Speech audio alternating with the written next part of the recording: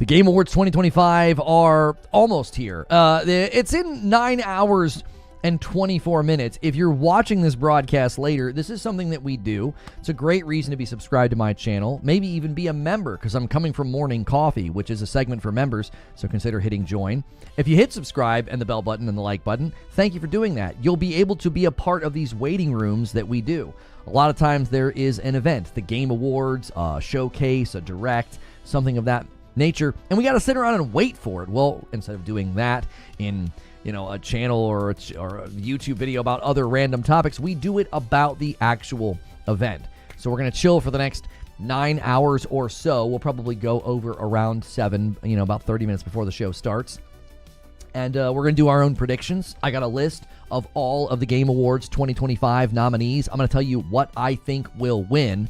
We will see how well I do with my predictions. We could even make a little Word document, and we can kind of track what I think's going to win and what I think's going to not get it. So if you're watching this later and you want to see my actual co-stream of the event, be sure to go check that out. I'm going to end the previous stream of Morning Coffee, and I'm going to redirect people over. So come on over, boys, if you didn't use the link. It's time to join us over here. In the waiting room, if you've never watched my channel before, this is Reforge Gaming. It's a daily safe for work talk show about the gaming industry. It's basically a podcast about gaming. A lot of people put me on in the background of their day, and they just kind of listen to the show while they're working. What the heck did they just do to my back? I almost said, what did they just do to my back end? Automatically generate a vertical crop version for the shorts feed. We got that feature. I would have checked that. That box wasn't there. I can check that for the live show. The back end for live streams just completely updated for me. It looks totally different. I literally hit refresh so I could look at the chat. And yeah, we got that feature. So that's a good sign. Maybe that means we'll get a little bit of a push today.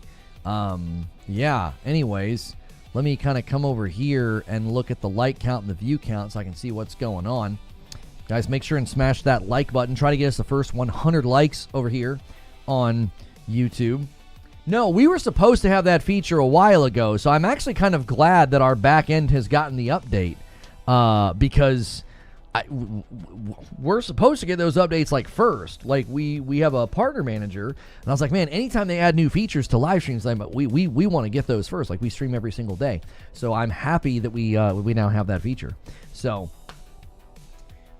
by the way, if you're trying to get some stocking stuffers and you have friends and family members that are coffee drinkers, our medium roast and our light roast is on sale for $10.95 a bag. So go to reforgeroast.com, or you can use the link below. That is a great way to support what I do here. So let's just do something. Let's just do something. I'm going to make a little Word document here, and I am going to make my own predictions for each of the categories. Okay, that's what I'm going to do. Let me see if I can. If I paste it, will it be in? No, I wanted it to like retain its. I wanted it to like retain its formatting, but it's not going to. Lona Likes is back and updated. You heard it here first, folks. That's right. That is right. Yeah, you always want to look after the back end. This is correct. In how many hours is the Game Awards? I'm heading to a year-end party at work. I want to know when to ditch. It's on the screen right now. It's in 9 hours and 20 minutes. So make sure and set your clocks, your timers, or whatever to that. You can watch it here with us. We're one of the official co-streamers of the event. So as you guys are coming in, make sure you guys are hitting that like button. And we have a friendly little competition between the two platforms. So be sure to renew your memberships, gift memberships, all those things. And that's a great way. That is a great way to be a part of what we do here. Consider getting a Member Plus membership, and you'll get into our Discord and all of the extra content. So here's what I'm going to do. I'm going to put all of the categories into a Word doc here, and I'm going to scroll through this Word doc with you guys, and I'm going to make predictions about what will win. Now, some of the categories I don't think I'm going to have a whole lot to say about. there's obviously like esports and stuff like that where I don't have a whole lot of knowledge, right? Genuine question. Will you be letting the awards ride as is or muting the music performances? Well, here's the problem. I usually do my best to, like, if a trailer just starts suddenly playing Metallica or something, I will turn the trailer down so that later there are fewer spots that I have to mute. Because what ends up happening is they'll play the music, and then later I get dinged with claims, and then I've got to mute those sections. If I don't mute those sections, then the video is unmonetizable, which is really, really bad for the channel, and it's bad for me. You don't want to have content like that on your channel, right? YouTube basically says, oh, this video can't be monetized, and they don't like that, But that makes sense, right? As a platform, they're not interested in that. They're interested in videos generating revenue, okay? So we have to go back then, and we have to mute those sections. So I do try to do that on the fly. I don't catch them all, so that's another reason that, like, I know everybody's got different schedules, and everybody's got different lives and stuff like that. And it can be tough, I think, to be here for every single live event, especially because you might not live in the United States. You might have a job that takes you away, or maybe you have a newborn that just won't go to sleep. And so we try our best to limit it so that if you do come back and watch it later, it is not muted. Now, if you want to watch the entire thing after the fact and you come to mine to give me the views and to give me the support, I appreciate that so much for you doing that. But if you're watching it and there's a bunch of muted sections, just go watch the original and it will probably not be muted. They usually get whitelisted. So that should be something that you can do. I appreciate anybody who comes to the channel and is like, well, I want to give you the views. I want to give you the support. I greatly appreciate that. But if you are dealing with those mutes, just feel free to go and use the official stream if you're watching the past broadcast. So that's just a little heads up. You guys know that YouTubers, and content creators, we live and die by folks engaging with the content. But if it's going to be an unenjoyable experience for you and you're going to get frustrated, I'll be okay. I will be okay if you give the view to the official broadcast. Especially sometimes we mute huge sections, right? Because I'll get like 4 claims, and I'll just be like, yeah, just mute that whole 40-minute section. It's faster than muting each individual claim. Although processing has gotten way better, so I may be able to do it a lot quicker this time around. So I am compiling a list of all of the categories right now, and we'll go through the list, and I will make predictions about what I think's going to win, and then we'll go through as we're watching the event, and I'll give myself credit for each category that I got right. We'll do that. It'd be fun to print this out. I don't know if I'll be able to do that though, because I use dark mode. You should parse out the audio for the live stream viewers so you can run a second stream with the official stream audio themselves. What? So that it's only you talking? So basically jump through 18 different hoops and let people watch somewhere else? That doesn't even make any sense, brother. That's not a solution. I'll be honest with you. There is no solution to this issue. There isn't. You on YouTube specifically.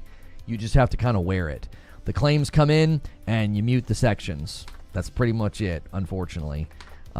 They have an AI muter that'll only mute the song, but it takes forever. Pouring Rain coming back in with 46 months, not nearly as long as it should be. I'm not worried about the streak. I'm worried about how many months she got, and that gets us to 368. As a reminder, the weekly goal, I have to do 2 segments tomorrow for you guys if we hit the weekly goal of 500. If you hit stretch goal, we can come up with some embarrassing things for me to do. One of those is Returnal Rage Runs. We came up with the rules for that today, this morning in Morning Coffee. Another is a Friday night Dispatch stream. You guys have been pestering me to play Dispatch, and I will have to play that. And there's a huge discount running all day for Twitch. Any 5 gifteds or above are discounted by 35%.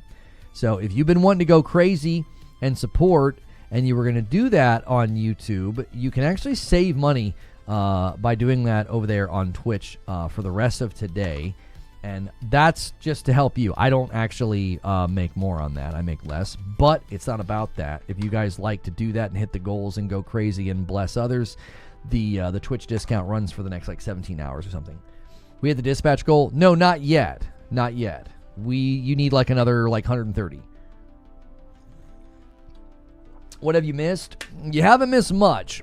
You're missing me copy and paste all the categories into a document. Can we get 8 more likes on the video? We got a long day ahead of us. Covering the Game Awards. And plenty to talk about and discuss. I wondered why my lights flickered like a teeny bit. Anytime the printer spins up, it makes my studio lights like flicker for like a split second. And my wife just printed something from her phone.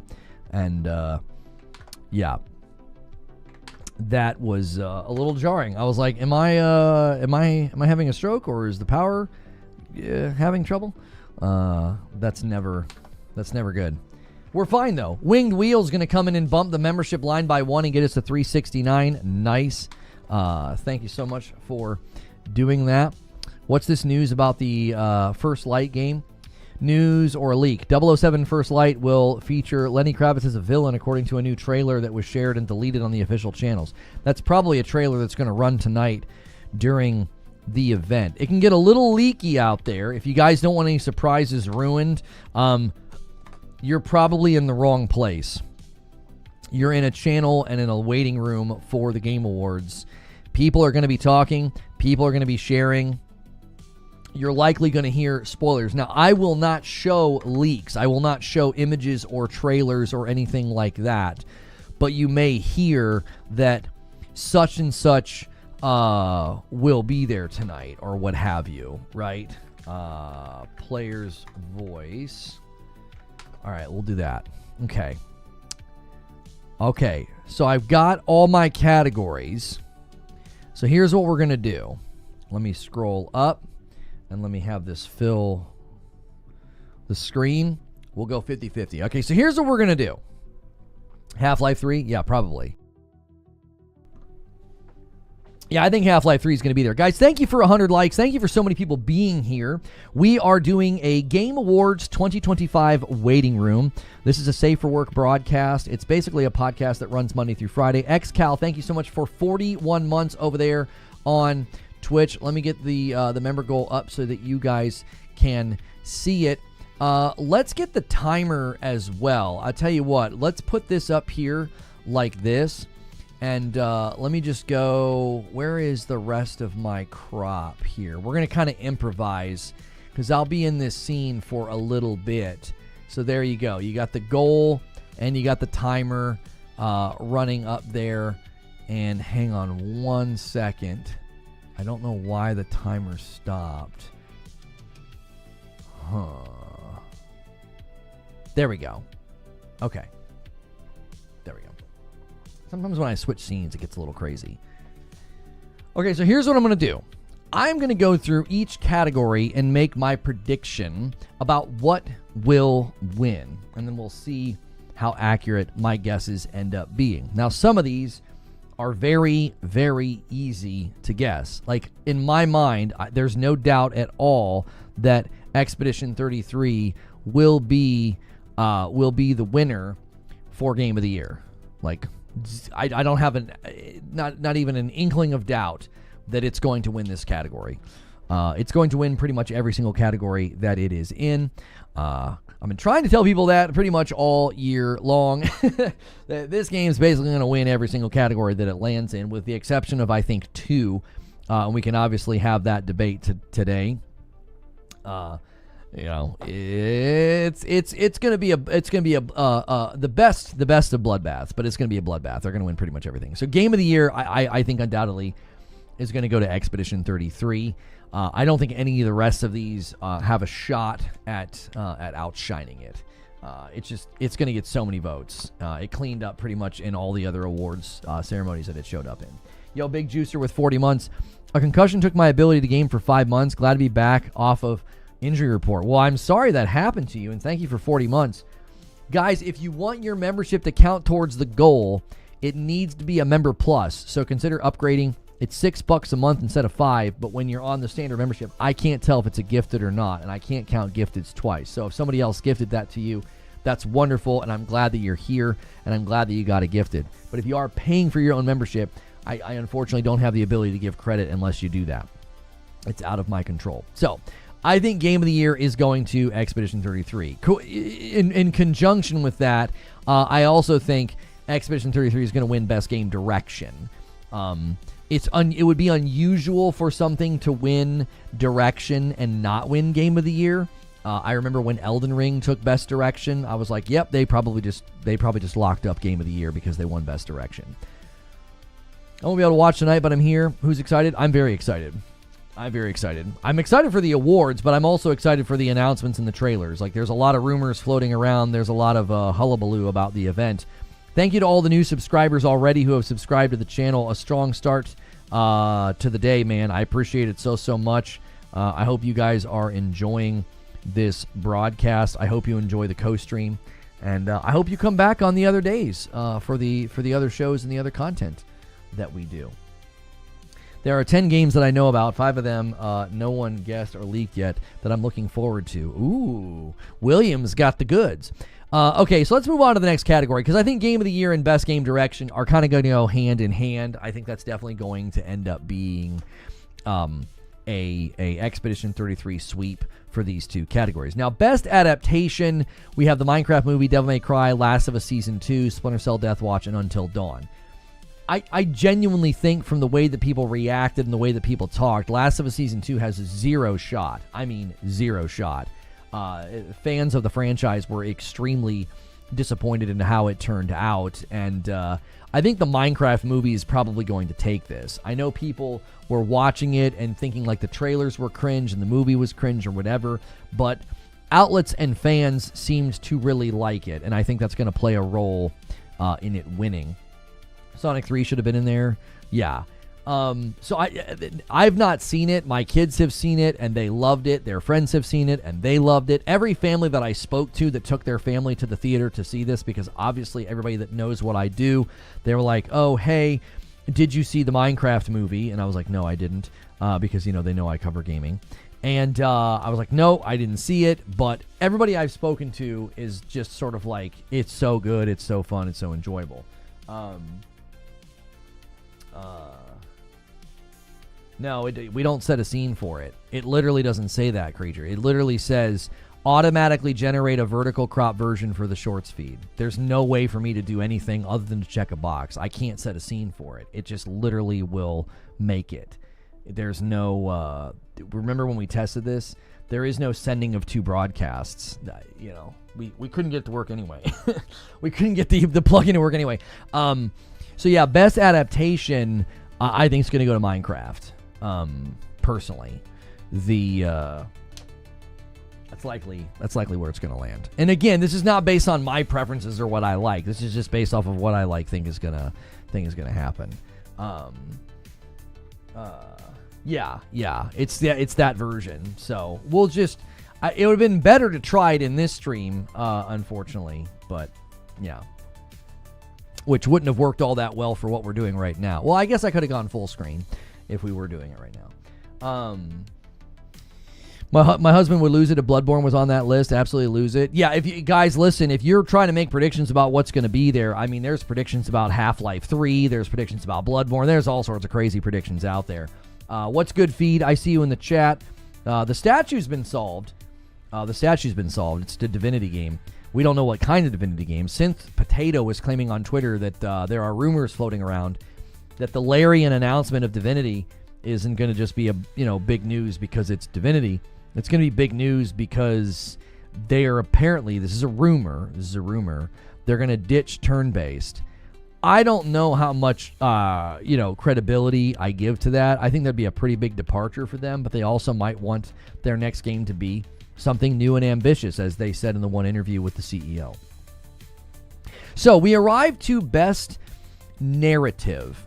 Here again, I think it's not really a contest. I think Expedition 33 is going to win. It's one of the things people talk about pretty significantly, is that it's just an amazing story. It's a very impactful story. It is memorable. It's emotional. It's gripping.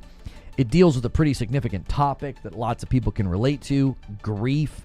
Not going to do an announcement bingo card this time. No, I don't think so. I mean, we could do an announcement bingo card later. We could make one, and then we could all, play, bingo while we're watching. But yeah, I think Expedition 33 is going to win this one. I actually did not like Death Stranding 2's story as much as the first one. I thought Death Stranding 2's story was fine. I actually really like Ghost of Yotei's story. I think a lot of people have said that it's a cliche revenge story. I actually think it's so much deeper than that. It's a story of redemption, and I think people missed that because they skipped a lot of the side content. If you play a lot of the side content, especially things like Spider Lily and the Crimson Kimono, it really, really fleshes out Atsu's character and really shows that she's on a path of redemption, and it's not a simple revenge story. William with 15 months. Cat's out of the bag. I'll give you the exclusive. Divinity 3, not to be confused with Divinity Original Sin 3, will be like The Witcher 3. Yeah, I knew it wasn't going to be Original Sin based off the trademark. I was like, this is going to be just a Divinity game. I don't even know if they're going to call it Divinity 3. It looks like they're just going to call it Divinity, but the trademark, could just be for the logo itself, but I don't know why the logo wouldn't include a 3 anywhere. In any case, yes, that would be interesting if they do a pretty big departure like that. Agreed, Lono. Death Stranding 2 had better gameplay, but the story wasn't as good as the first time. I think that, and I made this remark in my top 10 games of 2025 video. I said that Kojima really got ahead of himself. He really, really got ahead of himself. Are you ready to see Infamous Third Son on PS6? I don't know. Is that even confirmed, or are you just memeing?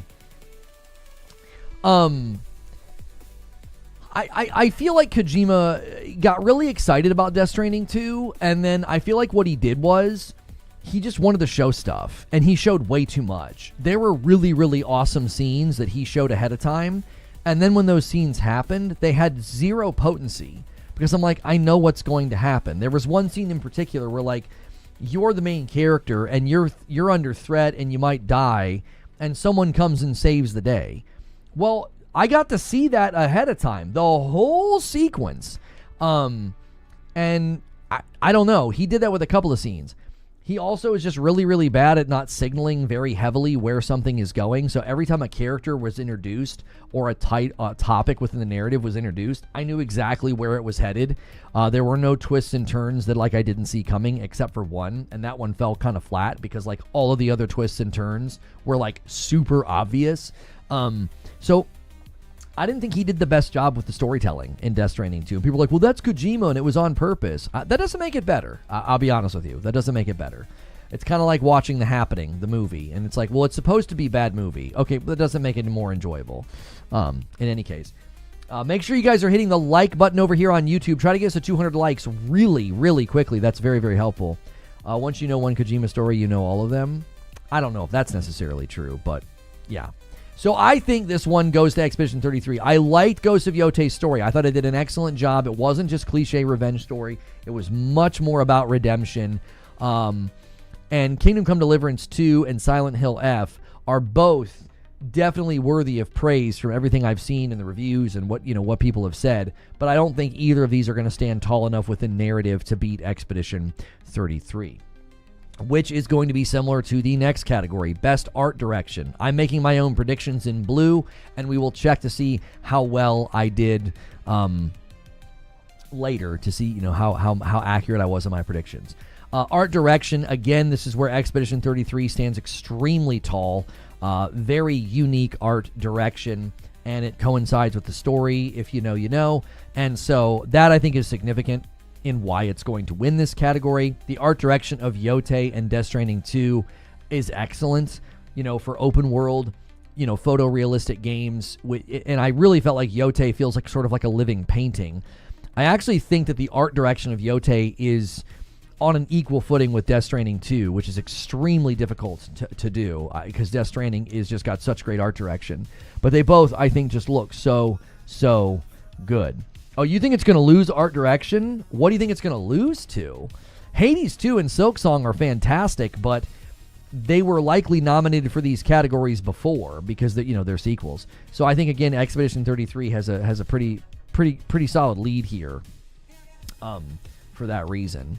Hang on 1 second. This is going to drive me crazy. The tab is flashing because somebody mentioned me. There we go. That was going to drive me absolutely insane over there on Twitch. Art direction is so unique for Expedition 33. Yeah, I think it's the clear front runner in this category. Yeah. It's the clear front runner. Silksong, no. I don't think Silksong can beat Expedition 33. Expedition 33 is just got this stunning, living, painting vibe. And the other thing they just did an exceptional job with is the emotion on the faces, the characters themselves, the world, the paintress. I think this hands down goes to Expedition 33. Best score and music, again, I don't know if anybody can really compete here with Expedition 33. The soundtrack literally went viral and trended on music platforms. Ghost of Yote was a wonderful soundtrack that was sort of like this infusion of, East meets West. It was really good. I know that both Silksong and Hades 2 and Death Stranding 2, they all have been heavily praised for their soundtrack. Nothing to the degree that we have seen with Expedition 33. So I again think this one's just hands down going to Expedition 33.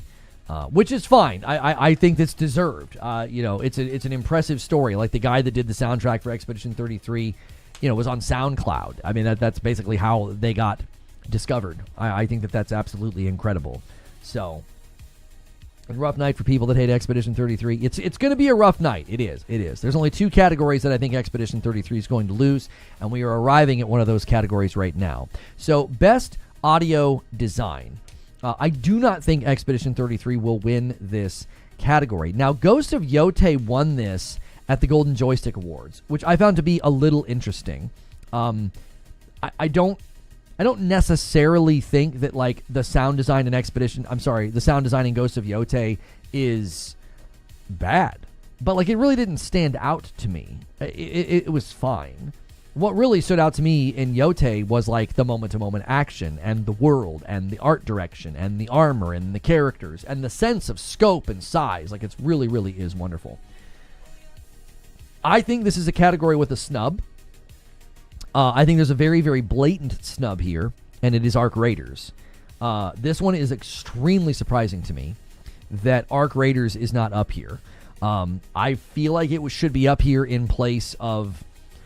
Honestly, I feel like it should be in place of Expedition 33 because, I just don't think the audio design in Expedition 33 is anything special. It's just fine. It does a good job.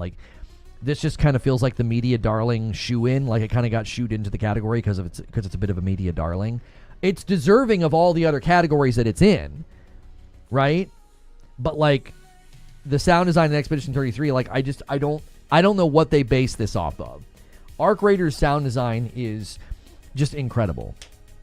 It is both thrilling and haunting at the same time. It is immersive. It's just excellently done. That I'm very surprised it's not here. Now, the one that I think is kind of the front runner for sound design is Battlefield 6. Of the group that's here, okay, of the group that is here, I think Battlefield 6 sound design is absolutely impeccable. I don't know who's going to win this one. This is a really, really hard category to choose. My worry is that Expedition 33 will win just almost by default. Outlets are just going to vote for it for pretty much everything because it's in so many categories. But I am going to take a bit of a risk here, and I'm going to pick Battlefield 6 for this one. I think that's the one that ends up winning. It has audio issues. I wonder if that'll affect the voting. I wonder if the outlets will feel there's audio issues, so I don't want to vote for it. After the trailer, after the gameplay preview, after I played the game, I was this game's sound design is just absolutely incredible. Especially after the recent update. Okay, well, they voted a while ago So I'm going to take a bit of a risk here. This is one I think I'm more likely to get wrong because it's a bit of a toss-up. This is a harder category to pick. It really, really is. So let's move on to best performance. Now, something in Ben Starr's corner is that he is an absolute dish. We all know that he's very handsome, but we also know that he's funny and he's charming and everybody loves him. Like, he's got a bit of a star quality to him now, on social spaces and events, and he gets to be a part of like ad campaigns and stuff. And that could really be in his corner. But I think it should go to Jennifer English. What she did with Mael was absolutely fantastic. The two moments in Expedition 33 that made me emotional were her character, her execution on the script. So I am absolutely cheering for her. I hope she wins. I'm predicting that she wins because she is, to me, the central pillar of Expedition 33. I love Ben Starr, and he is just so charming, but he didn't bring enough to the table in Expedition 33 to beat Jennifer English. He brought plenty to the table. He didn't bring enough to the table to beat Jennifer English. Like, her performance is absolutely phenomenal in that game, and she is like the through line of the game. Kira He coming in with a 5-bomb over there on Twitch and secures the 375 milestone. I owe a member to Twitch. Twitch, for the next like 16 hours, gifted members are 35% off if you do a 5-bomb or more. So thank you so much, Kira He, for doing that. Jennifer English is my vote. If you don't have good enough equipment, you're not distinguishing good sound from great sound. This is true. Verso was better. I just don't agree. I'll be honest with you. If you played Final Fantasy 16 and then you played Expedition 33, you would know why I'm saying this. I didn't think Verso brought nearly as much emotional range or depth that Jennifer English brought with Mael. Gustav was also very good. Charlie Cox did a great job. But Jennifer English delivers an absolute tour de force of emotional range. She is phenomenal in this game. Verso is very, very one-note. Honestly, Gustav is a bit one-note as well. I'm not saying that's against the men that performed them. I just think she was given a tougher road as a voice actor. Like, she had to do a lot more than them. And I think she's deserving of the award. Andy Serkis' character is also a bit one note. I agree. Yeah. I also think that Charlie Cox is not in it nearly as much as Jennifer English, and I think she deserves quite a bit. Clive was peak. Verso is very much Clive in many cases. I'm not taking away from his performance, but he was very Clive to me. So I think Jennifer English was just transformative. So I hope she wins. I think she deserves it. She also has much more dialogue. That's true, which is another reason why she deserves it. She is the main character, basically, of the game. Let's move on to the next category.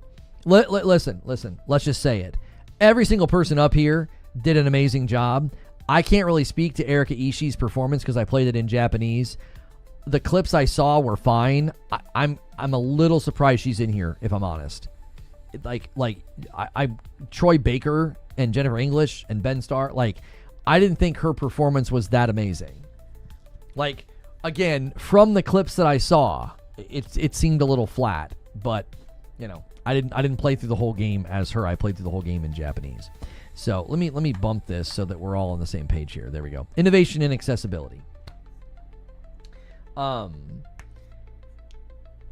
So this one's tough because I feel like there were so many things that these games did and so many settings that they added that were extremely helpful in these situations where you have people that maybe are like motor impaired or colorblind or things of that nature. I don't know enough to make an informed vote here. I do know that I saw at least one article maybe where Assassin's Creed Shadows added just a mountain of things, and so did Doom: The Dark Ages. I feel like those are probably your two front runners for this category, for accessibility, because again, innovation and accessibility is about how much they did, right? It's not about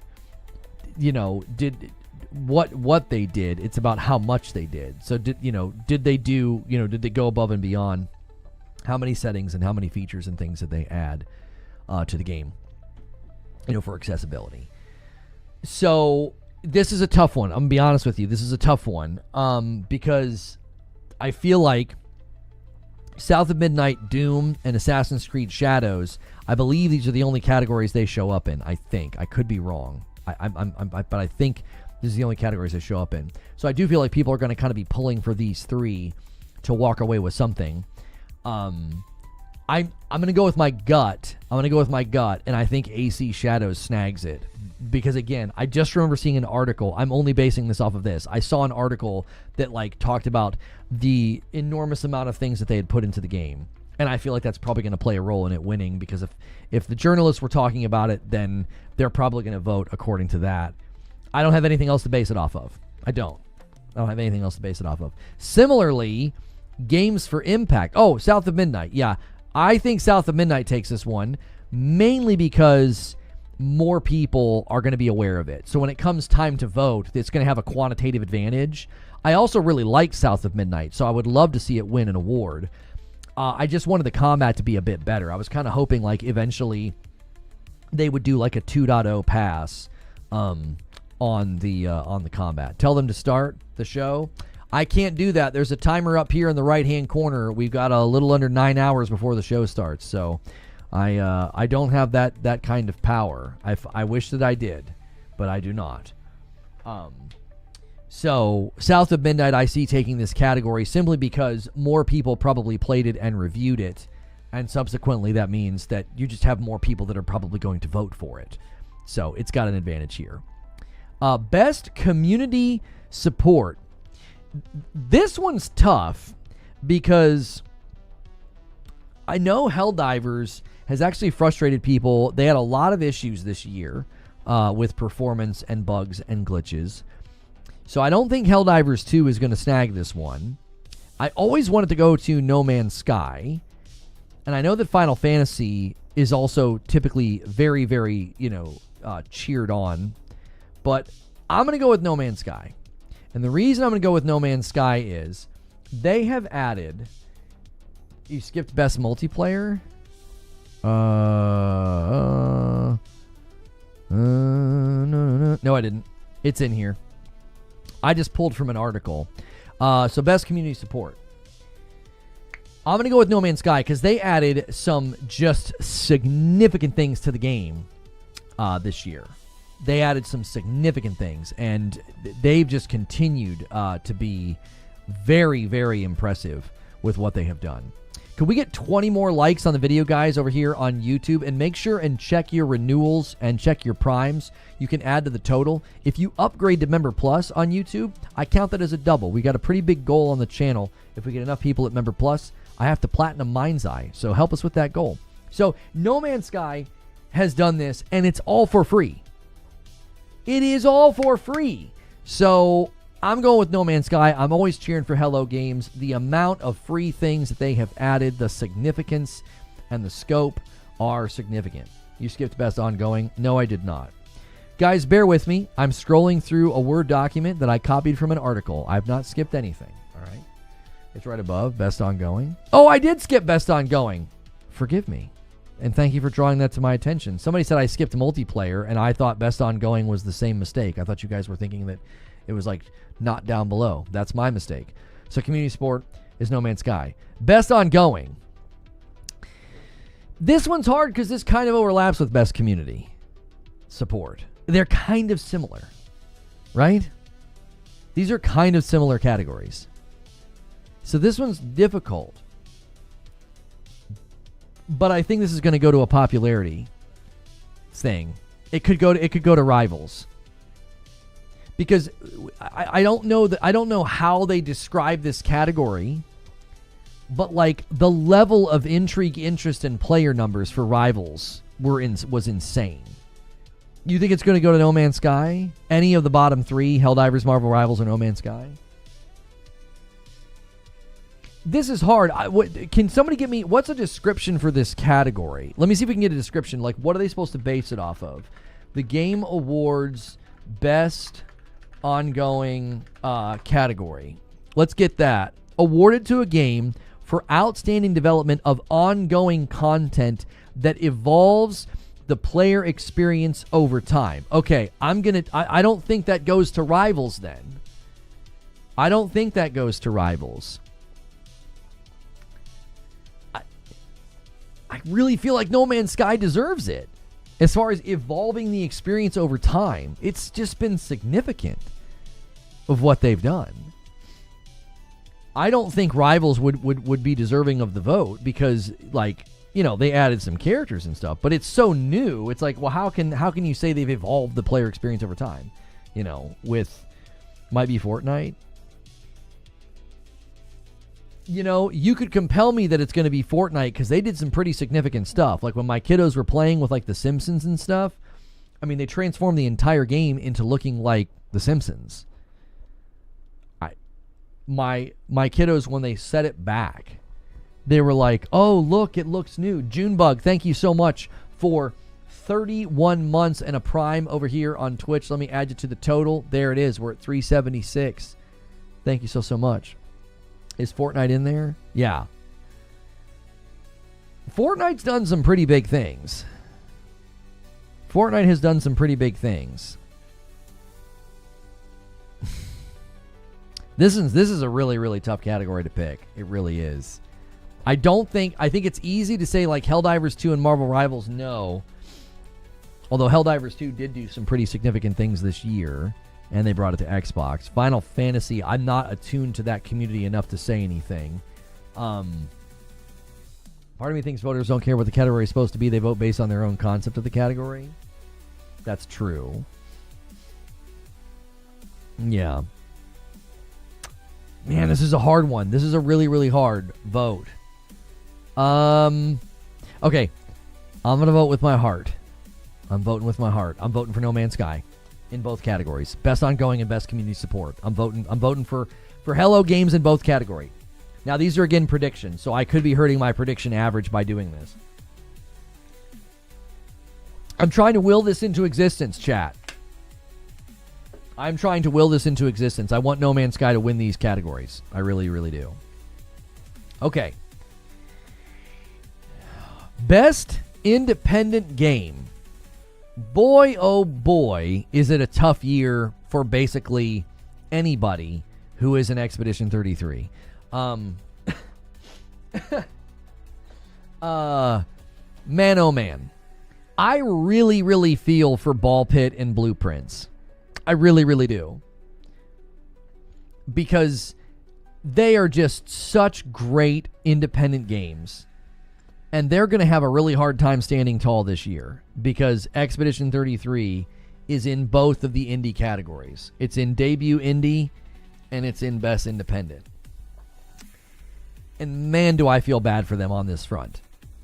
Now, there is a possibility that when it comes time to vote, the outlets feel that Expedition 33 is winning enough categories. It doesn't really need to win like independent or indie. It doesn't really have the vibe or the feel of an independent game. They could vote that way. I just don't think that's going to happen. I think the likelihood of that is very low. I think they're going to want to give Expedition 33 its flowers because it's an independent game, because it's a small team. And people are like, well, more than 40 people worked on it. Yes, quality assurance and localization and all that, sure. The core team was like 40 people. So I think Expedition 33 is going to sweep both these categories. I really do. If it wasn't for Expedition 33, I think Blueprints and Ballpin would have been outshone by Hades 2 and Silksong anyway. Like, I think Silksong and Hades 2, we're gonna stomp all over this category, even if you take Expedition 33 out of the category. Like, Blueprints and Ballpit still would have struggled against Hades 2 and Silksong because they're just so good and so popular. Now, best debut indie game would have gone to Blueprints if not for Expedition 33, or it could have gone to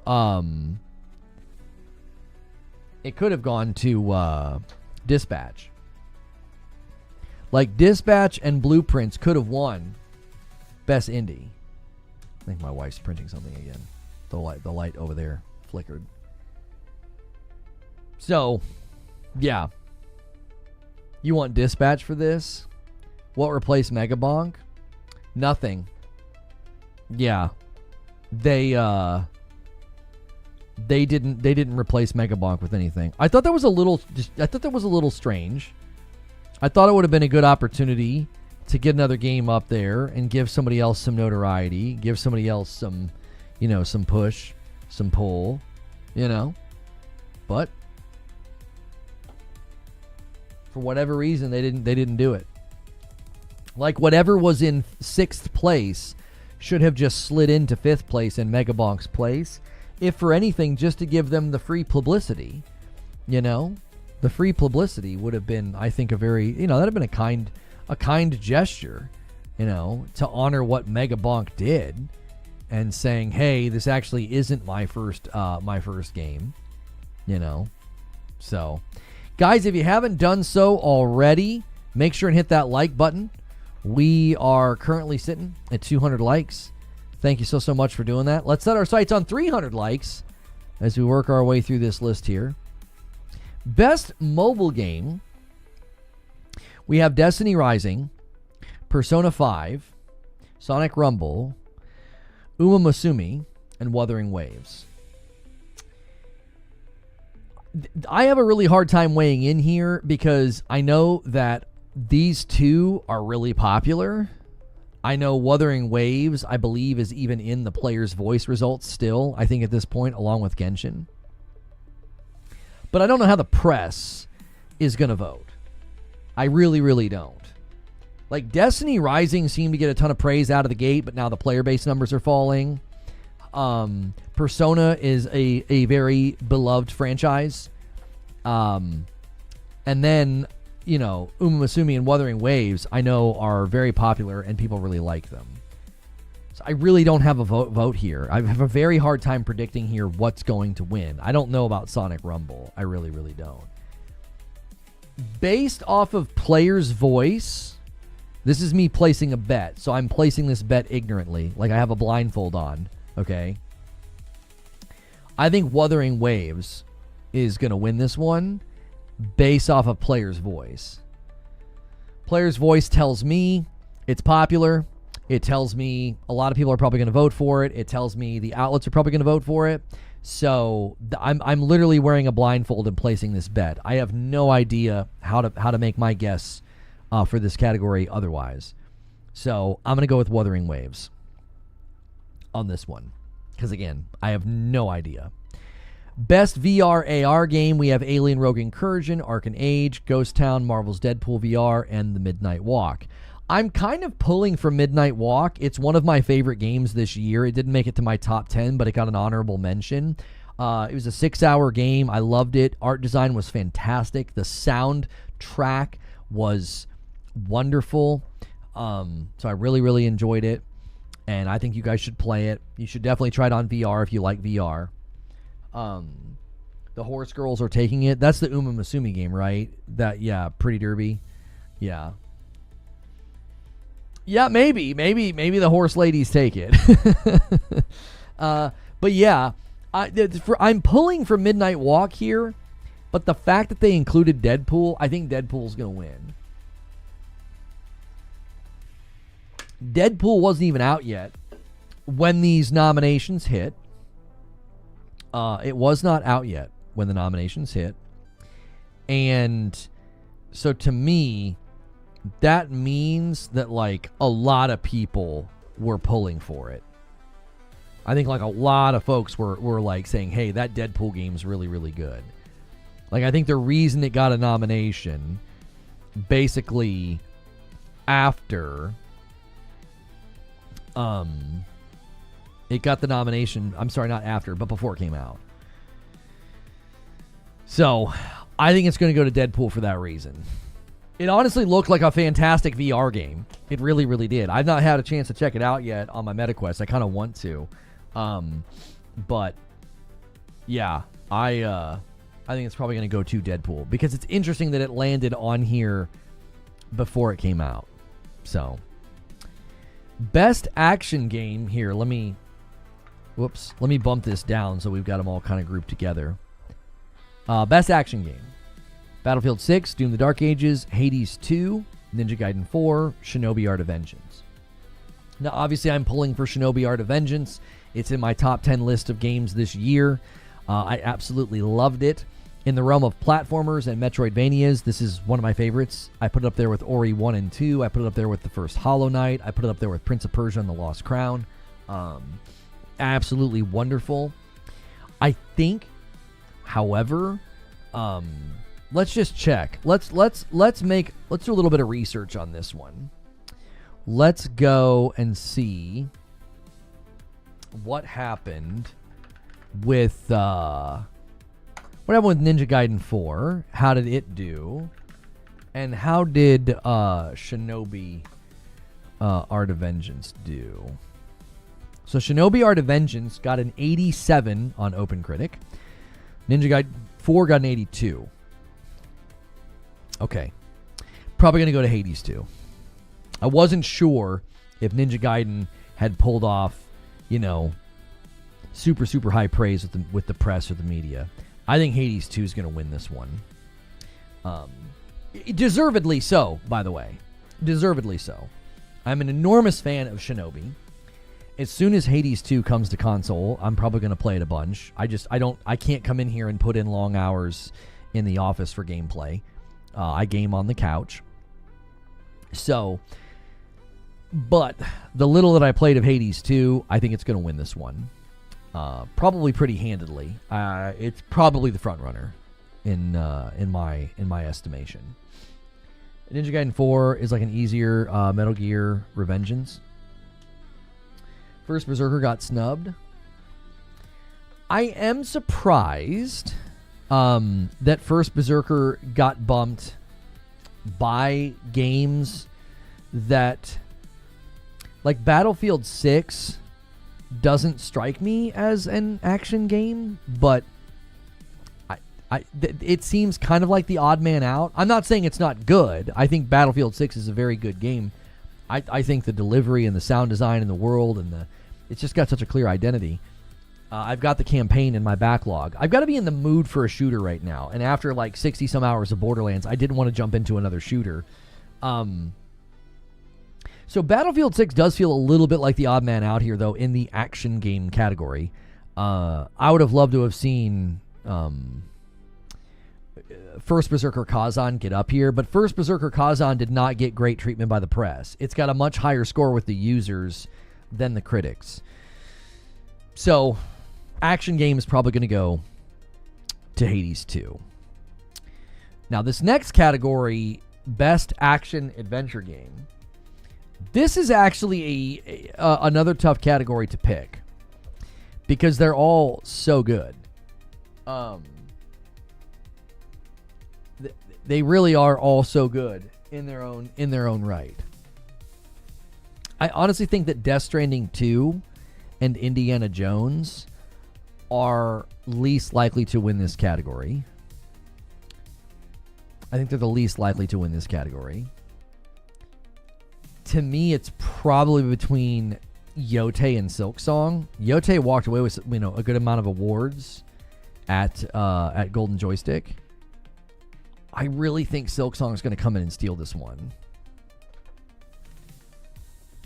I really do. I feel like Silksong is going to come in and take this one because people really, really gave it high praise. It's got a really, really good score with the critics. People really, really liked it. The only thing against Yote, I think, in this category is Yote's not up for Game of the Year and Silksong is. That's another thing that I think is giving Silksong the edge. Is that Silksong's been nominated for Game of the Year, and so has Death Stranding 2. Like, Death Stranding 2 and Silksong are probably the two strongest because of that. So, Ghost of Woke, yeah, there's nothing woke in the game at all. You'll notice the people that claimed it was woke didn't have any clips to circulate of anything in the game being woke because there's nothing in it that's woke. But yeah, go ahead and keep saying that. There's easier ways to wear signs around your neck. So, Hollow Knight Silksong, I think, is going to take Best Action Adventure Game. So, woke trash game. we don't ban people for differing opinions here. If you start insulting me or the chat, that's how you get banned. So I'm not going to ban you. I would genuinely like you to put into chat what you thought was woke. I know that you can't, so that's why I'm asking the question. I'd like to see you struggle to substantiate your position. I find that to be entertaining because I played the game for over 60 hours. And you notice there were no clips on Twitter that went viral like they did for Dragon Age Veilguard. There were some pretty cringy clips from that game. But I didn't see any clips from Ghost of Yote because there are none. There's nothing in the game that would classify as that. She gets humbled, beat up, tossed around. She gets lectured. She gets edumacated on multiple occasions on stuff that she doesn't know about. It's very much not, like, she is very much what you want to see in a main character. Like, not a hint of Mary Sue, not a hint of girl boss. It is a very, very wonderfully told story. And your silence is deafening. Okay, best RPG. She's literally lesbian in Japan. No, she is not. That is completely made up. There is nothing in the game to indicate that. The people that have indicated that are kind of gross and kind of cringy because the woman that they claim that about is like old enough to be her mom. So, yeah, that's kind of gross. They took one screenshot and misrepresented it because they became friends. The woman that they claim that she's like in a relationship or whatever, she's like old enough to be her mom. So, yeah, kind of gross. And not true at all, by the way. Okay, so this is the category. This is another one where I think we are going to see Expedition 33 not win. And I know that sounds crazy. Okay. I know that sounds crazy, but I think this one doesn't go to Expedition 33. And we had a big debate about this, but I think Kingdom Come Deliverance 2 takes this category. Okay. And I know people are like, how can you win Game of the Year but not win Best RPG? Here's the deal. Kingdom Come Deliverance 2 delivers on systems upon systems upon systems of freedom and builds and choices and consequences of your choices. It is an excellent RPG. Expedition 33 isn't primarily an RPG. You don't have like decisions and consequences. You don't have like that layer of freedom. It's not that kind of game. Expedition 33 is certainly an RPG. It is. Not to the degree that Kingdom Come Deliverance 2 is. Like in Kingdom Come Deliverance 2, you can literally have a conversation with the barkeep who's like, oh, I heard a rumor about a sword by this lake. And then you can go and find that sword by the lake. Like, you can literally get in a fight and then there's consequences. You can get discovered breaking the law and there's consequences. You can be a straight shooter. You can be a thief. Like, the level of RPG in Kingdom Come Deliverance 2 is just ridiculous. It's very, very, very high. And it's excellently executed. And so I think that's why this category should go to Kingdom Come Deliverance 2. Expedition 33 is a serviceable and good RPG. It deserves Game of the Year for everything else. Soundtrack, writing, art direction, creative story, like the mechanics within the combat and the fighting and the builds. And yes, the RPG elements are very good. They're not to the degree of Kingdom Come Deliverance 2 because it's not that kind of game. Right? So this one goes to Kingdom Come Deliverance 2. I don't think that means that Expedition 33 is like somehow like less deserving of Game of the Year or something. I don't think that logic tracks because Expedition 33 is excellent in so many categories, and it didn't set out to be an expansive, significant amounts of freedom RPG like Kingdom Come Deliverance 2. So this and sound design are the two categories that I think Expedition 33 loses. I don't think it takes every single category that it is in. So, yeah. Okay, next category, I have no say here. I don't even know what, I don't even know. I don't know. I don't know how to vote. I don't know what people liked. I don't know what people were like over the moon for. I really don't. I have no way of voting here. I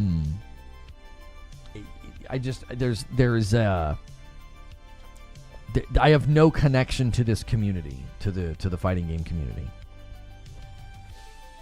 You didn't play Capcom versus SNK 2 back then? No. The last time I extensively played a fighting game was Killer Instinct Gold on the Nintendo 64. Ever since then, I've never really been a fan of fighting games. Like, I played Killer Instinct and Super Street Fighter and KI Gold, and after that, I'd never really have gone back to them. I was never very good at them. My older brother and his friends were quite a bit better than me, and so I largely spent a lot of my time dying and not winning. And so, yeah, not really a fighting game guy. When in doubt, Mortal Kombat. Mortal Kombat has more pull. I was going to vote for Mortal Kombat purely based off of brand recognition and history. Like, it's just a math game, right? I'm playing a math game. So I'm saying, okay, in the grand scheme of things, what's the game that more people are going to have like a nostalgic attachment for? And what's the game that's going to have people saying, yeah, that game it really delivered. Hey, a 5-bomb comes in from Rissick and gets us to 381. We are a 20-bomb away from 401. That'd be an Agent of Chaos, and I'd owe you a member. And remember, Twitch, you guys get 35% off gifteds for the rest of the day. I cashed in my last one. So I'm going to go with Mortal Kombat on this one. I don't have much to say outside of that. I'm not a fighting game guy. Now, best family game, I played everything on here except for Sonic Racing. $2 super chat. Lots of Injustice Rumors 3 going to be announced at TGA. Very cool. Thank you for the super chat, Sneaky Wolf. And a 20-bomb. No, I'm sorry. And a 10-bomb. I got a little apprehensive there, Rope. A 10-bomb comes in from Wired Rope. He's asking for a tag team over here on Twitch. He wants somebody to land the plane with him. Thank you so much, Wired Rope. I thought it was going to be a 20 because it just flooded the chat. My bad. So I played all of these except for Sonic Racing. This is a tough category. It's easier to quickly cross off a couple. Like, I don't think Lego Voyagers and I don't think Lego Party have a shot here. I think Donkey Kong's the front runner because it also has a Game of the Year nomination. Right? Lego Party is super fun, by the way. It's basically Lego's spin on Mario Party. All right? And Paul comes in with the 5-bomb over there on Twitch and gets us a little bit closer. We're at 396. Whoever hits it gets it. Whoever hits the milestone gets the gifted. I currently owe Twitch 1. Split Fiction is a family game? Yeah. It's a game that's literally designed to be played with others. I think that's pretty much how it works.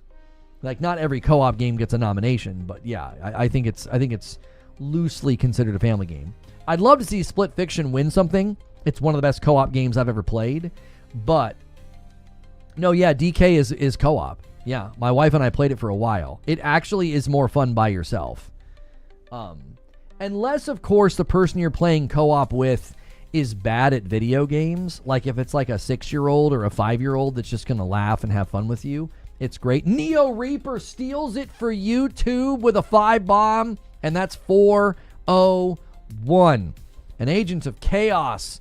Thank you so much, Neo Reaper. I owe YouTube a single gifted, and I'm going to do that right now. Let's keep the train going, boys. Let's have a big day. Let's welcome a bunch of people into the community. These are good days to go crazy. Smash the like button, renew your memberships, pay it forward, and gift one if you can. Brett comes in with a single gifted and gets us to 402. Thank you so much. And there is the one that I owe. If DK is better by yourself, then it shouldn't win family game. Here's the thing. It wouldn't surprise me, Zinthos, if people vote for it based on how much fun they had and they don't necessarily consider that as part of the issue. Like, let's just go and see how they describe the Game Awards Best Family Game category. And a 20 bomb comes in from Neo Reaper. That's a big one, and takes us to 422. Thank you so much. And a member plus renewal comes in and bumps it to 423. Thank you so much, Paul. Happy Diablo 4 Paladin Day. For the game best appropriate for family play, irrespective of genre or platform. So that's the description for Best Family. For the best game appropriate for family play, irrespective of genre or platform. Here's the thing. Donkey Kong's actually a really good family game. It's not a good, like, couples game. Like, if you and your significant other or you and your friend are both good at games, it's not designed for that. Madam's like, both of us are good at games. Wrestling. Yeah, wrestling. Anyways, so if you Madam literally just comes down as we're discussing this. Madam is good enough at games to where, like, she beat Returnal with me. You understand? Like, she beat Returnal with me. So you go into a game like Donkey Kong with her, and she's going to figure out how to play it best. And she's just spamming and just destroying everything. I had like a 50 caliber machine gun on my shoulder, okay? It really kind of, really minimized the game. So it was a lot more fun by myself. But if you play this with like a kid, like a 5 or a 6-year-old, okay, then I think that you can have an absolute blast. It also is nominated for Game of the Year. So I think Donkey Kong Bonanza takes this category. I think it takes Best Family Game. How'd she beat a roguelike? I mean, Madam's good at games, especially shooters. She's been playing video games with me since like Borderlands 1. So, yeah. Now, Returnal is harder co-op than it is by yourself because you have to share everything. So you're sharing health upgrades, you're sharing power and damage upgrades. Like, and we had to do suspend run because I wasn't going to sit there and play five or six biomes in a row with her in a single night. That's just not possible. So when you suspend the run, all of my stuff gets saved, and then she comes in and she's at my proficiency. It automatically gives her a health bar and proficiency at my level, but she doesn't have any parasites or any gear or anything. So it's an immediate setback whenever you suspend the run, and then you're sharing everything. So, yeah. Adam is better at video games than Lono. She just sandbags to preserve his ego. This is true. This is true.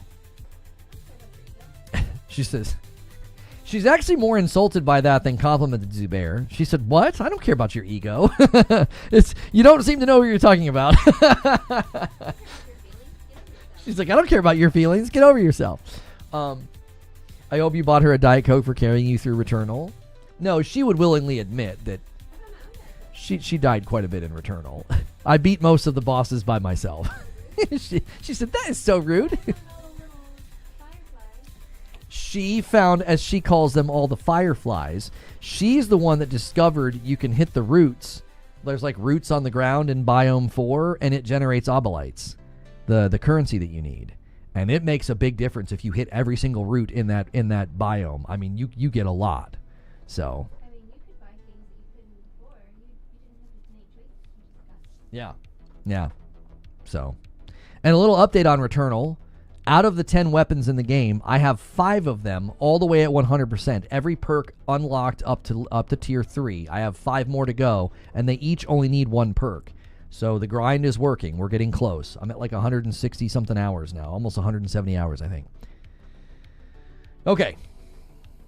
Yes, she will always bring up the backpack upgrade.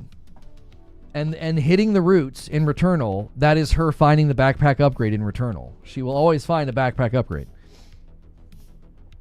Hang on. Something's wrong here. Oh, there we go. If Link was better, he would have gotten the backpack upgrade. If Lono was better. There we go. Anyways. All right. The next category is, and by the way, guys, we're 2 members away from another milestone of me owing you guys a member. Whoever hits it gets it. If somebody wants to snipe it, 2 singles. Best Sims strategy game. We have The Alters, Final Fantasy Tactics, Jurassic World Evolution, Sid Meier's. We got Civ 7, Tempest Rising, 2 Point Museum. Yeah, this is an easy one, I think. It's gonna go to Final Fantasy Tactics. Little bit of an unfair advantage to bring out like one of the best games in the genre, and people like praising it. But it would have been awesome to see The Alters win this category. Super creative, super unique game. It's in my backlog. It's one that I need to basically restart. It's not a game you can like pick up.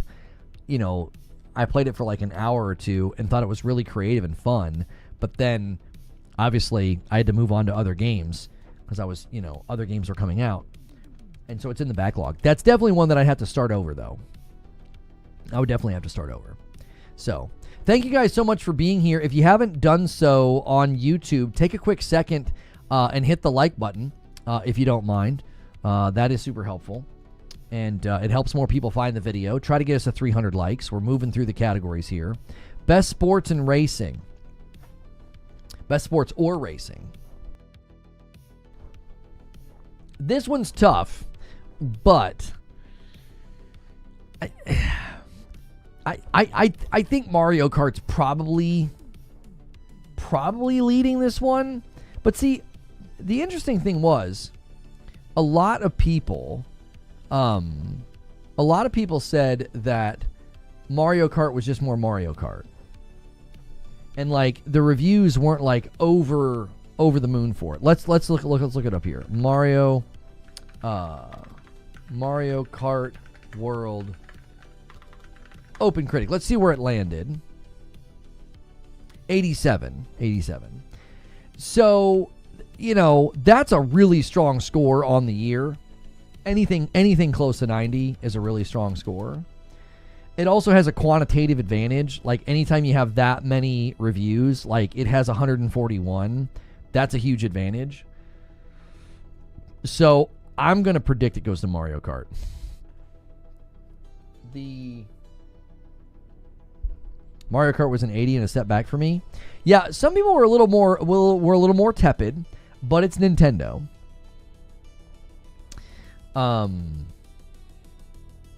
Yeah, it's Nintendo. Nintendo factor is a factor. People really like to vote for Nintendo games, and they really like Nintendo games.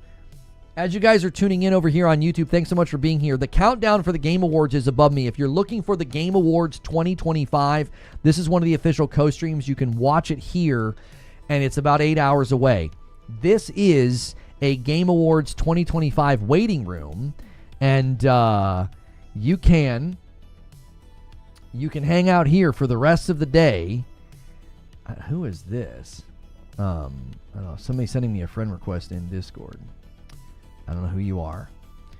Go away. Okay, so it was like an account that was like just made today. Not suspicious at all.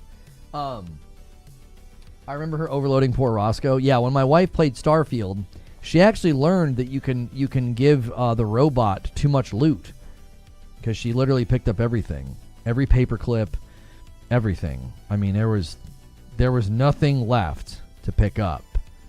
It was it was remarkable. Someone brought up this point the other day, though. Mario Kart 8 was updated over time, and we judged the finalized form versus World. That said, World was made a significant update the past week. Wait, made a significant update this past week? What did they do to it? I didn't even see anything about that. Expedition 33 is very on-rails RPG. Kingdom Come Deliverance 2 just has so much freedom to do what you want. I don't think it should even be in the category, says Fuzzy. And Sandfall budget revealed for Expedition 33. What is it? Sandfall reveals the budget for Expedition 33. Less than 10 million? Jiminy Christmas. They made a lot of money. Holy mackerel, they made a lot of money. Best Multiplayer. Tough category. It's probably going to go to Arc Raiders. I think in many people's minds that are voting here, Arc Raiders has overcome like almost insurmountable hurdles. Number one, it's an extraction shooter. Number two, they charge money for it. Like it's just an extraction shooter. Like Battlefield 6 has a campaign. Elden Ring has a lot of notoriety. Split Fiction was an entirely playable co-op campaign. Arc Raiders is an extraction shooter. They charge money for it. It's at a time where like there is some definite, skepticism. Even in myself, I think there was a little bit of skepticism and cynicism towards extraction shooters. Like thinking like, I don't think anybody's going to really put up with that. The PvE elements alone just make it stand very, very tall. And you can grind it as a PvE game, which is one of the reasons why I think for two reasons it's popular. Tone, vibe, and tension is a huge, huge aspect. But I also think because people can play it PvE is another reason why it's doing so well. Like there's plenty of people in the funnel that are just playing it that way. I think that's why they're getting so many complaints about PvP, because there's just so many people that are playing the game like it's there's no PvP, and they're getting frustrated, understandably frustrated by the situation. So I haven't played Arc, so I can't compare them. Battlefield 6 wins for me. I think the votes are going to back Arc Raiders on this one. You'd almost have to look at it on its own. Lobbies for multiplayer, they changed some levels around. Oh, okay. Yeah, I've not paid much attention to Mario Kart. Yeah. Okay. Next category, we don't even need to guess what the most anticipated game is going to be. It's going to be GTA 6. First Light, no. Witcher, no. Wolverine, no. Like Resident Evil could maybe come in and upset because like people are kind of over the moon excited for that game. But GTA 6 is just an absolute monster right now. I don't think anything else can beat it in this category.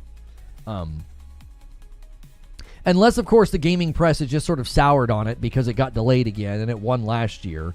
And they decide, no, on principle, we're not voting for that again this year. I mean, that's possible. And maybe that's why Resident Evil could come in, and take this one. Because the outlets might be a little tired of voting for GTA every year. Just keeps getting bumped.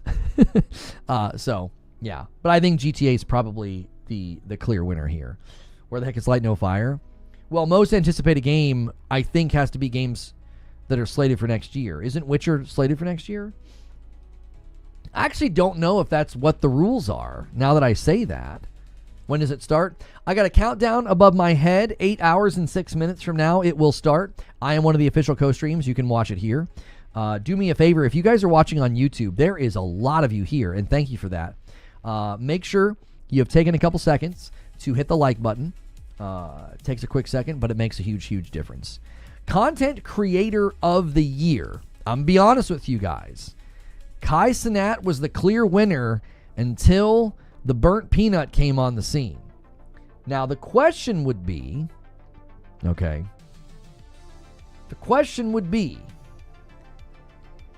did the votes happen early enough for Burnt Peanut's moment to have an effect on the votes? Right? He kind of had a moment during that war, and he's kind of exploded even more since. Like, he was kind of already on the rise. But when they voted for this, had he had that moment yet? If he hadn't had that moment yet, I could see it going to Kai. Kai has had a significant year.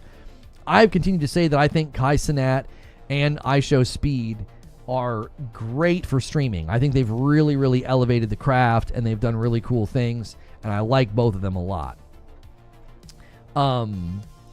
So, what is this about Returnal? Legend has it there are 397 rooms. I'm stopping here because my goal was only the music box. I don't recall seeing anyone complete the white squares on the right, so I won't be looking for them either. Congratulations, massive achievement. After all that farming, what is your favorite boss and biome? Wait, so what did that person do? They found so many rooms?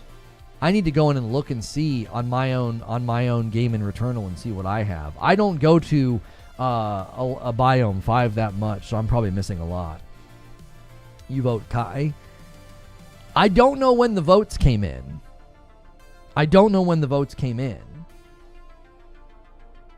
Because, again, Burnt Peanuts kind of had a bit of a moment, but it could have happened after the votes were tallied. Because I feel like the votes were tallied a while ago. And the war happened, I think, I was out of town. Didn't it happen like the weekend leading into Thanksgiving? Or it was like, yeah, it was the weekend leading into the week of Thanksgiving was when the war happened.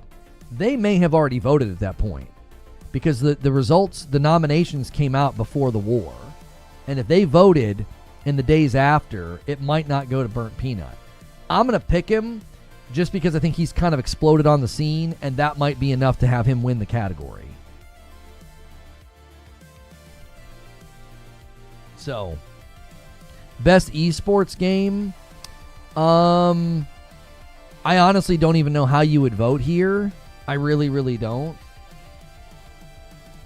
I just don't. I mean, some of these games are up here every year. See, Counter-Strike 2, Dota League, and Valorant, I think they're up here like every single year. So I just don't know. I really don't.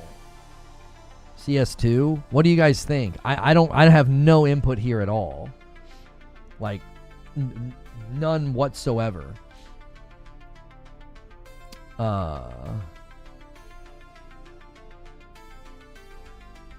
That's not for us. My wife must be ordering Christmas presents. I see orders for devices, and I'm like, that's for a grandparent. Valorant being alive got my vote. You're surprised Rivals isn't up there? Well, Rivals doesn't have an esport like scene yet. That's going to take a while. My local college won the Valorant championship. Marvel Rivals and Overwatch 2 should have been there. Has there been anything esports related at all with Rivals yet? I don't think that's really taken shape yet. Multiplayer, maybe, but that's going to go to Arc Raiders. CS2 is probably winning. I always lean CS2 because of its longevity and its popularity, so I'm just going to vote there. Best esports athlete. I don't have a clue. I'm going to shoot and pick Forsaken because I think the name is cool. Best esports team. Again, I'm just going to pick the one that's attached to the bigger game. Counter-Strike team. I have no way to vote here. Okay, player's voice. Well. Look what happens when you let the public vote. You end up with Wuthering Waves and Genshin up here. So, based off of the Golden Joystick Awards, I actually think Expedition 33 could win this, based on the Golden Joystick Awards, because that was player vote. Now, the Game Awards is much bigger. The game is much bigger. You guys think Dispatch? I don't think Dispatch has the same popularity and notoriety to beat Genshin, Wuthering Waves, or Expedition 33. You know? Do you think the AI stuff might hurt Arc Raiders? No. I'm gonna go out on a limb here, and I'm also kind of rooting for it because I don't want Genshin or Wuthering to win. I'm hoping that Expedition 33 wins this. I was surprised how strong Expedition 33 stood in a player vote environment at Golden Joystick. So the popularity and the virality of Expedition is going to carry it over the finish line here. I think Genshin and Wuthering are going to cannibalize each other. I do. I think they're going to cannibalize each other. I think the people that vote for Genshin instead of Wuthering and the people that vote for Wuthering instead of Genshin, they're going to kind of cannibalize the results. And Expedition's going to come out ahead. So, those are all of my votes. We'll go back through, throughout the day, and I'll just kind of show people what my votes were for. And thank you guys for hitting the like button. Thank you for doing all of the things. I still have hope for Half-Life 3. Yeah, we could start talking about the potential announcements that are going to be at the event while we kind of transition into talking about Game Award 2025 predictions. The Game Awards 2025 is what we're covering today, and I appreciate you guys so much being here. You can watch the event with us, right? You don't have to go anywhere. So when this countdown over here, when it finishes, 9 hours roughly, we will be... Wait, is that right? I don't think that's right. 7. I think it's glitched because I switched scenes. Hang on a second. Set start. There we go. Yeah, something got glitched there. I was going to say it's about 8 hours from now. What is going on? Okay, there we go. About 8 hours from now. I think sometimes when I switch scenes, it caches the source and it needs to be refreshed. So pretty much all of you have found the stream today, and you're just doing a search for the Game Awards. So thank you so much for deciding to click on my stream. A little bit about this channel and this show. The channel is called Reforge Gaming, and people in chat call me Lono. And we do a Safe for Work broadcast Monday through Friday here on YouTube, as well as Twitch.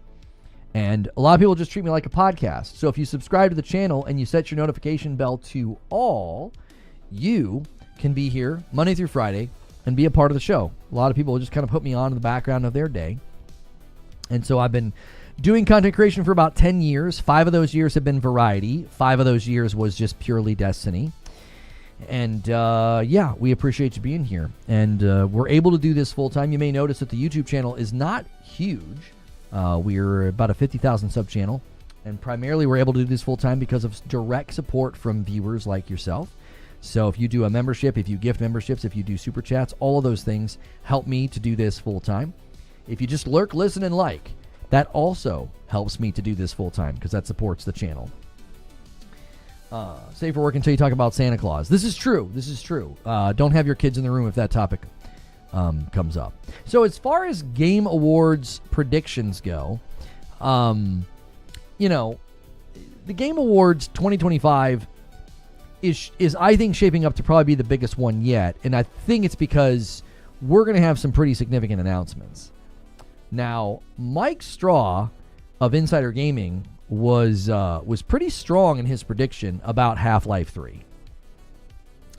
And his prediction about Half-Life 3 was that, they were going to be making an imminent announcement. And he also indicated that announcement was going to happen before the Game Awards 2025. And so the question would be, are they going to do that in the next 8 hours and then be at the event? Or are they going to be the just one more thing? It's tough. It's tough to make a guess here because it's such a big stage. It's such a big event that I could totally see Valve wanting to be involved. I could also see Valve sort of being a little bit like Rockstar and being like, we don't need to be in an event. We don't need to be a part of anything that's going on. We can do our own thing. And a single gifted comes in from Broken Earth. He's going to try and secure this milestone for YouTube. We are 1 away from 425. YouTube currently winning the day without the discount. Twitch has a 35% discount right now. And they handily won yesterday. And there it is. Broken Earth secures the 425. I now owe you guys a member. Thank you so much for doing that. Every 25, I gift one as a way to say thank you. And to pay it forward and to show that appreciation. So I'm going to do that now for YouTube. Twitch, I currently owe you 1. I wait to do them as a 5-bomb because they make you pay like 6 per member, and so it's like it's like a waste. You should always, if you're going to do singles, just save them and do them all at once. It's cheaper that way. Yes, thank you, Jack. 2505 with a renewal over here on Twitch, man. Welcome back, Jack. A little interaction from yesterday. Okay, let's see what we got here. So when is the Half-Life 3 trailer today? Mike Straw says, if it's today, it'll likely happen in 30 minutes, but I doubt. So did anybody question him on he was saying they were going to announce it before the Game Awards. Why was he so confident in that? Have you voted? I cast my predictions a little bit ago, Jack. We'll go back through the list here shortly of what I think will win. Unfortunately, the day I went to vote, the website was messing up, and I only voted on like 4 things. And when I went back to vote today, it's closed. So no more voting, sadly.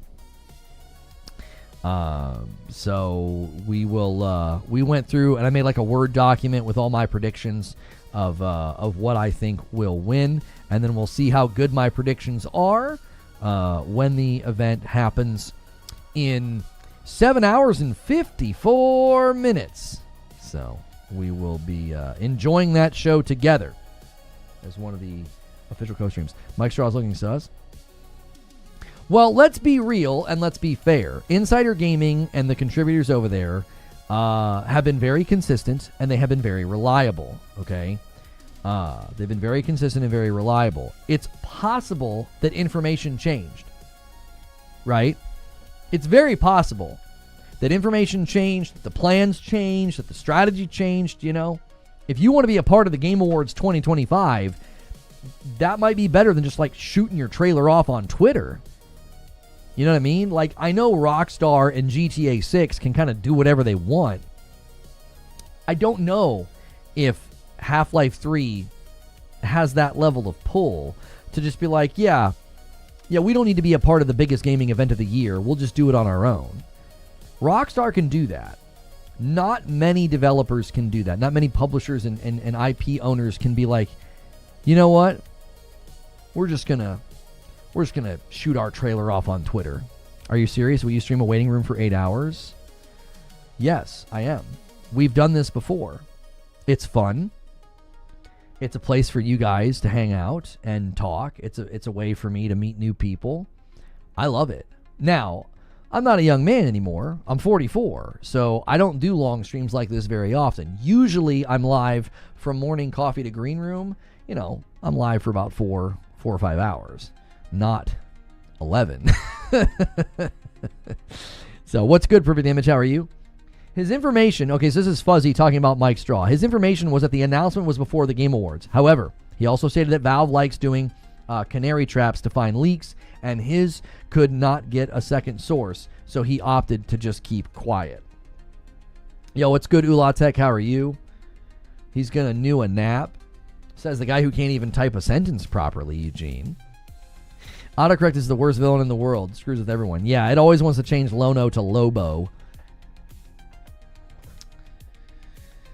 I'm new here to Twitch. Double streamer from YouTube and Twitch. Yeah. Oh, you're also... Thank you, Mike Apex. I appreciate that. Has the Golden Joystick Game BAFTA Awards passed? Yeah, Golden Joystick Awards have happened, and so have the BAFTAs. Yes. It's nice to just hang out and talk about games. Mm-hmm. Yeah. I like to do this because it just gives us an opportunity to hang out and talk about games and talk about the categories and talk about the potential, the potential announcements. You know, there's a lot going on. You know, a question from Ulatek about the coffee. Can your coffee be made like espresso? We have an espresso machine. I would assume so. I mean, has anybody in chat ever done that? I know people have used my coffee for cold brew, iced coffee, pour over, drip. I think people have done it in a lot of different ways. And has anybody used it in that way, I guess would be the question. You can't wait to see what's coming in 2026? Yeah, gaming in 2025 was wild. I mean, Game Awards 2025 is going to show that. It's going to show that really, really, I think, in a big way. There was a lot of, videos earlier this year and a lot of commentary about, gaming is cooked and gaming is dead and gaming is dying. Successfully copied to clipboard. What did it copy to the clipboard? Oh, well, that's no good. I don't need that. I think that the Game Awards are really going to show that gaming's not cooked and gaming's not dying. People are showing you guys right now how to use the question command. Let me give you a little sample here. Here's the one from Ula Tech about the coffee, right? Here's another one coming in from Bumble Pants that says, does Microsoft bring anything to the show tonight? And if so, what? I really don't know. In my mind, Microsoft's in a bit of an awkward spot. Well, I'm not going to say Microsoft. I think Xbox is in a bit of an awkward spot because I think Microsoft corporate is being unreasonable. I think Microsoft corporate is asking things of their studios that doesn't seem reasonable at all. What that means is potentially, worrisome about, future property and future projects. If they're wanting these high levels of margins on games that have been in development for a really, really long time are sort of beneath a guillotine. Because Microsoft, again, this is a Microsoft issue. This is not an Xbox issue. Microsoft could step in and say, listen, that you've spent too much money. You're not going to be able to hit a good 30% margin on this project. We would rather you kill the project than continue to spend money. That's a concern and that's a worry. Like for a long time, I tried to explain this to people, and it very much gets couched and miscast as, well, you are an Xbox hater and this is console warring. And it's like, no, I was an enormous Xbox fan, and I've always thought that Microsoft has been a problem. When we learned about Halo Infinite and when they started doing these big acquisitions, I was like, man, Microsoft's the problem here. This is not an issue of Xbox. Like, I always liked Phil Spencer. I always thought the Xbox showcases were awesome and that they were fun and they had really, really good property. They have great property right now. Like the game from Xbox that I'm looking forward to the most is Clockwork Revolution. I think that last trailer that they debuted, it was in the summer, I believe. It was awesome. It was so cool. Just such a vibe, right?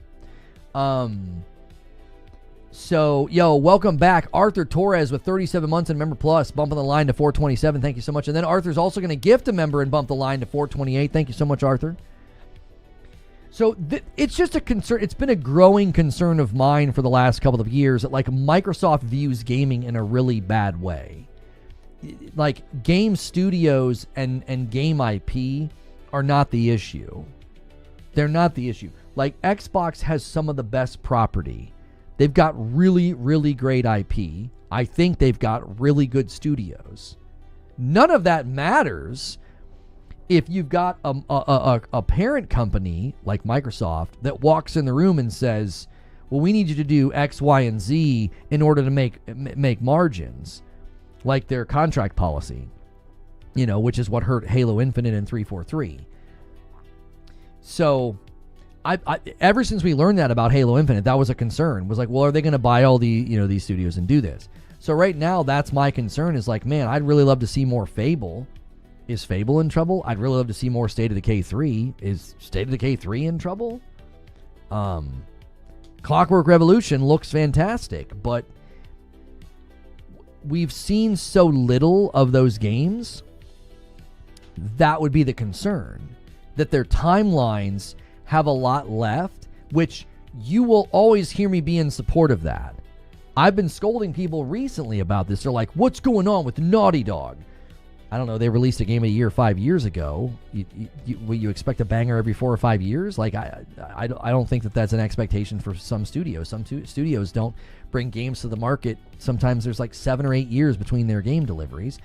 Naughty Dog had crazy cadence during PS3, PS4. This is true.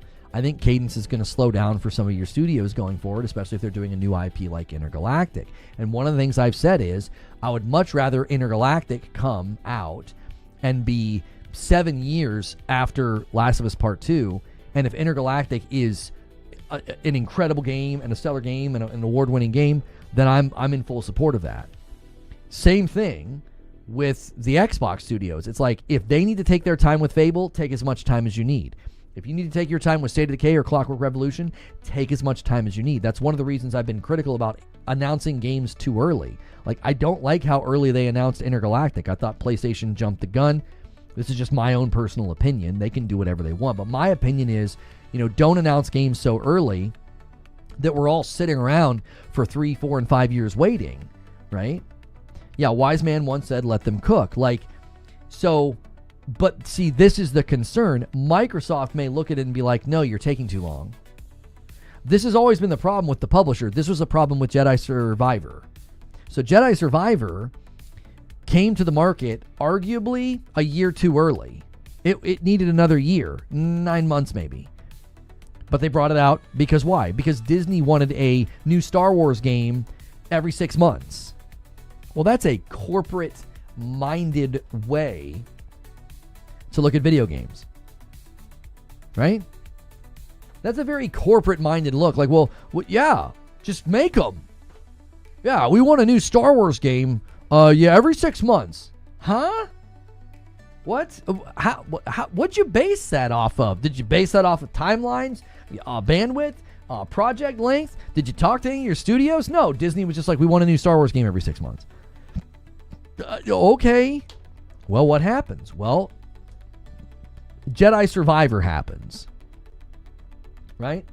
Hola. Hablo inglés solamente. Por favor. So to me, it's like, that's the concern. It's like Microsoft's going to look at it very corporate-minded and be like, this is taking too long. So one of two things happens. They either ship it and it's not ready and it gets, heavily criticized for not being ready, or they just kill the project because they're like, we're not going to make enough money. Do you see? Like,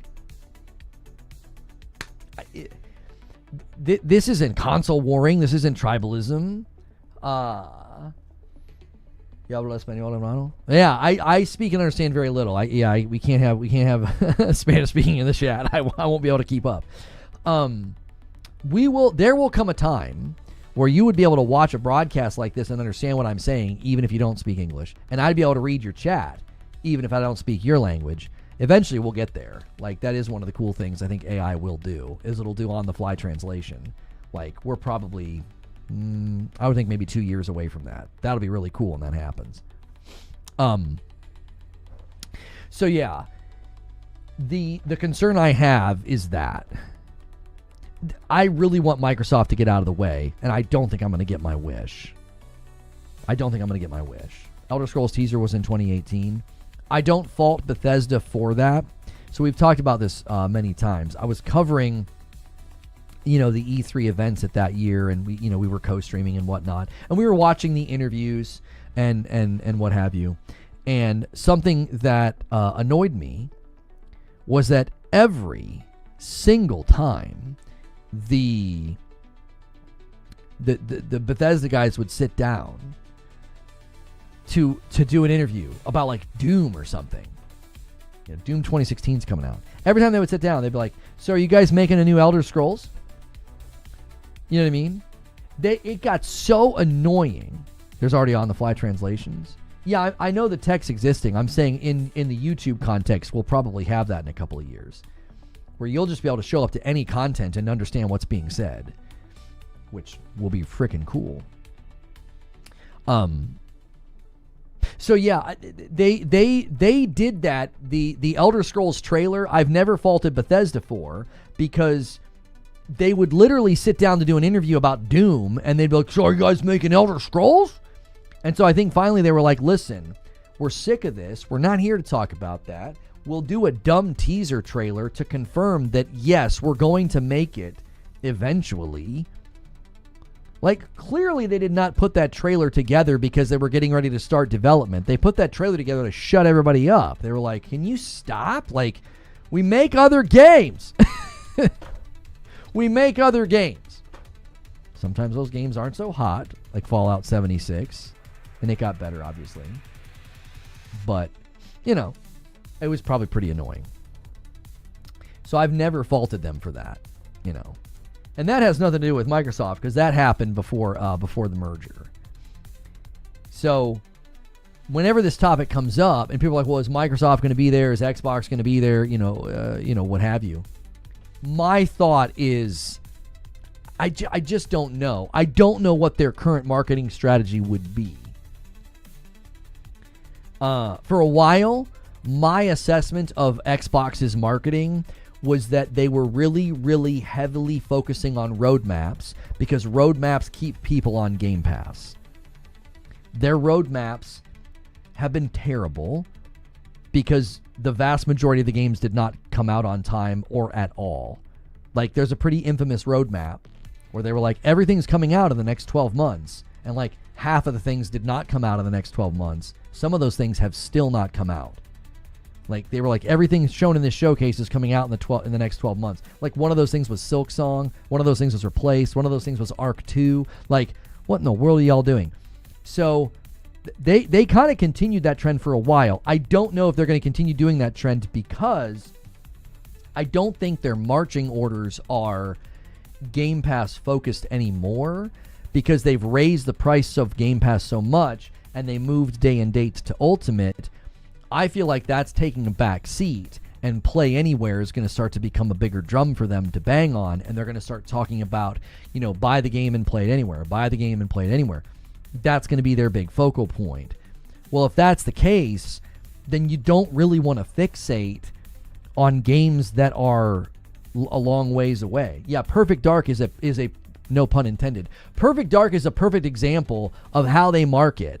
They show you something that ain't even close to coming out, and they tried to make it look like gameplay, and they tried to make it look genuine, and then what happens? It wasn't even remotely close to coming out, and they cancel the project. And yet, they show it in the showcase to get you excited and keep you loyal.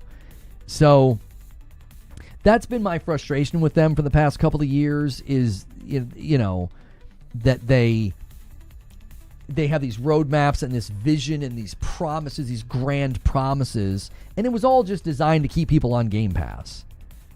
It was to keep you going for a couple more months. Whoa, there's, more coming. And I'm here to tell you, this was the best year ever in the history of Game Pass. This was the best year they've ever had. I mean, the value this year was insane. But it also was like the second or third price increase, and Ultimate is the only way to get day and date now. So in a year where they hit a crazy stride of cadence with their own property, with Avowed and Oblivion and South of Midnight and Doom, I mean, they just hit like a really, really nice stride. And then they also secured really great deals with games like Silk Song and Expedition 33. So they have this mountain of value that lands on Game Pass. They hit this cadence with their own property. And they're basically frustrating their most loyal users by raising the price of their hardware, deprioritizing their own hardware, raising the price of Game Pass, moving day and dates to Ultimate last year. They lost, hundreds of millions of dollars by putting Call of Duty on Game Pass. So going forward, I'm not really sure if that's going to be the playbook anymore. I don't know if the playbook is going to be to promise early to keep people on Game Pass. I don't know if that's going to be the gameplay anymore.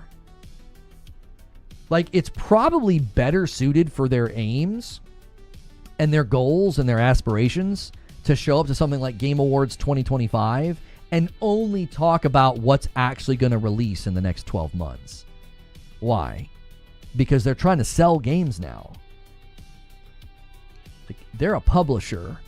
The idea of them being a platform is so foggy and murky. It's what is the platform anymore, right? So I think that's the corporate, again, if you think corporate-minded, I think that's going to be their push, is if we show up to Game Awards 2025, we need to bring trailers with release dates. We also know that if you're gonna they do their Xbox Developer Direct in January, they'll probably save some of those games for that because that's a really, really great way. I've always loved that, by the way. I think the Xbox Developer Direct is one of my favorite events because you get a very unique look inside the culture and the vibe of a studio.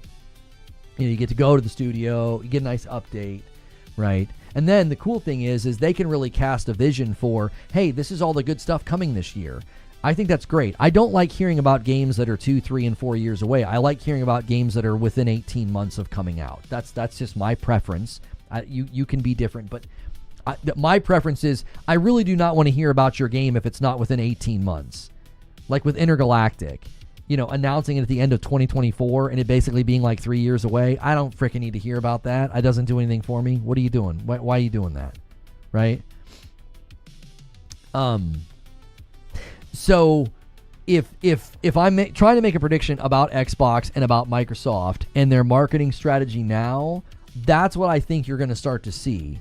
I think Game Pass will get mentioned less because I don't think they've been too pleased with it, especially with like what happened when they put Call of Duty on it. Coincidentally, their two biggest price jumps and their biggest changes to Game Pass happened right before Call of Duty came out. Like last year, right before Call of Duty comes out, what do? They raised the price of Game Pass and they moved day and dates to Ultimate. That's a significant shift in the marketing. They no longer can say, play it day one on Game Pass, play it day one on Game Pass, play it day and date on Game Pass. It's like, no, play it day and date on Game Pass Ultimate or Game Pass PC. Like, that's not as clean, right? And then you raise your prices.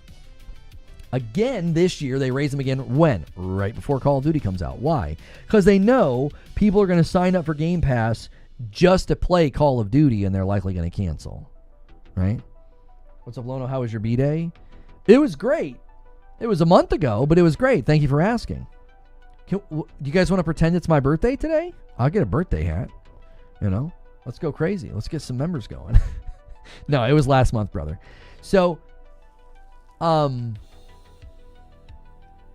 yeah. Do we know what they're releasing next year?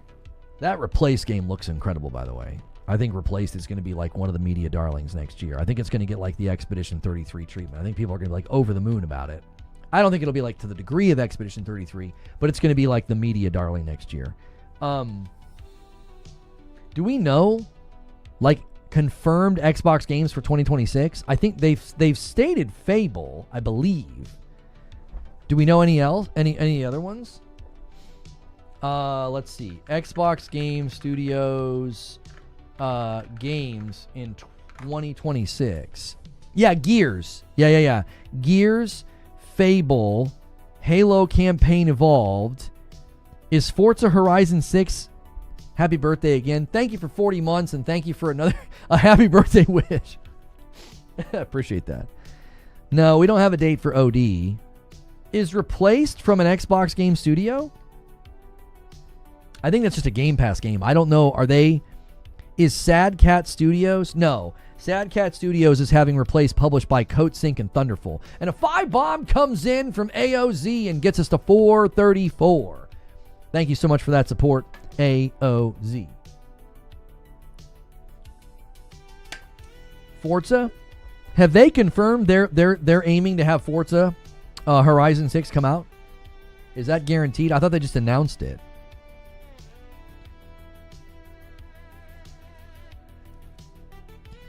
I'm not seeing it.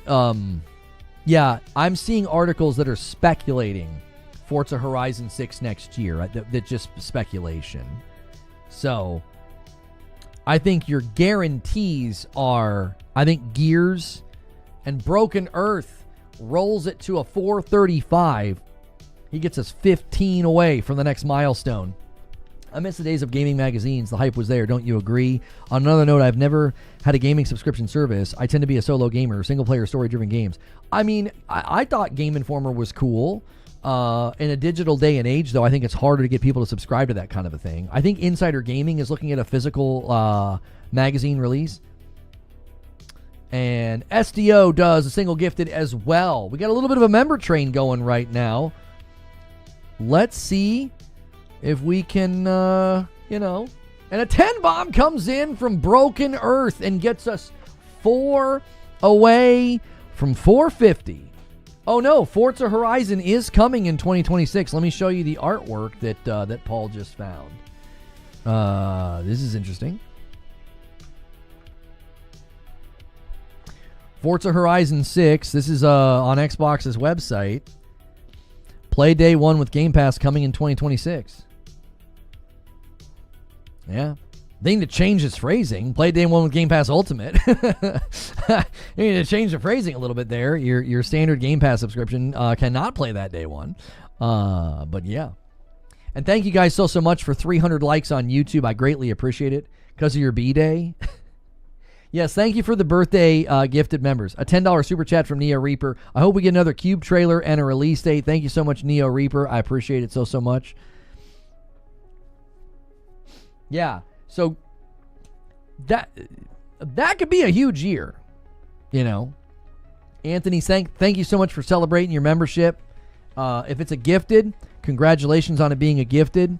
If you are paying for your own membership and you want it to count towards the total, consider upgrading to Member Plus. It's $1 more, but then I can differentiate between you and a gifted member. It's Motorsport that's not coming. Horizon is still good to go. Well, they just announced Horizon this year. That's why I wasn't sure if it was coming next year. Happy birthday, Lono. Thank you. Today is going to be amazing, I hope. I hope so as well. I love these events. I love all the announcements. Are you streaming it? Yeah, I'm one of the official co-streamers, brother. 7.5 hours. We will be co-streaming it. Pac-Man on a bike with 36 months. Guess we're doing this. Happy birthday, sir. Thank you. And it takes us to 447 on the day. Thank you so much. And YouTube's in the lead right now, 61-29. Twitch, you guys have a 35% discount, and YouTube's beating you up. Twitch got their licks in yesterday. They had a huge day yesterday. Forehouse comes in with 25 months on Purple and gets us to 448. We are 2 members away from the next milestone where I will owe you guys a member. Every 25, I gift one back. Thank you so much. And a single comes in from Broken Earth. He's going to try and snag this one for YouTube. We're 1 away. Who's going to land this plane? You know Square Enix is the most successful studio in the history of Game Awards? Is it really? I did not know that. And a single comes in from Broken Earth. He gets it. He gets the 450. Thank you so much, sir. I owe YouTube a member. And a 5 bomb comes in from AOZ. We are exactly 20 members away from the next milestone. He says, I won't be around for a while. Well, I appreciate the support. You may have just set up Twitch to snag one. You may have just set him up. If somebody drops a 20 bomb over there on Twitch, I'm just going to do the 5 bomb. I'm just going to pay ahead. I'm just going to pay ahead for Twitch. But only if somebody drops a 20 bomb over there. Happy birthday. Thank you, Zyber, for 19 months over there on Purple. I appreciate it so much. Thank you. It's a 2-minute trailer. Okay. Not bad. Thanks for the gift. You're welcome, Garrett. Happy birthday, Lono. Thank you. You guys are nuts. You guys are absolutely insane. Thank you. I appreciate it. Single gifted comes in from Amskin, keeping the member train going. We're sitting at 457. Oh, man.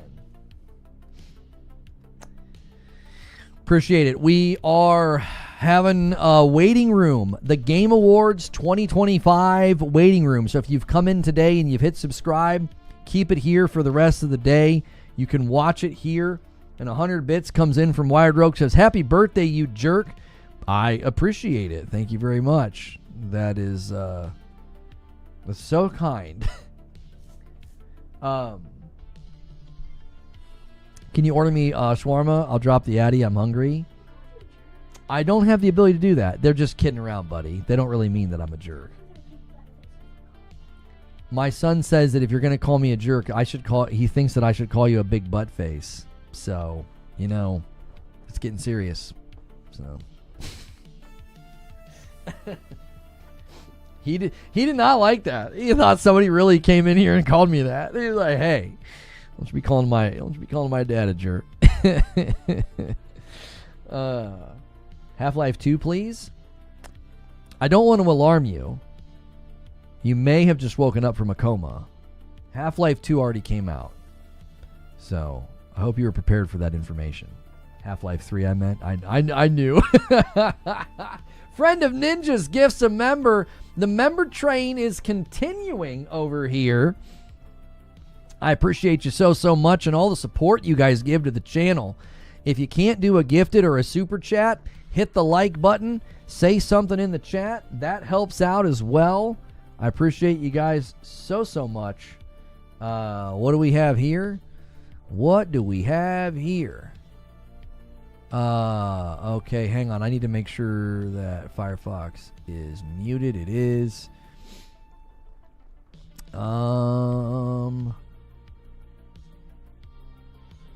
Looks sick. A $5 super chat from Maddle Matt. A very merry unbirthday to you, buddy. Thank you so much. I appreciate it. How likely is their Dispatch Season 2 announcement? Someone spread the rumor on X a few weeks ago and got blocked by the Dispatch social media team. Wait. Upgraded to Member Plus. Anthony comes in and upgrades. See, that's what we want to see. I count those as a double. We are trying to hit a really big goal. Boom, boom. Getting us to 460. We're trying to hit a really big goal on the channel of Member Plus. If we get to 1,000, I have to platinum Mind's Eye. So, if you got a membership, help us hit that goal. Upgrade. It's $1 more. Time for Nintendo to get a W. What do you mean? New Saros gameplay? Yes. I'm very excited about that. Do you think we get a Horizon Online update of the event? Okay, in the timeline of Horizon games, it's time for something. Because if you think about it, yes, these are from Display. We used to work with them until the guy that I was working with tried to, it was kind of shady. The guy that I was working with was not on the up and up. I don't think he's there anymore, but yeah. I basically had to complain to get paid. It was really awkward. I'd like to work with them again. I have a ton of Displays over there, but I stopped working with them after that. I was like, yeah, I'm not comfortable with this arrangement. Thank you so much, Bears Champion, for a $2 super chat. Didn't know we shared the same birthday. Yeah, we did. Oh, you mean DK winning Game of the Year? I mean, I don't know why you would say it's time for Nintendo to get a W. They've they've won plenty of awards over the years. They've won plenty of awards. So I don't think Donkey Kong stands a chance to win. I think it'll win Family Game. But I don't know if it's going to win anything else. Yeah. Game of the Year and a lot of the categories are just going to straight go to Expedition 33. So, if you guys are just tuning in, thank you so much for being here. Make sure and hit the like button as you come in and settle in for the day. I've got a timer over here for the Game Awards 2025. We will be one of the official co-streams of the event. Has anyone missed me? Yes. Come join the live stream, Rich Rice. You're commenting on morning coffee. Get over here, man. Get over here in the live environment, brother. Yeah, the statue is for Divinity. So if you're coming in and you're like, hey, was the Game Awards statue solved? Yes, it was. It is Divinity from Larian. We don't know exactly what it is, though. It's not Original Sin 3 from what we can gather. A new Divinity game of some kind. Do we have a list of what will be there? No. I don't know if we have an official list. Let's see if we can find one. All of the games appearing at the Game Awards 2025. Let's see if anybody put in... did anybody put together a list? Let's see. I'm not seeing anything. I'm not. Give me a very, very quick second. I'll be right back.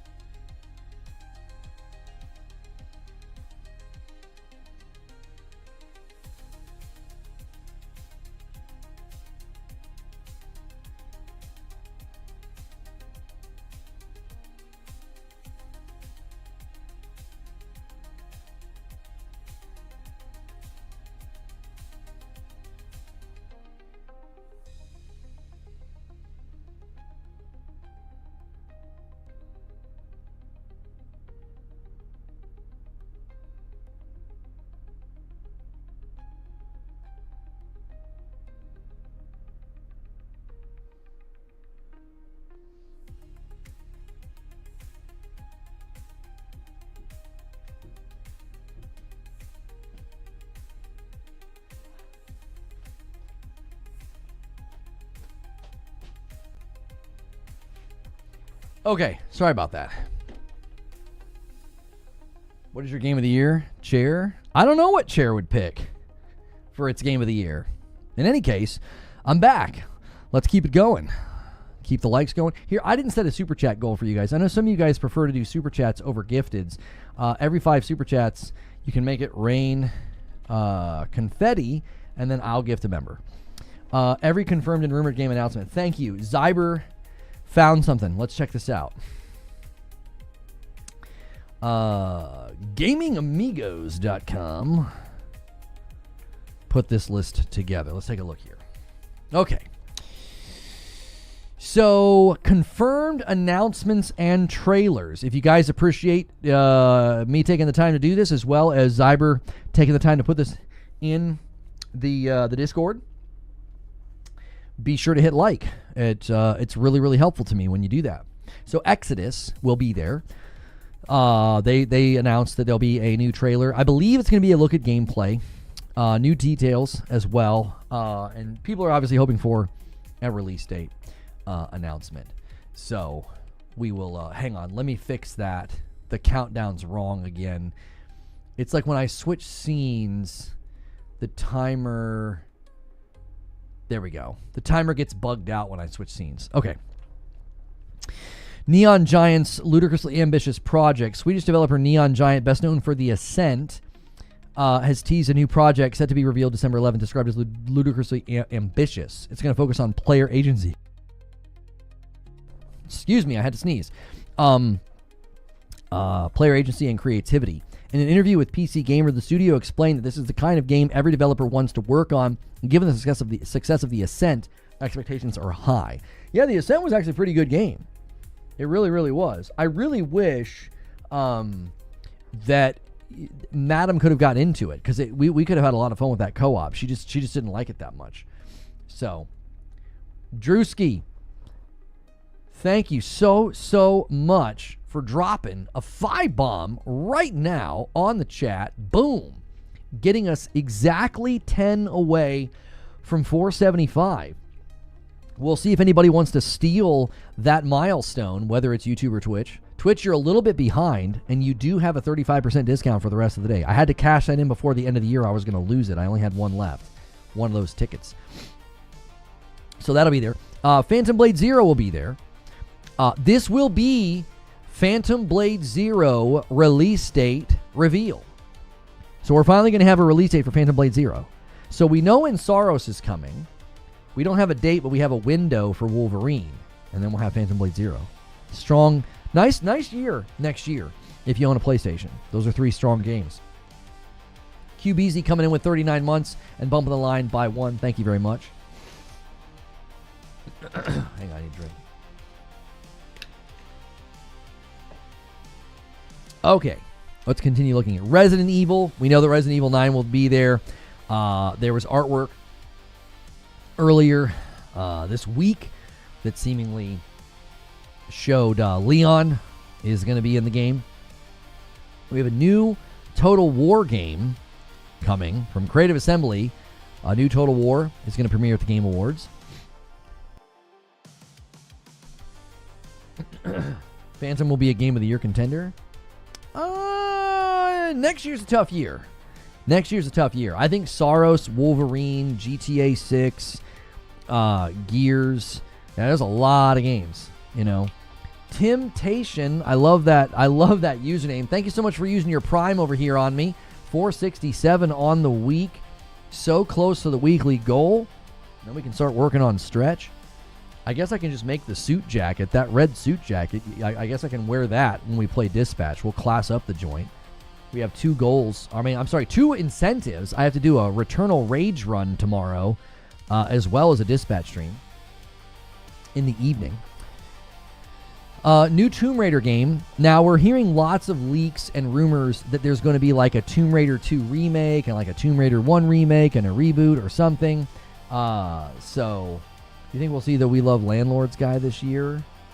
We Love Landlords. What are you talking about?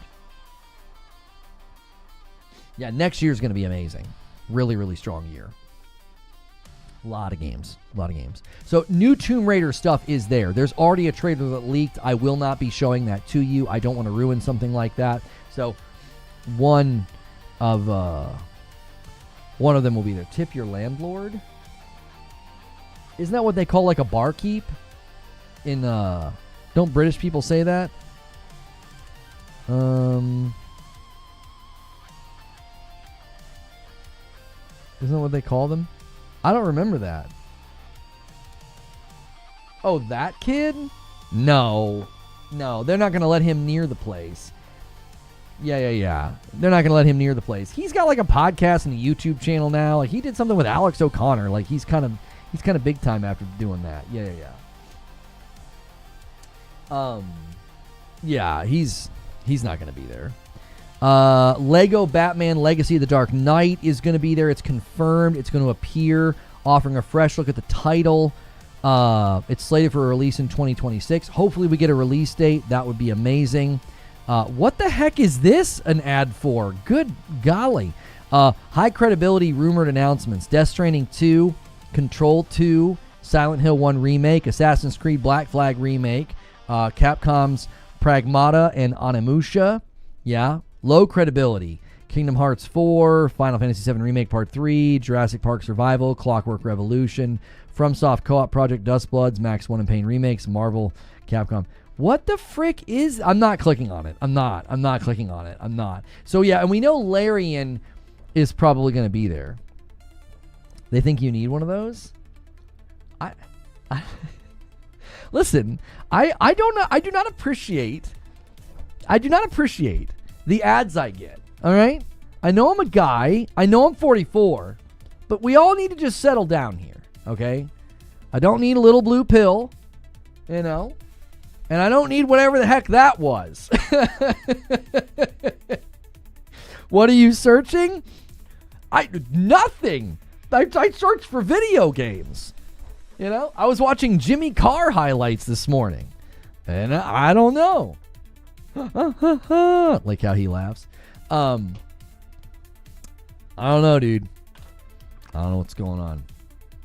The stinking Blue Chew ads on Twitter got really old. Click it. No. It's been long enough. Your cookies are messed up. Well, a bunch of the ads were hidden. So I have a feeling that they had ads on there that like weren't allowed to be shown for some reason. Internet's not wanting the stream to be PG-13. That's what I'm saying. Guys, really quickly, if you haven't hit the like button yet on YouTube, help us out there. Let's try to get to 400 likes. It's probably been long enough. We can quickly scroll through my Game Awards 2025 predictions. All right. So Game of the Year, Expedition 33. Best Direction, Expedition 33. Best Adaptation, I think it's going to be Minecraft movie. Best Narrative, Expedition 33. Best Art Direction, Expedition 33. Best Score and Music, Expedition 33. Audio Design is one of the categories I think Expedition 33 will lose to Battlefield 6. Best Performance, Jennifer English. Innovation and Accessibility, AC Shadows. Games for Impact, South of Midnight. Best Ongoing Game, No Man's Sky. Best Community Support, No Man's Sky. Best Independent Game, Expedition 33. Debut Indie Game, Expedition 33. Best Mobile Game, Wuthering Waves. VR Game, Deadpool. Action Game, Hades 2. Action Adventure Game, Silk Song. RPG, Kingdom Come Deliverance 2. Fighting Game, Mortal Kombat Legacy Collection. Family Game, Donkey Kong Bonanza. Sim Strategy Game, Final Fantasy Tactics. Racing Game, Mario Kart World. Multiplayer, Arc Raiders. Most anticipated game is going to be GTA 6. Content Creator of the Year is going to be Burnt Peanut. Esports, I don't know much here, so I just went CS2, Esports Athlete, Forsaken, Esports Team, Team Vitality. And then Player's Voice, I actually think Expedition 33 is still going to manage to win that as well. Those are my predictions. So, terrible. Marathon from Bungie update will be there. Wait, are you serious?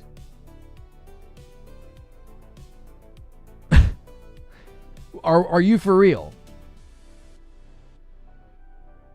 Jimmy Carr and Alex O'Connor speaking my YouTube language.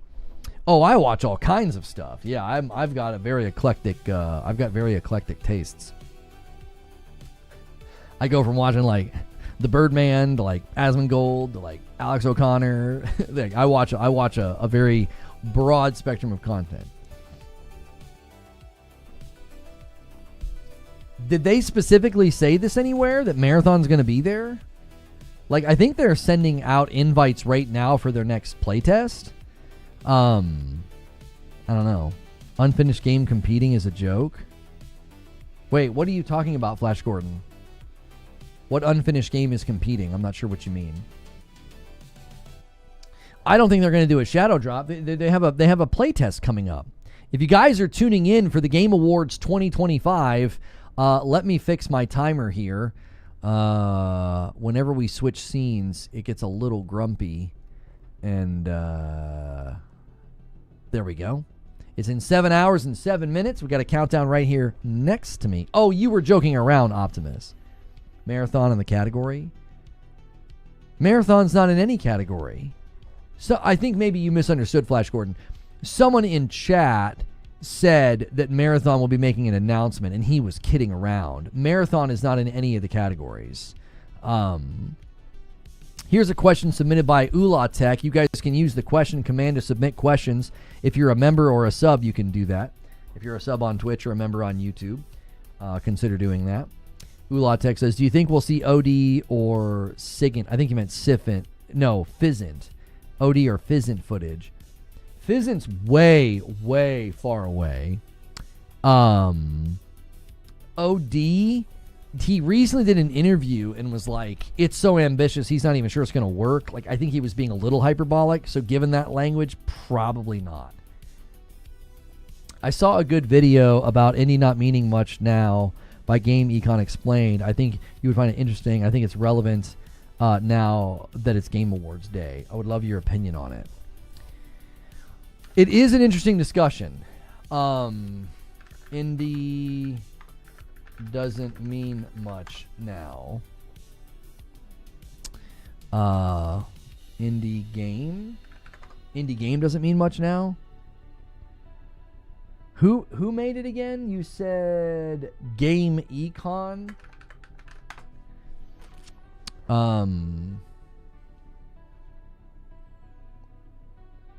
Wow, the search on YouTube cannot find it.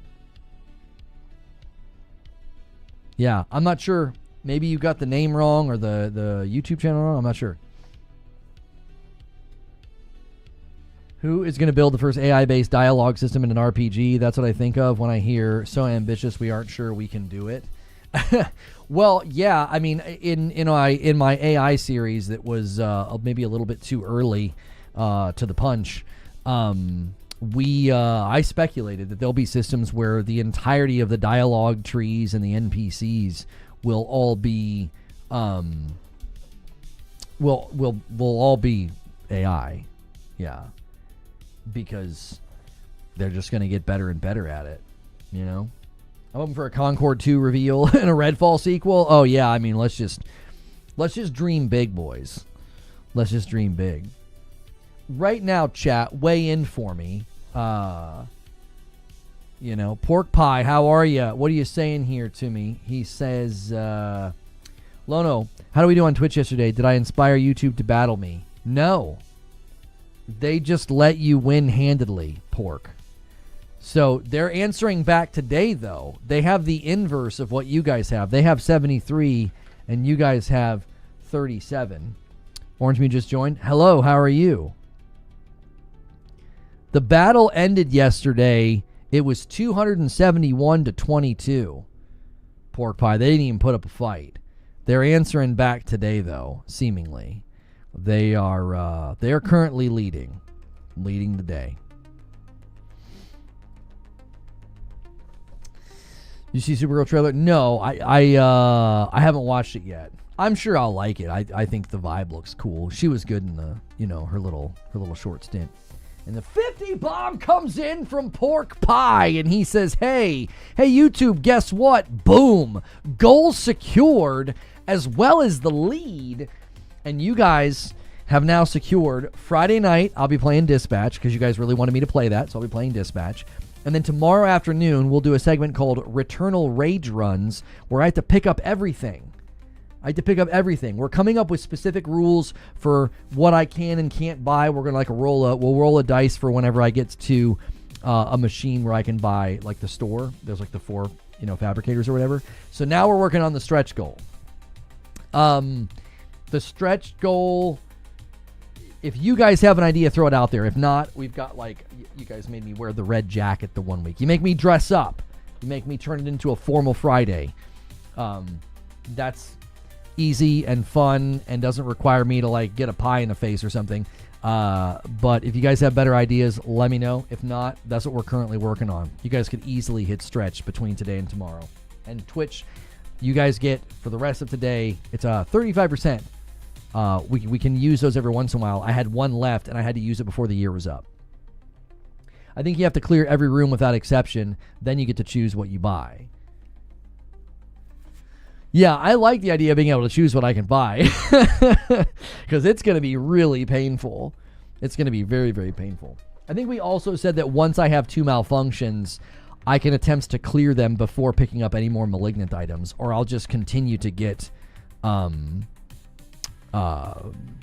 critical failures. It looks like Arc Raiders has pushed out an update fixing a lot of the boundary exploits and glitches that people were doing. Upload a short as a Muppet. That's right. You need some tools at your disposal. For sure. If you guys are tuning in for the Game Awards 2025, hit subscribe so you can talk in the chat and buckle up. The waiting room, we got 7 hours left. We're hanging out. We're talking. We're thinking about what's going to get nominated. We're thinking about what's going to win each category. I owe 5 members to Twitch now, and I'm going to do that now before I forget. Thanks to Pork Pies Gifted. He secured you guys a couple of milestones, and there we go. There's the 5 that I owe. Enjoy those. And Twitch is currently in the lead, 87-73. 1,500, and you have to go back to that ad and make a purchase. 1,500 on the week or member plus? Glad I could help hit the milestone. I appreciate it, Pork Pie, very, very much. Isn't Game Awards starting in 2 minutes? No. It's starting in 7 hours and 2 minutes. How much did Pork Pie drop? I had to work. I couldn't see. He dropped a 50 bomb. So he put Twitch back in the lead. They won yesterday, and they're winning again.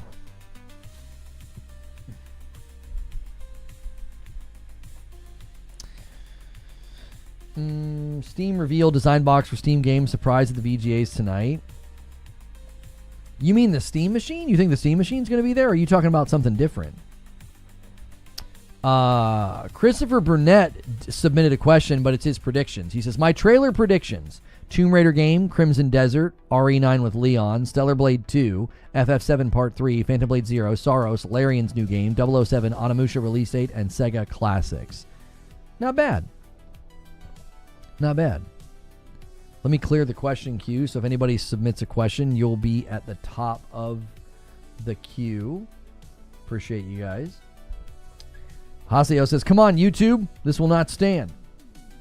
Death Stranding 2 is game of the year. I mean, for you personally, maybe. I think Expedition 33 is going to win pretty much every category. Yes, the design of the machine. They've already revealed pretty much everything there is to reveal about the design of the machine, as well as all the parts inside. What more could they reveal, do you think? Can you make that confirmed games a Word doc so you can pull it up? It was a real sloppy article. I mean, it wasn't much that was confirmed. Can we find maybe a better article? That didn't even seem like everything anyway. It seemed like a lot of stuff was missing. FF7-3, no way. There's been some rumblings, predictions, and maybe some hopium that FF7 Remake Part 3 is there. Resident Evil 9 demo. Maybe a date for the demo. I don't know about the demo itself dropping. You think they would shadow drop the Resident Evil 9 demo? I don't know about that. Let me pull up the news feeds and see if anything's going on. Let's just see what we can see. If there's any rumors, anything confirmed. We've got a leaker claiming that CD Projekt Red is going to announce Witcher 3 DLC at the Game Awards 10 years after the game's release. I wonder, right? I wonder if they're going to do something with Ciri in The Witcher 3. You know what I mean? I wonder if that's what they're going to do. 007 First Light trailer leak spotlights one of the game's villains, and it probably isn't who you're expecting. So they are likely going to make an appearance as well. I think that's one of the confirmed appearances, the Bond game. How much more time? It's right next to me, a little under 7 hours until the Game Awards 2025 show is underway, and you can watch it here. We're one of the official co-streamers of the event. You're huffing pounds of copium for a God of War announcement. I think there's going to be something with God of War at the Game Awards because the snitch came out of nowhere and, you know, leaked them. Can you pause them? No. We don't do that anymore because it makes the gods mad. So, sorry, Jackson, I can't do that. What about Half-Life 3? I think Half-Life 3 is there. I think it's the show ender. I think it's the show ender. It's too big to open up the show. It would overshadow like the rest of the show. That's all anybody would be tweeting about. I think Half-Life 3 is the one more thing. There's too much smoke around it. Too many reliable insiders saying that it's real. Too many reliable insiders saying that it is coming. That the announcement's imminent. There's just too much smoke around it to not be real. You know? Justin Cole, that Q command, that question command is reserved for members. If you decide to become a member, just make sure you pick Member Plus. $6 a month. It gets you into my Discord. It gets you into Morning Coffee, a stream just for members. I'll answer your question. I just can't do the pop-up for you. It's a feature reserved for members.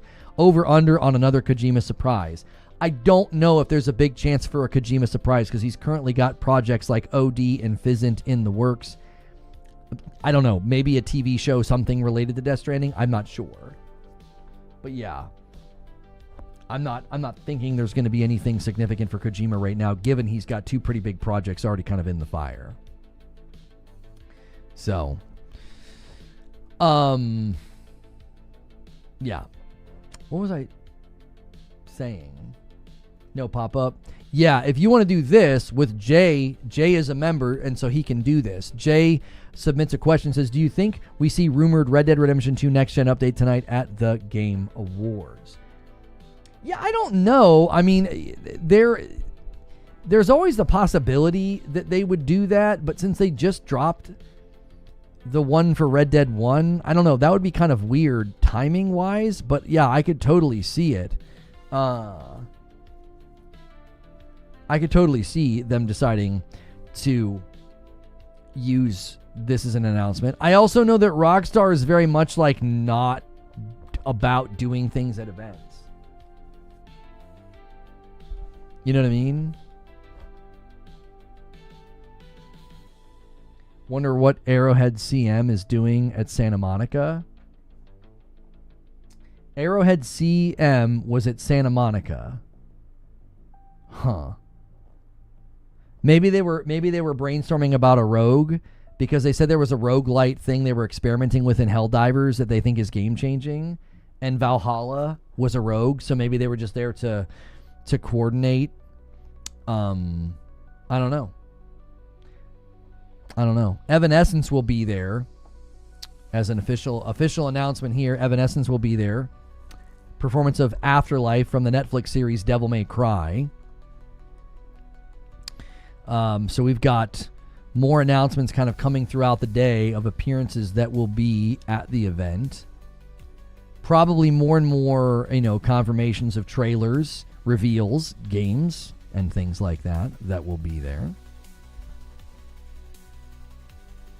Rockstar would save for a few months before GTA releases. Yeah, there's a timing thing there that feels awkward with Red Dead getting an update and getting announced.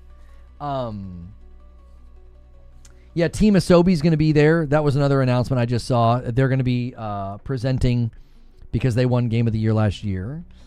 But yeah, there's a timing problem with that, and and Rockstar just seems to like to do things on their own. Like, they don't seem to like to come and leverage an event. You know what I mean? Like, everything they've done with GTA, they just haven't really made that as like a call. Like, oh yeah, we're gonna show up at the big Game Awards event or a showcase or a what have you. Like, I don't know. And again, they can do that. I think they have that pull. I think they have that notoriety. GTA 6 in particular has that pull. So it doesn't seem like an alignment for Red Dead 2 to have an update being there. That'd be awesome. I think that'd be exciting. I think for a long time people have been wanting to see that happen with Red Dead 2. I also think that if Red Dead 2 gets some kind of a 60 FPS update, that's going to really, really increase my inclination that they're trying to get 60 FPS out of GTA 6, because if you've done that for GTA 5 and Red Dead 1 and Red Dead 2, it's going to be really awkward to do that for all of your games and then to have your newest and biggest and latest and greatest game come out and not have it. Does that make sense? So that would be my expectation. And that's been something that we've been talking about quite a lot, is like, will we ever see the Red Dead 2 update? Will it ever happen? There's rumors that it's coming. There's, insiders claiming that they've heard that it's coming, but we haven't seen or heard any kind of confirmation about it. So I think Red Dead 1 getting it, that to me kind of hints that it's probably coming. The fact that Red Dead 1 got it. So you think we'll see anything next gen console related? No. The timing doesn't really fit for either of the platforms to do anything with the console. Yeah. This is not the time that they would make like an announcement like that. I don't think so.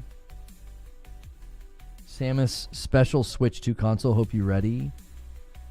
I'm a housing inspector. I just did an inspection at an elderly woman's house, and I saw a copy of GoldenEye for Nintendo 64. I was like, wow, I would love if she would have offered me the cartridge. You should have told her that you would buy it off of her. You know what I mean? That's a relic from the past. Scrolling through the news feeds here to see if anything else has been confirmed to be at the Game Awards 2025. We have confirmation of things like this, like Saros will be there. That's actually new footage that we haven't seen yet with his hands. Like, that's brand new. I'm curious if this over here is some sort of a melee manifestation or like a melee augment. It's on like the back of his hand. Maybe those extend out into like almost like claws, a little bit like Wolverine or something. I don't know. That'd be very cool. Yeah, Resident Evil 9's going to be there. There's probably going to be a trailer for the new Avatar DLC, I would bet. Let's see. See if anything else has been confirmed.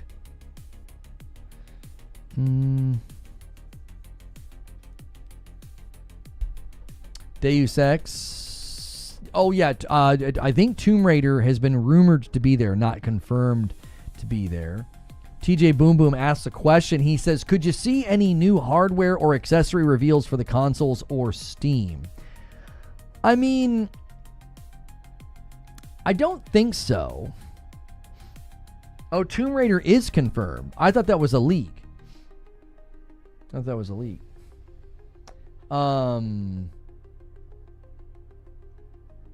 New 007 gameplay? Yeah, maybe.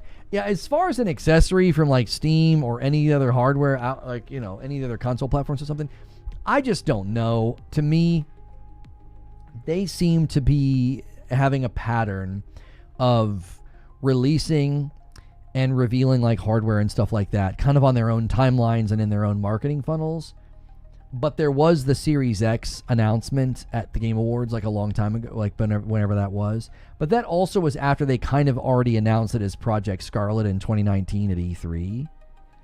So I just don't know. I mean, there's obviously the possibility that they have something. Like Xbox just signaled that they're going to have some exciting things next year, like whatever his name is, Ronald. He indicated that there's going to be something, some exciting things next year in the realm of hardware. So what about third party? I mean, I don't know. I don't know what a third party hardware announcement would be. I couldn't even really speculate. I mean, somebody said in chat just a minute ago, like a special edition of the Nintendo Switch. I mean, that's kind of out of nowhere. For Nintendo to do that. And again, do a lot of these companies tend to make their hardware announcements at these events? I'm not actually sure. So I'm scrolling through the feeds right now to see if there are any other official announcements for the Game Awards 2025.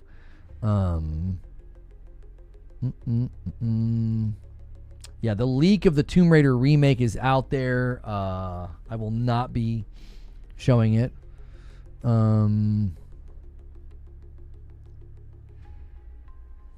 Guerrilla promoting the Helldivers thing that just happened. I'm kind of looking to see if anybody has like a really easy to read list. Like some of these guys put together like these really long tweets of like all the confirmed games that will be there. Yeah, I was going to look at that. I was actually hoping somebody would post that. So Nate the Hate is not leaking, but he's making predictions. I feel like his predictions end up being a little close to to being leaked sometimes. He insists that these are not leaks. So there, I updated the timer. So he says Game Award predictions not leaks. So Persona 6, a new God of War, the new Control, like Control 2, multiple Tomb Raider announcements, new game from Larian, Expedition 33 for the Nintendo Switch 2 announcement, Diablo expansion. He's got more down here. Multiple debut trailers from new studios, Judas trailer and release date. So he thinks Judas is going to finally stick its head out. Death Stranding 2 PC reveal. This actually is probably pretty likely because it wasn't rated for PC recently. We'll probably get like a reveal and a release date, which I believe Death Stranding 1 came to PC like 8 months after release. So this would be not a change, but the exact same pattern of what they already did with Death Stranding 1. A new Sonic, a new Mega Man, Square Enix silliness. No Ubisoft presence. Nintendo has a presence. Indie representation. Random games that no one possibly could predict. Well, yeah. Random games that nobody could possibly predict. Yeah, that's a pretty good guess. That is a pretty good guess. There we go.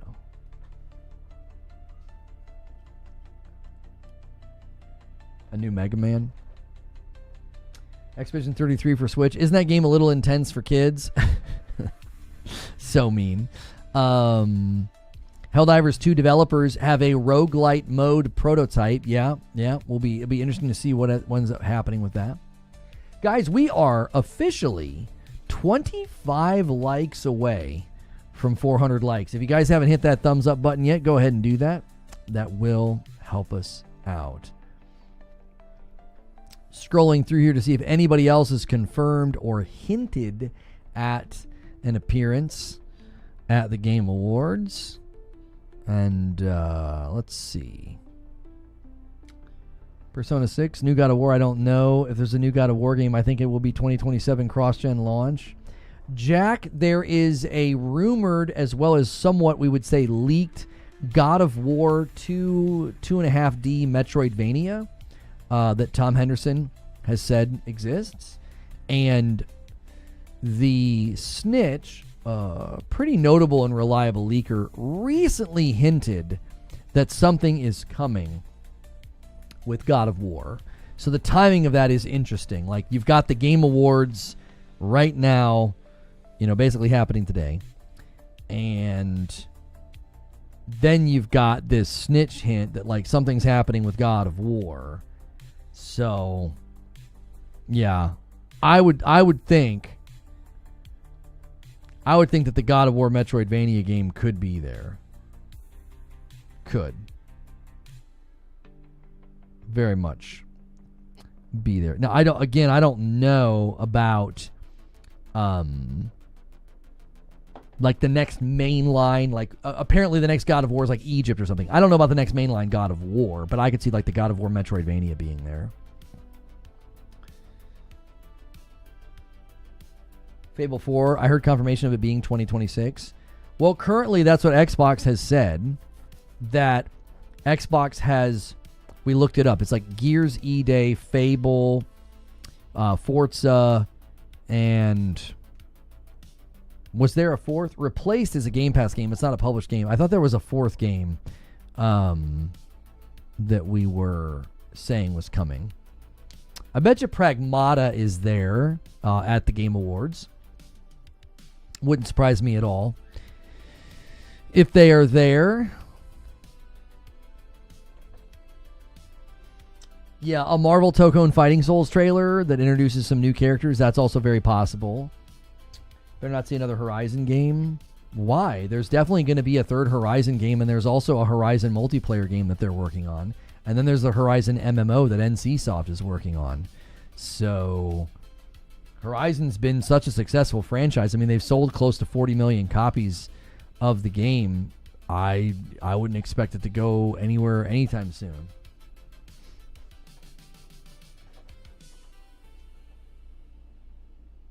Special Nick is saying 2027. Oh no. Elder Scrolls 6, I don't think they're going to say a word about Elder Scrolls 6 just yet. I think it's pretty far away. It feels a little early to say much, if at all, about Elder Scrolls. Todd Howard will be there, though. He's a presenter, so I don't know if they're there to announce anything, though.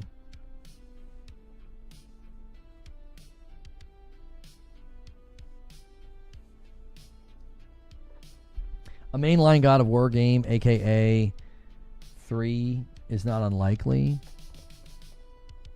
Yeah, Phantom Blade Zero is going to be there. Phantom Blade Zero is confirmed to be there with their trailer will be a release date trailer. So that's exciting. We'll finally know when that's coming out. Next year's a pretty strong year if you're a PlayStation fan. You're getting Saros, Phantom Blade Zero, and Wolverine. I don't think there'll be anything else. I think they're kind of setting the stage to do like 2 first-party games a year, and then they can have other exclusives and things like from China Hero Project and others. Witch Brook announcement? Sega would make this the best game awards ever for me if they announced a remake of Skies of Arcadia, one of my favorite RPGs ever made, and it's been locked on Dreamcast and GameCube for 20 plus years. Yeah, I mean, that's a pretty specific request. But, yeah. I mean, you never know. You never know. Still scrolling through the news feeds here, not seeing anything. It'd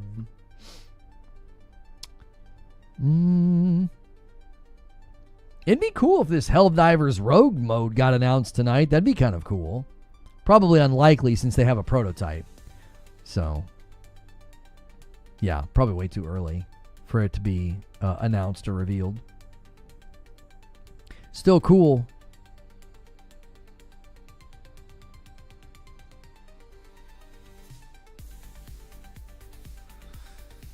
At this point, GTA is trolling the market.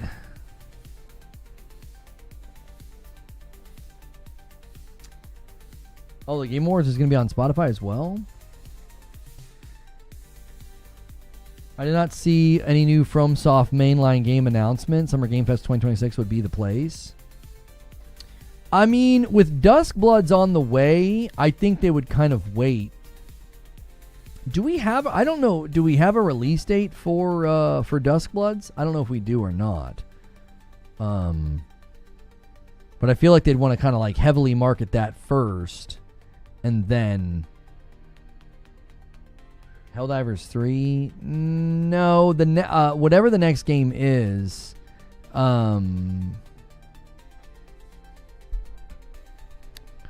Whatever the next game is from Arrowhead is not Helldivers. They're working on something else next.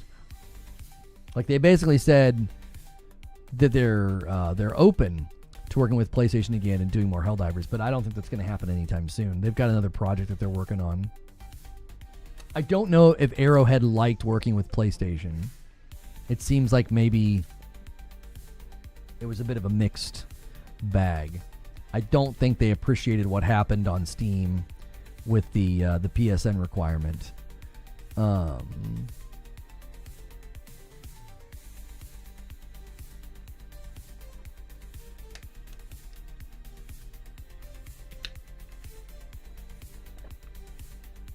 Who would play Kratos in a TV series? Yeah, not Batista. Batista's slimmed way down. And Batista has made it clear he wants to get into more serious acting roles. He doesn't want to just constantly get roles where he's like the big, strong brute. So I don't think you could even convince him to do it. He'd have to beef up again, which actors tend to not like doing that. Not only would he have to beef up again, it might not be a role that would interest him. He slimmed way down. Like, he kind of looks different. He looks a little. It's almost like he's been deflated. Not in a bad way. Like, I think he looks fine. But yeah.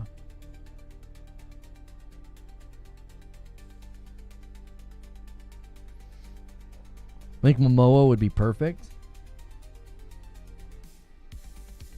I don't know. I like Momoa. I mean, he's got the height. I think he'd have to get quite a bit. He'd have to thicken up. You know what I mean?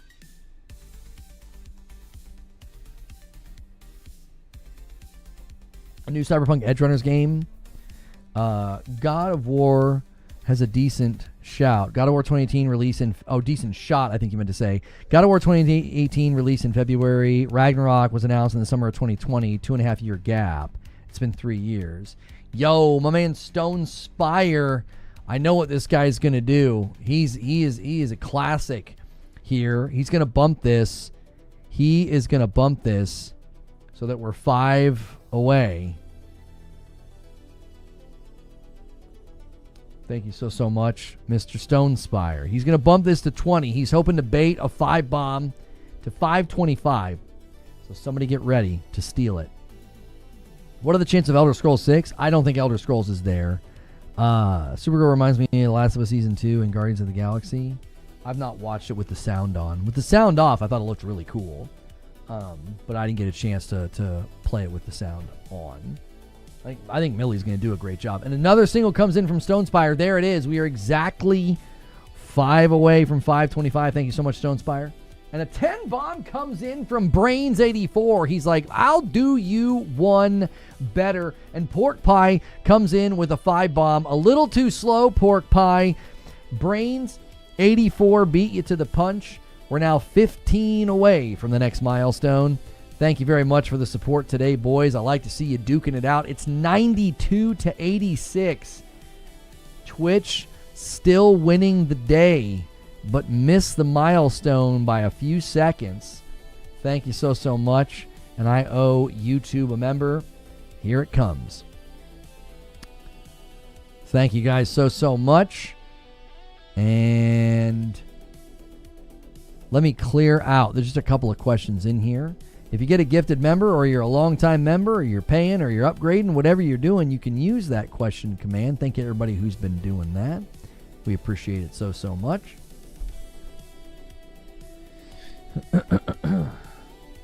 And welcome on in. If you're tuning in and looking for the Game Awards 2025, it starts in 6.5 hours. We like to do streams like this here on the channel, where we do a waiting room. We get to kind of hang out and talk about the day and make our own predictions. And we are currently checking the news feeds to see if anything gets confirmed or rumored to be there tonight. The Division just announced they're pushing their Survive Fest event and postponing it, their stream. They've got issues they need to resolve.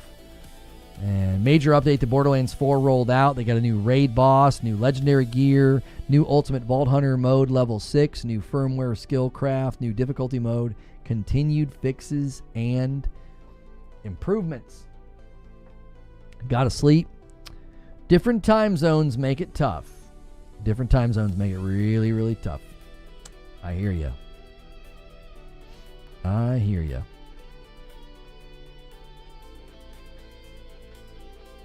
Yeah, Resident Evil is confirmed to be there, so we don't need to guess or predict on that one. You're saying you're certain it'll be there. No, it's a confirmed appearance at this point.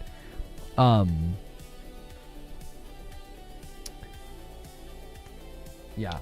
There are a handful of games that have confirmed appearances, like Resident Evil 9 is confirmed to be there. Soros from PlayStation Studio Housemarque is confirmed to be there. Deus Ex Remastered has delayed. Looks like they just announced. It will no longer launch on February the 5th of 2026.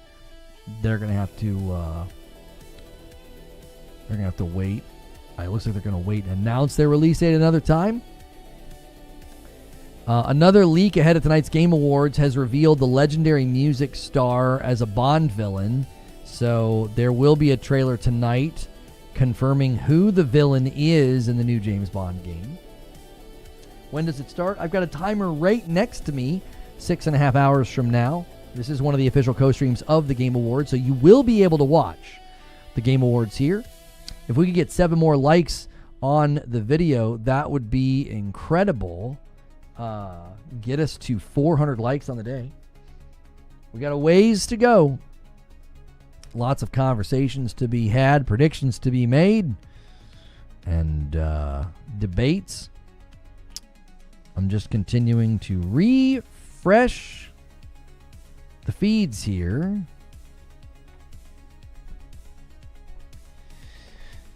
What's good, Russell Stewart? Oh, you think Taylor Swift is going to be there? There were rumors about a KOTOR remake. I don't know if they were rumors as much as there were court documents that Stephen Totillo reported on. So, yeah.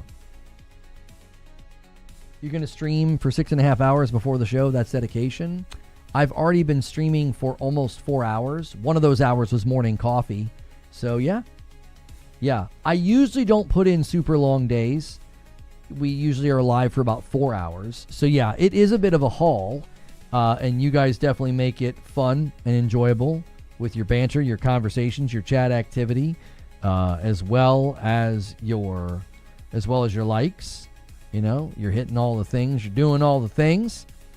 Give me your energy. You know what I mean? Give me your energy. Appreciate it so much.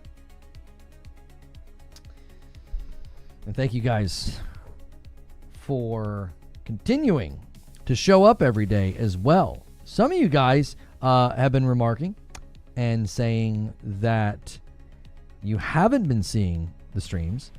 We have a Discord for members only, and you can hang out in there and you'll never miss a show. We do little announcements and little pings and little chingarings anytime I go live or anytime I upload a video or something. So that's a great reason to be in the Discord. If you've never been in a Discord server, it's basically just a place for you to chat, hang out, listen to voice calls and stuff like that. You gonna make a spirit bomb? A spirit bomb? What? What's that? CD Projekt Red timeline prediction. Witcher 4, 2027. Witcher Remake, 2028. Cyberpunk 2, 2029, 2030. That's an interesting prediction in light of recent developments about their plans. They seemingly want to release the next Witcher trilogy over the course of 6 years. Right? You would, but you can't afford a membership. Hang out as much as you can. You might get a gifted. We do a lot of gifting here. The heck is Chrome doing? The majority of the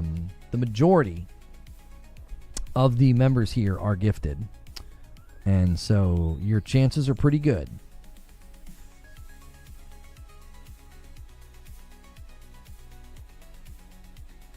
It's a DBZ reference where Goku asks for everyone's energy.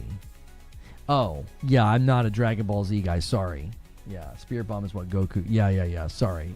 I was like, huh? Yeah, I need your energy. We periodically go on little tears of debates, predictions, and we also had a little member train earlier. And that was helpful. Your browser encountered an error? Okay. The Twitch stream, didn't mess up, but Chrome did. He's got DBZ hair, too? Yeah, I mean, a little bit. I would rather people say that. Make sure you turn on gifted. Yeah, you want to make sure you can actually receive a gifted. Yeah. You get a gifted, and you can get into the Discord. You get into morning coffee. Yeah. We need a new Battlefield. More jungle-like.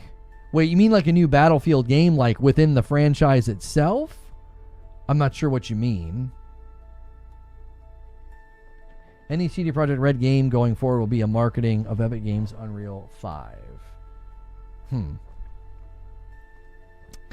I mean, they definitely made a pretty substantive presentation at that Unreal event.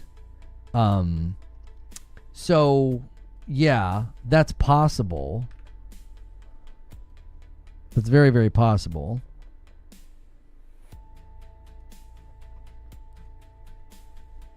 Yeah, Battlefield 6 just came out, so I don't know if you're going to be getting a new Battlefield anytime soon.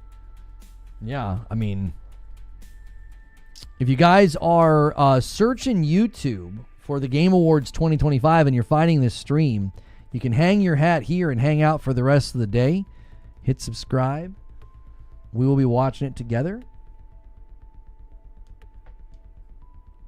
It's Wake Up Dead Man Eve. That's right. My wife and I will probably watch that on Saturday. Yeah, the new Knives Out. Will we see Blade tonight, says Zybersword. I don't know. I feel like I'd like to. I think Arcane Leon's going to do a good job with it, but it might be a little early. Yeah. Might be just like a teeny bit early. So, not being judgmental, I can understand people that get hyped for Bethesda games. I don't think you're judgmental. I think Bethesda games certainly have a very sort of dated feel. I think that that's fair, and I think that the people that really like them and they sort of speak the Bethesdian language, I think even they've started to admit that it's time for things to, improve. A 420 friendly chat?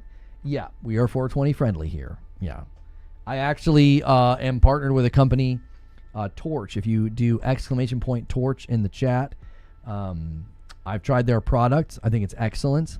Some people are looking for an alternative to alcohol. And I have the lowest amount you can, and it's just relaxing, helps me sleep.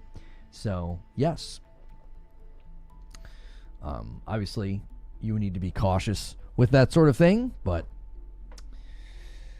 I think we would see more of Black Panther before the Blade one. Wait, one of the games got canceled. Didn't the Black Panther game get canceled?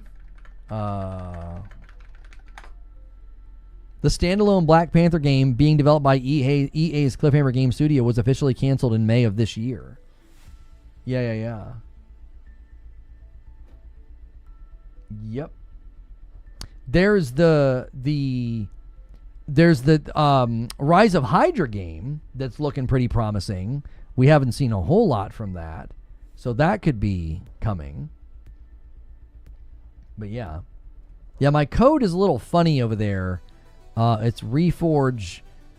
It's Reforge Gam 20. There's no E in Reforge Game or Gaming, so Reforge GAM 20. You get a discount over there. Oh, Rise of Hydra. I think Rise of Hydra was also delayed. Let's see. Rise of Hydra delayed in Yeah. It's been delayed twice. The first was from 25 to early 2026. And then again, in November of 2025, they said it's going to go beyond early. So it's probably going to be... It wouldn't surprise me at all if Rise of Hydra just slips out of next year. That wouldn't shock me in the least. Truth be told. Really, really wouldn't shock me much. Games like that, Unreal Engine, I mean, yeah. Am I playing Where Winds Meet? I tried it and I really liked it, but I just personally don't have time for a game like that right now. If I was going to play a game like that and put in a lot of hours, I would need to be able to play it with my wife, and I don't think there's no way she would enjoy it. We're predicting an Expedition 33 sweep? Yes. I think Expedition 33 is going to win every category that it's in except for sound design and RPG. I think sound design will likely go to somebody else like Battlefield 6. I think RPG category will go to Kingdom Come Deliverance 2. Lords of the Fallen has announced a 2.5 update. We know they've done really, really good work over the years. Let us check and see what they have here. The final major update, Lords of the Fallen version 2.5, is out now, and it is free. Deadlier boss battles, faster, smarter enemies, all new veteran mode, new boss weapon animations, veteran and Veil armor set, and more. For a limited time, get 50% off Lords of the Fallen on PC, PS5, and Xbox Series X and S. There you go. A great reason to check out Lords of the Fallen. GTA. Yeah, I mean, GTA potentially, like, disrupted everything. I mean, this back half of the calendar, I mean, the fourth quarter of this year is a little light. I mean, a little light. You can play together in the game and get married, and we can all show up. Yeah, I'll be honest.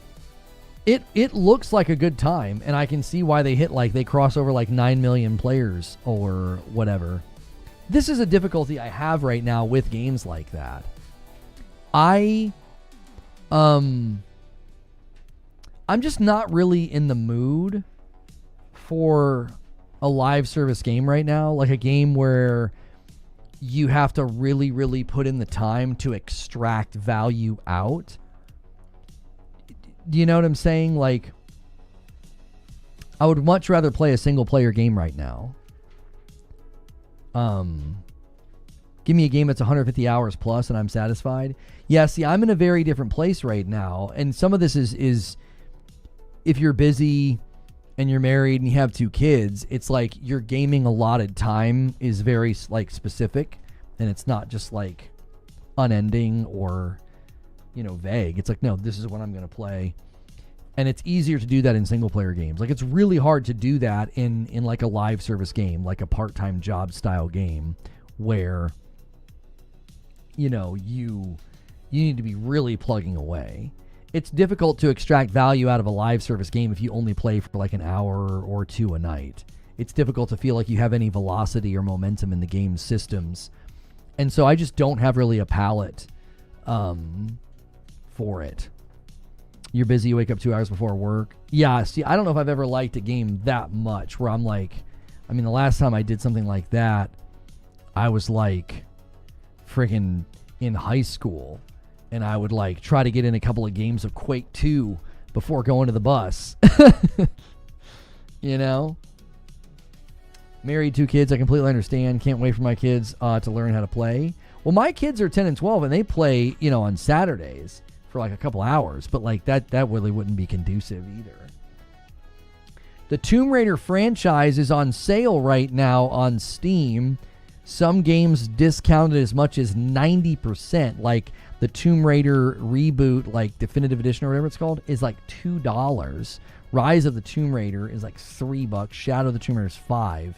The Tomb Raider collection is, what is that, $7? Hang on, that's Wario's account. Let me just pull it up so I can actually see. That screenshot is like low res. Oh, here we go. Yeah, so the entire Tomb Raider franchise is on sale right now, probably in conjunction with the announcement that we're going to see today. Yeah, there was a leak of a Tomb Raider video that I will not be showing you guys. But the Game of the Year edition of Tomb Raider, like the reboot, is $2. Rise is $3. And then Shadow is $4. So that's like $9. Or you can get them all together for $7. All for $7. And then you have like the remastered ones down there. Yeah, there's a lot going on with Tomb Raider right now. Edward Holtz with 28 months. No matter who wins tonight, I think we can all agree that 2025 has been an unforgettable year for games. Can't wait to see what surprises Jeff has. Yeah, I agree. No matter who wins or loses, gamers won big this year. You know? Gamers won big. Like so many great games. $7 for Definitive is a great deal. Yeah, $7 for like all 3 games. I do not like Shadow of the Tomb Raider. I like the first one and Rise a lot. Shadow felt like a completely different game, and it was a different studio. So we know how that goes. That happened recently with Little Nightmares 3. You know, do you think the Star Wars News Old Republic MMO is finally coming to consoles? So, like, it wasn't news. I mean, it was, but it wasn't. I think people are kind of misunderstanding what happened there. So there was a lawsuit that led to a discovery process that led to, like, the court documents containing references to Knights of the Old Republic 1 remake. And then, like, Knights of the Old Republic, like the second game or whatever is, like, somewhere in there as well. So I don't know if there's an imminent announcement that was like a court case that brought that to light. Does that make sense? Like, I think sometimes stuff like that happens, and it happens in close proximity to an event like this. And the reason it happens in close proximity to an event like this is because, like, there's an imminent announcement. I don't know if that's why this came to light. You got a gift alert? Thanks, someone. It's weird. You're not showing a badge. Are you on the wrong account? Do you come in here on 2 separate accounts and maybe your other account got the gifted?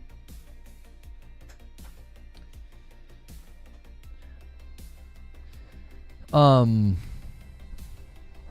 kind of rig do you got? I have my PC next to me is pretty good, like a 4060, and then my gaming rig's like a 5070 Ti or whatever. So we've got 2 solid rigs that we use here. I predicted Monster Hunter Wilds to win Game of the Year, but Capcom underdelivered. Well, my gaming rig's a 5070 Ti. My streaming rig, I think, is like a 4060. It's not as strong. Sometimes I'm proud of you and sometimes I'm ashamed.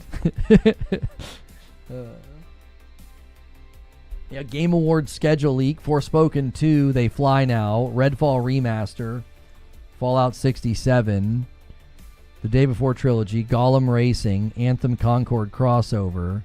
Statue in the Desert. The Game. Dustborn Reborn. Meat. And F Kingdom 2. Half-Life 3. New skins for Counter-Strike. The game rig is a 4070 Ti. Streaming rig is a 5070. Oh, there you go. Yeah, I don't know what I have a lot of the time. Yeah, I have a 4070 Ti Super in the streaming rig. Sorry. I have a 4070 Ti Super in the streaming rig. The gaming rig's a 5070 Ti. Yeah, so Creature's got the right cards. He's just got it backwards up there.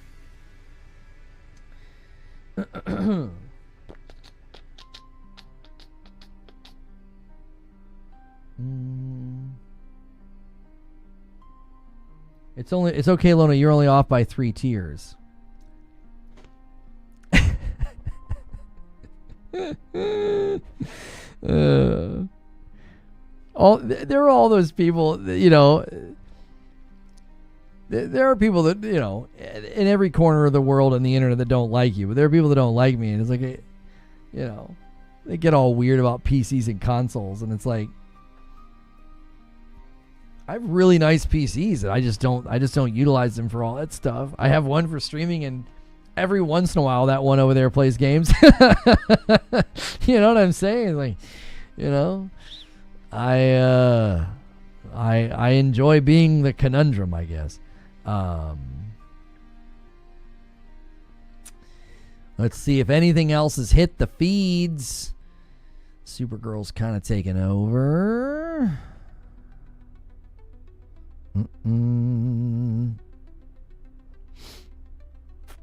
Lords of the Fallen 2.5 got announced.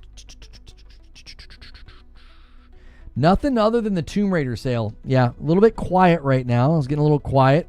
We got 6 hours to go. If you're tuning in for the Game Awards 2025, I am one of the official co-streams of the event.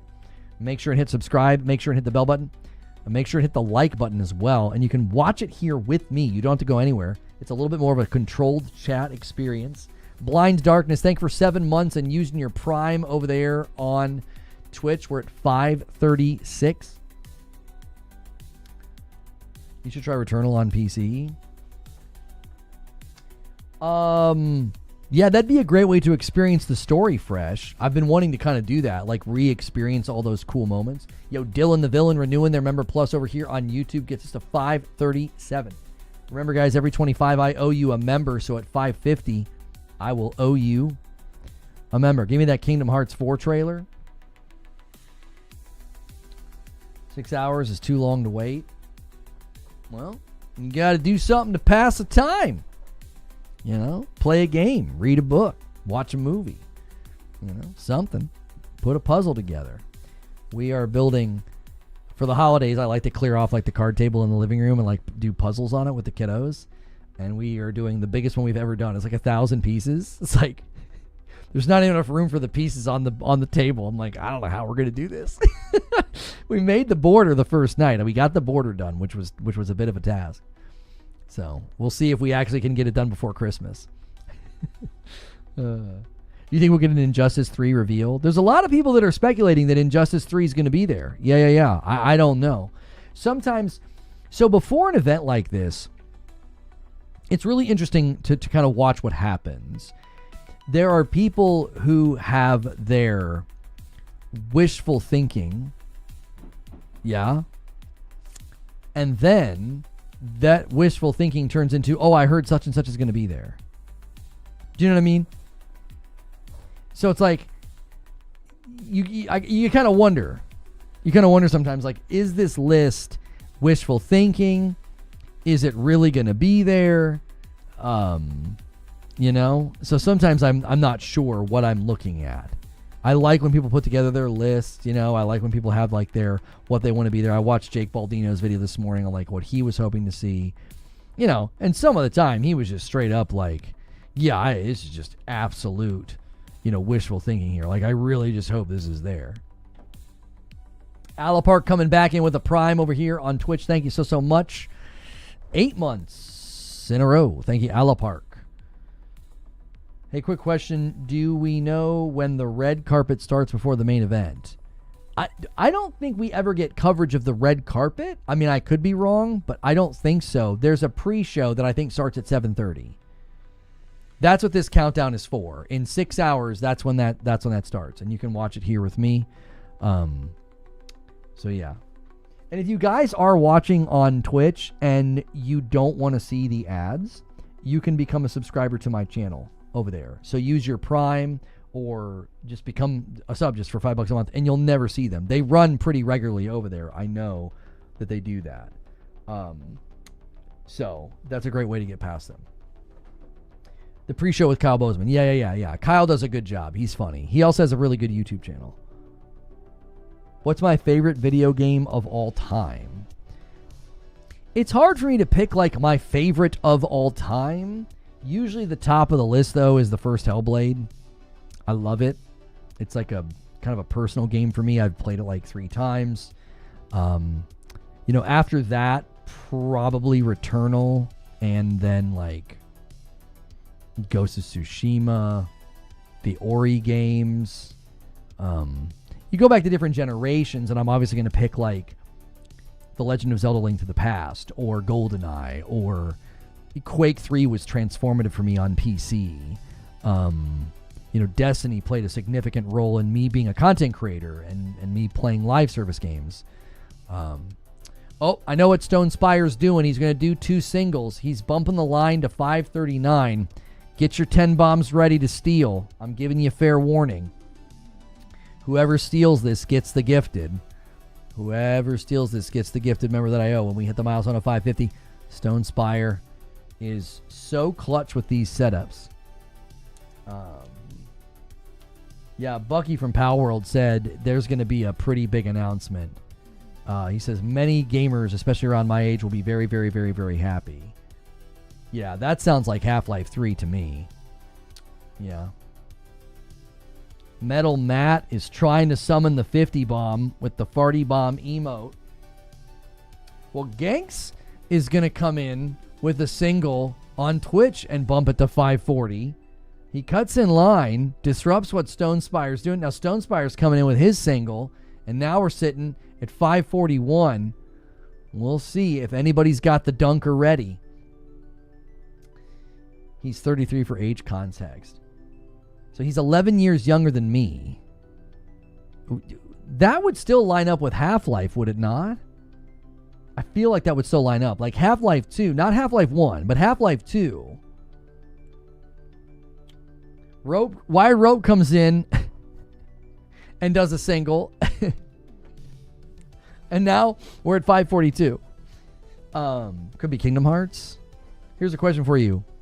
Which would you say you enjoyed more, your time with Destiny or Returnal?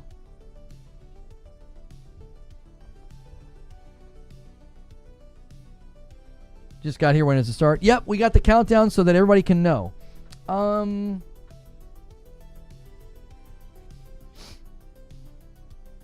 I'm trying to think. I enjoy them for different reasons. Like, I love Returnal. Like, as a game, as a concept. The moment-to-moment action, the story, the creativity, the character, the music. That's what's like asking, what do you like more, your grandma or beer? Not apples to apples. Yeah, it is. It's difficult. It's like, well, how do I pick? Because, like, Destiny was like thousands of hours and like memories with the community and like raising $53,000 for charity in like however long I had like a block of time that I did that. I don't remember how long it was. That was like a staggering amount. Is Dispatch 750? No, you guys got Dispatch. I couldn't come up with anything creative for 750, so like I have that fancy red suit jacket. We could turn it into a formal Friday. I don't know. Do you guys have something you want me to do if we hit 750? You know, usually for the Game Awards, if we hit a stretch goal, I have to have a little bourbon. You know what I mean? People want to get it a little loose, you know. And Madam's like, no, you're not supposed to be drinking during these shows. I'm like, babe, they hit the stretch goal, so I don't know what you want me to do. So yeah, Destiny's just in a different spot because like it gave me a career in streaming. I had experiences I never would have had as a content creator without Destiny. I was a main stage host at E3 2019. I got to sit on the main stage for Twitch and interview like the head guy from ID at Xbox and Call of Duty and Thunder Lotus, the guys that made, you know, Sundered. I got to interview the guy that got to it. They announced Fall Guys. He was sweating, nervous. He said, I so thought somebody was going to announce a game similar to ours. Like, I got to talk to him afterwards. Like, you know, those are memories that I don't think I ever would have necessarily had if it weren't for Destiny. It's hard too because like Destiny's kind of a sour memory for me now because of the way that community acted, the way the streamers acted, you know, the way Bungie acted. I mean, just insanely toxic and destructive. Just no concern at all for well-being of like me or my family. So it's hard to be like, yeah, Destiny, because it's kind of a soured memory now. I don't know.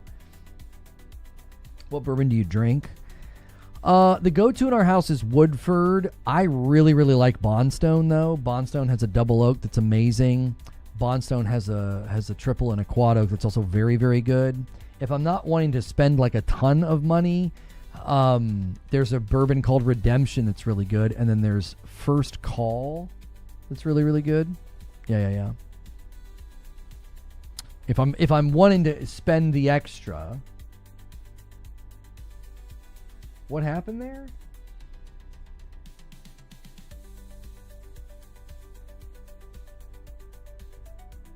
Did you end up getting 3 singles, or did one not get announced? I only see 2. Yeah, I'm not sure what happened. It's showing 3. Bittersweet. Yeah, a little bittersweet.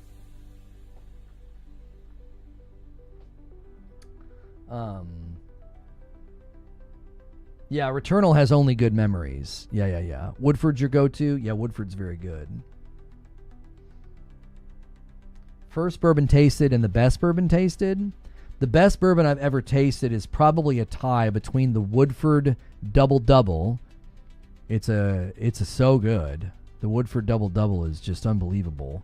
And then there's a Rabbit Hole Derringer that I really like. It's so expensive I can't ever bring myself to buy it. It's like $80 to $90 a bottle or something like that. I usually stay in like the $40 to $50 range. If I'm not one to spend that much, First Call and Redemption are like $30 bottles of bourbon. But yeah, Rabbit Hole Derringer, they finish it in sherry casks, and it is just very, very good. I've never had any like super expensive bourbon in my life. Like, I've got friends that have really, really nice bourbon, and we just never really have an opportunity to drink it. We're usually in situations where it's not appropriate, or it's not the time of day for it. But yeah, I've got friends with really nice stuff. But that's the best I've ever had. So,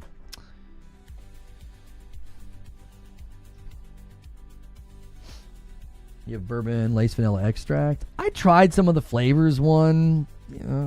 They were fine. Like, I tried like a vanilla one. It was all right. Japanese is good. Yeah, Knob Creek's good. It's difficult to find a bad bottle. I mean, you really got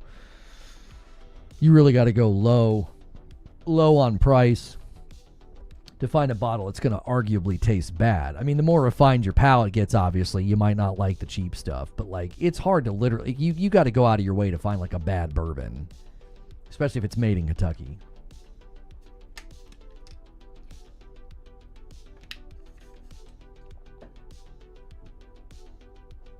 Out of all the Kentucky bourbons that I've tried, they're so consistent.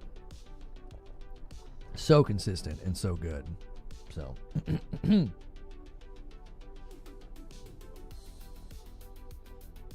YouTube said I gifted 2, then I did a 3rd, didn't show up. I'll count it. Let me count it, Stone Spire. 543. There we go.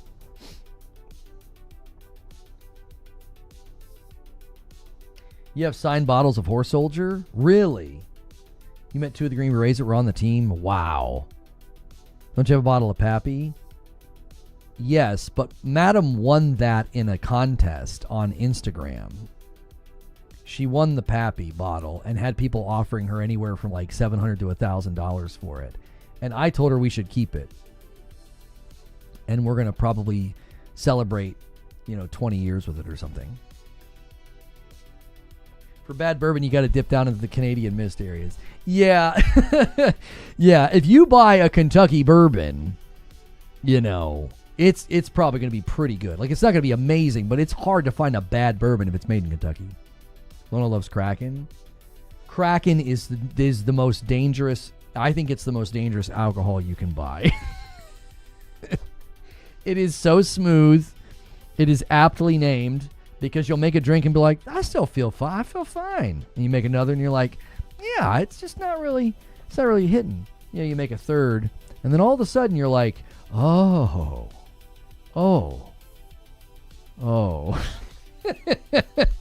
It like sneaks up on you, man. Kraken is freaking dangerous. I don't keep it in the house. I literally don't. I don't buy it and I don't keep it in the house. It is dangerous. Especially if you mix it with a cherry Coke. If you get Kraken and you get coconut rum and you mix it with cherry Coke, brother, That is dangerous. You wake up the next day and be like, what happened? I don't buy it for that reason. It's just too sneaky. It's way too sneaky and way too smooth. Yo, Gaming Ledger with a $5 super chat. This is my contribution to get the ball rolling on getting you a commercial spot at the Game Awards. Keep up the good work. Well, we got a long ways to go, but thank you for starting the fund. Yeah, we only need a tiny $1 million, to have a spot at the Game Awards. Yeah. If you mix it like that, you're asking for it? Yeah, for sure. I got very sick one time drinking that, and for the same reason. I'm telling you, I don't know why it is. I don't know why it sneaks up on you. Like, I have a little bit of bourbon. Within 10 minutes, I'm kind of feeling it. And so then I'm able to pace myself and just have a good evening. Kraken? Like an hour goes by and you're like, I don't understand. You're like, what happened? You almost have to have Kraken and then nothing for like an hour and just wait. And then you're like, oh, I don't know what it is. Yo, Mike on a mic with that work and lurk, and he bumps the line by 1. We are at 5:44. Yeah, the screwball peanut butter. Yeah. I don't buy that anymore either. Screwball peanut butter is dangerous. We have a chocolate flavored one out there that is it's dangerous too, because it's weak compared to most bourbons. So you're like, it's weak. I'll have a couple more, and yeah, it's the sugar that gives you the high, huh? Yeah, I don't know what the science is behind it. I just know I stopped buying Kraken for that reason. It's a lot easier to have a good, controlled, paced evening with some bourbon. All right, let's refresh the news here, see the news feeds here, see if we got anything new for the Game Awards 2025. People are asking what I think wins Game of the Year 2025. Yeah, it's probably going to be Expedition 33. Sorry, I'm super distracted. Sony Interactive Entertainment uploaded a new album soundtrack to their Spotify page. It's called Rumbling in the Sky, auto-translate, and seems to have Japanese influence. Eldon's Blade Awakens, Battle of Eldon, Sunfire Valley March, Murmuring of the Ancient Sea, Heavenly Storm, Shadows, Rain on the Battlefield. What the frick game do you think this is? Look at that picture. That looks like a samurai of sorts. That's like a whole village on fire, like a whole town. Huh.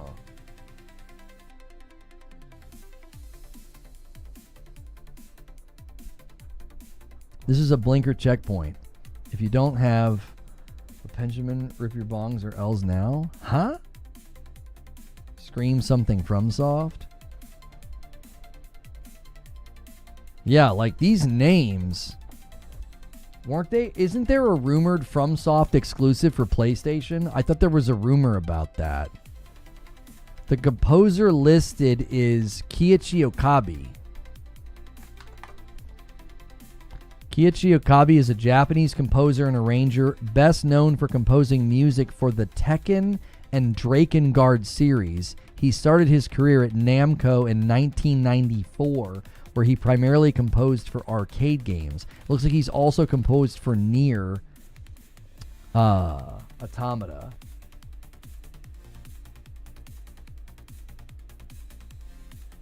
Yote Legends? No, I don't think so. Rumbling in the Sky, Eldon's Blade Awakens, Battle of Eldon, Drakengard? Huh. Yeah. Wife and I did this combo for her birthday party. So what is that? Malibu, coconut, and that's that Korean stuff, isn't it? The soju. The soju? It looks like soju. No, that's hanjan.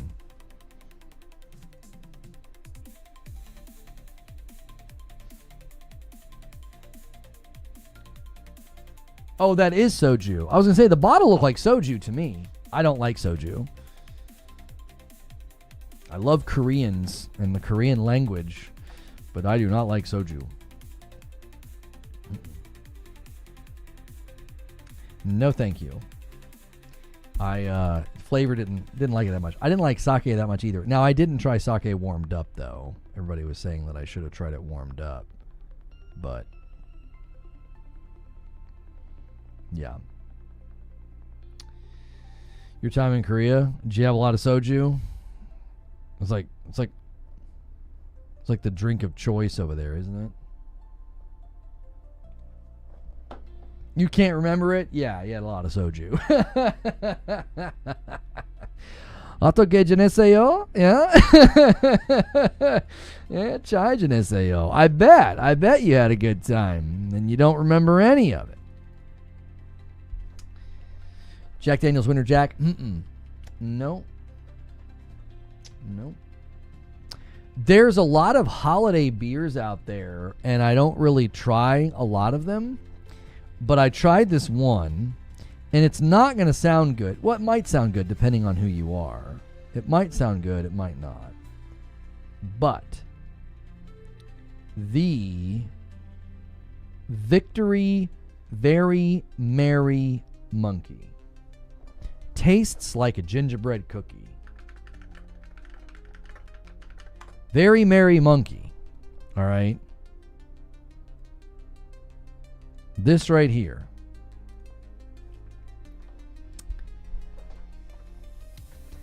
I'm here to tell you.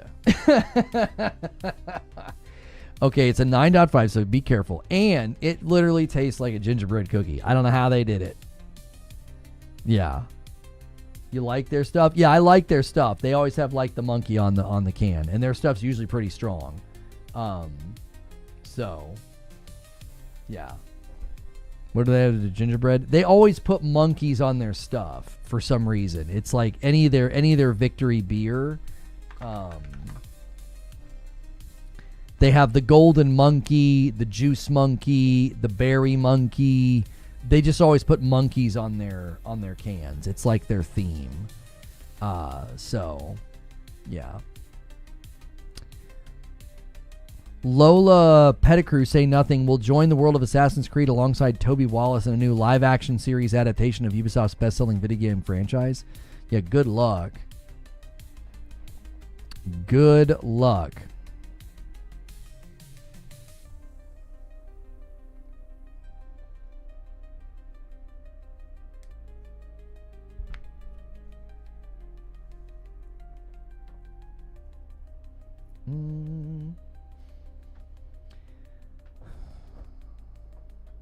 Wasn't the first one bad? It was a movie and it was pretty bad, yeah. So I don't know. What's interesting though is I do feel like Assassin's Creed is a franchise that could have great content. Could have a great TV show, a great movie, a great anything. Do you know what I mean?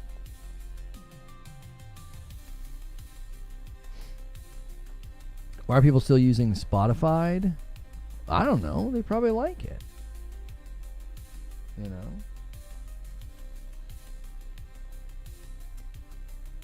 Alcohol is for amateurs?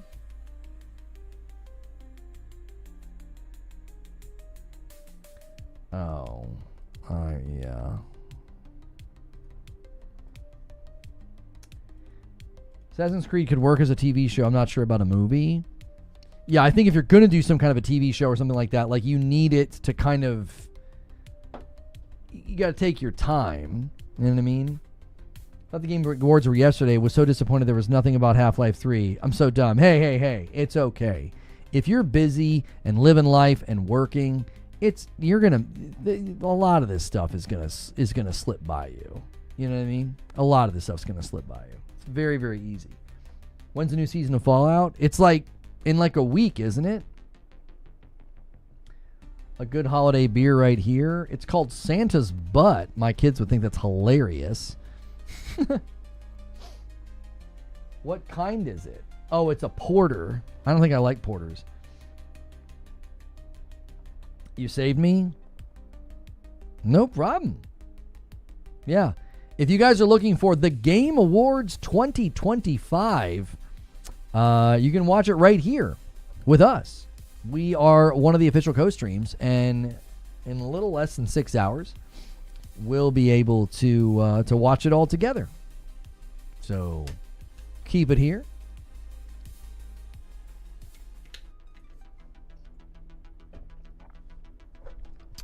I doubt this will happen, but it's been talk Avengers Doomsday is dropping today. Oh, like a trailer?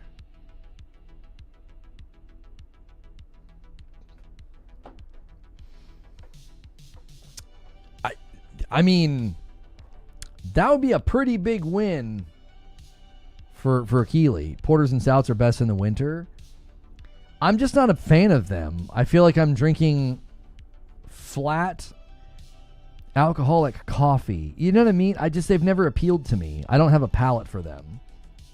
I like IPAs and I like bourbon. I don't like porters or stouts.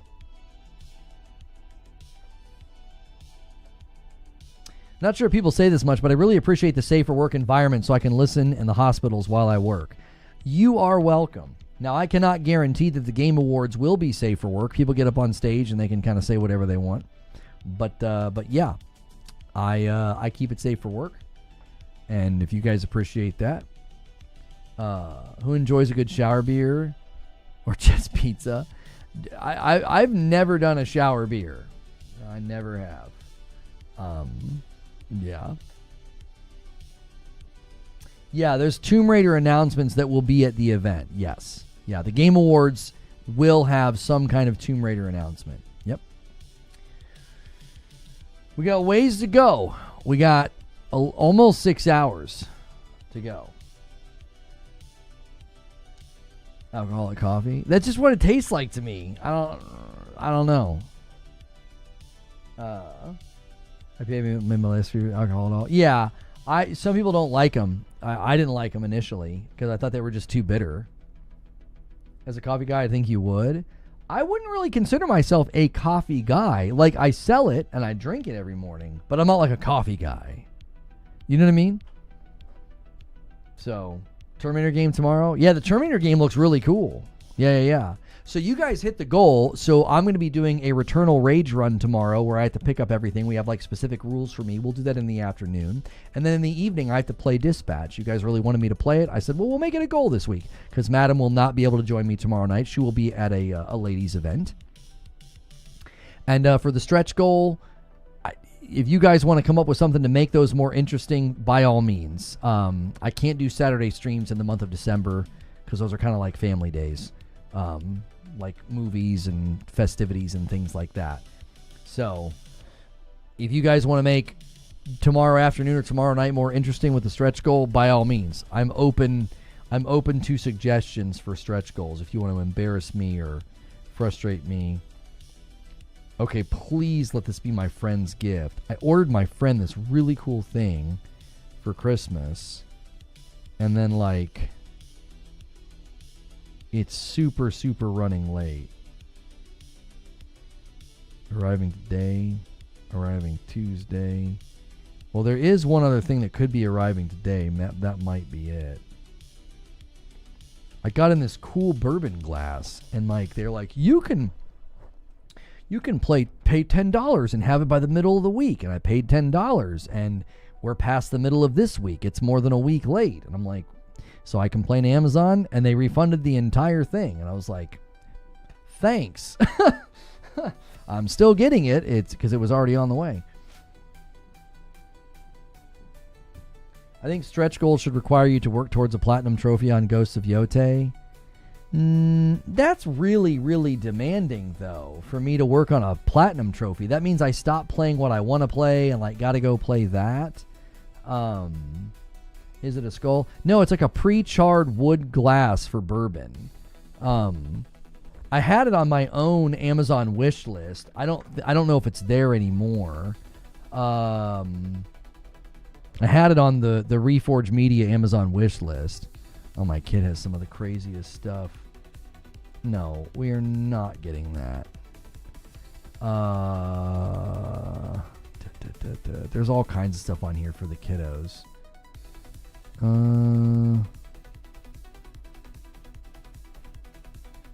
Why is that on there twice? Yeah, it's not on here anymore. I don't know why. I might have taken it off. I'm not sure.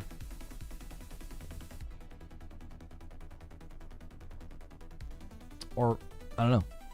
Maybe somebody bought it. Maybe Madam got it for me. In any case, yeah, that's what I got him. I thought TJ started at 8 Eastern. I believe the pre-show, no, he doesn't watch or listen, Hadigan. He is way too busy. The pre-show starts at 7:30. There's like a pre-show with, it's usually with Kyle Bozeman.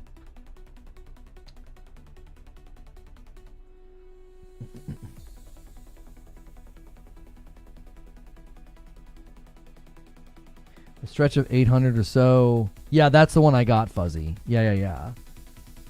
Doesn't seem too demanding, right? Seems like a good amount of members to do that. We hit crazy gifted goals pretty regularly, and hitting a crazy gifted goal that would require me to go platinum a game is just too demanding. Like that would mean in my own personal life, I'm like booting up Yote and going for obscure trophies and stuff. I don't want to do that. That wouldn't be fun for me. It needs to be something like fun and lighthearted, like, you know, I play a game on stream for you guys, or, you know, a challenge like we're doing in Returnal, or, you know, where I had to wear a suit for Gaming News Tonight with Madam. Yeah, it's got to be something like fun that we can do like in the moment, not something that I'm working on for like, you know, days or weeks at a time. That's why, and again, this is on a week. Like if we, like, what is it, the Mind's Eye one? During stream you're grinding it. Yeah, that would be terrible. We don't do that kind of content here. Me streaming a platinum, going for a platinum in Yote, that would be awful. Nobody wants to watch that. Nobody wants to watch that. Like, I built my career off of a talk show, and watch me slowly work on a platinum in Yote. Platinum in Yote is not obscure. Well, most of the time, like, I feel like platinums are. Like, I don't have any desire to do that. It would be bad content, and we can't do that. Gameplay on the channel is infrequent. We like to do it. We're like, hey, there's a new game. Let's check it out together. But let me see if that was my friend's gift. Let me see if it's updated. I don't know. I don't know if it was his or not. It might have been something else. Can you and Madam play Reanimal together? Yeah. We played Little Nightmares 3 and we didn't like it very much. When does Reanimal come out? You tune out for that? Yeah. Incentives need to be fun. You know what I mean? New York City hairstyle, bro. LOL. If you're making fun of my hair, I don't know if you're expecting a strong reaction. That's why I said Returnal, because you're close. I don't know about the Returnal Platinum either, because there's like really, really specific things you have to do in like the, you know, that isn't stream friendly content. Yeah, it's not very stream friendly, like going for a platinum. Yo, Tactical Gamer, thank you so much for renewing your membership. If you guys are paying for your own membership on YouTube and you want it to count towards a total, it's got to be a Member Plus or a VIP. I can't tell the difference between a standard membership and a gifted. Unfortunately, YouTube doesn't give us that ability. So I'm hearing that Lono's hair is so lame that hipsters think it's cool. You're a new subscriber, bro. Okay. Thank you for pressing the subscribe button. I don't understand. Like, if you're making fun of my hair, I mean, people always make fun of my hair. I mean, they usually say something like Jimmy Neutron or something. Are you complimenting my hair? New York City style hair? I've never heard that before. Like, I've heard a lot of things about my appearance. That's not one of the things I've ever heard. I've been told I have a big forehead. I've been called Jimmy Neutron. I've been made fun of because I'm short. There's a lot of things you could make fun of. But I don't know if anybody's ever said New York City style hair. The Game Awards pre-show is hosted by Sydney. Oh, it's hosted by Sydney? I thought it's usually Kyle Bozeman. Did someone say going for a platinum is not stream friendly? I get it maybe for your channel, but guys that stream platinums get crazy amounts of viewers. I would imagine that's what they've built, though. Do you think if they suddenly booted up and sat in a room like this and talked, would that go well for them? Like the guys that do like challenge runs in Elden Ring. Like imagine them doing what I'm doing right now. How well do you think that would go? Do you know what I'm saying, bro? Like, you know, the average person has to kind of stick to the thing they've been doing, right? So like I can't just suddenly be like, hey guys, going for a platinum today. People be like, why? You know, it wouldn't, it would be sort of off-brand, I guess, would be the way to put it. I worked an extra shift today so I could take tomorrow off, enjoy sleeping after the awards, enjoy the Terminator game, PoE 2. Nice, Anthony. Nice. They'd have to try it, I guess, and see. I have been doing this for a decade, and the minute I'm doing gameplay, most of the most loyal folks leave because I'm not talking. And we do gameplay and we get decent results because, like, if it's the day of a launch or something, people tune in. But if we try to go further than that and do something else with it, it generally doesn't go very well because we've curated and grown an audience that loves the talk show. And I think that that's great because that's really what I'm better at anyway. I'm a talker by nature. I'm an orator, as it were. I'm not a bad gamer, but I'm also not a top-level gamer. Like, I'm just kind of in the middle, like casual dad. Like, you're not going to tune in to, like, watch me take down a boss in something, you know. I think I played very well in Sekiro. You know, I beat that game pretty quickly. But I don't think you'd ever go and watch that to be like, this guy's a really good Sekiro player. Do you know what I mean? Yeah, I get told all the time I look like the YouTube Shorts guy that does the construction fails. Yeah. So they basically have the interest in the gameplay for like on launch. Yes. Yeah, I'm a professional yapper. Right, so big Pac fan. This is kind of an interesting thing that comes up a lot because people are like, well, he doesn't play a lot of games, you know, on his channel. No, I do, but I usually show it day one for like an hour. Because typically within content, when something comes out, people are going to go and search, right? Like, what do we do, recently? They'll be like, Arc Raiders gameplay. That's a little different because that's live service. We'll take Doom the Dark Ages. Doom the Dark Ages gameplay. So, like, it's the launch day, and people are, like, going and searching for that. And usually what they'll do is they'll say, how's it look? How's it feel? And they only want to watch, 10 minutes, 5 minutes, 20 minutes, something. So like an hour of gameplay in Doom the Dark Ages sort of serves the purpose of you guys that like me, like my content, or like, how is it, Lono? Me coming back and doing Doom the Dark Ages part 2, 3, 4, 5, 6, and 7 is not a good idea because what that does then is it overstays its welcome. People are like, well, we kind of already saw you play on the launch day. It gave us enough information to go on. I'm not like a comprehensive reviewer. I've not really built a brand like that. Like some people play the game and like Skill Up, for example, he'll upload, his review sometimes day of if he got embargo coverage, or he does it like weeks later because he really wants to play the game to completion. I've not built that. I've been more of a talk show, which was kind of born out of my Destiny coverage. So like that just doesn't serve its purposes anymore. It's like, well, why are you're going to do Doom, parts 2, 3, 4, and 5. We tried doing ongoing gameplay, parts 1, 2, 3, 4, 5, 6, whatever. We did that with, I think, like Horizon and God of War. And it was largely a waste of time. I can play it comfortably on my couch and enjoy myself, not feel the pressure of putting on a good show, not feel the pressure of getting good results as a content creator, and just enjoy myself. Like, I have cleared tons of games this year and had a great time doing it, but I did it on my couch in the evenings usually. Why are your subs so low? I don't know. I mean, we've been doing this channel for 4 years. So, close to 60,000 subs in 4 years isn't bad, I don't think. We definitely slowed down this year, unfortunately. Some of that was out of our control. We were cruising, and then they did something with AI and slowed a lot of what we were doing down. But, not really in control of that. Biggest achievement in recent years is beating the Super Boss Weiss and FF7 Remake integrated in under 80 seconds. Yeah, I mean, that's... Like, if I'm passionate about something too, like, I'll do something like I did where it was like Returnal in 2025 and like kind of walked people through how to enjoy Returnal. And that video and stream has done amazing. But that's like a very specific thing. And I'm not like playing Returnal like every day.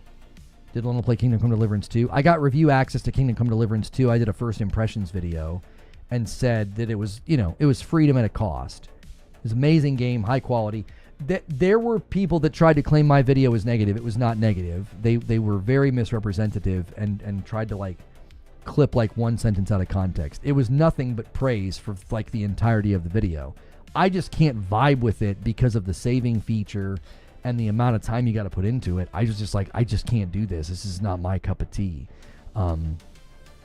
It's like when you see something that's like really, really high quality and you just can't vibe with it. Like Baldur's Gate 3 is a good example. I can tell that game is excellent and that they built it well and that they care about it. And I just can't get into gear with it. Fighting games. I can watch people play fighting games. They praise them. They talk about them. People are excited about, Marvel, Toko, and Fighting Souls. I'm not going to get anything out of that. That's just not for me. It's not built for me. The expectation sometimes seems to be interesting. Like, I'm expected to play like literally every game that comes out, which is kind of weird. Nobody does that. No content creator does that. Like, every content creator kind of has their preferences in games that they like avoid and games that they don't like. Like, for me, like if it's a sports game, if it's a racing game, it's a fighting game, it's just never going to get any traction with me. And also, like, right now, don't really have a taste for live service games, ongoing games, turn-based games. I'm kind of more of like an action, open world, story-based narrative game like kind of vibe. Like, I love Shinobi Art of Vengeance. I love Death Stranding 2.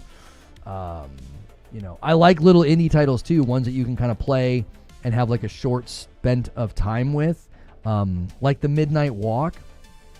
I really liked that game this year. It was like a 6-hour stint. So I'm being told that Ghost of Yote sold close to 4 million copies so far, 3.7. That's not bad for what, like a month? That's not bad. So,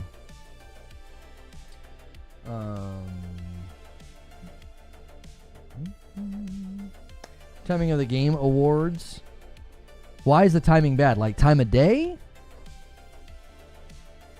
Do you think AI will start making games independently in the near future? Personally, I work in the architectural industry creating 3D visualizations, and soon AI will be essential tools to keep up. I don't know if, it's good, Edward.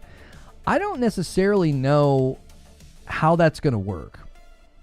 And here's why. So,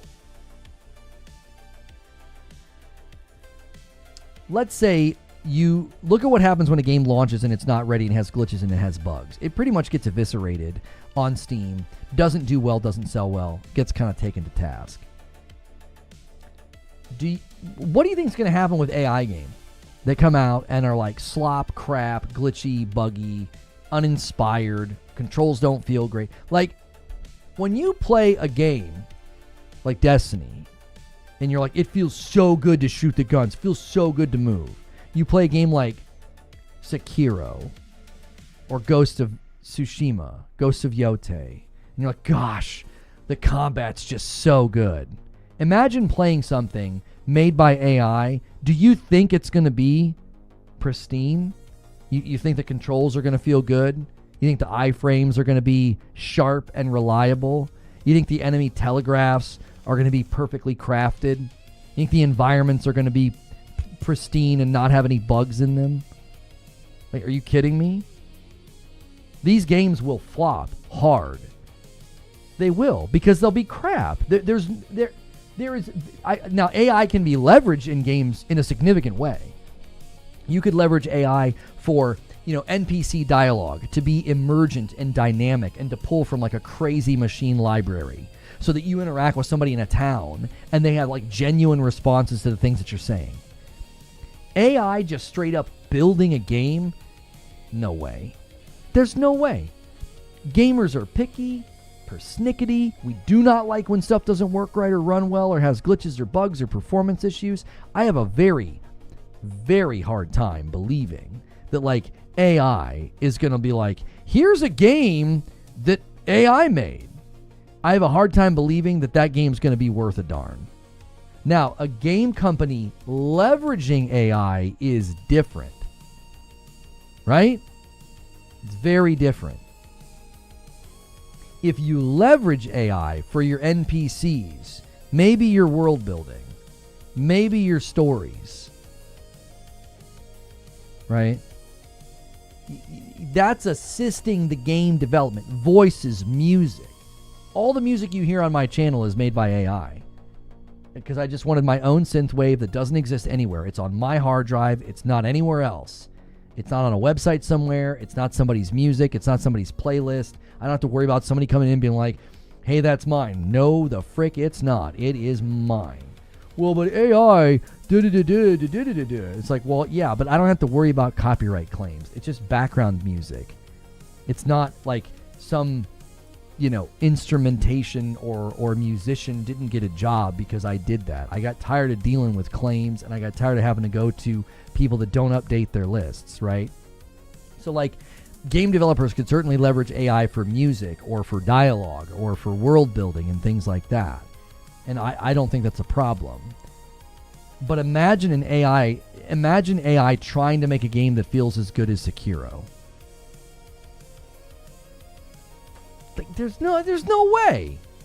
Not in our lifetime. I don't think so. Not in our lifetime. There's too many things that can go wrong. There's too many things that can be lacking in polish or not feeling good or not feeling tight. I have a very, very hard time believing that. What happened with Magic Sword? Well, Magic Sword is whitelisted on Twitch so that you don't get muted, but they're not whitelisted on YouTube. You get a copyright claim as soon as you run Magic Sword.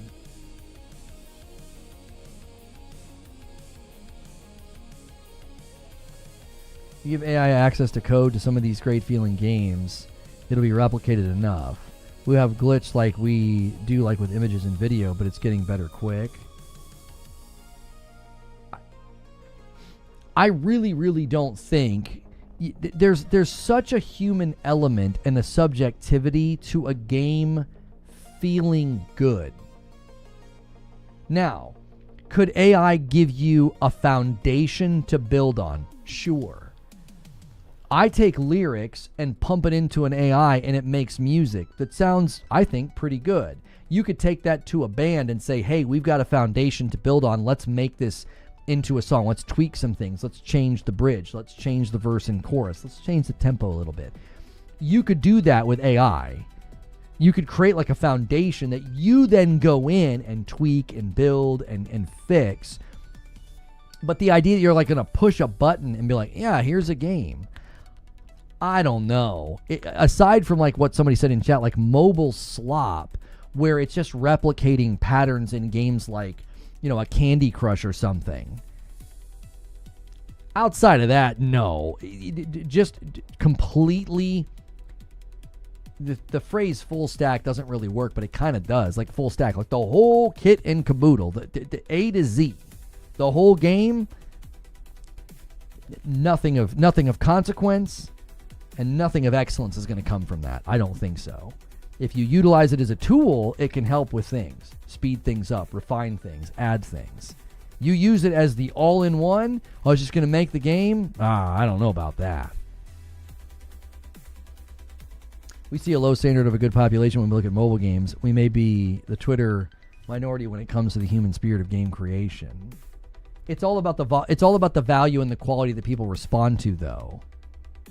Like, if you look at a game like, what's that one? Not Pillars of Eternity. Oh, frick. What was the one they came out? It was like a girl and her brother. It was like off-brand. It was like off-brand God of War. It felt terrible. It felt like crap. It doesn't matter it doesn't matter if you have like refined taste, or you're coming from like God of War or Elden Ring or Sekiro or Rise of the Ronin. You're gonna play that game and be like, this feels bad. AI can't do things that haven't already been done. They will always need human guidance to accomplish things that haven't been done before. No. Echoes of the End. Thank you, Sven. Go play Echoes of the End and tell me that, like, if they're not super tuned in on YouTube and Twitter, they're not going to be able to tell this is a bad game. Oh, yes, they will, and the sales and the review scores reflect that. It just doesn't feel good. It doesn't feel polished, refined, or tight. You come out of a game like God of War. Show them my clip from yesterday. Yeah, where the NPC just kept running off the cliff. Thank you, Optimized Nordic, for 28 months. Airhead have said that Helldivers 2 will get an announcement before the holidays hits. Data miners have seen proof of in-game squad features. I don't know what that means, but that's exciting. It's always cool when they do new stuff.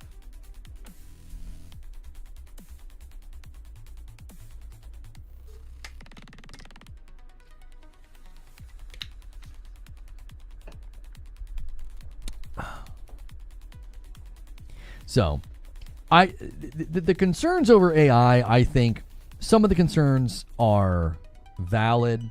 Some of the concerns are largely overstated. I've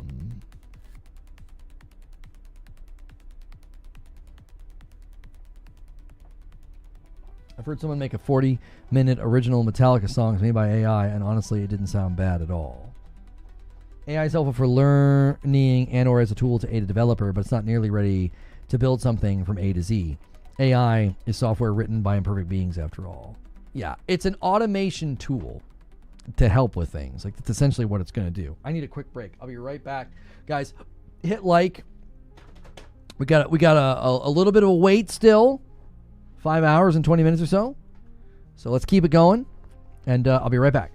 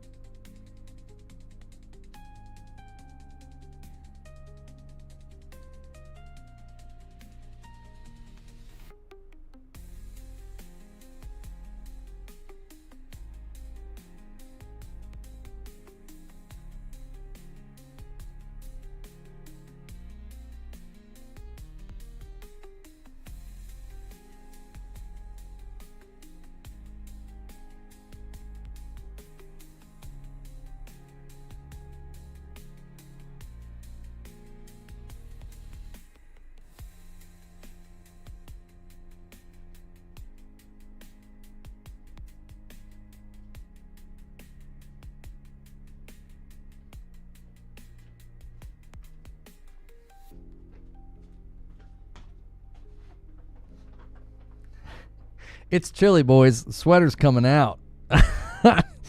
Old man sweater time. It is chilly in this house.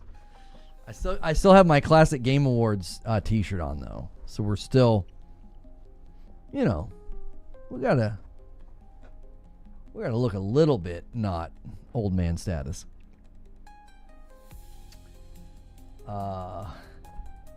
It's just Vampire Survivors. There will be new game announcements tonight at the Game Awards. Legit Gamer is going to be in a shambles.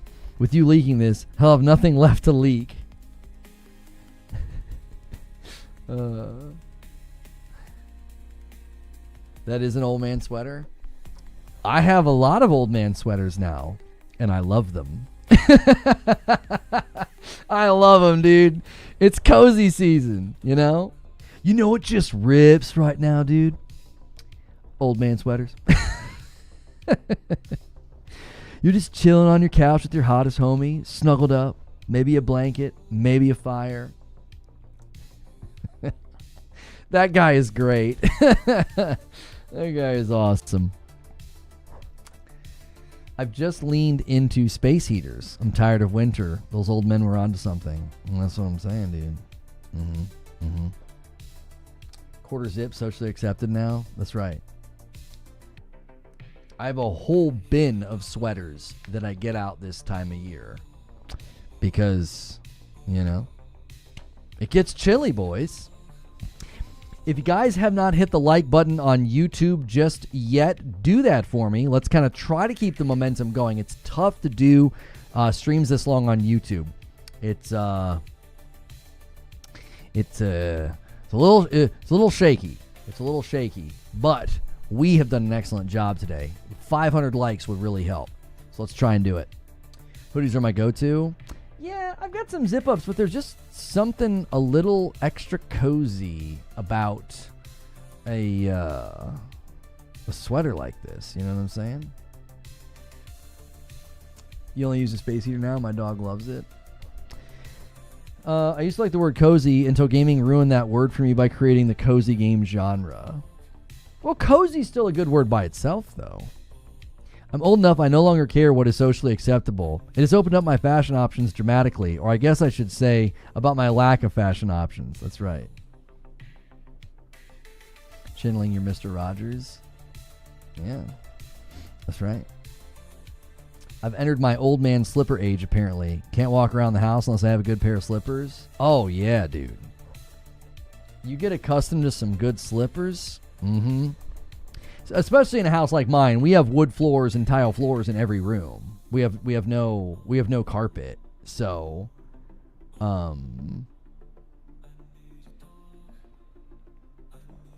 respect for that early start of the stream. That'll be a long time. Yeah. And you guys, I appreciate the support, the likes, the members, the super chats. It all helps, man. I just don't wear pants anymore, but I also don't know I'm not wearing pants sometimes. It's more awkward for them than me. Yeah, there's a lot to unpack there. I don't know. You're going to end up in jail. I mean, we'll just say it, Rope. You're going to end up in jail, brother. You can't just be walking around without pants on. I just like shoes in general. Hate socks. No idea how I got here, but we're here. I thought AC Black Flag Resync might be there, but Ubisoft isn't paying the amount of pounds for that slot. Yeah, I think we saw somebody claim they were either predicting or leaking. It's all fuzzy for me now, so it's hard to keep it all straight. But that Ubisoft will not be there at all is what I saw. I don't know if that was a prediction, a leak, or a guess. Slippers with a rubber sole. Oh yeah, I'm always in some I'm always in some old man slippers. Like, what are we talking about? Like, sweatpants, slippers, and a sweater. Those are the 3 S's. Still a good word, but now everyone I hear the word is to think of Jeff announcing a game. Yeah, I mean, it's definitely synonymous with like any game where you're like, decorate this house in a cozy Simulator, Home Decorator 5. And you're like, oh, cozy game. Yeah. I totally get it.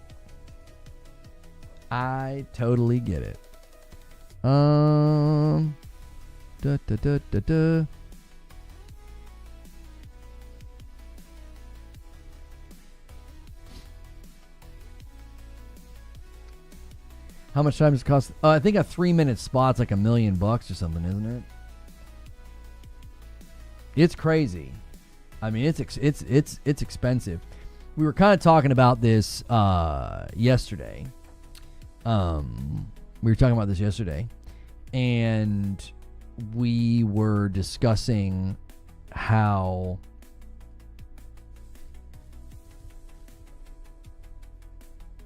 basically it's not about the $1 million for the small window. It's about the fact that companies pay it.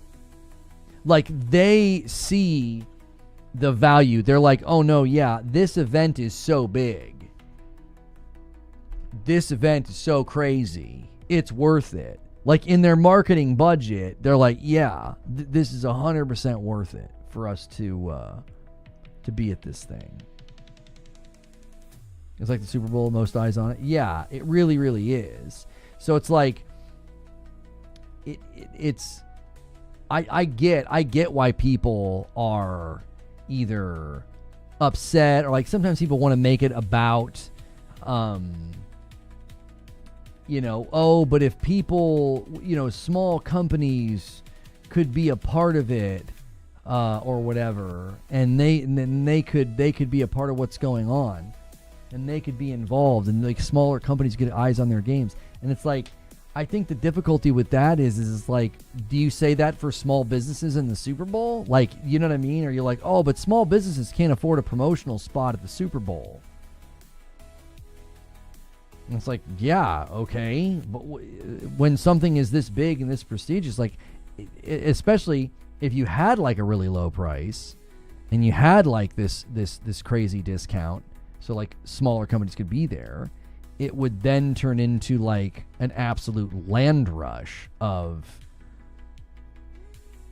just anybody. It'd be like a first come, first serve. It'd just be insane. So I also think the event does a pretty good job of highlighting smaller games and promoting smaller games. Reforge slippers when? I don't think I have any merch coming in that way. Nice.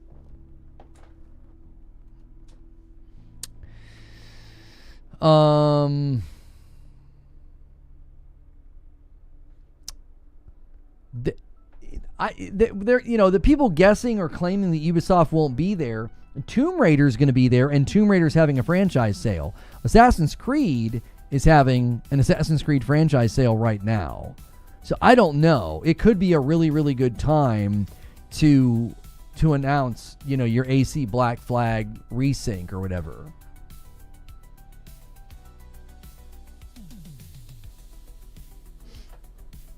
So, I don't know.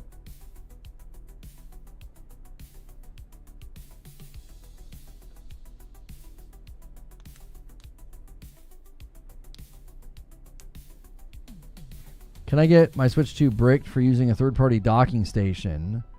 Didn't have an update to remove that or something? I don't think a docking station would do anything because that's just charging it, right?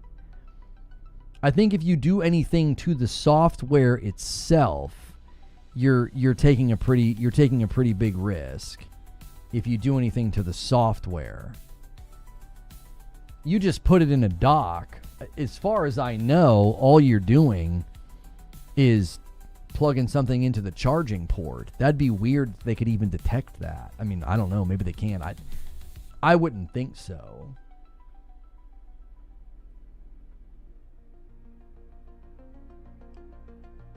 You'd have to have features that won't work through the dock with the official one.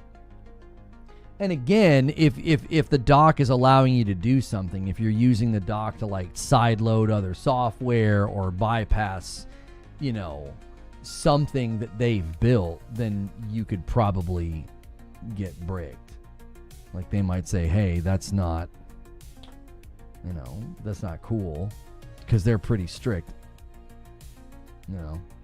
Because I love Nintendo IP. I don't like Nintendo, like, as a company, like how they function and how litigious they are. Suing people, killing YouTube channels and stuff. I mean, there's an element of how they run things that I'm just not a fan of.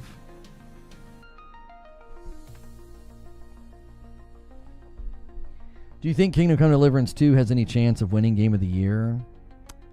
No, I don't think anything has a chance to beat Expedition 33. Yo, what's good, Brooklyn? What's the word on what we think we'll see? There's confirmed appearances. The biggest speculation would be probably Half-Life 3. I think that's probably one of the biggest speculations. There's speculation on what the Larian game will be. We know that it's something Divinity. We know that Housemarque will be there with new gameplay footage of Saros. Resident Evil will be there.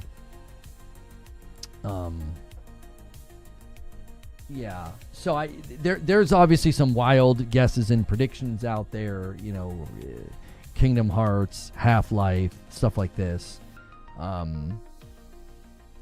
I always have like a hard time guessing because there's just so many things that could show up. I mean, the KOTOR thing I'm a little less confident in, because the reason that we learned about KOTOR was a court case. It wasn't like they were gearing up marketing and somebody leaked something to the press. It was a court case that Stephen Totilo reported on, and the discovery process unearthed documents that essentially said something to the effect of like, KOTOR 1 exists as a remake, and then KOTOR 2 was mentioned.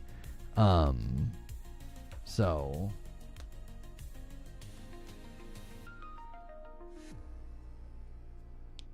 5 hours away. It's a long haul. It's a long haul, boys. It is a long haul. I contemplated not booting up until middle of the day, like just taking the morning off.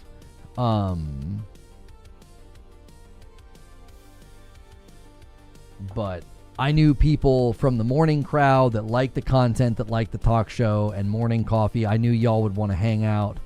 And so, yeah, the Lego Batman game's going to be there. Lego Batman Legacy of the Dark Knight, it will be there. Yeah, Phantom Blade Zero is going to be there with a release date trailer. Yeah. We need a waiting room power nap. Go make some AI lullaby music. Believe me, man, I've been really, really enjoying that grind on Returnal. It was really tempting this morning to be like, I'm just going to play Returnal until a little after lunchtime, and then I'll boot up and we can do a 6-hour waiting room as opposed to, an 11-hour waiting room. A $20 super chat from the OA. I read the other day some guys on Twitter complain how stupid the Game Awards was. It's okay to think the awards don't mean much, but you have to be obtuse to not acknowledge how good it is. Our hobby has such a celebration. I mean, it's one of the most watched digital events in existence.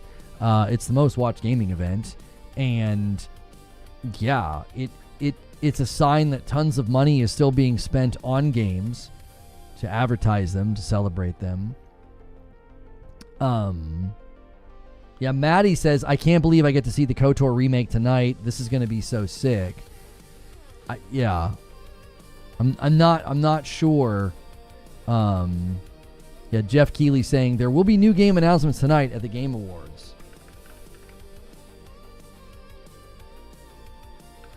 Hang on.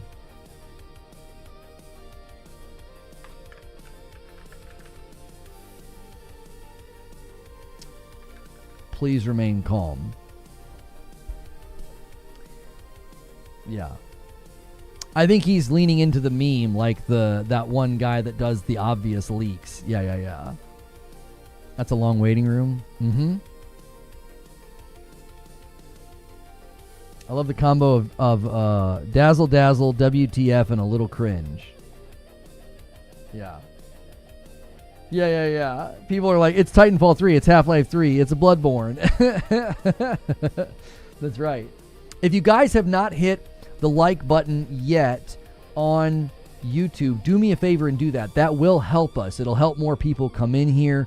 We can kind of keep this thing going. We've had a great day today. Thank you for being a part of it. Those of you that have been here since the beginning, and those of you that are sticking with me, you can also submit questions. Members can do this. Zintho says, what's your wildest, most out of left field prediction for the Game Awards tonight? I think Half-Life 3 is pretty wild and pretty big, but I mean, I think we have enough to make that prediction. And Christopher Burnett just submitted a brand new one. How many games do you think show up with release dates between April and September?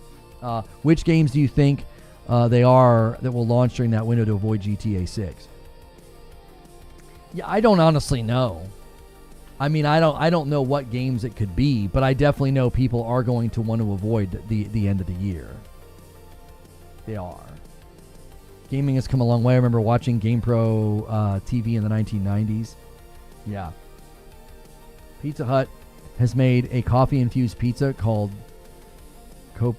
Coffee Pizza. Oh my gosh, stop it.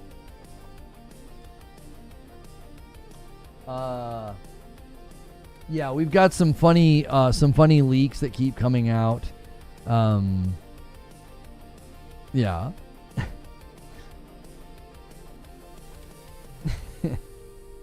Like, this is pretty good. This is a little bit more subtle. Red Dead Redemption movie reveal, starring Jack Black. Minecraft 2, GTA 6 trailer 3, Batman Beyond Arkham, Bloodborne 2 plus a PC port reveal, Hideo Kojima, new Quake game reveal, Master Chief is executed live on stage, Devil May Cry 6, Titanfall 3, Transformers Hero Shooter reveal, Katana Zero DLC release date. I think this is supposed to be Gunner. It says Goner. Goner Bait Gotcha game reveal. Elder Scrolls 6 trailer. Number 2, new F-Zero reveal. Roblox shutdown announcement. Fortnite X Big Rigs crossover. And then Jeff gets gored by a wild boar that ran onto the stage, ending the show. And then down here at the bottom is, hang on, you can't see it. It says Half-Life 3 reveal. It's like out of the frame. I can't scroll down that far. That's a good one. They get an A. They get an A forever. Yeah, a Transformers hero shooter would go hard. We all know that it would. Especially if it was a looter shooter of some kind. Wired Rope submits a question. If it ends up like last year, what will the reaction be when Donkey Kong wins Game of the Year? I mean, there's no way that can happen. Donkey Kong doesn't even remotely have a chance of winning Game of the Year. There's no momentum behind that game at all. Like, Expedition 33 is just standing so tall, and it's won so many awards already. And thank you guys for tuning in. We're getting some more people coming in here.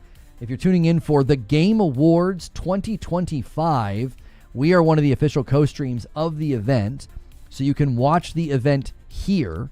You don't need to go anywhere else. So hit like, hit subscribe, and hang out with us. And you can submit questions if you get a membership. Somebody might gift one to you. You could always decide to pick up your own. And we appreciate you being here, spending your day with us. I do these really, really long waiting room streams so that you guys kind of have a place to hang out while we wait for the festivities. Yeah, there was that Transformers game, but I'll be honest, it looked like it could have been. It looked like it could have been bad. I don't know. I mean, I didn't have a whole lot of confidence in it. You need to master flying, driving, and shooting. Transformers is a challenging game to make. That's why there are no great ones out yet. Do you want to know who could make an incredible Transformers game? is the team behind Anthem. the movement, the flying, the combat, the shooting, like they really did a great job with that one. I mean, I don't know. They had a really, really good base movement system there that could be utilized. Another question coming in from James. Transformers hero shooter having an 80s vibe like He-Man would be awesome. It really would. It really, really, truly would. I think there's a lot there. There's a lot of potential, in it. Another one coming in here from Bumble Pants. God of War 2.5D side scroller, whatever the rumor is, what makes an appearance, yes or no? I actually think the odds are good. I mean, the snitch kind of came out of nowhere and, teased something God of War. I think the timing there is a little, it's intriguing. It's intriguing timing. To have that happening. So it's one of those things where I don't necessarily think the next mainline God of War is anytime soon. So I would expect it to be probably the God of War, 2.5D Metroidvania that, Tom Henderson from Insider Gaming has said is real, and is coming. So we shall see.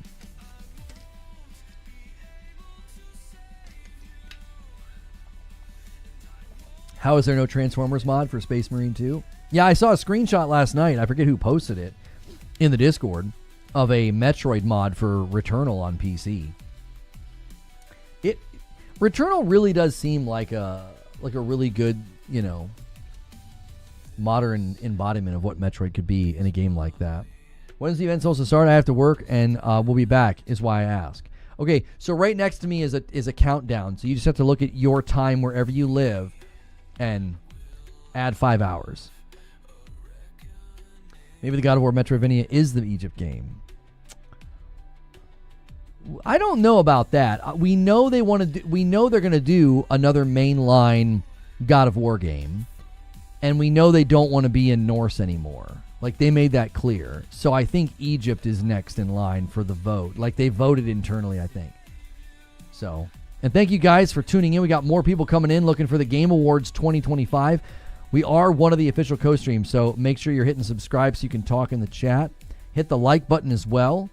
Help us get to the next milestone of likes, of 500 likes. And we appreciate you guys hanging out today, being involved in the coverage and in the discussion. We appreciate it very, very much. Checking the news feeds to see if anything will be, anything else is getting announced or revealed.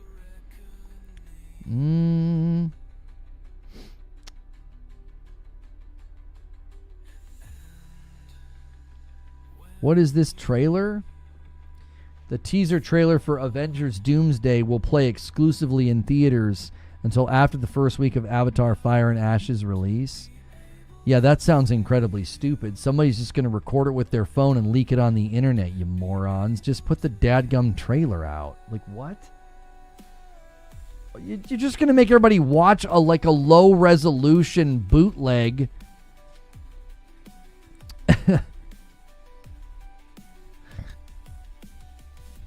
Like, you know what I'm saying? That's all anybody's going to... That's what everybody's going to do. We're all going to see a low-res bootleg version of it.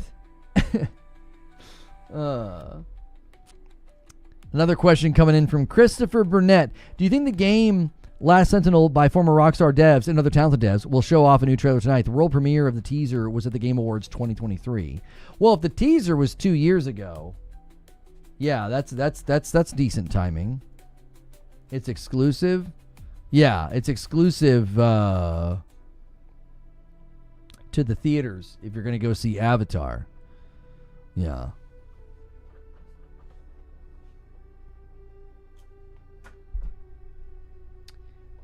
Pretty sad coming from limited run games. Should have been multiple discs. Completely defeats the purpose.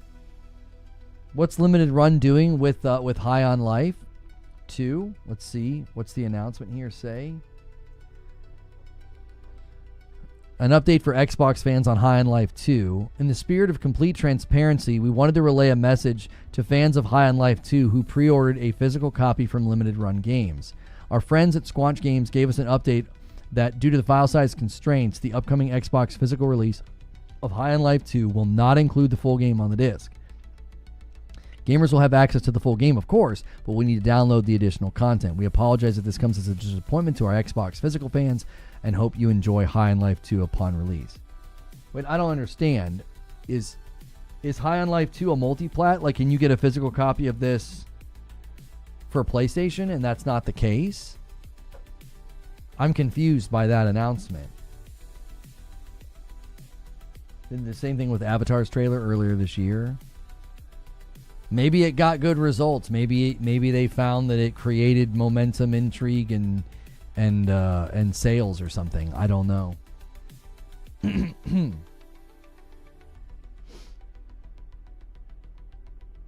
Indubitably. Yeah, can you get High on Life 2 physical for PlayStation?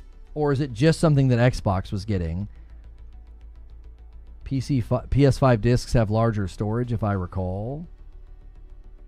Huh. That's weird that happened. Dummy should have put on Disney Plus. Yeah, if you make people subscribe to Disney Plus to see the trailer. What was the High on Life thing? Limited Run has indicated that the physical Xbox discs of High on Life 2 won't have the full game on it. It's too big. And I was asking the question, why would that not be true for PlayStation? What would be the reasoning? I don't really keep track of physical releases and storage and stuff like that because I switched to all digital a while ago. I just don't really care. I know people really prize physical and that's fine. It just doesn't really matter to me. PS5 discs or Blu-rays.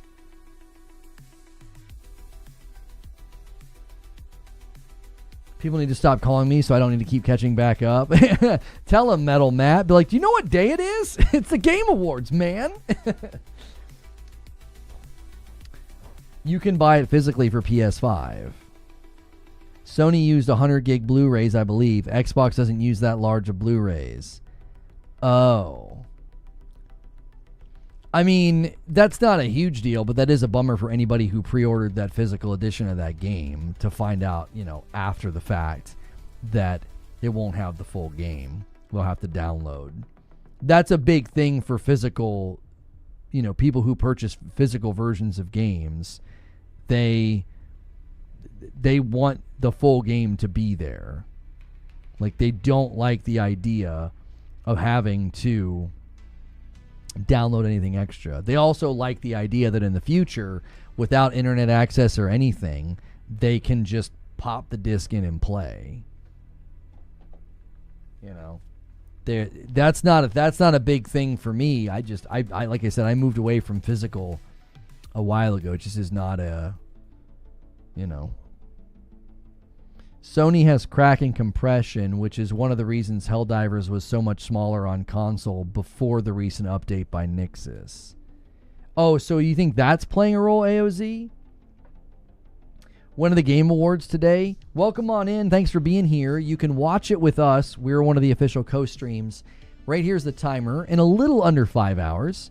So appreciate you stopping by. Maybe you'll hang out with us and keep on watching. We'd love to have you. This is basically a waiting room for the Game Awards 2025. If you guys are enjoying the show, if you've been here for a while or just recently got here, take a quick second and hit the like button. Check your membership, see if it's up for renewal, and see if you can add to our total. Phantom Blade Zero has a landing page on PlayStation. Release dates to be confirmed. Yeah, the release date trailer for Phantom Blade Zero will be at the Game Awards. Yeah, tonight. That's why a lot of people are upset over Nintendo over the Switch 2 game keys. Limited Run Games is a company built around preserving physical media. Yeah, the announcement from them sounds like it took them by surprise, which is obviously unfortunate. Yeah, you're not missing this? Well, I'm glad you're here. You can watch the official broadcast, obviously. I will show it here and be down in the corner. I don't talk over any of the announcements or anything of significance. Maybe I'll make a few comments here and there. But it is a much more controlled chat experience if you guys want to watch it here. And I appreciate you guys hanging with us today.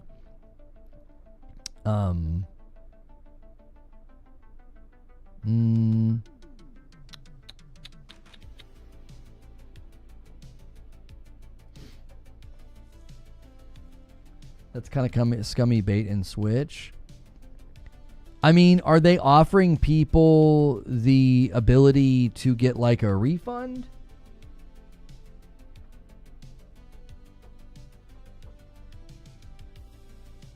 I imagine they would refund people that want their money back, right? Bait and switch would be it showing up and not having the full game. Yeah? That would be a bait and switch.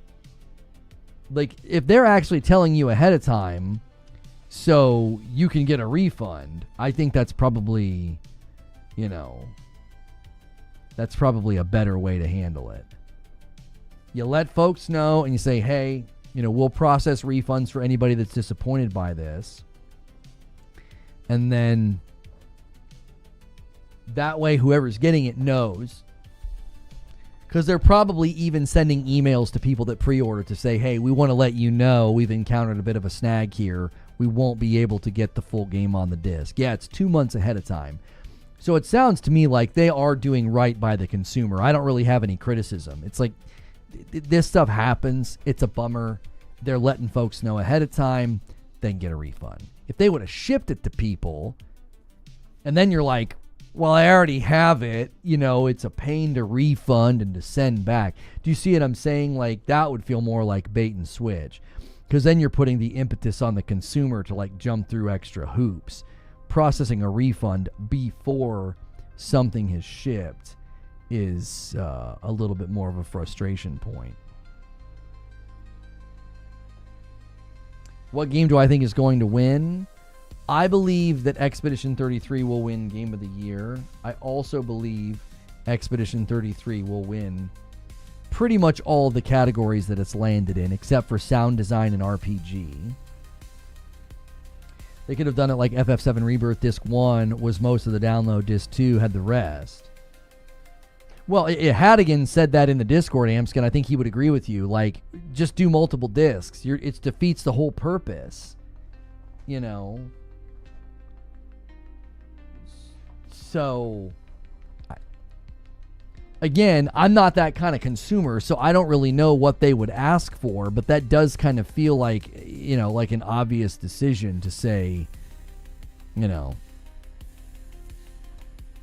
people are going to want the full game, just ship a second disc.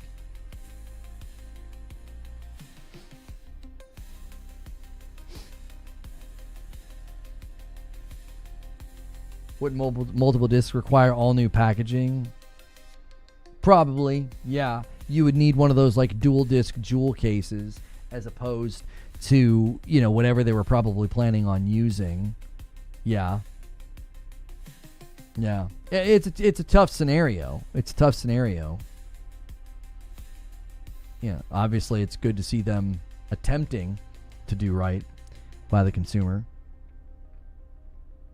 Yeah, Marvel Rivals is going to be there tonight. Mm-hmm.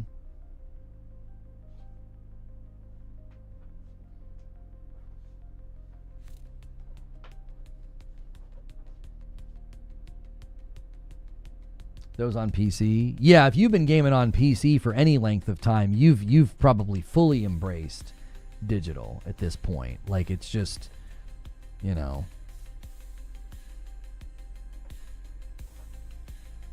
I understand the concerns on digital ownership and all of the rest, but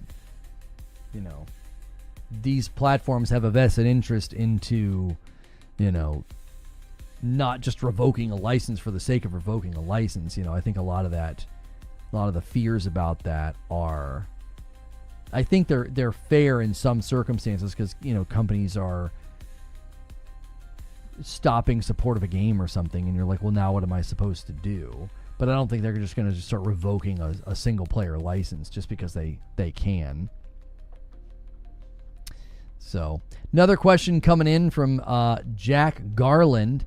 Do you think the announcers will consistently say the entire name, Claire Obscure Expedition 33? Do you think the audience will be polite enough to hold applause until the entire name is spoken? I think they'll say the full name. I don't think they'll say Expedition 33. I think they'll say, and the winner is Claire Obscure Expedition 33. Like, it's, you can say it relatively quickly. Plenty of games have won and been nominated with, long names. Not every game can be Elden Ring. You know what I'm saying? The Legend of Zelda Breath of the Wild was a bit of a mouthful whenever it was winning awards. They'll manage. You're in Louisiana. When does the show start? I got a countdown right next to me, whatever your time zone is. It's 4 hours and 44 minutes from now. So I'm East time zone, so that's like 7:30. So it'll be like a 30-minute pre-show starting at 7:30. Xbox physical demand is going to be smaller than others. They need to pay for the extra disc and the new packaging. Yeah, I doubt they would do that.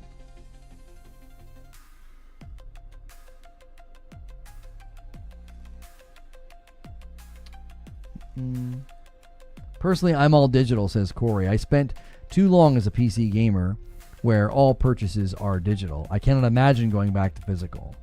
Is it really cold over there? Yeah. Yep. I put on my sweater. I got chilly. I blame you, by the way. Oh, yes. Yeah, dude. You're back. You're back on that bullshit. You're in biome 4? Looks like. You're in biome 4. Working on shrapnel 2 on your pistol, I see. 8 ether, 1 key, 260 obolites. For some reason, I can't see how long you've been in there. I don't know why the timer's not showing. Saying Claire Obscure Expedition 33 20 times. The 20 times it's nominated, 15 times that it wins. That's why the show will be 3 hours long tonight. Oh, it's a Hollow Seeker, not a pistol. Sorry. I never realized that the logo over there is always a pistol. Yeah, I can't see your gun. I assumed it was the pistol.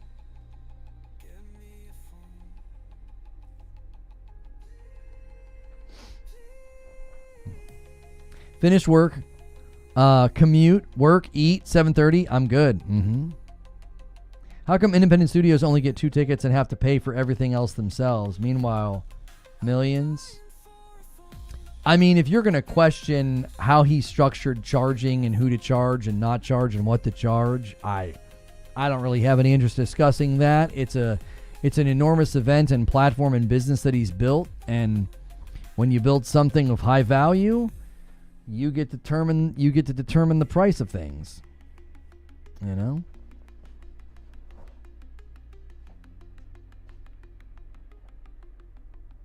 I'm not excited this year because we know Expedition 33 will clean house. Well, like, if we're honest, you know, a game winning doesn't really change my enjoyment of the event, right? It doesn't really affect my enjoyment of the event. Also, the announcements are really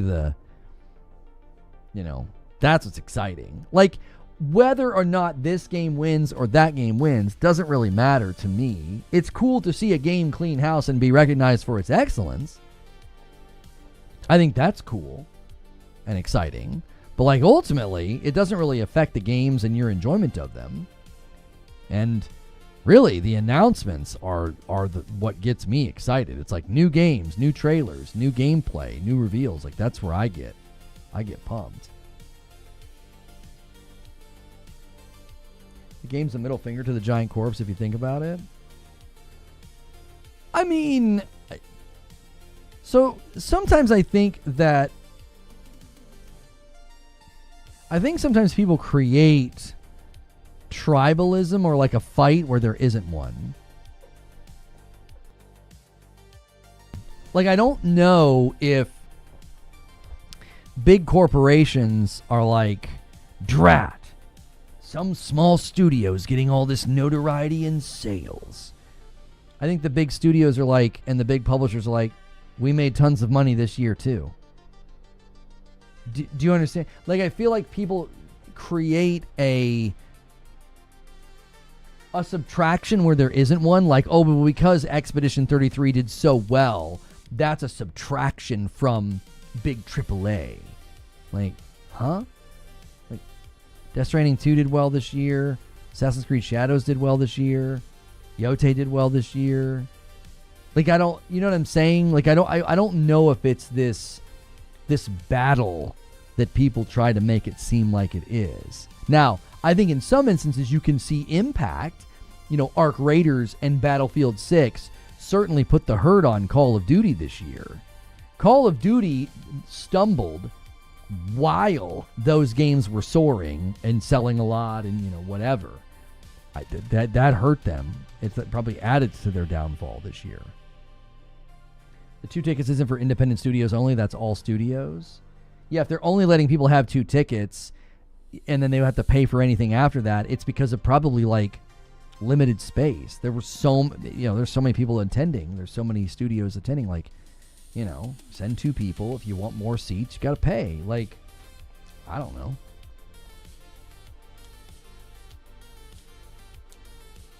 In my opinion, outrage over who was snubbed of the knobs and winning is all part of the enjoyment of the process.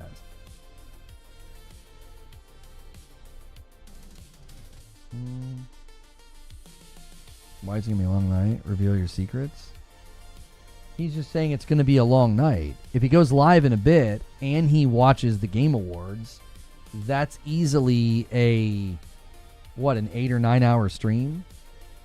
Tally's a veteran. He probably doesn't stream that long anymore, does he? Some of these guys, he's streaming Diablo tomorrow.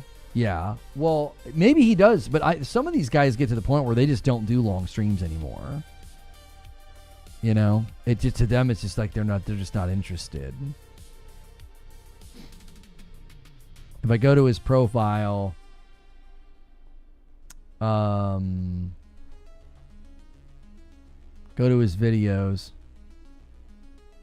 go to past broadcasts, 7 hours, 8 hours, 14 hours, 4 hours, 6 hours, 7 hours, 8 hours, 47 hours. Is he just going to roll right through?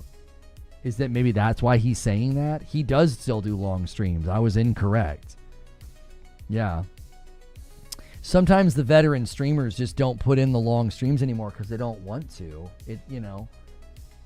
Oh, he's doing a 24-hour stream. Okay, well, there you go. Yeah. Are you revealing the game or just watching it? I don't understand the question. We're going to co-stream the Game Awards if that's what you're asking me.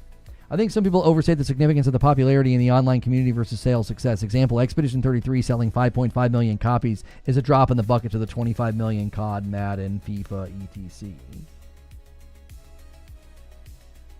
McDonald's doesn't have the best burger, but boy, they do sell a lot of them. McDonald's is good with that, and the Gourmet Burger Shop is good with that.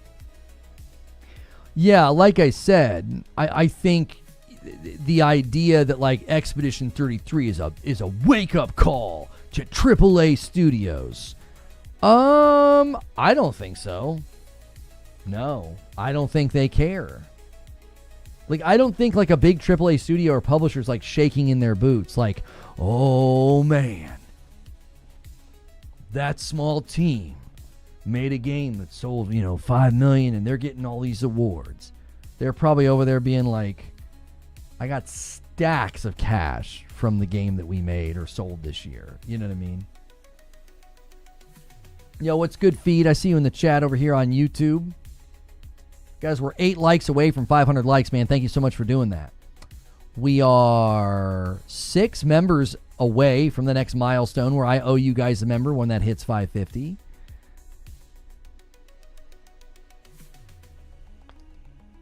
Back what's new? What's the discussion right now? Just that I don't think Expedition 33, winning or getting nominated is like a middle finger to big AAA studios.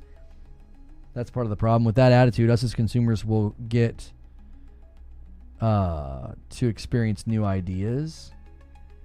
I don't know what you mean. Like, this is another, I think this is another misconception.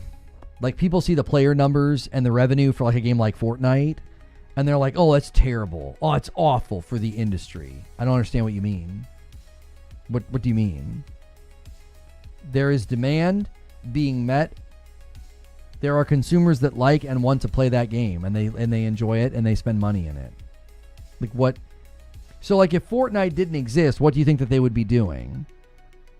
Do you think all those people that are like addicted to Fortnite or Apex or Warzone or whatever, let's just say the people that are really addicted to Fortnite and they're always buying the battle passes and they live in Fortnite. Do you think if Fortnite didn't exist, what, they would have like this highbrow, palette of gaming, and they'd be playing like Expedition 33 and they'd be on their 4th playthrough of Baldur's Gate 3? Like, what do you think that they would be doing if they weren't playing Fortnite? Like playing something else, creating demand and revenue streams for other games? Like, what do you think the lion's share of people playing Fortnite at that level would be doing if Fortnite was snapped out of existence? They'd probably be playing something very similar to it, like COD, PUBG, Apex. Do you see what I'm saying? Like, I think people create this weird notion. And that's why I told you guys earlier this year when people kept making those videos and they're like, gaming is dying, AAA gaming is cooked, the gaming industry's cooked, it's all over, live service is ruining everything. And then we end the year and I'm like, what are you talking about? Expedition 33, Silk Song, Hades 2, like all the Blueprints, Shinobi Art Inventions, all these small, scrappy studios and teams just coming out of nowhere, killing it, crushing it, giving us great games. My backlog's getting longer and longer and longer. Who the frick cares what Fortnite's doing?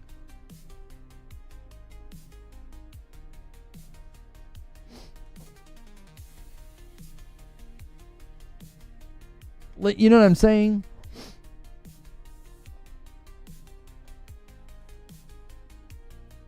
That's fake. If you like his post, it makes a little statue from the Game Awards, not the Half-Life symbol.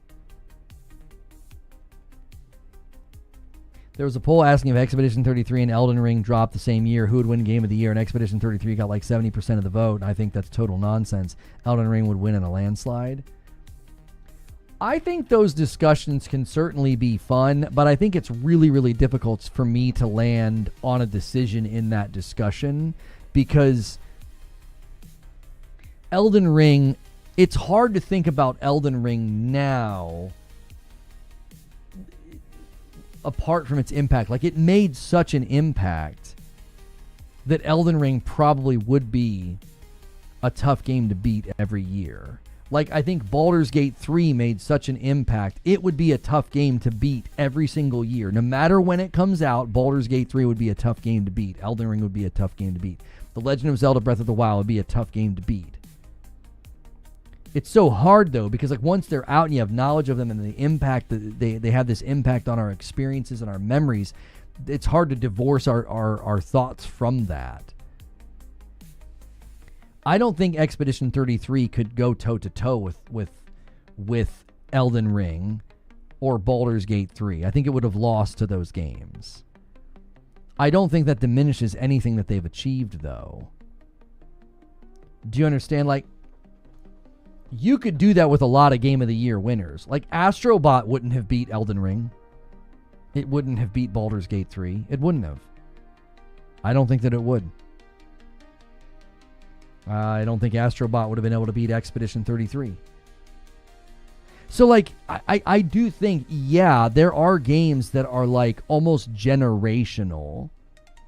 Like, I think an Elden Ring, and I definitely think Baldur's Gate 3 is very close to that feeling of, like, this was impactful. It was almost disruptive to the market itself and, like, how people think about games and game development. I don't think Expedition 33 is doing that as much. It certainly is doing it. I think people are thinking like, wait, like smaller teams can kind of crush it and kill it. Maybe we don't need these gigantic teams and these gigantic budgets. Ghost of Yote is having a similar impact of thinking about budgets. Like, you do not need hundreds of millions of dollars on every single game. I think Expedition 33 is an incredible game, but Elden Ring and Baldur's Gate 3 brought two niche genres to the mainstream. I actually don't think you can claim that Elden Ring brought a niche genre to the mainstream. I think up to that point, Souls games and FromSoft games were already mainstream. I think they were already mainstream. I think Dark Souls 3 and Sekiro proved that to be true. Elden Ring expanded their reach for sure. But I think people have this idea that like Dark Souls and those games are like these small little niche titles that didn't really have that much success. They're actually very popular and very highly revered. Elden Ring magnified the reach of the genre, but like, I don't know.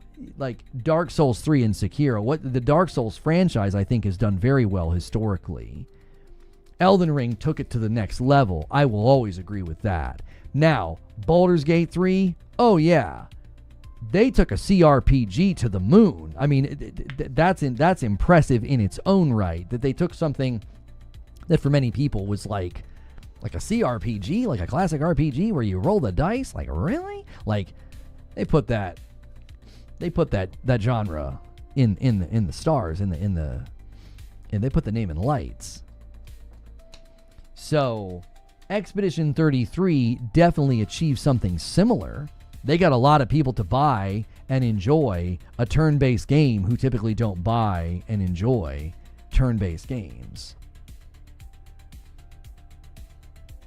That, I think, is a pretty big achievement. I don't think it's to the same degree of like what Baldur's Gate 3 achieved.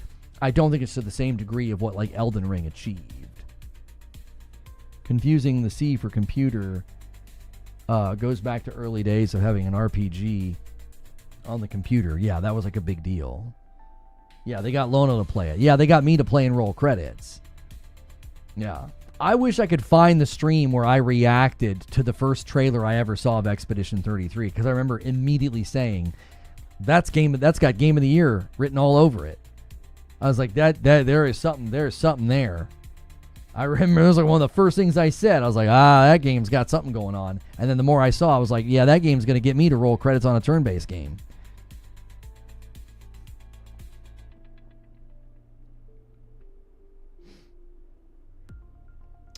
The CEO of Sandfall is the son of this person. This guy and his family have tons of money. He was not a random dev on Ubisoft, but the assistant creative director at Ubisoft. Concerning what you just said, is it better to not talk much during trailer reveals? Do people get mad about that? Generally speaking, this is my policy because I'm basing this off of what I would like. When a trailer is playing, I will do facial expressions and responses, and I might say, or, oh my gosh, like very quick little one-liners, very infrequently. I don't say much during trailers. Because I don't think I would want that. If someone's like, yo, is that so-and-so? I think that might be so-and-so. I think we just saw so-and-so. I'd be like, dude, shut the frick up. You know what I mean? Like, let the trailer play. So, like, I actually try to keep my commentary to a minimum. More facial expressions than anything. Like, shock, excitement, like confusion, disgust, whatever I'm going to be doing. And then after it's over, I'll turn volume down and be like, guys, that looked freaking sick. Like when the Saros trailer was playing, at the very end, when nothing of importance is going on, I'm like, that had Returnal vibes. And then Housemarque pops up, and I lose my freaking mind. Well, that's a moment that I gave to the audience that's authentic and real and fun. But if I would have been talking through the trailer, I think it sours it, and it like makes it different. It's like, dude, be quiet. Like, let the trailer play. During the event when people are talking and stuff, I am very committed to not talking over the thank you speeches when they win the award. I will typically talk over the commercials, like when it's like a commercial break for like a credit card or something, or they're running, some computer company was last year. Every time that commercial ran, I turned the volume down, touch base with the audience, kind of talk, vibe a little bit, But I try my best to not be, I'm not the main course that the event is. I'm there to be, a smattering, sprinkling of commentary here and there, So, I did not have Lono beating a turn-based game on my 2025 bingo card. Yeah. It drives me up the wall when people react to anything and they won't shut up. Yeah, if it's a trailer reaction, like if you click on a video, the trailer's out, and you want to see my reaction to the trailer, you're probably going to get a little bit more commentary. But like during a live event, and they're like, world premiere, I'm going to be quiet. I don't, because I'm soaking it in myself. But I also don't want to disrupt your experience.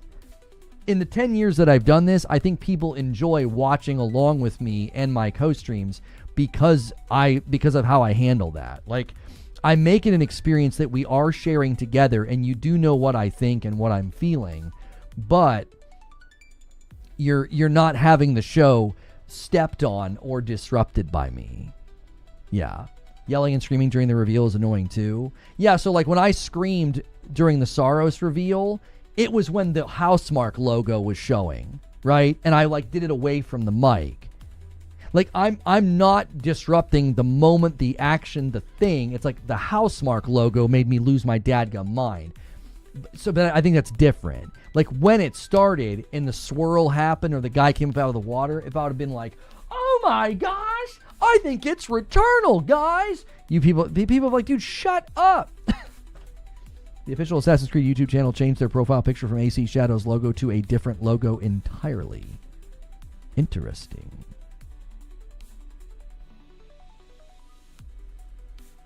That's one of the reasons I have trouble watching Asmon reacts. He won't shut up sometimes.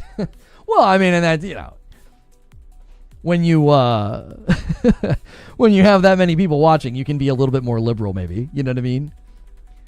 This just in, Reforge Gaming called Asmon Gold liberal. No, like you can be a little more free and liberal with it and talk more. I watched the Supergirl trailer with the sound off. I've not seen it with the sound on. I thought it looked great. It would be like Jeff butting in and going, holy heck, did you guys see that? Everyone would be like, shut up, Jeff. Right, yeah. I think there is an art to making that environment enjoyable for the viewer. If you're too passive, it's like, why are we here? You're not saying anything. You're not doing anything. If you're too vocal and active, if my camera's too big in the screen, if I'm in front of stuff, then like now I'm sort of I'm like sabotaging it and hijacking it. Like there's an art of like landing in the middle where it is a unique experience to watch with your favorite creator. You want to kind of hear and see their reactions. You want to kind of be in that community if that's kind of where you hang your hat. But you don't want it to be so passive that you're like, I don't know what he even thought of any of that. He was just sitting there like this, like the whole time. Or, screaming their head off. Yeah, let's look up Assassin's Creed. Black Flag.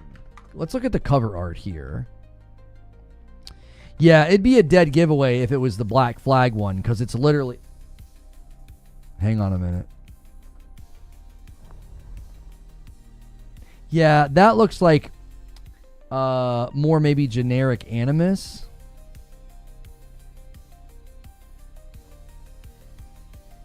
Assassin's Creed Black Flag. Hang on. Let me get the logo.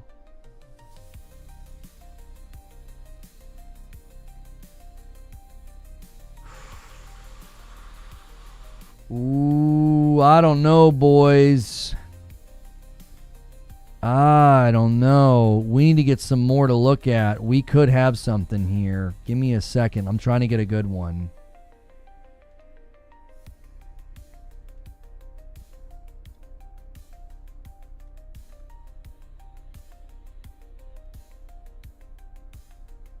Oh boy, we could have something. Hang on a second. Assassin's Creed. What would be another one?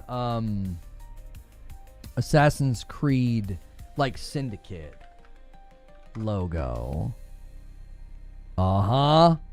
Oh, I think this is for Black Flag. I'm not kidding you. All right, hang on. Okay, so this is the Syndicate logo. Okay, that's the Syndicate logo. This is the Black Flag logo. Now, you'll notice something, especially here on the edges. See how it almost has like a, almost like calligraphy-esque swoop thing going on? Look at the one that they switched it to. Look at the one that they switched it to. Look at the edges right here. And look at how it comes up. It's smooth on the bottom and with the point up in.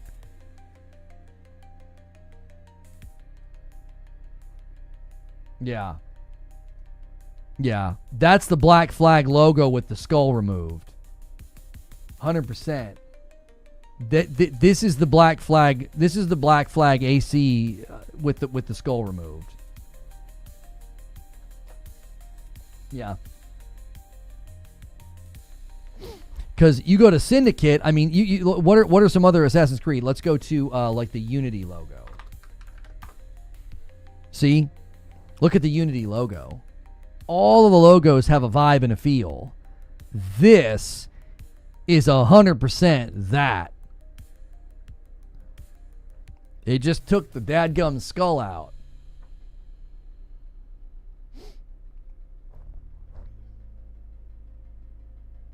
Yeah, there's a nice picture. Hang on, let's look at all of them here.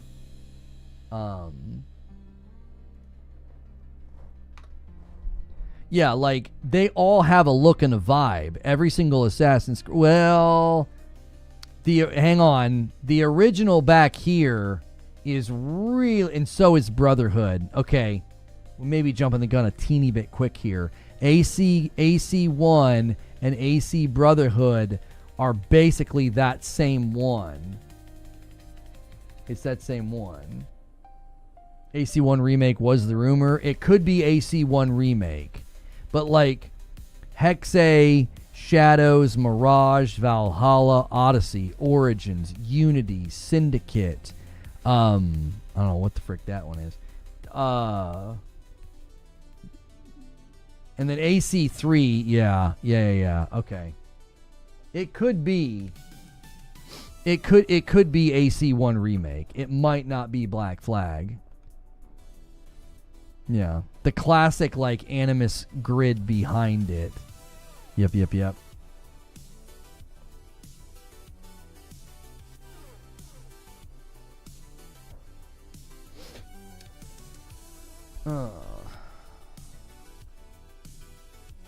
Guy came in and said, "Sup, do you do song requests? Never mind, see ya."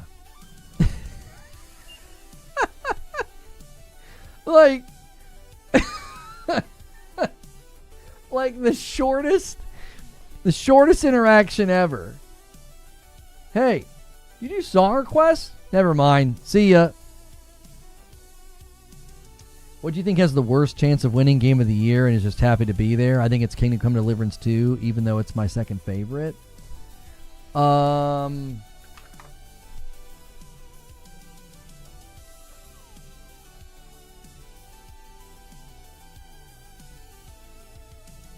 trying to think here. I might agree with your opinion. We can't be right or wrong about this, obviously.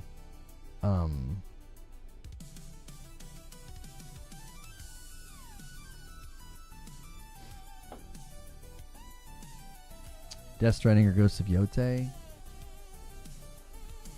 Well, Ghost of Yotei didn't get nominated for Game of the Year.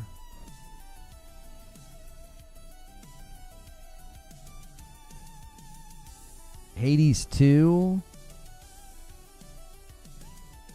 Hades is really beloved, but I kind of agree. I think according to scores, though, it is Kingdom Come Deliverance. Kingdom Come Deliverance 2, Open Critic, and then Hades 2, Open Critic. Let's just double check ourselves here.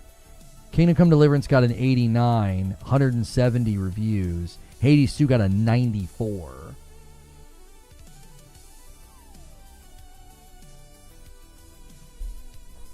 Yeah, I think that's a tough one. Like, I do think Hades 2, I think Kingdom Come Deliverance 2 kind of deserves it from the sheer, scope of the game and what they build. I don't know. What else is happening here? The official Ubisoft YouTube channel has removed every single Assassin's Creed related playlist. Hidden ones covering it.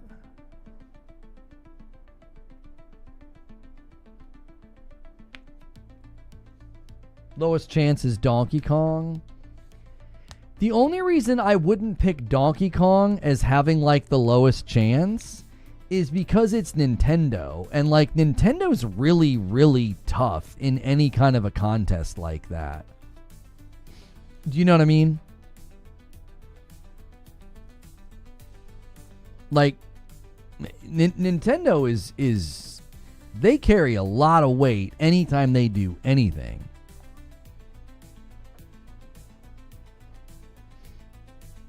When something gets a lot like it becomes hated. Hey, 512 is here. Good to see you, 512. Always fun to read your chat messages. I completely forgot the F1 movie hits Apple TV tomorrow. So glad I'm off tomorrow. Yeah. I've heard that people really like that one. I'm looking forward to the new Knives Out tomorrow. Madam and I will probably watch that on the weekend.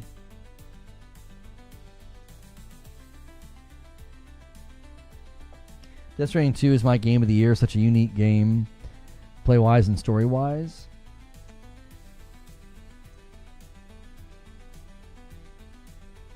Lono's listed the games that will not win. That's right. Yeah, I like Death Stranding 2. I liked the first game better. I thought Death Stranding 2 was... I thought it was good. I thought technically it was very impressive. I didn't think the story was as strong as the first one.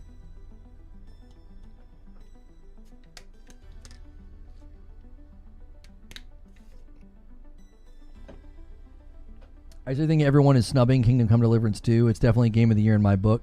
They went deep into making it such a beautiful world, gameplay, side quests, and story. Also the awesome DLCs. Yeah, I think that it had, a lot of excellence in it, and that's why I don't know if I would say it's the one least likely to win game of the year. Based on score and the voting process, I think it would be the least likely to win. Yeah.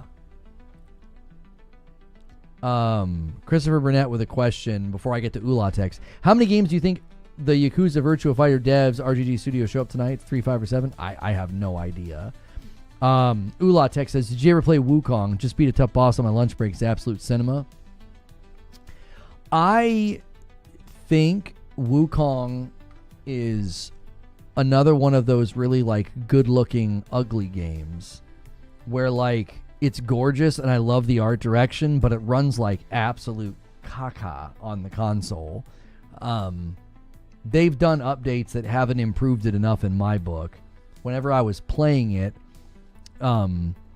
because they use frame gen to double the frames, every other frame is in, how do you say it? Interpolated? Interpolated. Every other frame is an interpolated frame, so it's not a real frame. So you're really playing a 30 FPS game that looks 60 FPS. So the problem with that is it creates input latency and dropped inputs that's very frustrating to deal with. I came back after they allegedly fixed it. Doesn't feel fixed. It doesn't look good to me. It still looks bad and shaky and blurry on my PS5 Pro. I mean, so I went back to the game. I beat the bear and was having a good time. I got to a new area and I was like, oh my gosh, this looks like a stuttery mess. Like, it just doesn't look good to me. So, you think we could see something happen like with Ragnarok where Expedition 33 could win a bunch of categories but lose Game of the Year? No. The performance has been improved, but the graphics are worse. They were having a hard time getting Wukong on console. They were. So I don't know if that. I feel like that's still like a shadow over the game. Personally, it feels like a shadow over the game. So, yeah. I played Kingdom Come Deliverance 2. I got like early access to review it, and I really liked it, and I had a lot of high praise for it. I just couldn't get into gear with it because of the saving system. I was very impressed by that game. I was fully immersed. I talked to everybody in town. I had all this stuff I was getting ready to go do, and I left town, and I got killed by wolves, and I lost probably 45 minutes of work. So I had to go back and talk to everybody all over again. It didn't save anything. Now, if you talk to an NPC on a main quest and the quest updates, it autosaves, but like it doesn't save when you're like talking to a barkeep and it's like, there's a sword buried down by the river, and you're like, oh, sweet. And it like puts that on your map. That doesn't save it. So that was pretty devastating to like learn like, oh wow, this game's kind of got a bit of a rough edge there. Like it didn't warn me at all that like, hey, you're about to leave town. You might want to save it. And because I never would have guessed that a game like that isn't just saving it periodically. I spent 45 minutes. I talked to everybody in town. I was fully immersed. I was like, this game is great. And then when that happened, I was like, are you kidding me? I was like, I have to do that all over again? Like, what? I don't know. And then people will say that it's not that big of a deal. And I'm like, okay. If it's not that big of a deal, then why not just let me save it whenever I want? People are like, well, you just have to do this, and you have more than you ever need. And then I look at the mods on PC, and the free save mod is like the most popular mod. I'm like, yeah, I think the devs are sticking to their guns on this needlessly. I just don't think it's necessary. It doesn't improve the game. It doesn't elevate the game or the experience.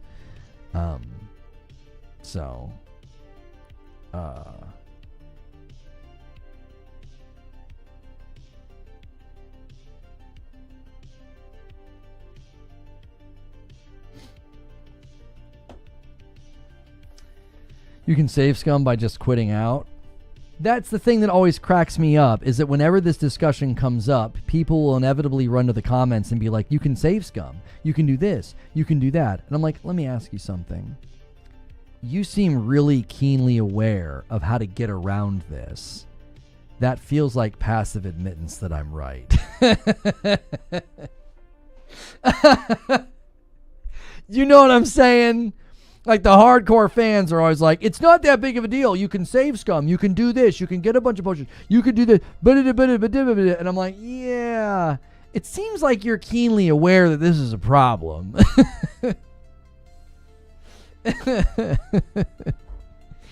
Besides that mechanic, though, a solid game. We, as an incentive on the channel, we had my wife playing the first game. I was thoroughly impressed. I was so impressed with the story. I was captivated. I was like, I get why people love this game. This is so awesome. This is so great. But then, like, there's just that nagging snag of, just let me save it. Like, do you know what I'm saying? It seems like such an odd thing to be a stickler on.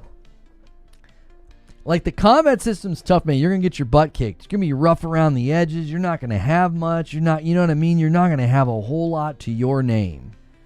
And I think that's such great power fantasy. That's such great. There's something both ambitious as well as respectful about that. They respect and trust you to, figure it out. That is good. I love that. I love that posture from the developer. But being like, but we're going to have a mini game flat tire baked into the game about saving. And I'm just like, okay, like I don't get that at all. It kicks me right out of the game. So it's a bummer. It's a bummer. I love that people love it. I love that people passionately defend it. I think that's awesome. Something happened to me this year in particular where I basically have said, if I'm not enjoying a game, I'm not going to force it. Like in times past, I might feel like this obligation to, well, I need to finish it. I don't want to be a quitter, right? But I just determined this year that, like, if I'm not enjoying a game, I don't owe the game anything. The game is here for me. Like, if you're watching a TV show and it turns to crap in the second or third episode, you don't owe that show, like, well, I'm just going to watch to the end and be mad the whole time. I didn't even watch the finale for, like, Last of Us Part 2, Season 2. I was like, this is such a crap. This is garbage. They ruined this. I don't know what they think they're doing. Didn't even watch the finale. Like, if I'm not enjoying something, I'm out. I got so many other things and games I can play. I loved First Berserker Kazan and Shinobi Art of Vengeance and Death Stranding 2 and Yote and Tales of Iron 2 was really good. Ender Magnolia was really, really fun. I was working through my backlog. I played Plague Tale Requiem, was just magnificent. Great story. Oh, I loved that game. It was so, so good. I did a run back 7 or 8 times. I beat one of the bosses in Silk Song that they nerfed, by the way. I beat him before they nerfed him. And I was hating it. And then I got to the next area, and I had to do a run back through an area that had frustrating platforming. And I was like, I'm not doing this. I'm not doing this. I've got other games I'd like to play, and this is now not one of them. I don't know. Something happened to me this year where I was like, you know what? Games are here for me. They're here to serve me. And if I'm not having fun, I'm not playing it. That's that. Plague Tale was so good. Can't wait for the proper sequel. Yeah, I'm excited about the new like spin-off Plague Tale game that they're doing. Mm-hmm. I get that depending on how much I spend, it determines if I stop or not. Yeah, I mean, I would admit I'm in a privileged position to buy something as a business expense and then be like, yeah, I don't like it. But also, some of these games probably wouldn't have purchased unless I was a streamer, right? I wouldn't have purchased Kingdom Come Deliverance 2. I'd have been like, I have no idea what that game is. I've never heard of it. It doesn't seem like it would appeal to me, right? Like I wouldn't have purchased that on my own. So there's definitely a uniqueness to my situation. Like as a content creator, you're going to be likely then exposed to maybe more games, so I can be a little bit more free with like, yeah, I'm done. I'm out. I'm not enjoying Elden Ring. Oh, I was not enjoying Elden Ring through some sections of the game, but I'm really glad I got through it. Yeah, Elden Ring to me is an interesting one because like I kind of fell off with the game in the second half and just started using Black Knife Tiche to kill everybody, or Black Knife Tiche, however you're supposed to pronounce it. I just let Black Knife Tiche kill everybody for me. I was over it. I just didn't like what they did in the second half of the game. It just, the vibe shifted, the style of bosses shifted, and I was like, the frickin' those dragons, there's too many dragons. I hated fighting the dragons. Camera is just abysmal. But I tried to replay the game. I did a sword and board build and I was loving it. And then I got to the fire giant and I was like, I know what's going to happen. I'm going to get to the second half of this game and I'm not going to have fun. And I put it down. I got like 130 hours out of the game. I think I had a good time with it. But I think that's part of what affected my tolerance for those games now. Lies of P. I was loving Lies of P. I got to the swamp monster and I was like, I'm out. I don't want to do this. I think I'm starting to kind of lose I don't have a palate for those games. I don't have the temperament for it. I just get irritated and I can't see through it. And I'm not having a good time. Runbacks are cringe. SSDs are so fast, there's really no excuse besides it being fluff to extend the game. I think philosophically, I can make sense of what Team Cherry is doing with the runbacks. I get it. I don't have to like it, and I certainly don't have to agree with it. I think it's an archaic design philosophy. I think it's a holdover from like an older generation of game design, and I don't like it. I don't think it serves the game. Now, this is just my opinion. Obviously, they can make whatever game they want, and it was hugely successful. People love it. It's a not highly nominated, highly revered game. I'm not saying anything like against the game itself. The design philosophy behind the runbacks, to me, it just feels super unnecessary. It doesn't feel like it's in service of the player's experience. It feels more sadistic or masochistic. I don't know which word to use. I think there was a video I wanted to react to. I need to go find it. And essentially in the video, he's going to draw a distinction between difficulty and punishment. And I think there is a clear difference.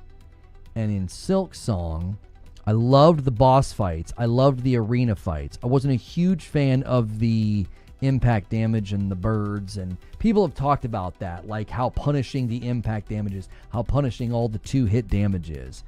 That was there, but I enjoyed the difficulty, and it was satisfying to beat a boss. It was satisfying to like beat a room. I felt the difficulty pressing against me, right? And that's enjoyable to overcome that. Punishment is different. Punishment is you now have a cost that is being extracted from you because you failed. So punishment is you have to rerun this entire section that you've already run through, and you got to do it again. And so that's extracting something from me. It's a form of, it's a punitive thing. It's like, well, now, yeah, you've got to do this again. You're paying a tax essentially. And to me, I don't think that adds to the experience. I think it's a detriment. I think it pulls away. It creates an element of tedium. It creates a repetition within something that I don't think is worthy of it. Like having to fight your way through phase 1 and 2 of a 3-phase boss fight. Like let's take Ishin and Sekiro, okay? Ishin has 3 phases, and I think that's a worthy form of tedium or punishment. It's like, nope, you didn't beat him. You got to get every phase, okay? That I think is a worthy form of repetition, because you master part 1, part 2, part 3. He's dead. You feel phenomenal. You feel very achieved. I don't think tedium, I don't think platforming, in platforming that's set up to be frustrating, by the way, I don't think that's worthy of repetition. It's like, oh man, I finally got through there. I give an example in Shinobi Art of Vengeance. Shinobi Art of Vengeance had sections that were specifically designed to be really, really hard platforming sections. So you knew that's what this section's all about, right? And they were spaced out. They were, when you were encountering one, you'd get tilted, you'd get frustrated, you'd get through it, great. And then you never have to do it again. You beat it. You triumphed over that platforming section. Having sections like that as a precursor to like an arena fight in Silksong is where they keep spawning the enemies and then eventually they're done and then that room is cleared. That's like an arena fight, and then there's the boss fights. Having that as a precursor to a boss fight or an arena fight, I just think that that's absolutely unnecessary. It's like that just doesn't make sense to me at all.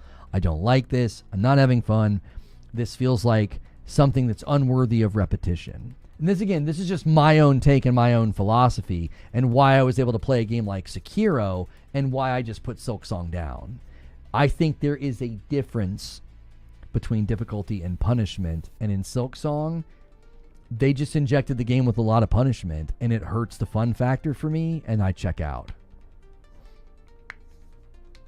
Yeah.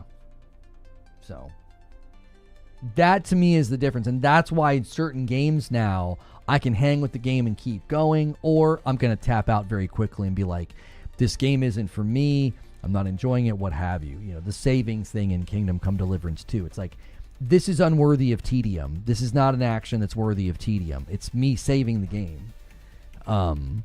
So that's why I couldn't get into Gear with that game.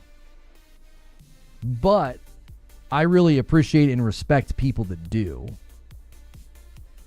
I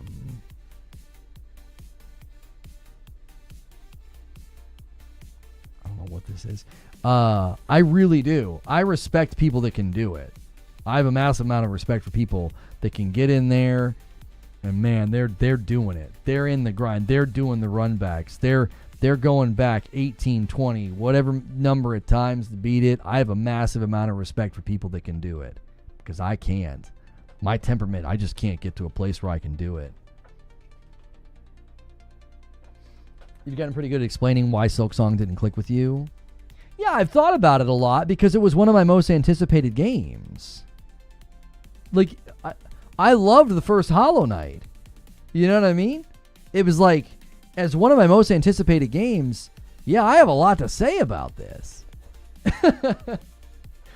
It's why you start getting me talking about Hellblade 2, and I'll do the same thing. Like, I was really looking forward to Hellblade 2. Yeah, Black Ops 7. I was so excited to go back to the numbers, Mason, and then I didn't even buy the game.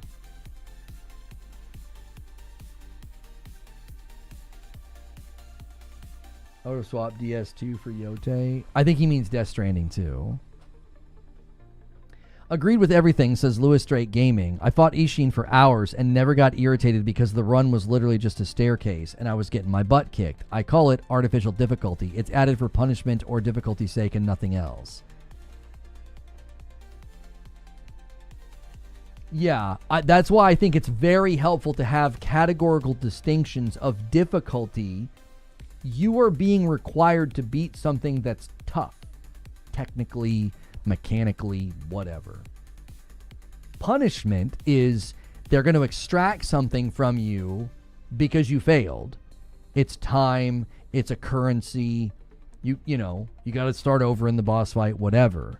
The punishment being extracted from you is acceptable to a certain degree. Failing an arena fight or a boss fight and them extracting you, oh yeah, you got to do this run back or whatever. To me, and the run back to the one boss fight that I thought were like they had nerfed him. I beat him before they nerfed him. It wasn't even that bad of a run back. It was fine. There was nothing in the way. You know, I would get hit every once in a while. I'd get frustrated and I'd be rushing and I'd get hit by somebody. But largely, it was an easy run back. But it's death by 1,000 paper cuts. It's like, oh, I failed. Oh, I learned a new move. I learned a new telegraph. Oh, that's what phase 2 is like. Boom, you're dead. Go back to the lobby and run it again, right? And then you're like, door, loading screen, jump down, jump down, go over here, go over here, go over here, jump down. Okay, I'm back to the boss. And it's like, it just starts to feel like death by 1,000 paper cuts. I started my reading journey a few months ago, really enjoying, you read the Iliad, Odyssey, and Dune. They were great. English is a second language. Oh, like you're dipping your toes into like English literature? Like literature written in English, I should say. I think there's a caveat to that where there's an achievement to success. It's a love-hate relationship or a hate-hate relationship. I have thought, though, says Omar, how do we juxtapose that with a rogue and a roguelike? Isn't a straight rogue where you start over and you literally, you nothing comes with you? Like, I feel like Binding of Isaac and even like Brotato would be like a straight rogue. Now, you unlock other characters, but like you bring nothing with you the next time you start. And like a Dead Cells, you do have things in permanent unlocks and meta progression. What differentiates you feel when you play Returnal? The meta progression? Returnal's an interesting one. How's the stream going? Really well. We're having a good conversation right now about the differences between like difficulty and punishment. Returnal's an interesting one because Returnal did not hook me with meta progression. Returnal hooked me with the moment to moment. The moment to moment is so good. It is, oh my gosh. I could tell you, I could talk for hours about why the moment to moment in Returnal is like a work of art. It's so well crafted, responsive, and rewarding. That's what got me. I was bummed to put Returnal down. I had a video that I made like why I put the game down, and it was because Biome 3 was so imbalanced. It was so imbalanced. So like, if you guys are just tuning in, we're waiting for the Game Awards 2025 that starts in a little under 4 hours. We're just passing the time by having conversations about games and games that we enjoy. Hit like, hit subscribe. I am one of the official co-streams of the Game Awards, so you can watch it here. Returnal's one of my all-time favorite games, and we're kind of talking about difficulty and punishment in games. And Returnal hooked me with the moment-to-moment. So when I put down Returnal, it was very disappointing because I really, really did enjoy it. It felt so good to be in that game. I bought Returnal knowing it was a rogue, and I had to give it a try because the trailers and the gameplay footage, I was like, it just looks so good. I gotta try that. I've got to try that. So what made me put the game down was Biome 3, before they rebalanced it, it was so imbalanced and off kilter. It was so overly punishing. And I know people are like, well, I beat it before they patched it. I would love to see the recorded gameplay of you doing that because I have a feeling you played the game in a very non-Returnal way. You were probably like hiding on pillars and like peek shotting from far away and like cheesing enemies at range. You know what I mean? Like it was so overly punishing. I would love to see some of these guys that get real cocky. I'd be like, yeah, I'd really like to see your gameplay of Biome 3 pre-patch, because you were probably playing pretty cheesily because it was really crazy. I mean, you would go from being strong enough to beat Biome 2's boss, and I remember distinctly the day that I was like, I don't want to do this anymore. I got to Biome 3, I got in a room, and I got shot once. I got like nicked once, maybe twice, by an astronaut, and I was a one-tap. I was on death's door, and I was like, I made like the smallest mistake, and I'm already about to die. Like, contrast that to Biome 2. Biome 2, you'd get hit, you're kitted, right? Because you've been playing, and you get kitted, and all of a sudden you get hit a couple times in the boss fight, you'd be okay. You got to Biome 3, and you get like grazed by an attack, and you're like, I'm about to die. It was absurd. The damage output of the astronauts was absurd. The aggro and the targeting of the floaty robot guys, it was nuts how punishing it was. When they patched it, the first time I got to Biome 3 after the patch, I beat it my first try. It was like, oh wow, this is how the game is supposed to be. Like, I'm kitted, and I'm not just dying from one or two hits. It was super imbalanced. And they admitted it. I mean, there's no reason to debate it. They knew it was imbalanced because they patched it. I was kitted AF, and I knew to not explore 3. I would fully exhaust Biome 1 and the Desert of 2, and people going to 3 and then knew not to explore 3. Right, and that's just more proof that it was imbalanced because the entire game rises and falls on you exploring. I don't think you knew, at least the game didn't tell you this. You didn't know that, like, I'm not going to take anything with me to Biome 4. You didn't know that. So, like, now that people know that, they probably don't take as many risks in Biome 3. It's like, well, why would I bother? If I feel strong enough, I'm going to go fight the boss because I don't get to bring any of this with me to Biome 4. So, but nobody knew that their first time in Biome 3. So if you're playing the game as it's designed, as the game has kind of signaled to you, the method of becoming stronger, you got to explore.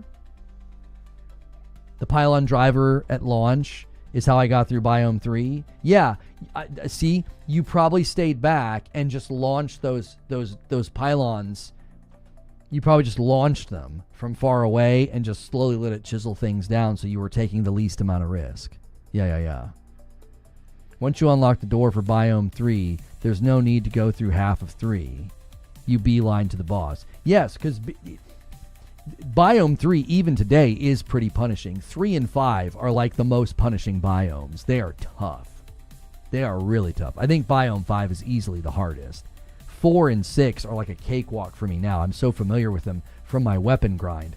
I could do them blindfolded. But like Biome 5, good golly. You'll get in some of those rooms and you're like, is it over yet? Oh, no, it's not. I mean, it's just, hey, they pour on the pain in 5. So, but to circle back to what, Omar was asking, what hooked me in Returnal was the moment to moment. It just felt so dadgum good to be in Returnal. It's reminiscent of like the secret sauce of Destiny. Like the secret sauce of Destiny isn't necessarily the battle passes or the dungeons or the raids. It's how good the game feels. Biome 6 is tough too. Biome 6 can get really tough if you get 2 of those like ape-like guys that launch the attacks that track and then they can put malfunctions on you. One-on-one, they're no problem. I've had 2 of them spawn in a room, and that's freaking brutal because their combat rhythms complement each other really well, and you have a really hard time getting out of cycle because you'll get into rhythm with one, and then the other's on a completely different rhythm, and you start getting hit from out of frame and stuff, and it's freaking awful. If 2 of those spawn in a room, you better buckle the frick up because you're gonna take a lot of hits. It's really hard to not take hits against those guys. The Typhonops, is that what they're called? I don't know what they're called. They're freaking horrible. They are, I think, the toughest enemy in the game. I think. The robot guys that if you get them low enough, they like crash. They try to crash into you. They're pretty freaking annoying. The crabs are the hardest and underused. Yeah, the crabs don't show up often, and a lot of times when they do show up, you're far enough away you can just drill them right in the head and stun them. I think I've run into the crabs the most in Tower of Sisyphus. They don't show up in Biome 2 that much. Yeah. Tower of Sisyphus, I've had 2 of them in one room. That was wild. They just launch such a barrage of attacks into the air. You can lose a lot of health really, really quickly. Yeah. You can lose a lot of health. But Returnal's an interesting one in the realm of difficulty. And like Omar was like, well, was it the meta progression? I think the meta progression eventually elevated the game from a game that I really liked to a game that I loved. Because I suddenly sensed, and I talked about this the other day, and I really, really hope they nail this in Sorrows. How long have you been official co-streamer at the Game Awards? You just have to fill out a form and apply, and they just do like an audit, and then they send you a pack. I was saying this about Sorrows. I was like, I really hope they nail this. And I think this is difficult to achieve in a game. I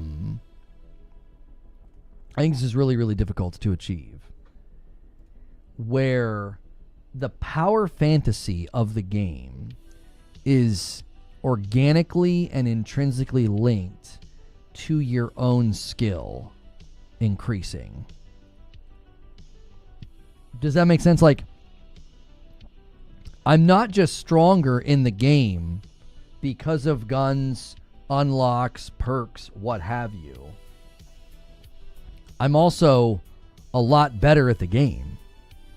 And those two things, when they kind of interweave and I'm like zipping around, I think it really hit me the night that I streamed Returnal for you guys. And I think I was just grinding Tower of Sisyphus.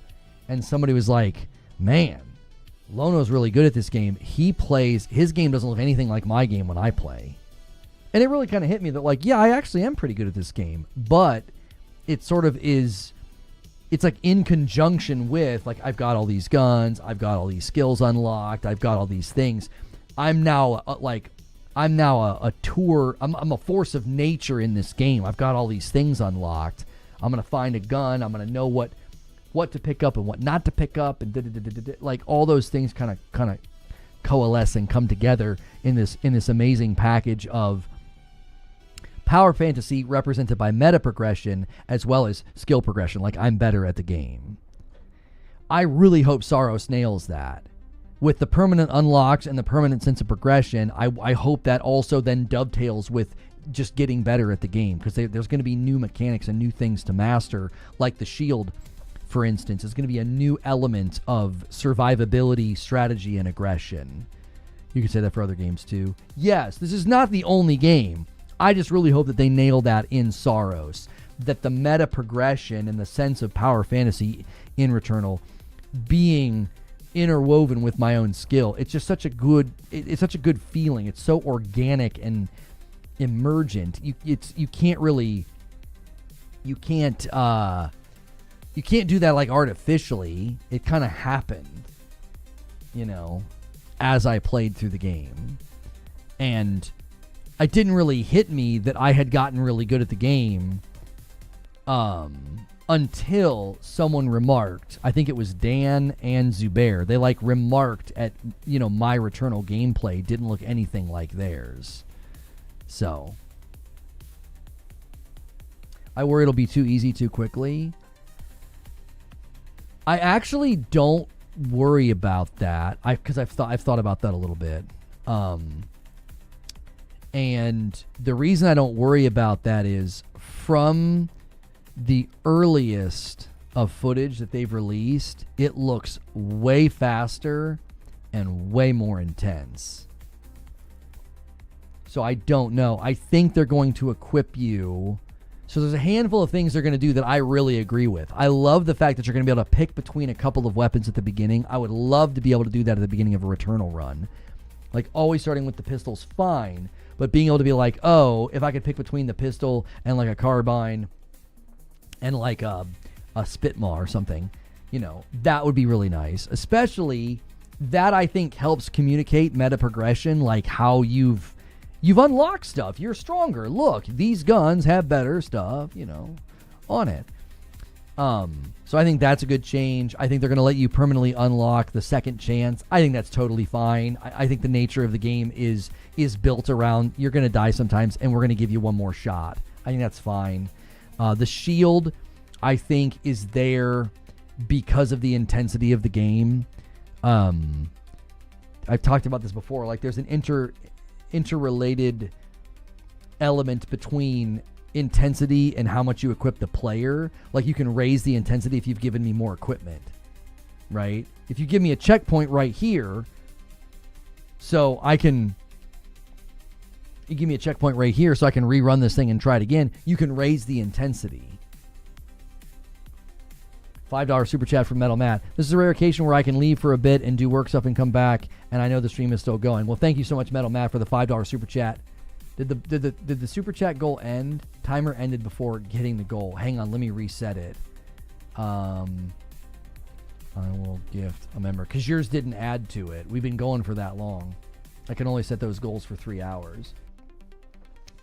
After that first gameplay trailer, you know exactly why they're giving the player a shield. Yeah, it looks way more intense, Trill. Lone always says the more power you give the player, the harder you can make the game. That's exactly right. Yeah, that's a callback to things I've said before. I've referenced, being able to create your own checkpoints in Ori and the Blind Forest.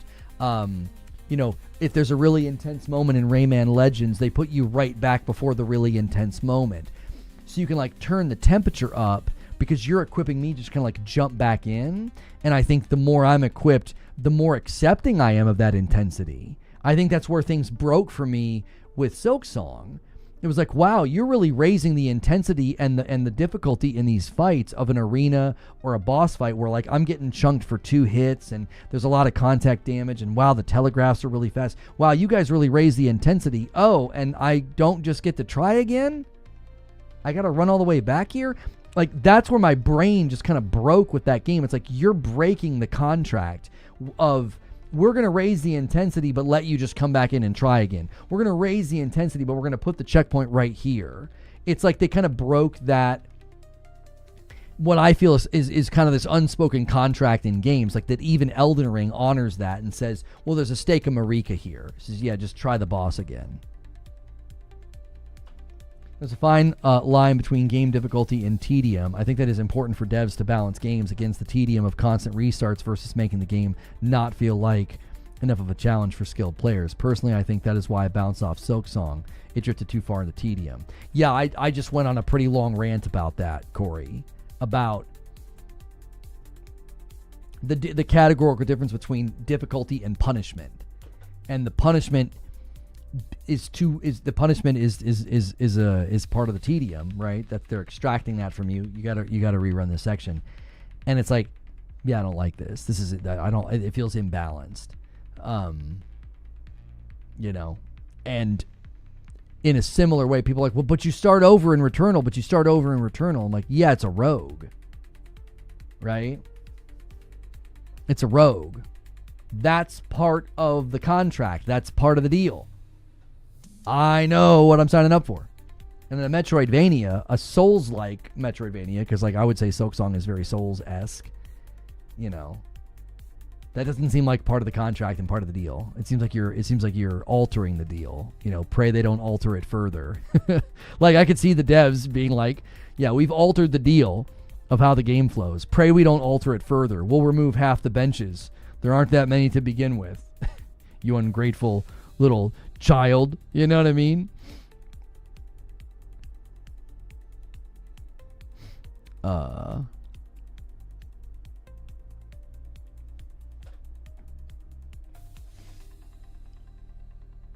Did I ever play Ghostwire Tokyo? No, it didn't. It didn't really appeal to me visually and gameplay wise. It didn't look like something that I would enjoy. It's a total sleeper in the looks department. It would be nice if Sorrows to add hidden bosses or biomes for players to unlock and find. Yeah, I think we're going to get a Half-Life 3 announcement. If you guys are tuning in for the Game Awards 2025, I've got a timer right here. It's going to start in about 3.5 hours. So thank you so much for being here and finding my stream. Consider hitting the like button. Consider hitting subscribe. And then you can hang out with us. And you can watch the stream here. You can actually watch the stream here. I am one of the official co-streams, and we're going to watch it together. I give very minimal commentary. I let the trailers in the comments and things like that play out. So thank you so much for being here and joining us. I am very much looking forward to covering the event with you guys. They're going to call it Full Life. It's going to be a long stream. It is. That's why I like getting on subjects like this. It makes the time go by.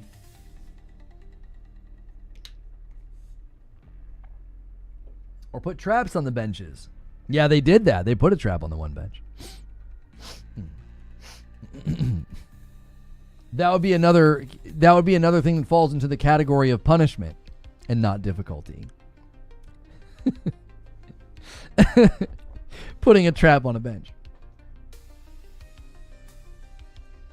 They did that in Wu-Chang, Fallen Feathers. They had a shrine that wasn't a shrine. That was ridiculous. That thing body slammed me. Straight up body slammed me. Are you streaming on Twitch too? I am. You can watch in both places. Phantom Blade Zero can be wish listed.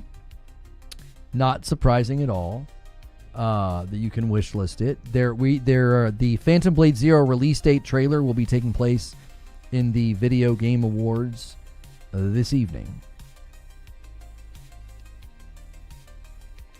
The fun fake out will be when it's Portal 3, not Half-Life 3. That would make me feel so immensely conflicted. If they were like, we've been messing with y'all and leaking out fake leaks. It's not Half-Life 3, it's Portal 3. And I'd be like, thank you, frick you, thrick you, man. Thank you, you liar. Like, I would not know what to say. I would be very excited for Portal 3, but I would be like, why did you trick us? What's the coffee command? Are you serious, Clark? Exclamation point coffee? The coffee command is Exclamation point coffee? We should make it something random. Oh, yeah, the coffee command? Yeah, it's exclamation point Francis. Like, what? Why? We wanted to make it hard for you to find it. We don't want you to order it very easily. If you guys are coffee drinkers and you're wanting to get a stocking stuffer, our medium roast, the Frickmas blend, and our light roast is on sale right now. $10.95 a bag. $10.95 a bag. They make great stocking stuffers. We're very quick to ship it out. My wife and kiddos ship it to you. This is something that we have flavor matched because we had flavors that we wanted to make from previous companies that we work with. And they flavor matched, so they roast it, they bag it, they ship it to us. So my wife and kiddos ship it to you. You get little thank you notes for my kiddos. It's basically a way for you to support a small business and get really great coffee. This coffee should be going for about $20 a bag, but we're trying to work through the inventory, and we're going to strip things down to probably just the dark roast. So you can get great coffee for like cheaper than the grocery store right now. I mean, you can buy off-brand for like probably more than $10.95 a bag. So use that coffee command or go to reforgeroast.com. Can someone please tell me what time it starts? I got a countdown right next to me. 3.5 hours from now. I don't know where you are in the world, so telling you the time's not always all that helpful. So wherever you are in the world, 3.5 hours from now is when it starts. Phantom Blade Zero's up on the PlayStation Store. Release date incoming. We actually knew that. They said they would be at the Game Awards and that they would reveal their release date at the Game Awards 2025. So that's actually not... it might be a surprise to you. It's not a surprise to me. So, yeah. And thank you so much, guys, for hitting the likes as well. We almost have 600 likes. That's crazy. You guys are crushing it today. 3 hours and 30 minutes. Half-Life 3 confirmed. I literally said it when it was at 3:30 on the dot. That's a good omen. For me, it starts at 3 a.m. Oh, wow. Wow. You are an absolute trooper if you stay up. That's crazy. Rockstar says fired employees were leaking game features. Yeah, this whole thing where they're like trying to turn it into something else. They're trying to turn it into like a, we were wrongfully fired thing. It's like, I don't know if a company that big is going to waste time with it was like 7 or 8 people, wasn't it? I feel like it was like 7 or 8 people. It wasn't that many, was it? They got fired from Rockstar. They were just straight up leaking stuff in a Discord or what have you.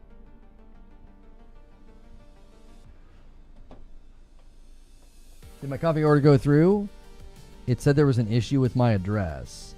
It usually corrects the address for me when I go to print the label. I don't have an order from you. I get an email when you guys order the coffee. Starts around 9 here. It'll be pizza night. Nice, nice. I'm gonna have dinner probably during. No, I'll have dinner before the pre-show. Yeah, I'll probably have dinner in about 2.5 hours or so. Oh, it's 34 people?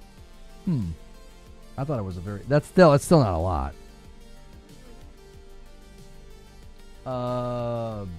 Around 6 is fine. Please. Yo, what's good, Kevin Cool? What's going to be the cringe moment the Game Awards people will talk about? I don't know. Do we feel like there was a cringe moment last year? What announcement do you think would be bigger? Half-Life 3, Bloodborne 2, or the next Larian game announcement? Or something super crazy? I feel like a Half-Life 3 announcement would be bigger than Bloodborne 2. Because Half-Life 3 has like this long-standing history in gaming, like as a franchise. It's kind of like a pivotal franchise. I feel like Half-Life is just like super, super popular in comparison to Bloodborne. I don't think Bloodborne 2 would be as big of an announcement as Half-Life 3. The Larian game announcement wouldn't be bigger than Bloodborne. I think you put them in like the right order. Do you think that we have a chance of having a new Wolverine trailer? I think we see Wolverine gameplay. Yeah. I kind of feel like it's a good time for Wolverine gameplay. I mean, the game's coming next year. This is one of the biggest platforms and biggest gaming events of the year. Like, if you're gonna show Wolverine gameplay, the Game Awards 2025 is a great place to do it. I mean, according to sources that are in the know, there is a PlayStation announcement that we don't know. We haven't heard of the game yet. Like, it's a game announcement that has not been announced yet. I think Shinobi is the one that said that. Jeff sharing beach vacation pics with him and Kojima. Yeah, they could definitely have Kojima show up and not say anything again, though, like he did the one time. That was overindulgent. I didn't like that. They just let him talk, and it was like, we're glad that you're excited about your project, but this doesn't really seem like the venue for that. Diablo 4 new expansion revealed. The Last of Us segment was really cringe last year with those really bad jokes. Huh? I don't remember that. I spotted Cory Barlog getting out of the Peacock Theater. I'm spending my holidays in LA, and we thought about going to see what the vibe was near it. So a couple of hours ago, I went with a friend to see the Peacock Theater, and we saw Cory Barlog getting out along with a couple of people, which I guess were people that work at Santa Monica. We didn't want to ask for pictures because they seemed in a rush. Take from this encounter what you will. I think this is confirmation that his game will be there. I just hope it is the closer of the night. I think Half-Life 3 is the closer of the night for the Game Awards, personally. Bill Clinton appearance? No. If you guys are just tuning in, you can watch the Game Awards 2025 here with me. We are one of the official co-streams, and I got a countdown right here for you. We are working on a bit of a member goal. If this hits 750, actually, I don't even know what the goal is. You guys, we've got to start to come up with something here, because I always fail in this regard. I'm like, we unlocked Friday night where I'm going to play Dispatch. I'm also going to do a Returnal Rage run tomorrow where I have to pick up everything. Yo, it's good, FCAT. What would be a good incentive tonight to try to hit this before the awards start? I can't think. What would we do? I got nothing. I'm like fresh out of ideas. Like, I've done the suit jacket thing. I think last year when we hit stretch, I had a drink. I went and got like a beer. I was like, all right, we're gonna loosen up the show. I don't know what we could do this year. Destiny Rising mobile slot, huh? Why are you just randomly saying Destiny Rising mobile slot? What are you talking about? Sony will sit on the Bloodborne IP until next gen. No rush or need for it now. If Corey's at the theater, yeah, something from Santa Monica would be likely. I mean, the snitch teased something God of War. I don't know. Oh, FCAT said just here for Destiny Rising best mobile game. Sorry, I didn't see that somebody said that. I was like, why are you saying that? Sorry, I didn't see that somebody said that in chat. I don't think Destiny Rising can beat the Uma Sumami or whatever, like the horse the horse waifu game or Wuthering Waves. You got a Santa suit? I got a Santa hat. Yeah. I actually do have a Santa hat. I usually wear the Santa hat for the Frickmas special. Yeah. We can do a little Santa celebration. Put a little Santa hat on. Pour a little bourbon. Have a snickerdoodle, you know. I'll just be Santa for the night. That sounds good. Oh. $7.50 for free to make your Kraken cocktail. I don't have it in the house right now. I'd have to have it. I could have some delivered, but we're 200 away. We'd have to get a lot closer for me. I could put the order in and have it shipped to the house. I don't have any in the house right now. You know what I mean? Time for some Santa Kraken. What's the bourbon of choice? Tonight I'd probably pull down the First Call double oaked. First Call is a little bit more reasonable price bourbon. It's good. Usually we go for Woodford or Bondstone in our house. You're hoping to see Wolverine gameplay as well? That's what I'm saying. I think it'd be a good time. Twitch could bring the heat and help us to hit the goal. Twitch has a 35% discount for the rest of the day.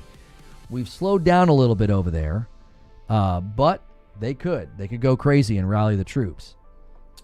We're getting Witcher 3. Yeah, there's a rumor that we're getting Witcher 3. Yeah. Yeah, I've not tried the the Kraken Black Roast coffee. Yeah, don't make me tap the sign. I know. Ask Madam if she'll get some. Man, she's busy. I can have it delivered to the house. What are you talking about? I don't know how soon we could have it though. Like there's a window of time that shrinks because they use. I live super close to the place, and they use like DoorDash drivers to do it. They don't have the coffee one right now. Sorry.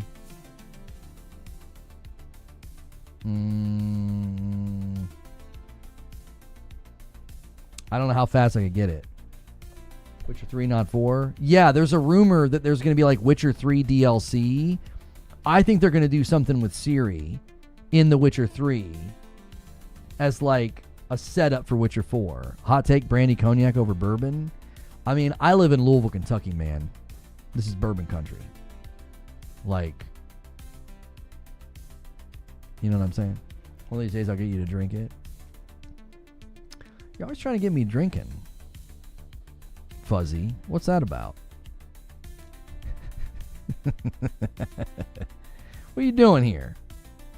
What's your goal, sir? All right, let's see. You got to get the coconut with it.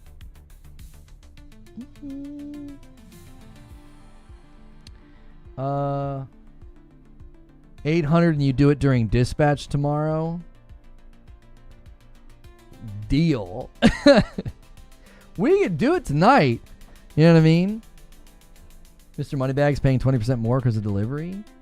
No. I'm like, they don't charge if you order a certain amount. The delivery's free. I just tip the driver. Yeah. Mr. Moneybags. Switch to delivery. Yeah, as long as you order enough, they don't charge you for the delivery. And then I just tip the driver. You drank a bottle of that in one sitting? How did you not get alcohol poisoning?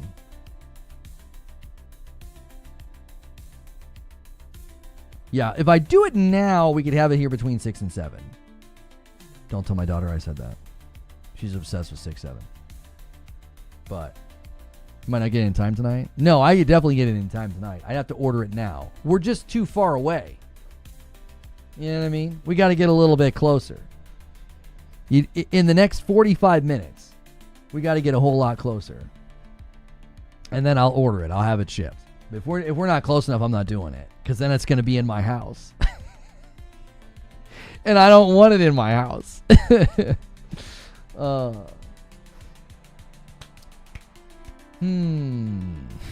Fuzzy right now? Yeah, he's the Grinch, man. Oh, professional? Yeah, apparently. What size bottle was it? Good golly. If you guys are wanting to watch the Game Awards 2025, it's in 3 hours and 18 minutes. You can watch it here. I am one of the co-streams of the event. Ristic with a $5 super chat says, what do you think about The Witcher 4 being an Unreal Engine 5 and been using it for 5 years now? Is this for Kraken? Yes. I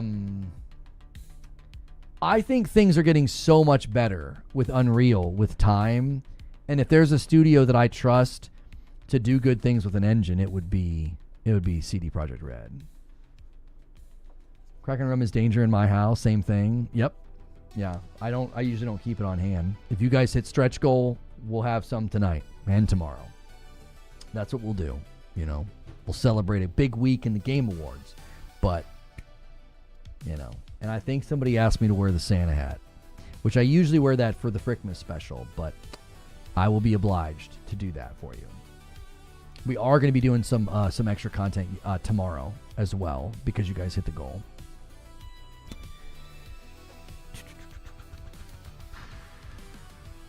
I might be crazy. I thought I remember seeing a live stream where you add plays along instead of interrupting the stream. Huh?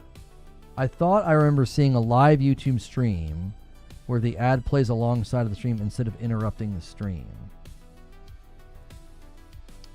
Oh, I think you have to run normal latency for that, and I was running low latency today because I need to be able to respond quickly when new folks come in. Does that make sense?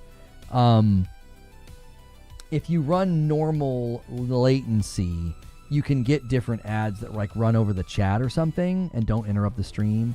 I wanted to run low latency so I could respond more quickly when like new people come in and say, hey, when's the event? What's going on? Blah, blah, blah. I want to be able to very quickly answer their question.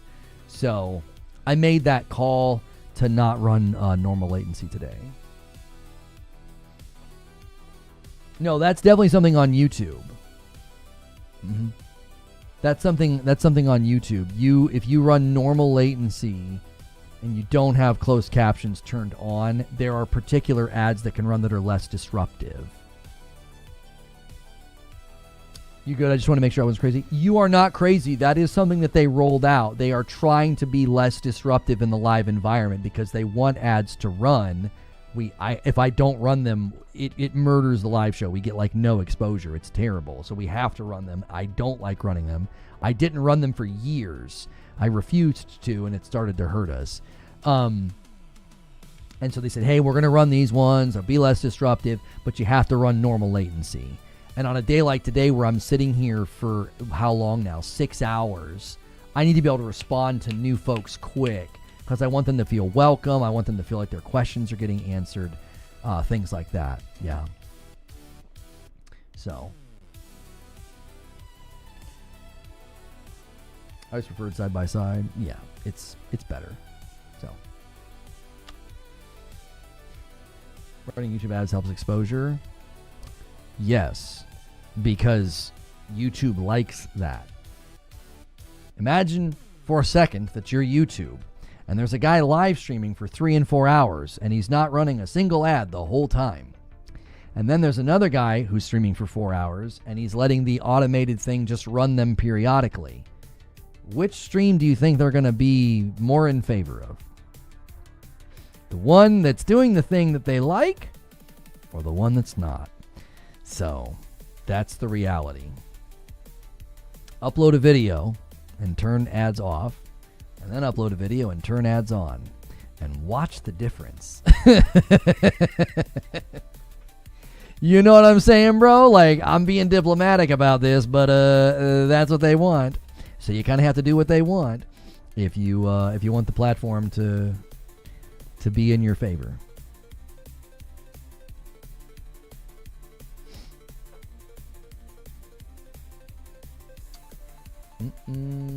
Tom Hendy says nothing GTA 6 related has leaked in years, though. Mile High says I was kidding.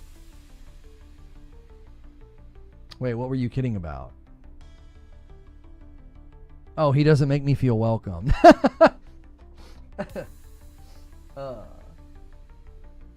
Yo, True SSJ, just noticed I got my milestone. So how is everything going on? Anything new with the family? Thank you for the entertainment news and community. Always appreciate you being here. Can't wait for the show. Fam is good, man. Christmas decorations are up.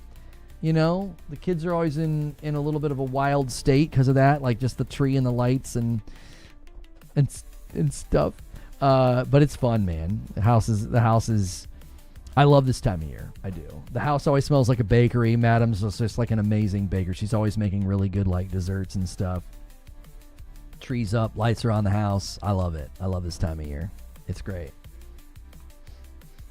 I'll even be Santa for you guys tonight during the Game Awards if you can manage to get this stretch. You guys should really be trying to signal the big dogs on Twitch because today's the last day for the 35% off. Hey, some coffee orders came through. My man Mark ordered the best of both worlds. Thank you. Oh, you did 2 orders maybe by accident? I don't know. Wait. No, it's the same order. It's the same order. I just got 2 emails for some reason. Thank you. Always a good feeling, nostalgic too. Yeah, dude, I love it. My wife and I have been watching Christmas movies every night. Metal Matt's trying to summon a 50 bomb. That would get us close enough. I would do it right now. I would get us ready. Twitch is ahead 96-92. Somebody dropped, my son calls them farty bombs. Everything is farts and toots to him. Countdowns for the pre-show. Yes. Yeah, this is for the pre-show. Yes. 3 hours and 11 minutes. Can't wait to see the new Lego Batman trailer. I hope they give us a release date. We don't have one, do we? Halfway through. So we are halfway through the 20s, assuming the win tonight. Who's the front runner for game of the decade? Last of Us Part 2, It Takes Two, Elden Ring, Baldur's Gate 3, Astrobot, Expedition 33 is assumed. You gonna eat? Yeah, I'm gonna eat in about an hour and a half. Yeah.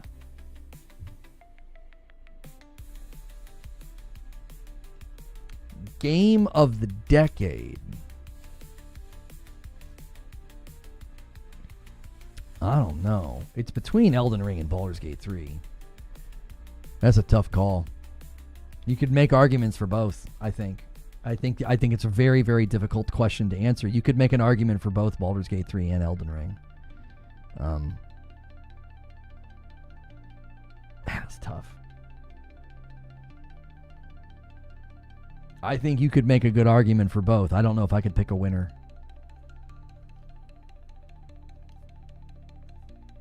And Metal Matt says, guys, let's stoke the fires. And he drops the 5 bomb and gets us to 550. I owe YouTube a member. The stretch goal is to turn tonight into a Christmas celebration. I'm going to order some Kraken, which I don't typically order. I'm going to get my Christmas Santa hat out.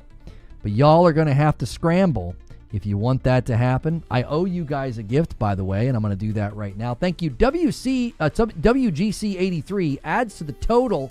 That's an Agent of Chaos. And pushes us past the 550. Timer on the bottom left. That's right. WGC is going to do another single, 552, on the day. He's trying to get a little train going here. He says farty bomb. He's asking for a 50 bomb. He's asking for somebody to do it. He does another one. Another single. Thank you so much. WGC 83. It is a member train. It is indeed a member train. Thank you guys so much for all the support, all the live stream interaction today, the like count, all of it. I appreciate it very, very much. Don't order until we're like 50 members away.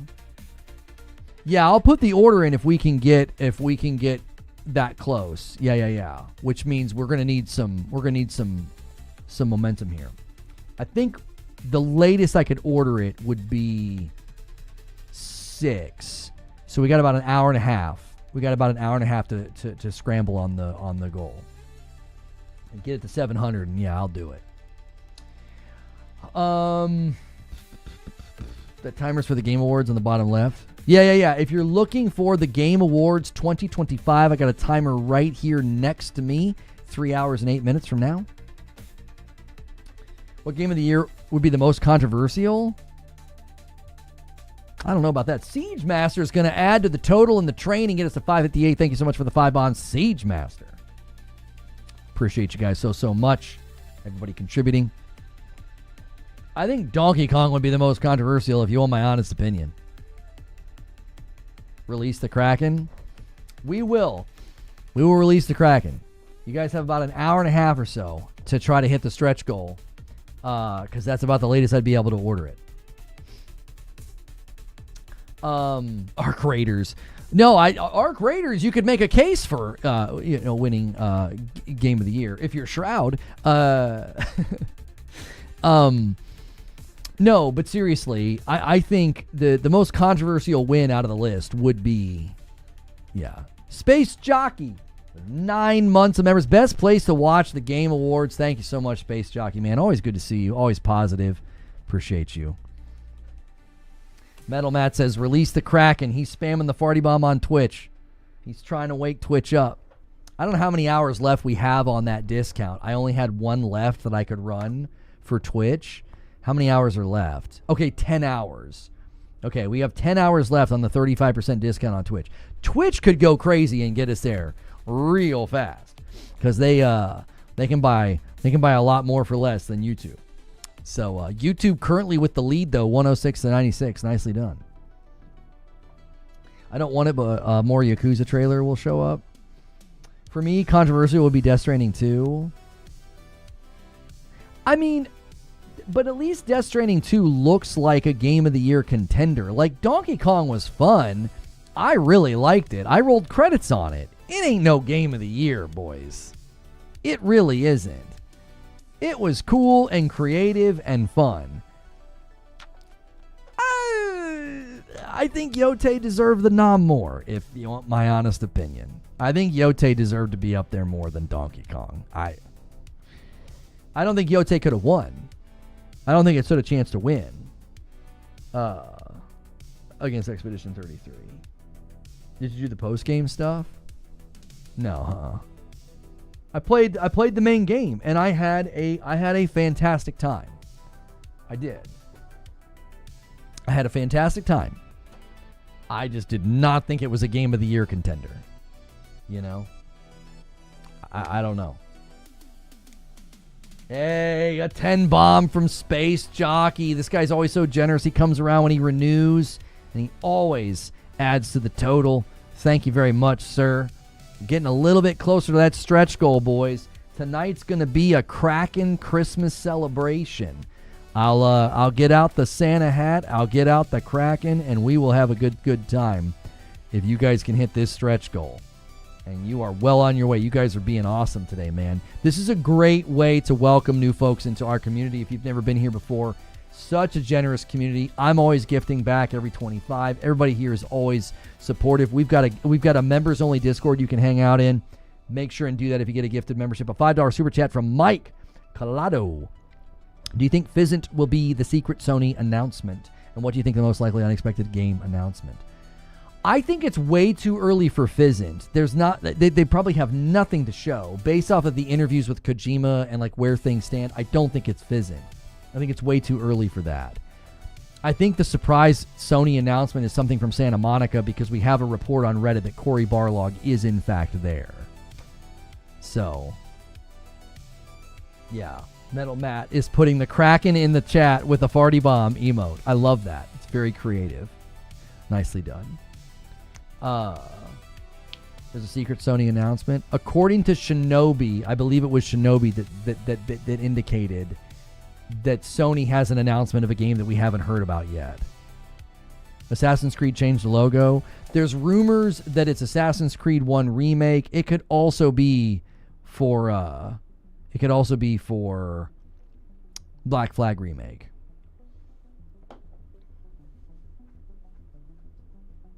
I think the only thing that could dethrone Elden Ring and Baldur's Gate 3 for the decade was GTA 6 or Half-Life 3.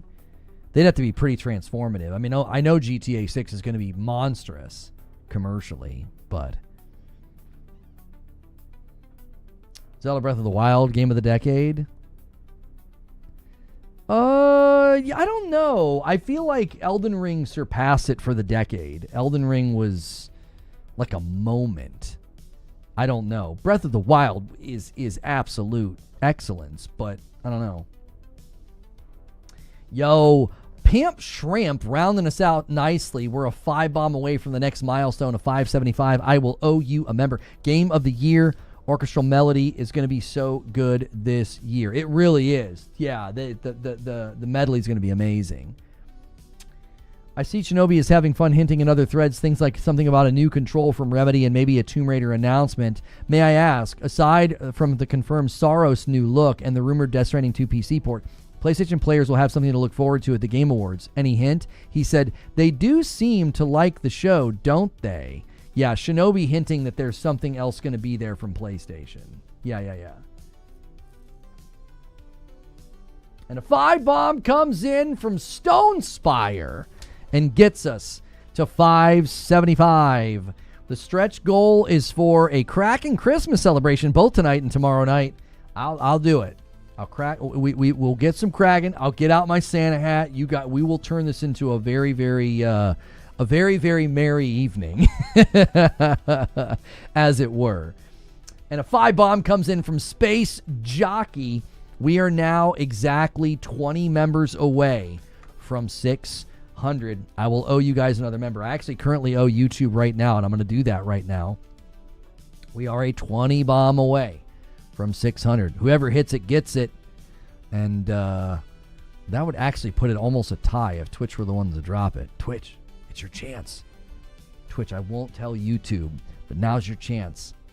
And a 5 bomb comes in from Charles Freeman, the man himself. Charles Freeman's always been so generous to this community and to me. This man helped get me some of that rabbit hole Derringer. Somebody asked me earlier, Charles Freeman, what my favorite bourbons were, like the best I've ever tasted. And it was the Double from Woodford, and it was the Rabbit Hole Derringer. Both things that you were generously helping to pay for. That was very kind of you. Those were excellent, because I just can't bring myself to. I usually buy like the more reasonably priced stuff. PlayStation pulling up to the Game Awards. Yeah, I think it's something for Santa Monica. The report about Cory Barlog being there sounded genuine. Like, it sounds like he's there, and it's like, well, if he's there and Santa Monica's there, they probably have something. I would think, yeah.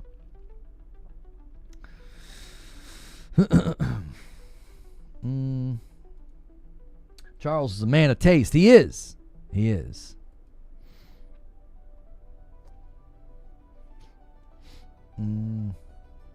Wait, didn't Breath of the Wild win Game of the Year?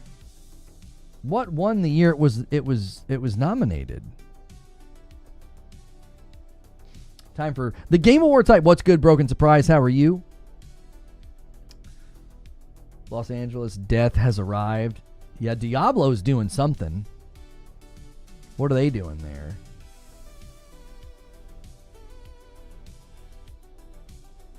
Prepare for the Reckoning. I'm supposing they're just there to promote their new stuff. I hope it's Santa Monica, like Naughty Dog. They have my full trust. I thought they said Tears of the Kingdom. No, Breath of the Wild, yeah. I think Breath of the Wild won Game of the Year, didn't it? Breath of the Wild wasn't this decade anyways. Oh, that's true. That's true. It'll be Santa Monica Studios' Divinity game announcement where they license the IP. What? Are you kidding around, or do you think that's a possibility?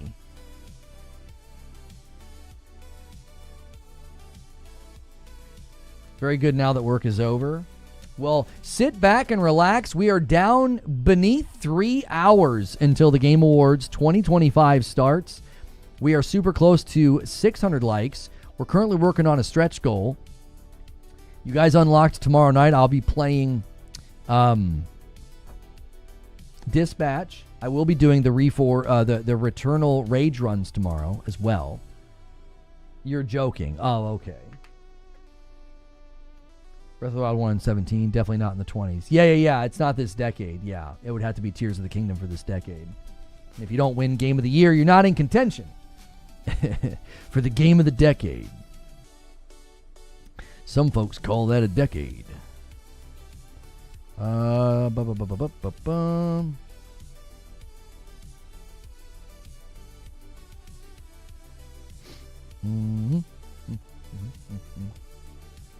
Is this waiting room longer than the GTA 6 waiting room? I think so. This will end up being longer. Yeah. How long did we do the GTA 6 waiting room? I actually don't even remember. I think we just decided it wasn't going to happen, so we packed it up. The trailer 2 waiting room was 10 hours. Yeah. This one will be close to that length. Yeah, this will be close. Yeah, that first GTA 6 waiting room was insane. The second GTA 6 waiting room was like less than 4 hours. We didn't wait nearly as long. Yeah. Those were fun days. there were people that really didn't like that I did it, but we had fun. Like, who cares? It was a good time. It was a good time. The Santa Monica Metroidvania game is rumored, not leaked, though. Yeah, it wasn't a leak. It was like I mean, I would count Tom Henderson as leaking it by saying that it exists. He's pretty reliable. That waiting room brought you to my channel? Really? My personal game of the decade is going to sound very Sony fanboy, but 2020 Game of the Year winner is still top game of the decade for me. Oh, Last of Us Part 2. I mean, it's a really good game. I went in thinking I wasn't going to like The Last of Us Part 2, and it ended up being like one of my favorite games. Like, it is so amazing. Like, I was blown away. I really was. I went in super apprehensive about it. And I was really grumpy when they made me play as Abby, but my whole opinion by the end had changed. I missed the yokels coming in and saying a trailer just dropped. Yes. That was, it was quite the experience. Elden Ring is my game of the decade. What's good, gangs? Yeah, I think out of all of the games that have won Game of the Year, assuming Expedition 33 wins tonight, yeah, I think it would be between Elden Ring and Baldur's Gate 3. I feel like Elden Ring would take it for being more globally renowned. Like, it has more global impact and more global fans than Baldur's Gate 3. Baldur's Gate's impressive. It is. 15 million sales. But I think the global renown, the prestige, the popularity has to factor in here. It has to. I think that tips the scales in Elden Ring's favor. And I loved Elden Ring, and I still have a lot of criticism for it, but I think that tips the scales in its favor.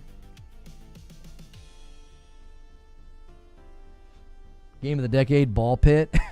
Hey, man, Ball Pit was so fun. I loved it. It almost made it into my top 10.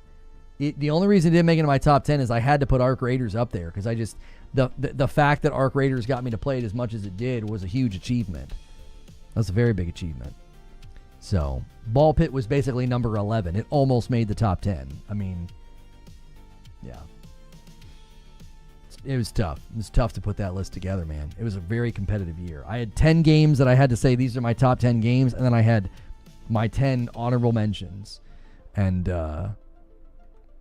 it was fun making that list because it just felt like such a good celebration of, like, everything that we talk about, what games are about, man.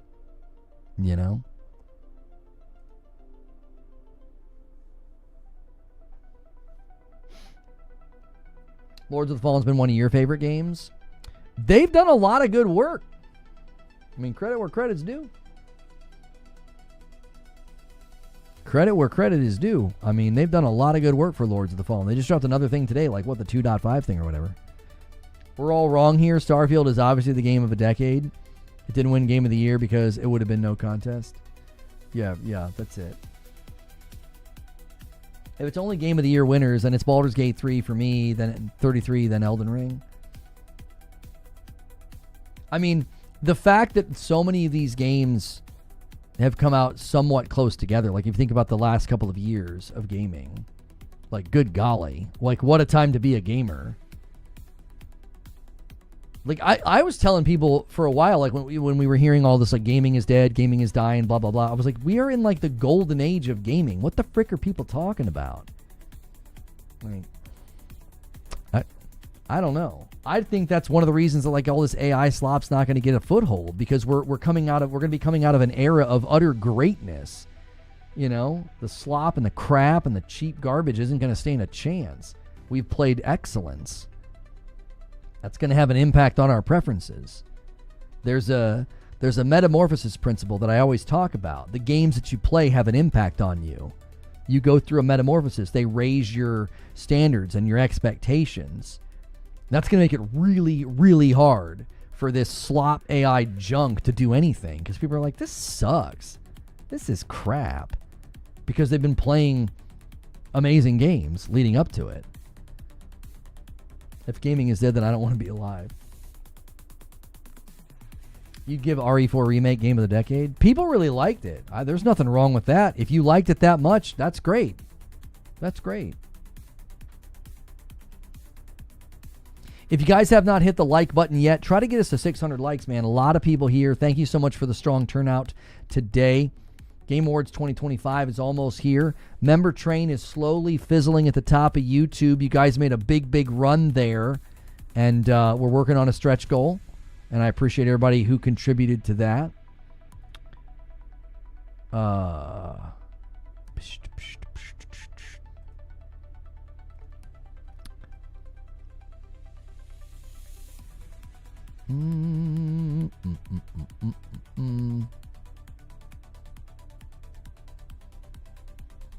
Okay. Elden Ring set a high bar for me. It woke me up from Destiny and made me realize I don't have to live in one game all of the time. Yeah, live service games can really do that. They can kind of lull you to sleep. You know, you're just sort of going through the motions and doing the thing and checking the box, you know? And I think that can really lull you to sleep in a bad way. In a bad way. Yes, I saw the Supergirl trailer. I saw it without the sound on though. So I thought it looked great. I'll obviously have to check it out later with sound. Balatro might be the only game this decade that people will be playing in 2050. What makes you say that? I'm not sure I understand.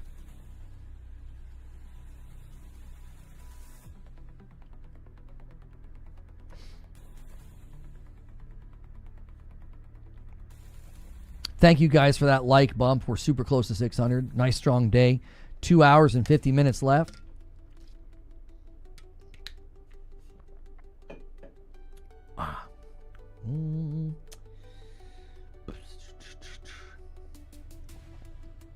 Balatro's a forever game. I get it.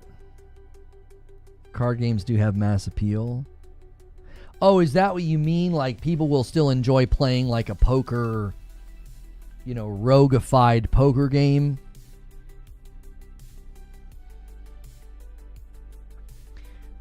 Gaming is dead if all you play is COD, Madden, live service type of games. I've been getting more turn-based combat games lately, and I didn't think that I would. Yeah. Yeah. Yeah, Millie Alcock's my game of the decade. She's got a great look, doesn't she? Like, she's got like this... She's pretty, but there's spunk there. Like, it's a good combination. You're like, yeah, she's Supergirl. Like, it works. I think it was a really good casting decision.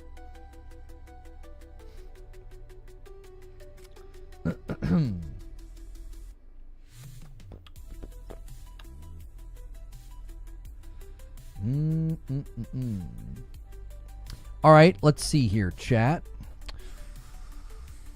Got a little bit of time to kill, just a little. Let's see.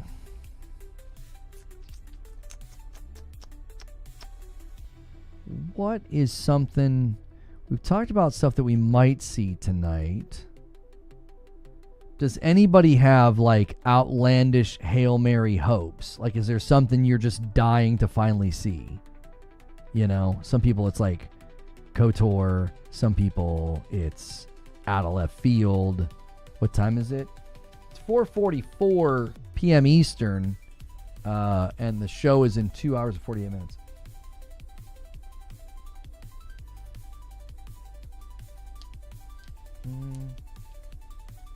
You're hoping for Blade gameplay? King of Meat? Destiny 3? Don't sleep on Pathfinder?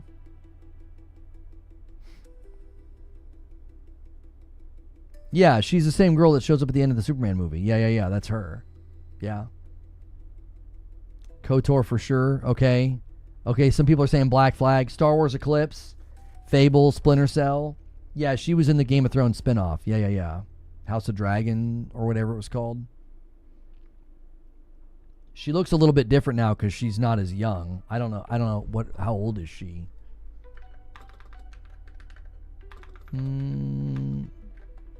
She was pretty young when they were filming that show, wasn't she?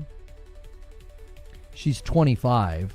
So when they were filming that, she was probably like freshly in her 20s. Like she's a friggin' baby. She's a stinking kid.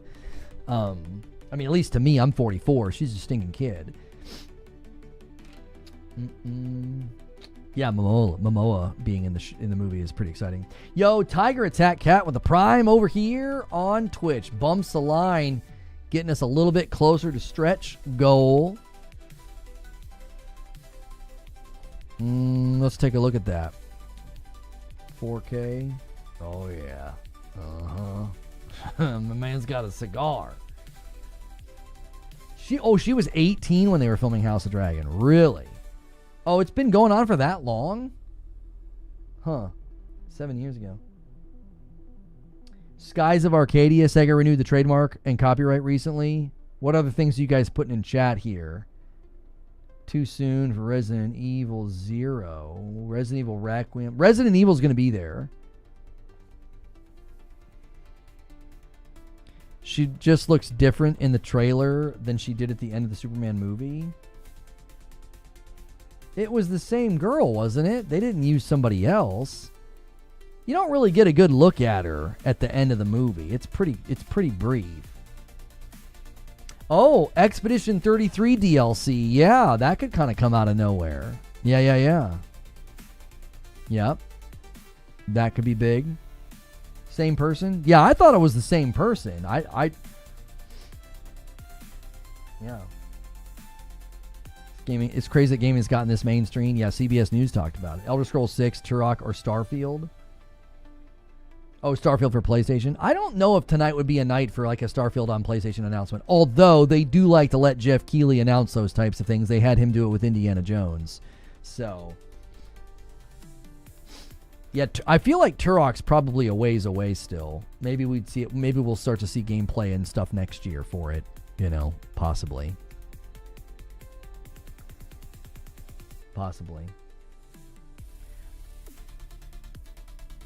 Lego Star Wars The Skywalker Saga, Indiana Jones and the Great Circle, Fall Guys. Why are you listing those games? Are those like games that you really enjoyed or something? There's going to be so much gacha stuff. They're paying the bills. There might be commercials for gacha stuff, but I don't think there's going to be a ton of it. Can you put up a poll? Elden Ring or Baldur's Gate 3? I'd be happy with either one winning. I don't like running polls in YouTube chat because people have to constantly dismiss it and they don't like it. So I don't like running them. You're betting the show closer is God of War? I think the show closer is Half-Life 3. Yeah.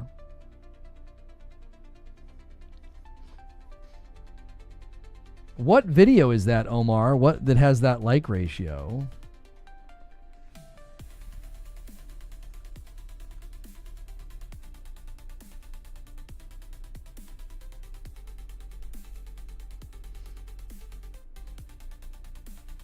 Yeah, Venom. Venom could be a surprise out of nowhere. I don't think they would do that before Wolverine is out. I feel like they would wait. 007? Oh, that's what's showing on your end for the current live stream. On my end, it shows that we have 578 likes. So maybe yours needs to be refreshed. That's why I didn't think it was my stream. It didn't seem high enough. Yeah, mine's showing 579 likes and 13 dislikes.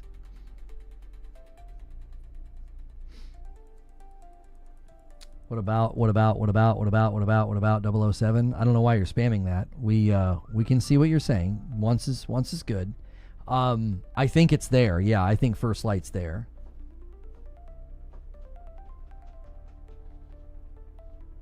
Here's all the gacha games that'll be there in some form. Wuthering, Genshin, Zenless Zone Zero, Arknights, Enfield, possibly Nikkei, and HSR. Yeah.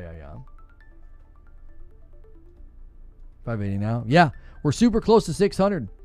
Get us a 600 like, boys. Let's do it. Guys, check your member renewals. Check your primes.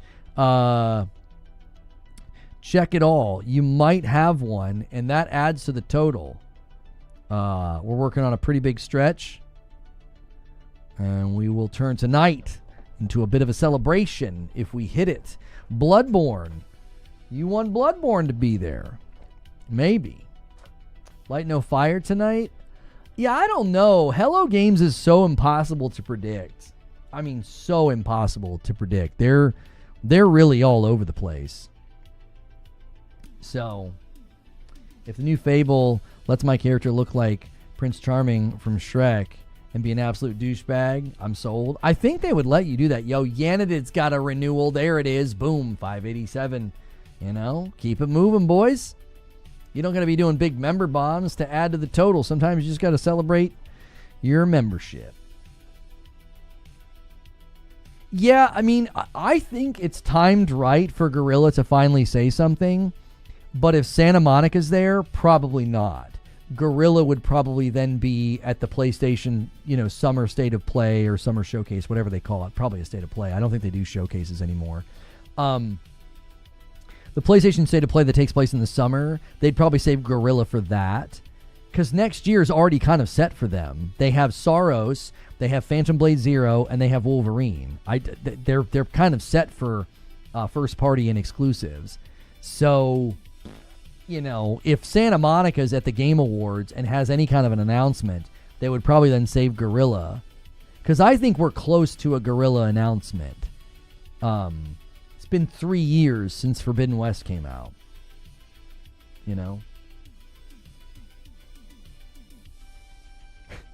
This is going to do a lot of damage. I should probably dodge. It's parryable. That's right. Lono every time. Why does he even kind of look like me? You know what I mean? Why does he even kind of look like me a little bit?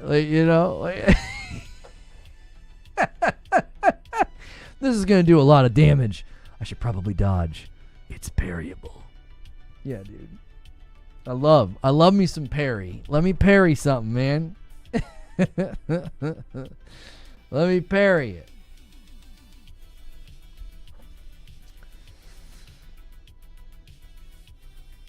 I've heard somewhere for Fable that the character we've seen is locked in who we play as, sadly. I mean, I think she looks fine. I just think that's kind of a weird choice within the genre to be like, no, you're playing as her. I don't know. Obviously,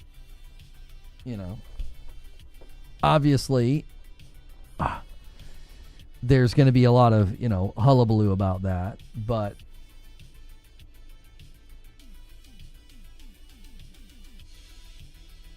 I'm hearing that Game of the Year is going to go to one of the nominees. Legit Gaming Leaks.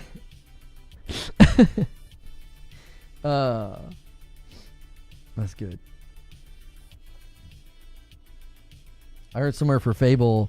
Oh, I already read that. Not gonna lie. Blah, blah, blah, blah. 587 on mine. No custom characters. Yeah, I think no custom characters in Fable would be a really weird choice. I don't know. I mean, there's already people that are, upset about what she looks like. The latest trailer, she looks more like the actual actress, and I think she's pretty. But the first one, admittedly, yes, the first trailer, she looked a little rough. It's changed quite a bit since.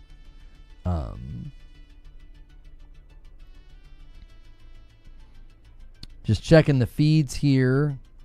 See if any other things are leaking or hints are coming out.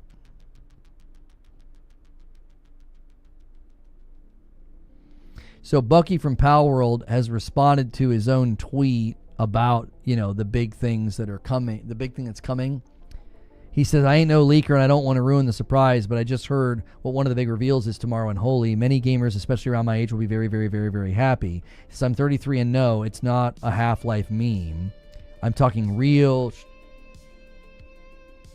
Yeah, so see, I wonder if this is Kingdom Hearts. If he's like, it's like, no, I'm not memeing on Half-Life.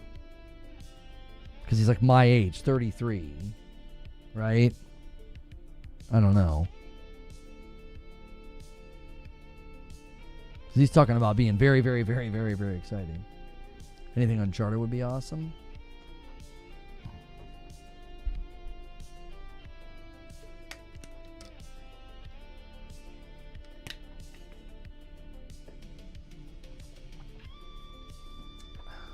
Kingdom Hearts. That's the only thing I'm thinking. Because he references his age. And he's like, people are going to be really, really, really excited. Yeah, Kingdom Hearts 4 was one of the rumored games, I think. I think it was.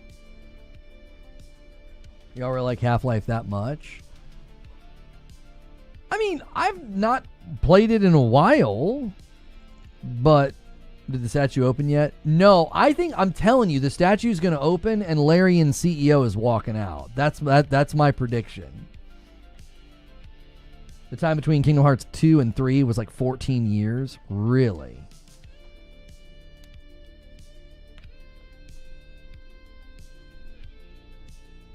What time is it? I have a timer right next to me counting down so you can know, regardless of wherever you are in the world, it's in 2.5 hours.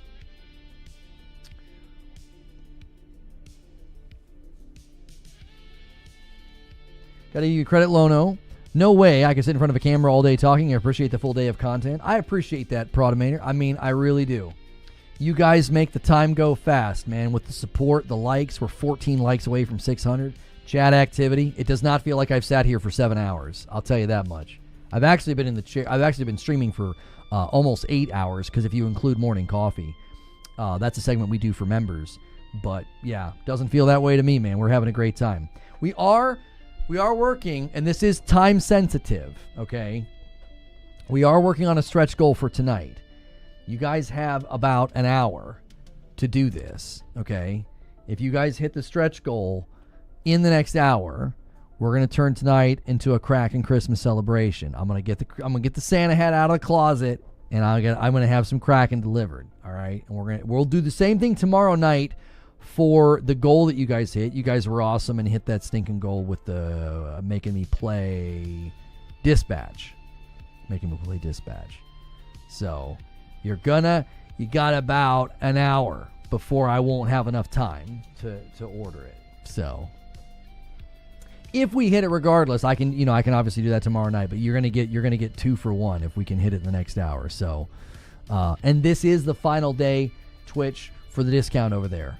I had 1 ticket left and I used it, and so for the rest of today it's like 35% off all gifted members on Twitch.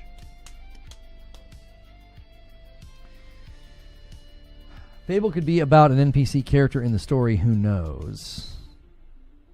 Yeah, it doesn't strike me as that. Yo, Wired Rope is gonna get us a little closer, taking advantage of that discount. A 10 bomb from Wired Rope. We're 3 away from 600. Whoever hits it gets it. I owe a member. Thank you so much. Who is Bungie5? I really wonder who that is. Bungie_5?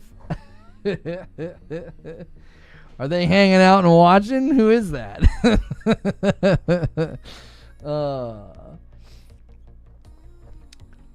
And Cardoc Ren's going to put the crown on and take the victory for the milestone. 602.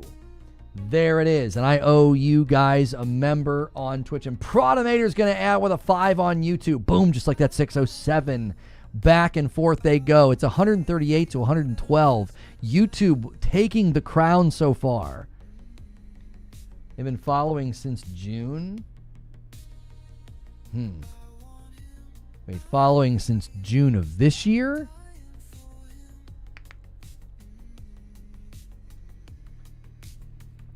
Thursday night is odd.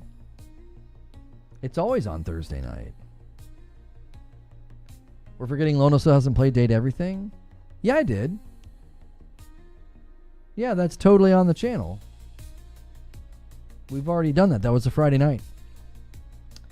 It's on the channel. It's probably unlisted in the members playlist. Yeah, like a month ago or something. Yeah, tomorrow you guys are getting a Returnal Rage run where there's rules about, like, I have to pick up everything. And then we're going to do Dispatch tomorrow night. And then Champagne's going to come over and take advantage of the discount on Twitch and drop a 5-bomb and get us to 612. Thank you so much. I currently owe Twitch a member. I'm going to wait and see if you guys can't snag 5 of them, and then I'll just do them all at once. Metal Matt continues to spam the Kraken and the 50-bomb. I love it. He 100% did play Date Everything. Yeah, I totally did. It was actually really fun. The blanket. Yeah, the blanket had my full attention. Yeah, you're taking shots. I will not be taking shots. No. That ends up being very, very bad. I will be making a drink, and I will be drinking it at a reasonable pace so that I can enjoy the show and enjoy talking with you and writing down all the game announcements that I'm excited about. We are not getting sloshed tonight, boys. We're going to turn it into a Kraken Christmas celebration, not a drunken stupor. Yeah. I like the sweater. It's very comfy. Thank you. It's chilly in my house, especially here in the basement.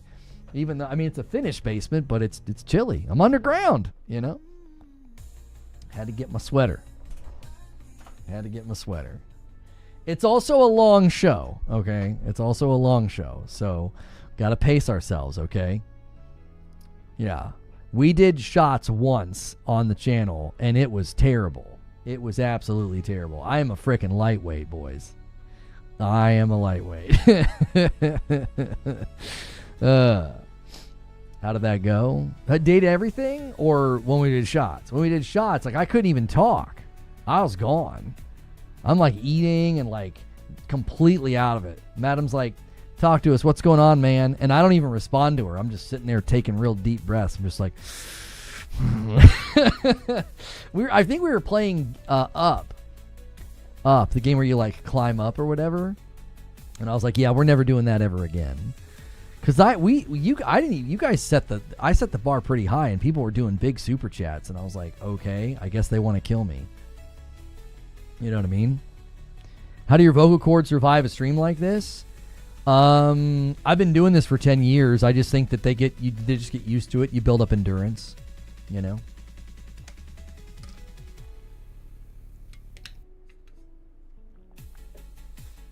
Shots should be a member goal?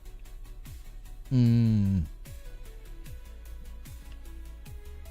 man went nonverbal. I totally did. I'm a lightweight, bro. Like, you do that to me and my body's like, why did you do this? My brain's like, I cannot compute, bro. Too much.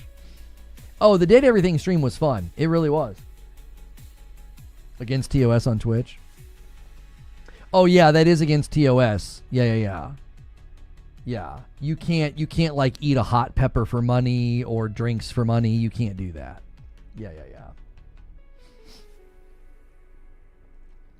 Yeah. Shots and Lono don't mix. Mates for a short show. Yeah. When you're me, you know, 140 pounds. You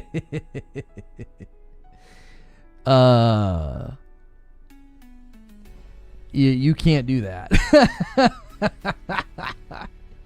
You cannot do that, dude. Doesn't work. 5'6", 140 pounds. Can't be doing shots, boys. It's a disaster. Well, how much time we got? We got 2 hours and 28 minutes. We're super close to 600 likes. Was that the night that me and Zubair kept gifting? I can't remember. I thought it was during a member stream, so it had to be super chats. We weren't streaming on Twitch at the time. We were just on YouTube. Ignore the pin message if it shows up. I was just messing with mod stuff. They updated mod tools on mobile. I can't release pin messages now. I don't even see it. Oh, you can.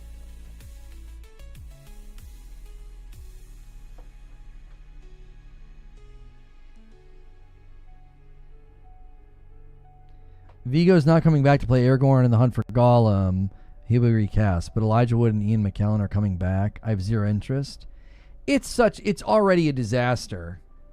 It's so stupid. It's not even a story worth telling. It isn't. Do you want to know why it's not a story worth telling? It's not in the freaking book.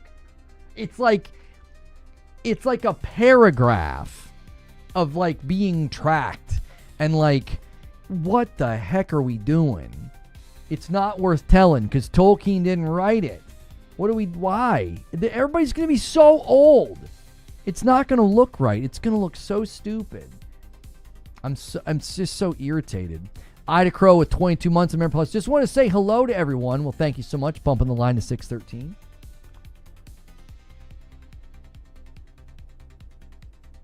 No wonder why morning coffee didn't show up for me. My membership lapsed. I had to fix it from my last credit card and finally remembered to do it now. Well, welcome back, Sean Torius. Make sure and celebrate. We're working on a stretch goal right now, and you guys have about 54 minutes is going to be the very, very last moment that I can submit that order. There was a night where me and Zubair and somebody kept doing 5s back to back. It was like 1 or 2 years ago, I think. I feel like I remember that. I don't know if we were doing shots for that, though. I mean, maybe. I don't remember. The night of the shots was me doing super chats. What's the goal, 700? Yeah, I think if we can get it, we said, I said this was fair. If you got it to 700, I would put the order in. Yeah. Because if we're really far away, it's fine. We don't have to do it. But if you guys get close enough, it's like, all right, I'll get the order and I'll get the stuff here. I'll get the stuff sent to the house. You know? Why you know with a 4 months on Twitch and it's a Prime. Thank you so much. Everyone's being played by Vigo. What's even the point? Yeah, it's stupid. The whole thing's stupid. They're just trying to squeeze every last drop and dime they can out of the Lord of the Rings as a name with a crap TV show, and now it's going to be just a stupid waste of a movie. Yeah, we got Dispatch, we got the Returnal Rage runs. Yeah. I spent like $250 for 7 shots. I don't think I did 7 shots. I wouldn't have been able to walk. I don't think it was that many. I think it was like 4, maybe 5. Ain't no way I did 7. I wouldn't have made it.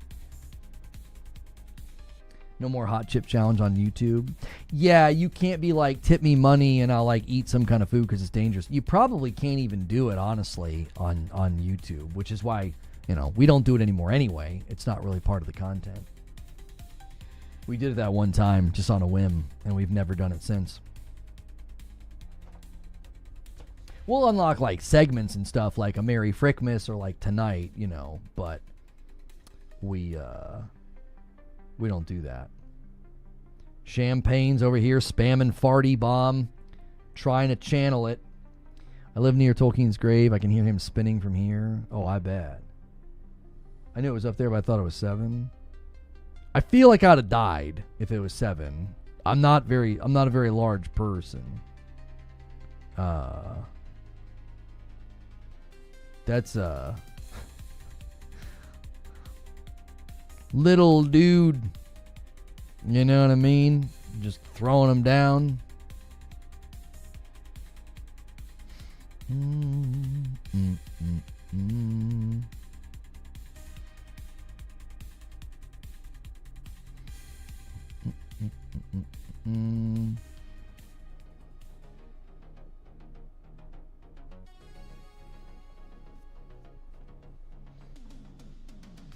I remember vividly there was a night where you got on the line and you said, we can't do that again.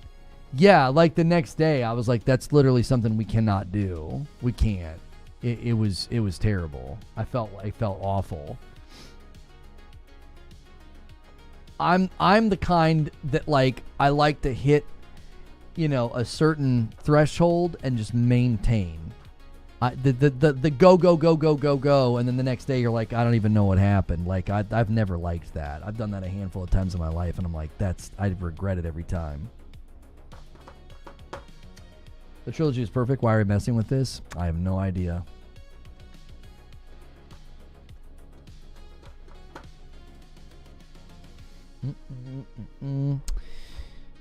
Do. All right. Well, we've done our best to stay on topic for almost the entirety of the 7 hours. We got about 2 hours now. I'm trying to think of what else. Let's check the feeds. Let's see if anything else is going on. If you missed it, Jeff Keighley did indicate there will be new game announcements tonight at the Game Awards.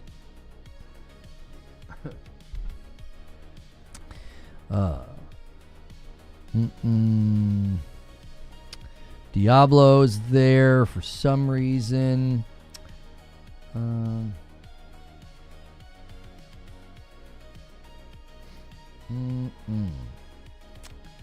If you're looking for the Game Awards 2025, I got a timer on the screen to show you when it starts, and you can watch it here as one of the official co-streamers. Kind of expected that since it's the biggest gaming event of the year. I'm looking at my purchase history, and unfortunately, it doesn't show the time the purchases were made, so I have no idea. I'm going to find it. You do that. You do that.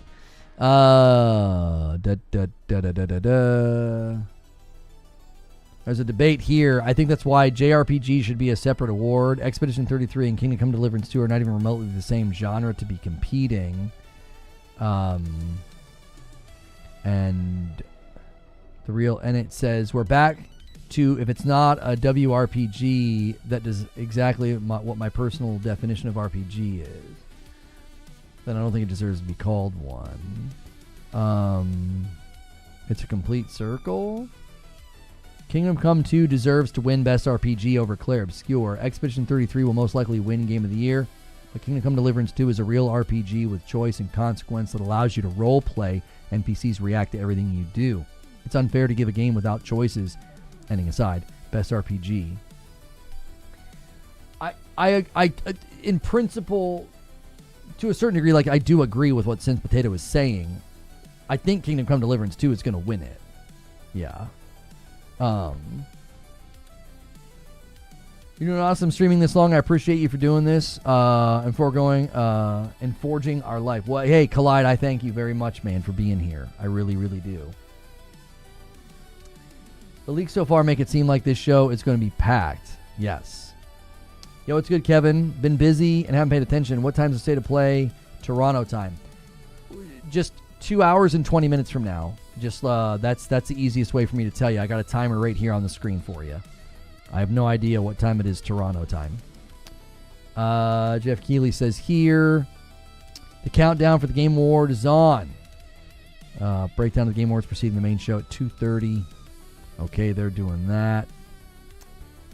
Nate the Hate is retweeting his predictions that he says are not leaks. It's on the channel. 2 hours. Thanks, bud. Silly me. No, it's no problem. I think the instinct is just to ask chat. I don't think your instinct is a problem. You just, hey, when is it? Really like that sweater. Looks cozy. Thank you. I appreciate that. You can add to the wardrobe this evening. We got a Santa hat that we can break out. You guys have how much time now? About 45 minutes. If we get this goal over here to about 700, no, to 700, I mean, we're gonna turn tonight into a bit of a Christmas celebration. Let's see here.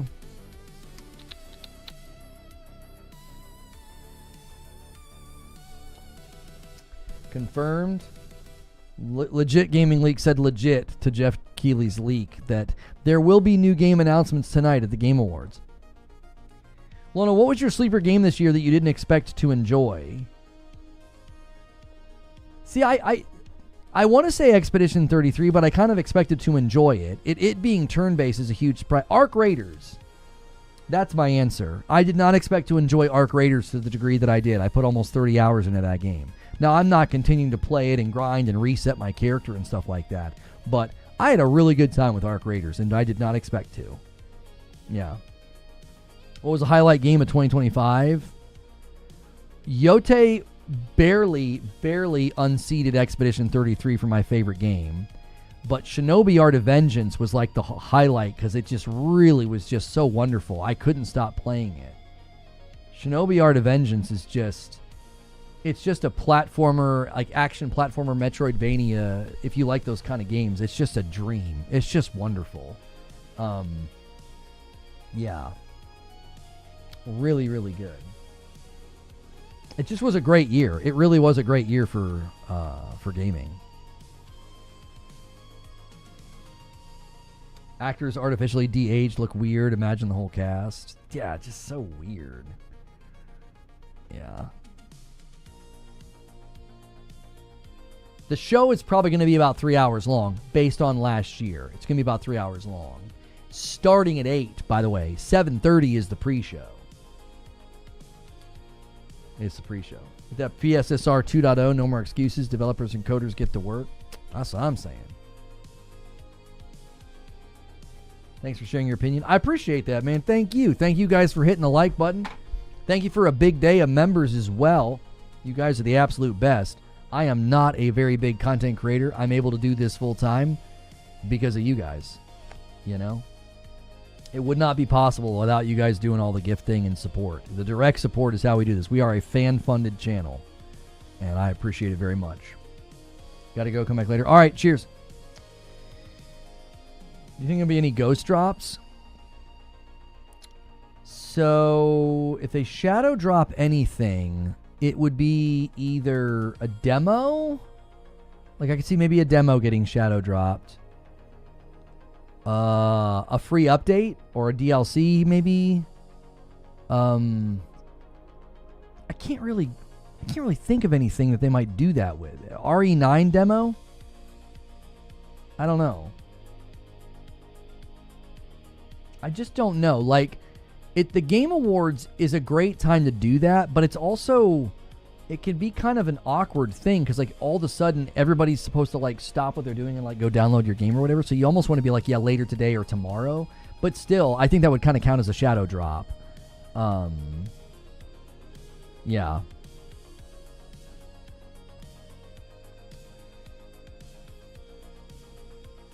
Yeah. The Black Flag remake. That wouldn't be a shadow drop if they dropped the Black Flag remastered release date. Or, I'm sorry, remake release date. Phantom Blade Zero demo? Maybe. Maybe. When they did the final shadow drop, the game was unplayable. Yeah, the PEGI rating. Yeah, it's called Assassin's Creed Black Flag Resynced or whatever.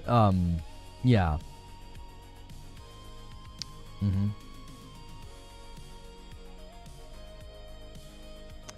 That PEGI rating is pretty significant timing with this event. I thought we heard that Ubisoft isn't going to be there, though. So I don't know.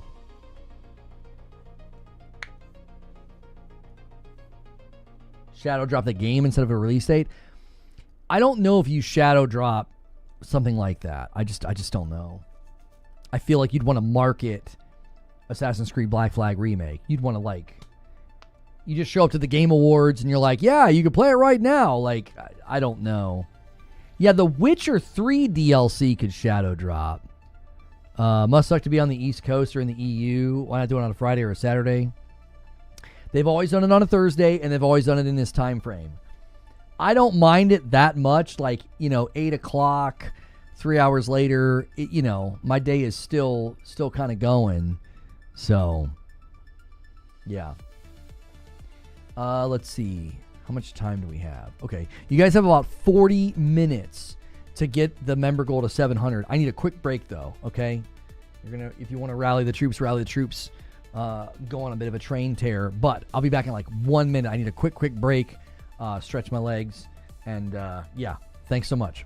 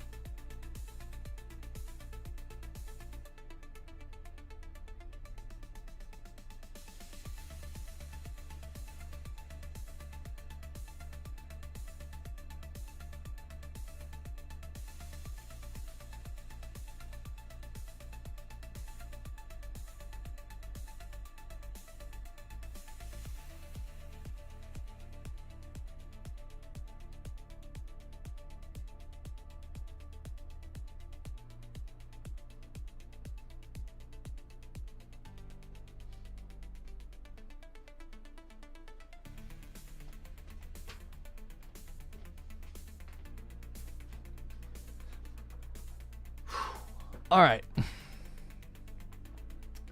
Days Gone 2? Yeah, I don't know if that's been greenlit. I don't know what they've got Bend working on. Oh, the new Knives Out movie got a 93%. Well, great. I thought he was going back to his roots, like the first movie. The second, I did not like the second movie at all. First movie was fantastic.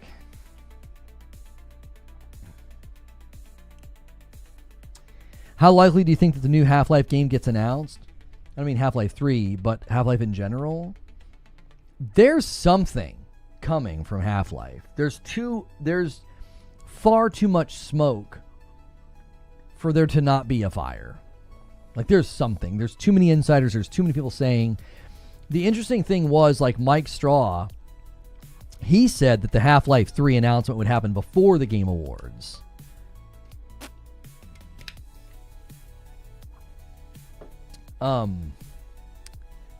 But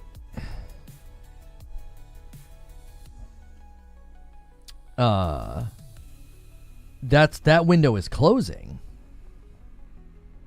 Like, that window is fastly closing, like, right now. There is no Half-Life 3 announcement before the Game Awards 2025. You got 2 hours, basically. You know what I'm saying? Like, I don't know what to tell you.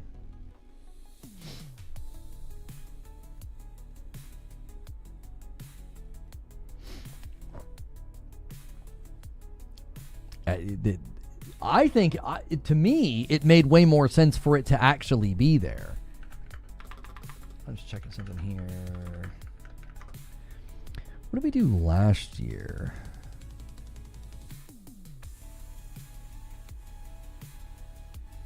Okay.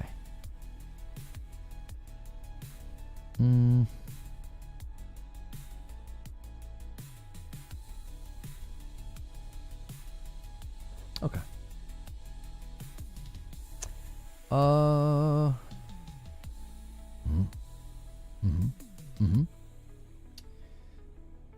Not looking good at this point for that prediction. No, I agree with you. To me, it always made more sense to do it at the actual. If you're going to do it at the Game Awards. You know what I mean? Yo, thank you for the Prime resub, Snake. We are exactly a 10-member bomb away from the next milestone where I owe you guys a member. At 625, I gift one back. I had no interest in Expedition 33 before release. If not for Game Pass, I wouldn't have given it a second look. So glad I did. It's my game of the year. I even bought a physical copy. Nice. That is great.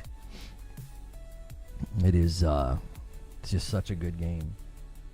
There's going to be a 30-minute pre-show, yes, with Sydney, is what I was told. I thought it was Kyle Bozeman, but I think Kyle Bozeman does the pre-show for Summer Game Fest, and then Sydney does the pre-show for the Game Awards. Now that I'm thinking about it, I think she did it last year as well.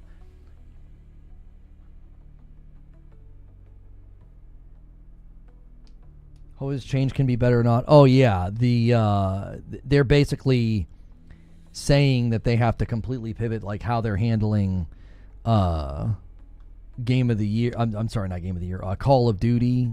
Yeah. I can't read that, and I can't look. I can't go to it. I don't know what you guys are doing when you post tweets now in the Discord. I'm not sure what you're doing. I can't click on them anymore. Some of you are doing this weird thing where it's like it's in brackets or something. I'm not sure why. And then I can't click on it.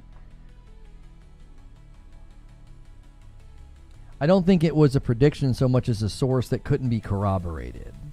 Okay, so Mike Straw had a source that he was saying, I can't corroborate this. Let's quickly go through my own predictions for the Game Awards. Let me reset this thing here. It's because it's not showing the right timer. Let me set and start it. There we go. And on the goal of 700 members, you guys have about 24 minutes. You're gonna have to put it into high gear here if we're gonna hit that. If not, you can try and hit it for Friday night. But so I went through and I made predictions on what I think is going to win each category. For Game of the Year, I've got Expedition 33 as well as Direction. For Adaptation, I think the Minecraft movie wins. For narrative and art direction and best score in music, I have all three of these going to Expedition 33. Audio design, I think, is one of the categories Expedition 33 will lose. I feel like Battlefield 6 will win this. I feel like changing my votes to Death Stranding, though. I'm doubting myself now. I feel like they're going to give it to Death Stranding 2 because of the audio design and the music and stuff that they did. Yeah, I'm going to do a late game change here. I'm doubting myself on Battlefield. I'm doubting myself here. I'm thinking that it's actually going to go to Death Stranding 2. Anyway, best performance I think goes to Jennifer English. Innovation and accessibility, AC Shadows. Games for Impact, South of Midnight. Ongoing game and community support. I'm hoping and really wanting to see No Man's Sky win this one. Independent game and debut independent game is going to go to Expedition 33. Mobile game, I've got Wuthering Waves because that's based off of like the player's voice. VR game, I've got Deadpool. Action game, I have Hades 2. Action adventure game, I have Silk Song. Best RPG, Kingdom Come Deliverance 2. Fighting game, Mortal Kombat Legacy Collection. Family game, Donkey Kong Bonanza. Final Fantasy Tactics for best sim or strategy game. Sports and racing, Mario Kart. Multiplayer, Arc Raiders. Anticipated game is Grand Theft Auto 6. Content creator of the year, Burnt Peanut. Esports, I can't really weigh in, but I picked Counter-Strike 2 and Forsaken. Team Vitality. Player's voice, I still think, even though this is voted on by the players, I still think this goes to Expedition 33. So, those are my predictions. And then let me do this again. The timer is going to need to be reset. It doesn't like switching scenes. I'm not sure why that is. There we go.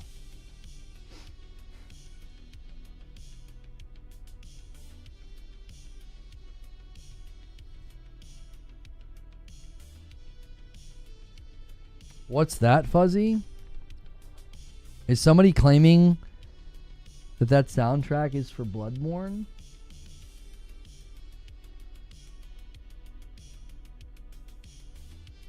Yeah, I don't know why they would do this.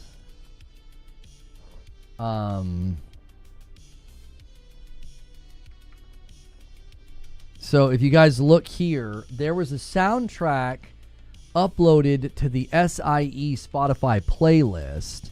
And if you look here, is this been photoshopped or is this real? Like, is this guy goofing around or is SIE... Can I go to that right now and check it? What's it called again? Rumbling something?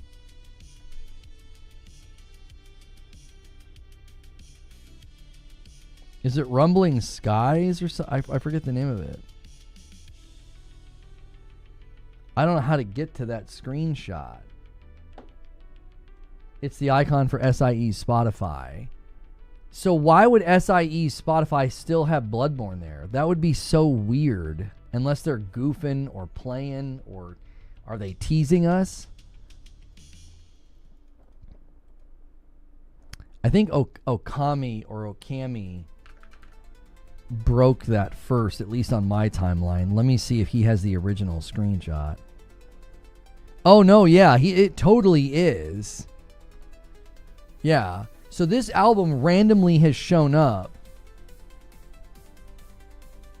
Okay, so why does SIE have that? Is there...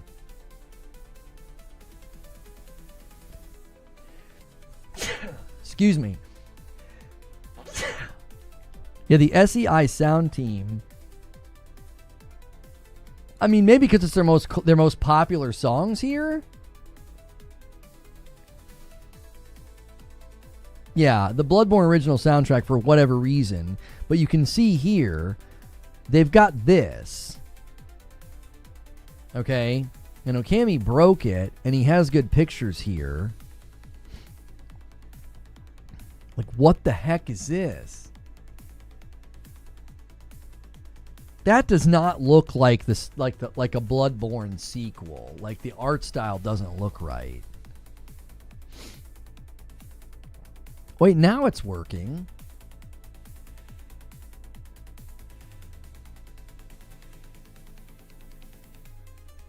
Yeah. Oh, I see what breaks. It breaks if I push the buttons. Okay.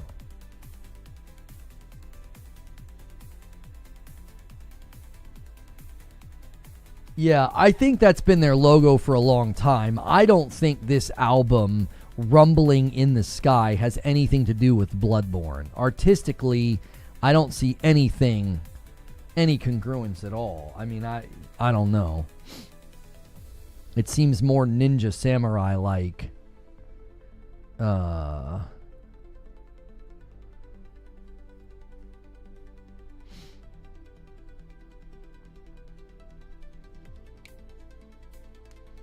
I don't think they're messing with you. I just think the SIE sound team on Spotify has never changed their profile picture. You know? You ran a poll, Elden Ring versus Baldur's Gate 3, 300 votes. It's literally 50-50 now. Yeah, that's not surprising. It won't be called Bloodborne. It'll be called Airborne.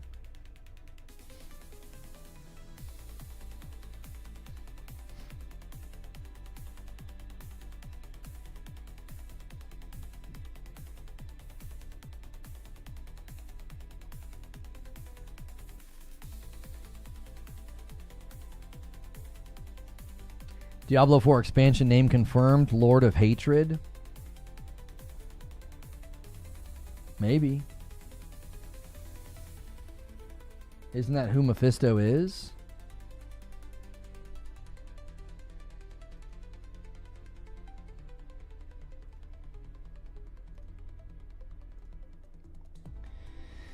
Okay, let's see. We're under the 2-hour mark. Thank you guys so much for continuing to hang out today for the Game Awards. We're at 615. We're 10 members away from the next milestone. It's 139 to 119. YouTube currently with a 20-point lead. And you guys have about 20 minutes to get it to 700 for us to move forward with the Kraken Christmas celebration tonight. Yes, Lord Mephisto is the Lord of Hatred. Yeah, I mean, Mephisto's literally on the license plate of that tweet of them headed to Los Angeles. So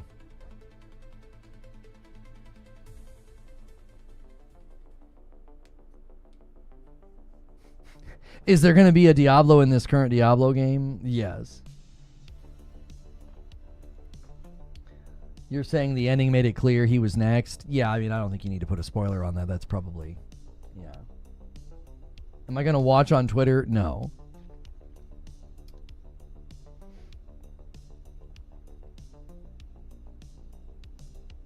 In gaming, what do you think is stronger, recency bias or the anti-recency bias pushback? I'm not sure I understand the question.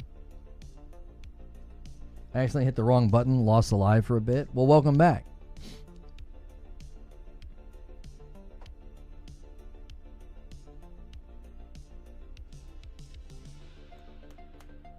He's the Lord of Hatred in one of the 3 primevals. Okay.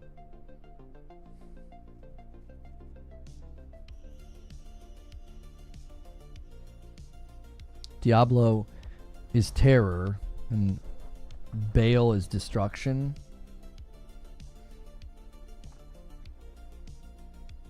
Diddy Kong Racing Revival? I don't know. Jaster says, I know my Diablo. It seems like it. It seems like it.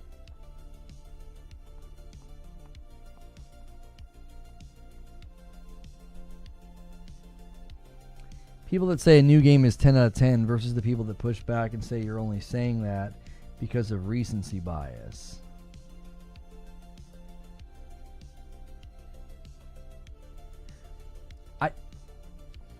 I don't know if I've ever really seen that exchange or conversation. So somebody says they just got done playing a new game and they say that it's a 10 out of 10 or they said that it's great or whatever. and you're saying that people push back and say, oh, that's just recency bias. I don't know how much recency bias affects the score. I think in many people's minds, recency bias affects comparisons. So if they think, well, this game is so much better than that game that I played 9 months ago, right? The very idea being not that you're saying, one game is necessarily good or bad. You are giving preference to the more recent thing. It's the idea that like the more recent thing is getting, importance, emphasis, a higher degree of quality assessment or whatever, because you've played it recently. I don't think anybody's ever said, well, you're only giving that game a 10 out of 10 because of recency bias.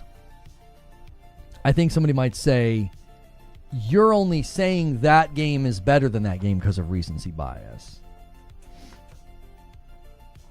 That's what I meant. Okay, so you're saying, what's the role of recency bias like in gaming? I mean,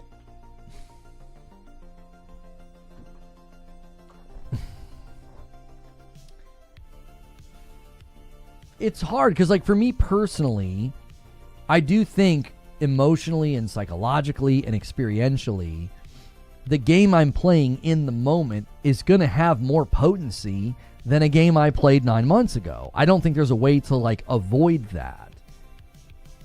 Saying Expedition 33 is better than Baldur's Gate 3 would be recency bias. Yes, if that's all they said. Oh, it's just better. If they made an argument that it's better, you could say it's not recency bias. They're like, oh, it's better. It better not ruin the Game Awards stream. Once it's up and running, Alex, I can pause them pretty regularly. Yeah. Let me know if they're a problem in the chat, and I'll take care of it. I don't do that during normal streams, but during a live event like that, I'll do that. God of War 2018 beat the recency bias.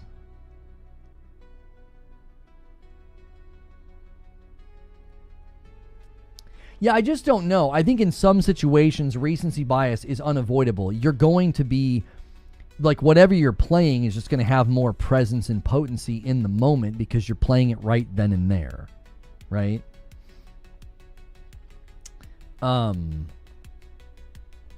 Yeah, I think that's natural. If as far as, like, somebody is, like, experientially, no, that's not how you spell it. What's recency bias? It's something that you can do cognitively. Like, the thing that you've played the most recently, you give bigger emphasis in the weight of the comparison. So, like, if you really, really like a certain game as you're playing it, and then you're like, you tell somebody, oh, this game is so much better than a game I played a year ago. Yo, what's good, Sam Taylor? How are you? Yeah, it has been a while since I've seen you here. So it's a zeitgeist? No. I feel like zeitgeist represents, like, a cultural vibe. Like, zeitgeist is the defining spirit or mood of a particular period of history as shown by the ideas and belief of the time. So, like, there was a time where, like, there was an anti-alcohol zeitgeist where, prohibition got its legs, which probably got more of its legs because, like, corrupt politicians wanted to make money from bootlegging. But, right, the idea is, like, there was a zeitgeist of, hey, this is wrong, right? There was a zeitgeist where, people believed that, like, women couldn't vote and stuff like that. So I don't necessarily think recency bias or thinking that, like, this latest game that I'm playing is so much better than the game from 9 months ago. I don't think zeitgeist is the appropriate word to use. Recency bias is a thing. If a song is best the first few times you hear it and gets worse the more you hear it, that song is crap. I don't know if I would ever phrase it that way for myself. I would definitely say that the first time you hear a song that you really enjoy, there's like a high degree of potency. And it's not that the song gets worse, it's that the song doesn't hit quite as hard. You know what I mean? It's like a surprise in a movie, a betrayal in a movie, a double cross or a surprise or whatever. Like, it doesn't hit as hard the next time, and that's okay. It doesn't make the movie bad. It doesn't make the song bad. It just, its potency goes down with time, right? So, for me, yes, the current game that I'm playing, it might feel that, oh, this is such a good game, you know, comparatively to like other, to like other games or whatever. I think recency bias typically gets invoked in these conversations when somebody says, "Oh no, this game is so much better than that game," and it's literally just because like it's the newest game, right? It's the newest game. It's not, you know. Now they might actually cite reasons why it's better. Like, I don't think I think sometimes too recency bias can be like a scapegoat. People could be like, "It's not better. It's just recency bias." I mean, maybe they can make the argument that it is better. You know, like if somebody makes the argument that like they think the fighting in Ghost of Tsushima is better, if they think like the fighting in Ghost of Yotei is better than the fighting in Ghost of Tsushima, somebody's like, well, that's recency bias. But they could be like, well, no, I can talk. They could break down the mechanics and, you know, the new systems and the polish and the next gen or whatever. You can make an actual argument, because you don't want to do the inverse of recency bias and act like, oh, well, anything new can't be better than something old because you're just doing recency bias, right? Like, you don't want to do the inverse of recency bias. So, okay, the stretch goal, we've got to be at least 700 of the 750 in the next 15 minutes, or we'll have to bump it to tomorrow, which is fine. But I'm just trying to keep you guys in the know. I don't want to sucker punch anybody and be like, nope, we didn't get it.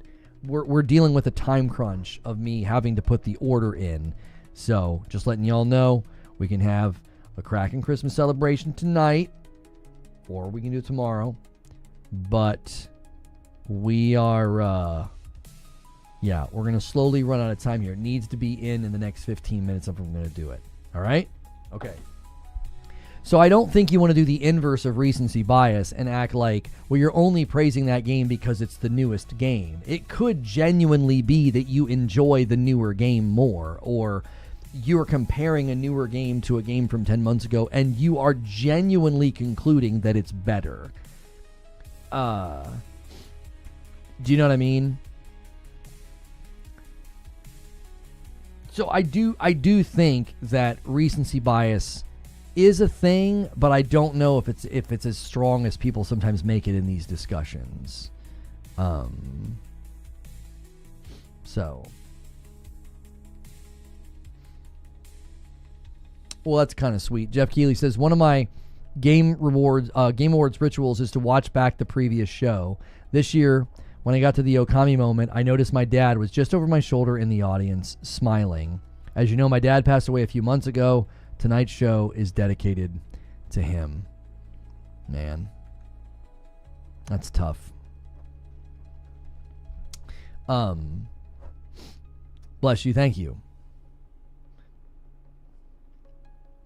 Maybe it's partially the surprise is gone and the things are sort of predictable. Nostalgia bias is far more delusional. I don't know if I would classify nostalgia bias as delusional. It can just represent a preference. It could represent a feeling, right? If I just started becoming a gamer right now and had no nostalgic attachment for like Mario and Donkey Kong, I might skip a game like Donkey Kong Bonanza. I might not have any interest in Mario Galaxy 1 and 2 now that they've been like updated for the Switch 2 or whatever. Does that make sense? Like, but my nostalgic attachment to Donkey Kong and Mario and those characters, I don't think that that's delusional. That I don't think I would describe that as delusional. I think I would describe that as just a preference.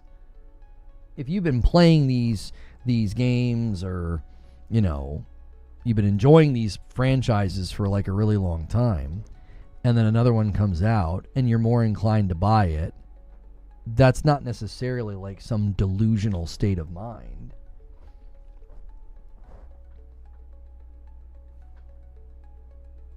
I agree, but a lot of people mistake opinion for fact. I mean, I think one of the reasons sometimes it seems like somebody is mistaking opinion for fact is because people speak really strongly when they feel like convictionally about something. So, like, as an example, Eric just put nostalgia bias delusion is like when people say Halo Combat Evolved is the best one. If somebody says Halo Combat Evolved is the best one, isn't opinion implied? Like, if they flat out say, objectively, it's the best one, I don't think they understand what the word objectively means. That's not possible. Right? So, I think opinion is implied. Thank you for the renewal there. Matt with 55 months and a member plus. 616. You guys have 12 minutes to rally the troops. If this gets to 700, I'll put the order in. You guys got 12 minutes. You're going to have to rally. Seeing it a lot in the Battlefield community. I don't know. I feel like I make this mistake myself, and I'm trying to be better about this. I feel like I've made this mistake in the past where someone speaks strongly about something. Classic Xander, thank you so much for 23 months and a prime over there on Twitch. Good to see the old man is hanging out here for the long night. Thanks for the content. Thank you. I appreciate that. Lono doesn't like nostalgia. He doesn't play old games. Well, I think that's a little too sweeping. I don't like playing old games because I don't feel like the rough edges of the mechanics and the systems, they don't age as well, and it's a fun trip down memory lane. Like, I enjoyed playing the GoldenEye thing that they delivered this year. What was it, like a remaster or something? I'm not sure what it exactly would be classified as. I enjoyed it. It was fun for about 20 minutes. Right? So to me, it's like nostalgia can be strong. The nostalgia can be strong and like drive you to buy something. Like, I have a strong nostalgia for Nintendo characters. I see a Mario game, Donkey Kong game, I want to buy it because there's a nostalgic element there. I think you're getting caught up in the details. Objectivity is defined by the statement, I alone or opinion. I don't understand what you're trying to say, Dave. I meant subjective. Yeah, that you're going to have to rephrase that. That doesn't make any sense to me. I like how conversations with you are always kind of philosophical about opinion facts, how people behave in the industry. I think I've made that mistake many times, is someone feels very strong and their conviction is that this game is better than this game, and they state it strongly, and I'm like, but you're stating your opinion as fact. No, I don't think that they are. I think that they're just stating it because they believe it. Like, if I tell you, man, I really think that Yote is better than Death Stranding 2. Well, my opinion's implied. Right? I think I statements are very subjective. Yes. But if I state it strongly, even though I preface it with I think Yote is so much better. Right? Maybe I leave it off sometimes. Maybe sometimes people do that. They're like, no, dude, man, Yote is so much better than Death Stranding 2. I think opinion's implied. Right? Now, if somebody says no, I'm sorry. Yeah, opinion and subjectivity is implied. If someone claims no, it's not implied, what I'm saying is a fact, I just think that that's foolish. Like, you can't argue subjectivity is fact. It's a renunciation of the definition. Like, you're trying to invoke something that you think is going to add strength to the position when really all it does is betray, like, a misuse of language. It's like, well, that's not how that works. It's like when people say, my truth, Jiminy Christmas. Like, you're you're repudiating the word while using it, which is just, there's an illogical nature to that. This is why this channel and community is the best, because it's open-minded. I'm trying to be better about this. The way that I speak and the way that I engage in these topics, I'm always trying to reflect and improve. And I think sometimes I would trip up on somebody's very strong in their conviction, and I zero in on it, and I'm like, you're stating your opinion as fact. No, they're probably just saying it because they believe it strongly, and they're not dressing up their language with, in my opinion, because that's exhausting to say, like, every time you're in a discussion. In my opinion, like, that you can't flat tire everything with that, right? Subjective opinion. I think vanity is a thing because, like, women are sometimes compared to goddesses. Whereas I think that men kind of hate themselves a lot because men are very rarely called good looking. Jiminy Christmas. I don't know why you're suddenly going in that direction. You have so much faith in humanity. I mean, I think there is a general sense of confidence or hubris or arrogance when someone's going to argue very, very strongly that this is the best or this is better. Okay. There is an element of arrogance in that. Some hubris, some like overinflated sense of confidence that they're right or they're correct. But I don't know if you actually pressed them and said, hang on a minute. Are you saying that you think that's fact? You think that is a fact? And a lot of times they'd be like, no, I don't think it's a fact. It's just they believe it very strongly.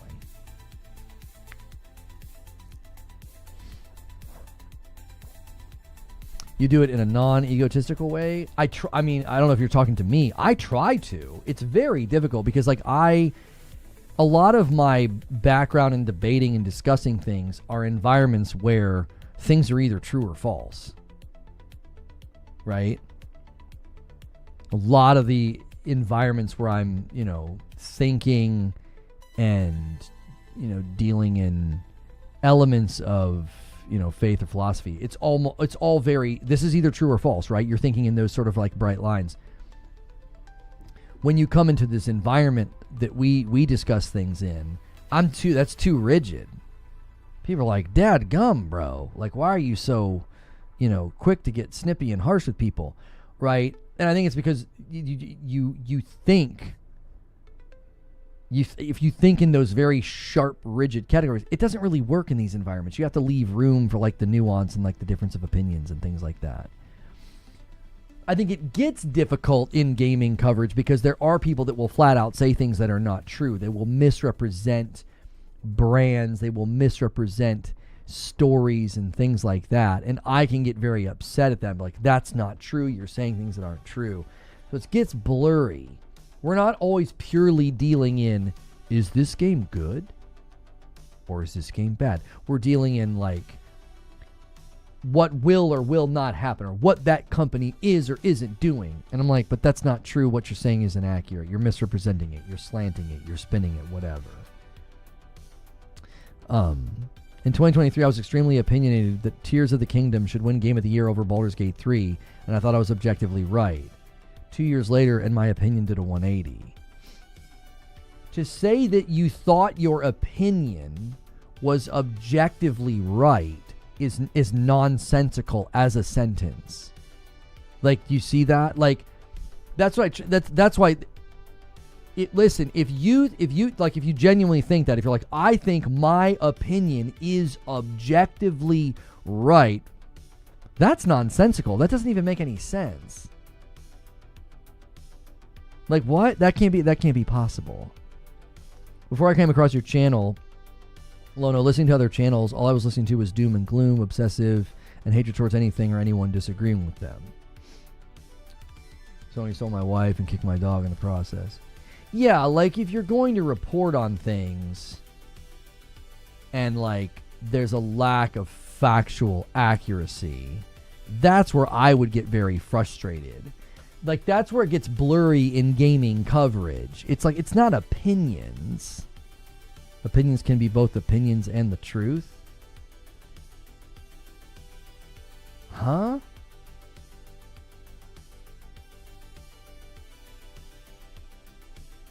But that's when opinions become fact?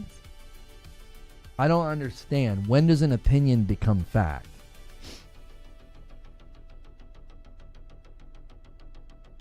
In my opinion, MJ is the best basketball player to ever live. That can be both opinion and fact. I don't think that can be both opinion and fact because you have to have agreed upon definitions about what is best basketball player.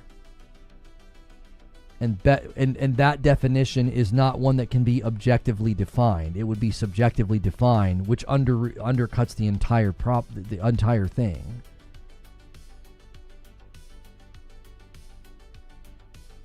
It's a fact, it's provable. How is it provable? You would have to have a universally objective, agreed upon definition of what best basketball player equals. And you're never going to get there. You're not. You're never going to get universal agreement of like, this is the objective definition, because the definition is how you arrive at the conclusion. I can run the eye test, the stat test, the results test. Yeah, because I think it gets murky. Because like you could if you go purely by some of the stats, there's guys right now like LeBron has got better stats. Since I am not an expert in basketball, for Pete's sakes, yeah, I'm out of my depth here. What I'm saying is that by definition, when you make a qualitative statement, that can't be objective. It can't be. The best. How do you define best? Well, the most winningest. If you say, this is the best team in history, that's your opinion. And I'm like, well, how do you define best? And you're like, well, they're the most winningest. That's how I define best. Somebody else might define best by more championships. They're not the most winningest. They don't have the as good of an impressive of a win record, but they have more championships. Do you see? Now you're into subjectivity of defining who the best team is. You've already lost. You've already lost the idea of like claiming that an opinion can be fact. It can't be. Because if you're going to say, no, this team is the best. Well, how do you define best? The most winningest. Well, I define best by most championships. I define best by most conversions of playoffs to championships to win. So maybe they have less championship wins, but when they go, they win. Well, you see what I'm saying? Now we're into the subjectivity of like defining what the best team is. Therefore, you cannot have this objective truth claim about who the best team is. Because if you say, well, it's my opinion that they're the most winningest. Well, that can't be your opinion because you're making a factual claim that is either falsified or proven. If they are the most winningest team, that can't be your opinion. You're merely stating a fact. They are the most winningest. That's an indicative statement, right? Like you're not claiming something that's subjective. It's something that can be proven.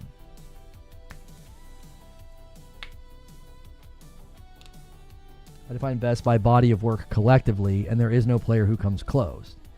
There's the subjectivity. Do you see? I define best by body of work, right? So that's your own subjective definition, which now it can't be factual. Messi's the most decorated footballer of all time, both collectively and individually. That is a factual claim that can be proven. It can be falsified or proven. He's either the most decorated footballer of all time, both collectively and individually, or he's not. That's a binary. It's a 0 or a 1. It's either true or it's false. You can say he's the best because of this opinion. Somebody could say, no, I think the best is somebody who's won the most World Cups. I think somebody's the best who's won Euro Cup, World Cup combined. I think the best player is the person who's also won the Olympics. Like, you see what I'm saying? If the definition of best is then subjective, then it can also then be factual.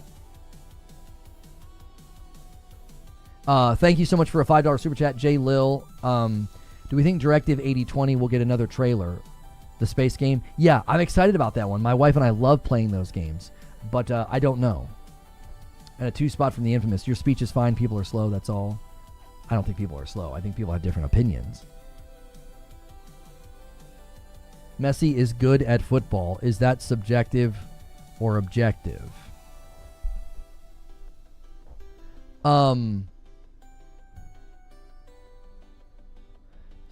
That's a very good question. I think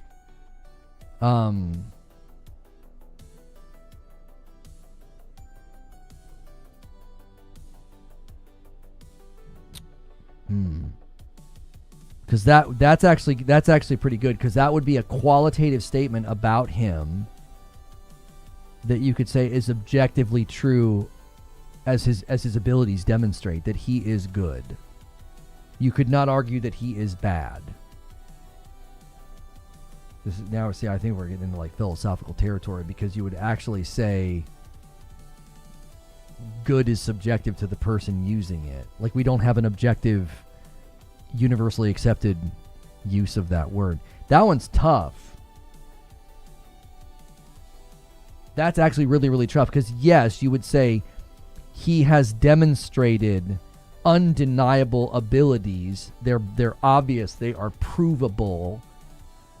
Therefore, he is. You can make the claim he is good. And your opinion could also be that he's good. Is it your opinion, or are you just merely acknowledging reality? This is. I'm not ready for this. Hang on. My brain's catching up. Yeah, that's a tough one. Yep. Saying somebody is good, like saying Michael Jordan was good at basketball, because you certainly couldn't say that he's bad. Are you stating your opinion, or are you merely acknowledging the state of reality? Like, that is just a true thing. You can see it. It's visible. Like, it would be like saying that I'm short. I guess short's subjective, though, because I would be tall comparatively to others. Yeah, the minute you get out of factual claims, you're into the subjective. My wife brought my dinner down, and it looks fantastic. It smells fantastic. Oh, my lands. Ooh, she put sriracha on there. I can smell it. I can see it.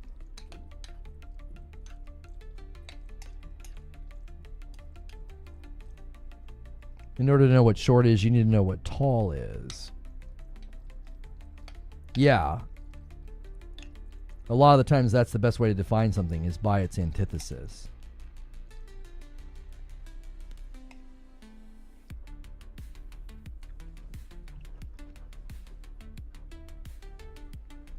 Saying he's good is disrespectful.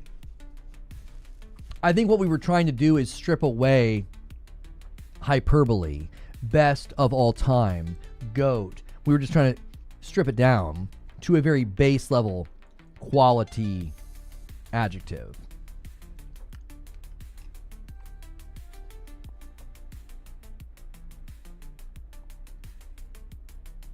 Qualitative evaluations can never be objective.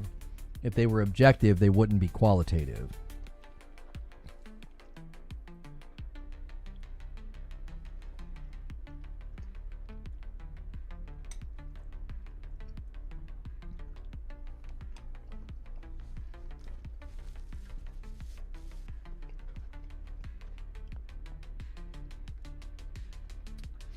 Come for the Game Awards, left with an English and philosophy degree. That's right. We'll have to schedule the stream here shortly, because we will switch to a different stream for the actual event.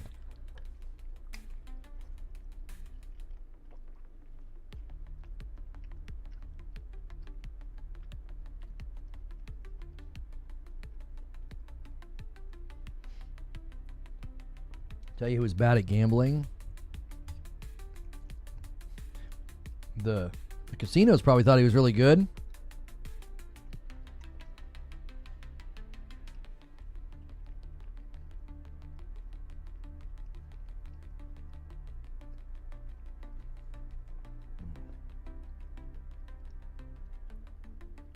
I think the difficulty with this is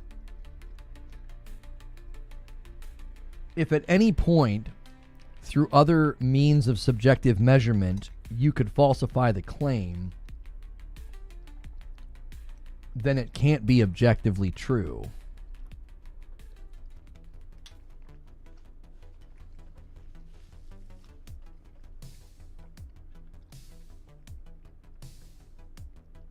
Like, couldn't somebody come in and say, according to my measurement, he didn't score enough points, he didn't average enough points per game, therefore, I don't think he's good.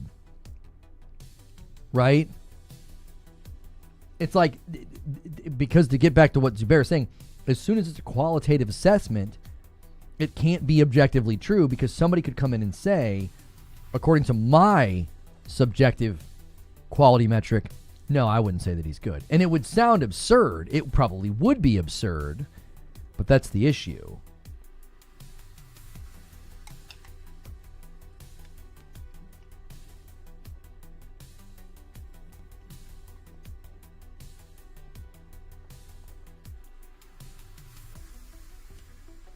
Jordan was better at basketball than baseball. Fact or opinion? You could make a factual statement that his stats in basketball were... Man, the minute you try to take qualitative language out of it, it gets really hard to talk.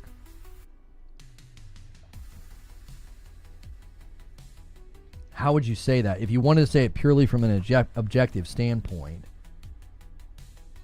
you'd have to speak specifically about his stats and say his stats ranked him higher as a player in basketball than they would have ranked him in baseball.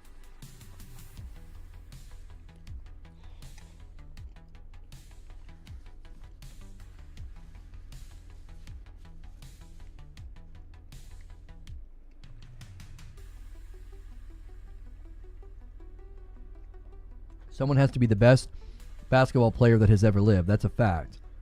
One person in all of human history is the best that has ever lived. I mean, you're getting into, what is that, Aquinas' view of hierarchy?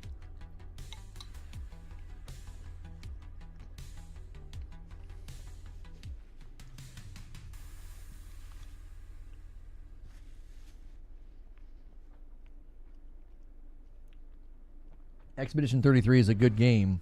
Is subjective, but 90% of us believe it's good. I mean, I don't know if you can state that.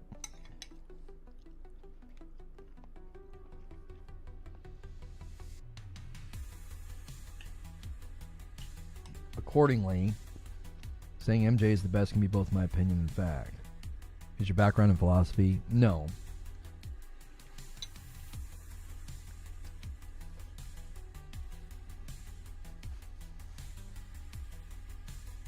I've listened to a ton of lectures on it and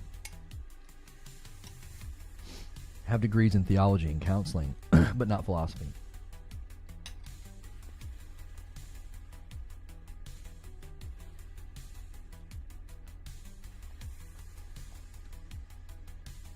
One person has to be yes, but who is that person and how do we arrive at the conclusion? By what metric?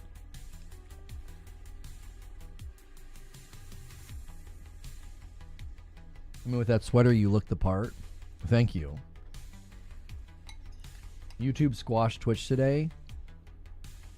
You're only ahead by 20, and we got a long evening ahead of us. I'd slow down. They have a 35% discount over there.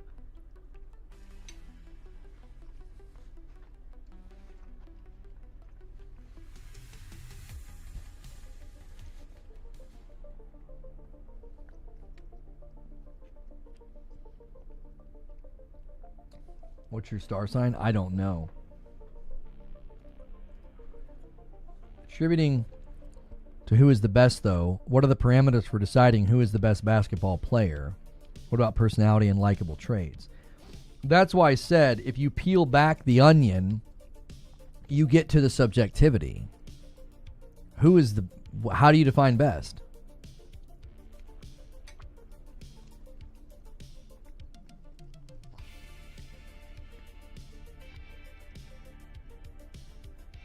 That's where the subjectivity enters.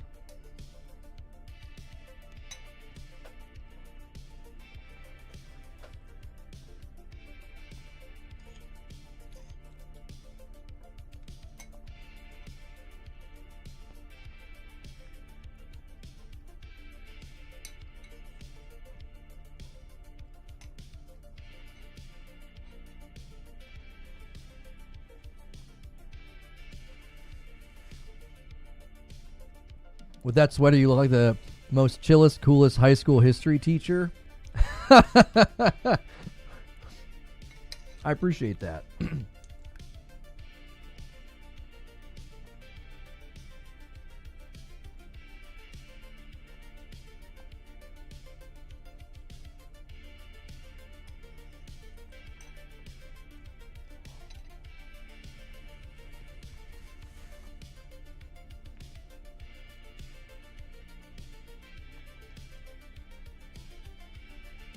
We should call this cozy streaming.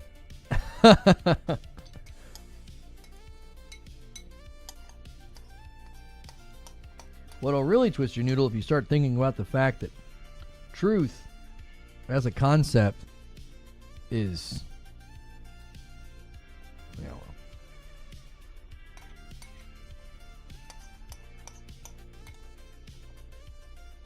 I still know what the best pizza is. You can.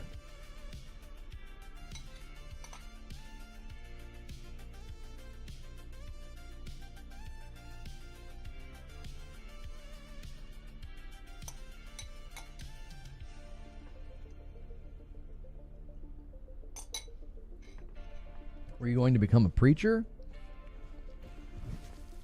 Something like that. Lord willing, I got a lot of life left, so you never know. Oh, hang on. I got to schedule the new stream.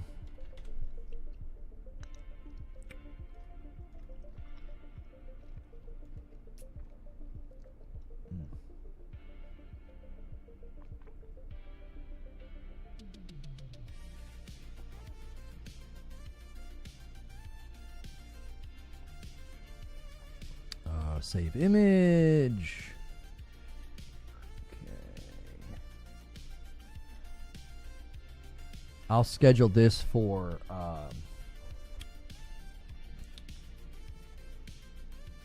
7.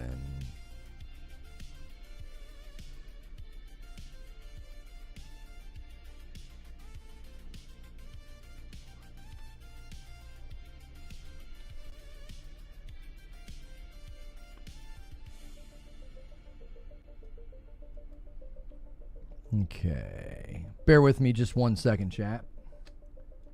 I am just going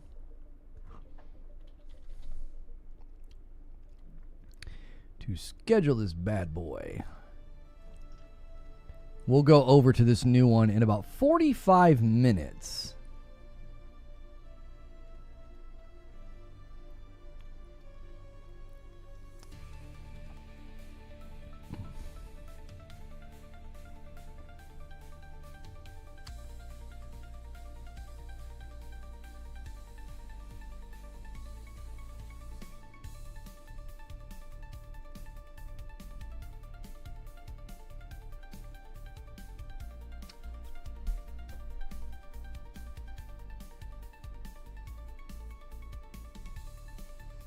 Find the best player with all possible metrics, and whoever wins the most metric categories can be called objectively the best.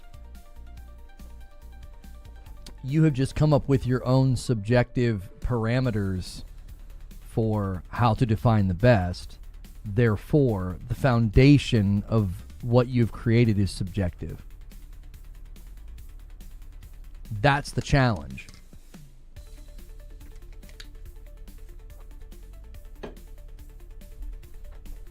Your starting premise is subjective. You're like, we'll get all the metrics. Why?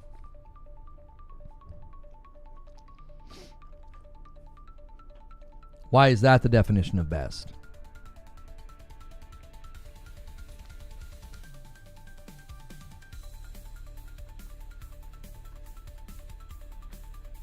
Let's see here.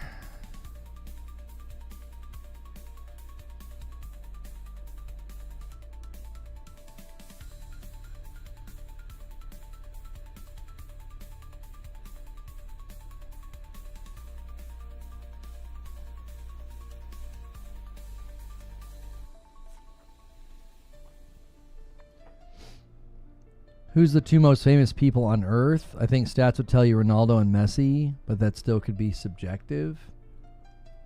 The most famous people on Earth? You have to define what makes someone famous.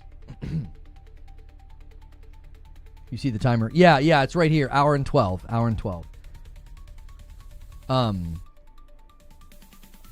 What to you is most famous? It could be somebody that's like dead and we still talk about them thousands of years later. It could be, someone who had the most followers on Instagram, which goes to who, Ronaldo or whatever? Famous living?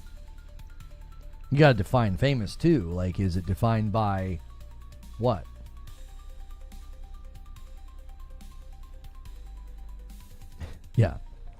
Yeah, the two most famous people are Jesus and Spider-Man. There you go. Yo, Dynamite Black with 29 months. Welcome back, brother. Boom, 618. Thank you.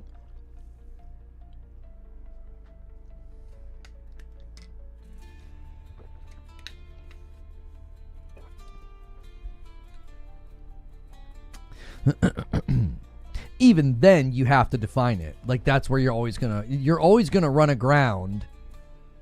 As soon as you have to define the qualifier, as soon as you do that, you're in trouble. It's an aggregate of all subjective metrics.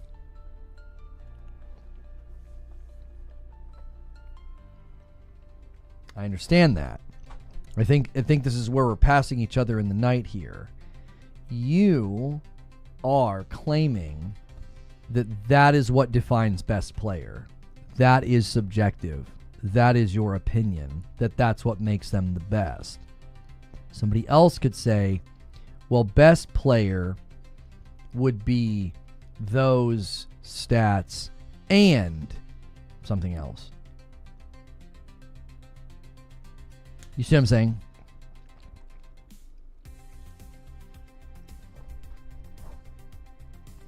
Like the minute you do that, it's like you're invoking your own subjective opinion about what is best.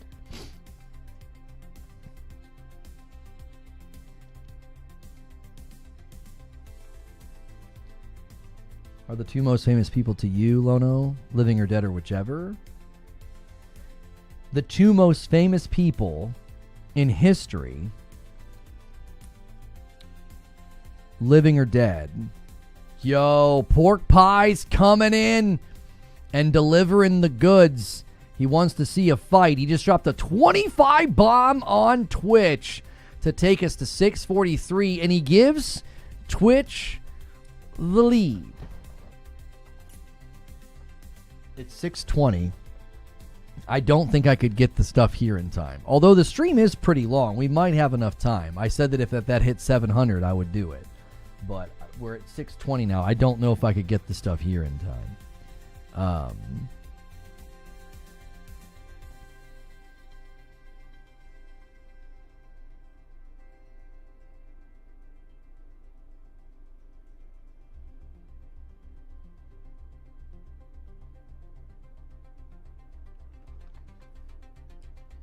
Exactly. We can all have agreement on what words mean. It's in the dictionary. Okay. There's a bit of a problem there, though. So words have a range of meaning, and their meaning is defined by context, usage, and sometimes opinion, right? So, like, the word bad, okay? The word bad can mean different things depending on the context in which it's used. I could say, yeah, that drink kind of tasted bad. And I could also say he is a bad man. He is bad in his character, in his person, right?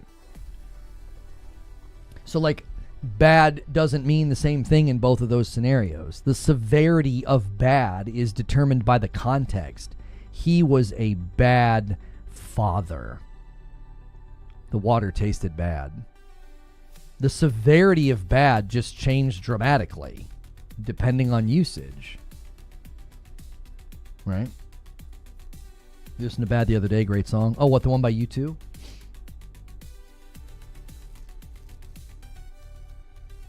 What's the origin of saying she's a baddie? I don't know, but I love it. Oh,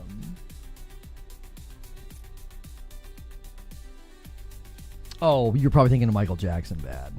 There's a song by U2 called Bad as well.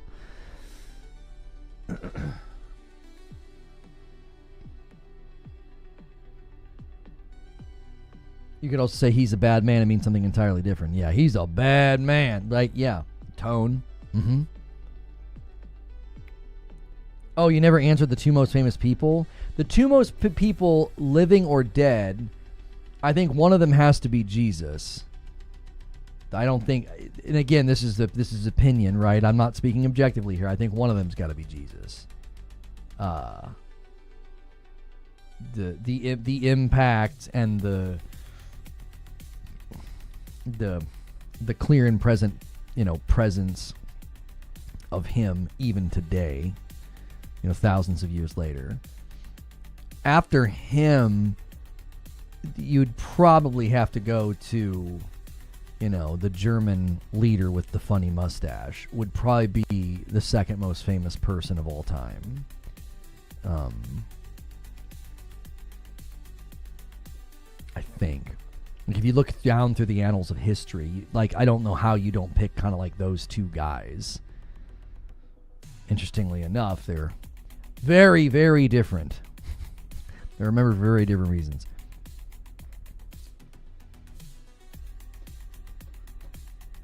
Santa. Yeah, Santa.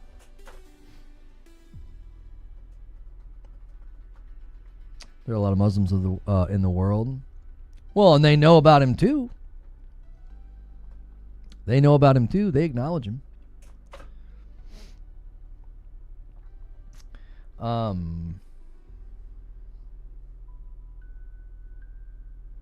I should not have drank half a gallon of apple cider. That's a fact. My stomach hurts. Yeah, you gotta be careful. You gotta be careful with that. That's good.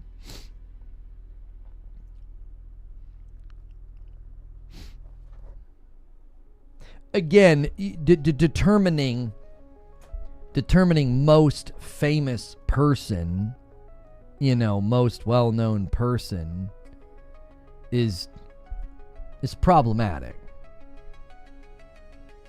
Oh, cool. It just automatically does it.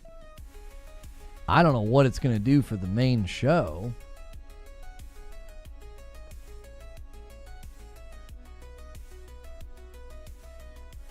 It just automatically crops it.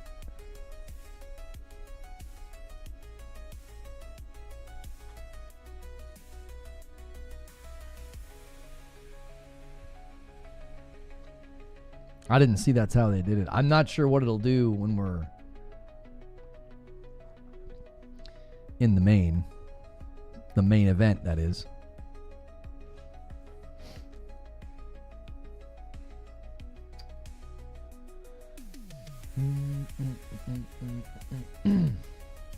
Dead Island 3? Is that coming out?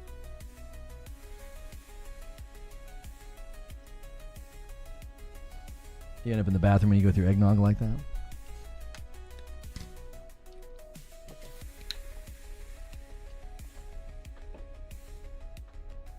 Any thoughts on Micron pulling out of the consumer RAM space and potentially price increasing due to less competition?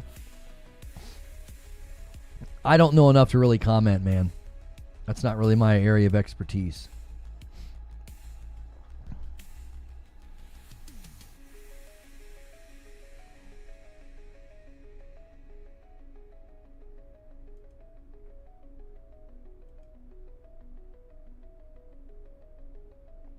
Yeah, I can't turn it on once we're started. I have to turn it on before I start streaming. The mobile tap icons emotes. I can't do any of that.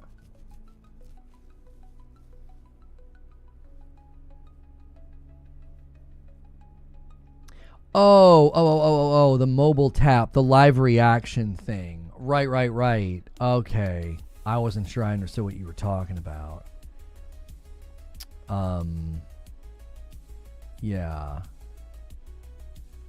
Okay. So we'll go customization. Yeah, I'll let them do live reactions. Yo, it's good, Hattigan. Okay. We'll switch gears here in about 30 minutes. We'll start a new stream on YouTube.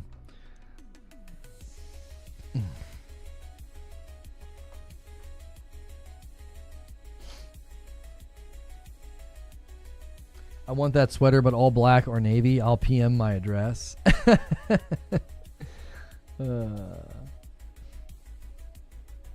Oh, that looks good, Paul. Is that Jets?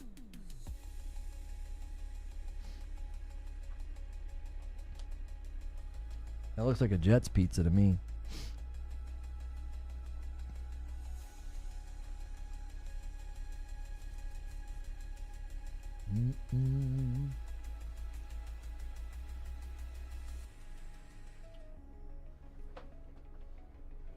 Oh, it's a place in Belfast. That's right. You're not over here. My opinion is people are making a big thing about something minor. They're still making the same chips. They just aren't selling them under their own brand. Yo, Dan renewing his membership and Thole54 renewing the membership. My prediction, we get a promotional trailer for the upcoming Final Fantasy remake for Switch 2, and then it goes black, and suddenly they give us Final Fantasy Part 3. Yeah. No crying when 33 goes up there all night. Oh, I'm not going to get emotional over that. I got a little emotional, like, playing the game. You know. If you could choose 2 games to be shown today, which ones would it be? Yeah, if Half-Life 3 is real, I'd love to see it. And like, I've already seen enough of Saros and Wolverine to be excited. Same with like Phantom Blade 0. My recap, you're my 4th most watched channel. Thank you. I appreciate you watching my content that much. Control sequel and Control sequel. Yeah, I'm pretty excited if that is indeed going to be shown, because I thought Control was excellent. I've kind of wanted to go back and replay it. Yeah,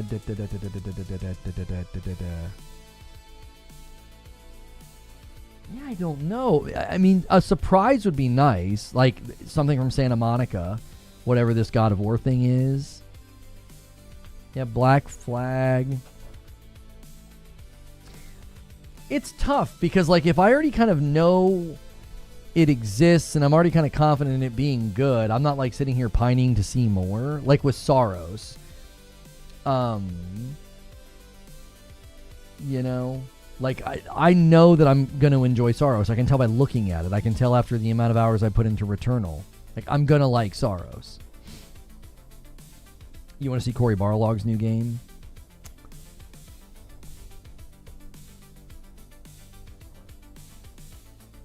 Yeah, and the game of the year is nothing. Suddenly Jeff gives the audience a hollow, lifeless stare as the exits lock, and simultaneously the audience confusion soon turns to horror as mustard gas fills the venue.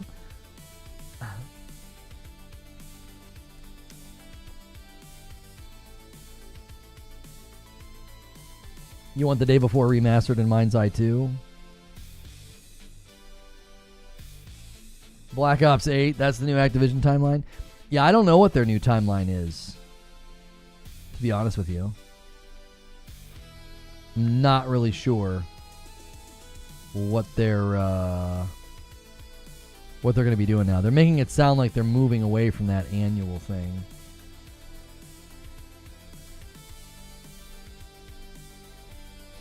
Can we get a new Metro game?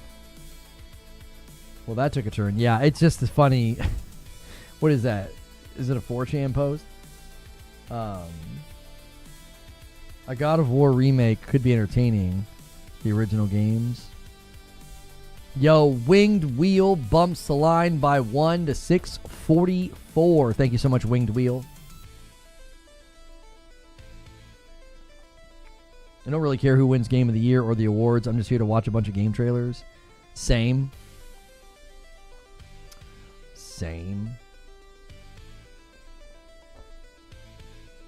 Aren't God of War remastering the old games?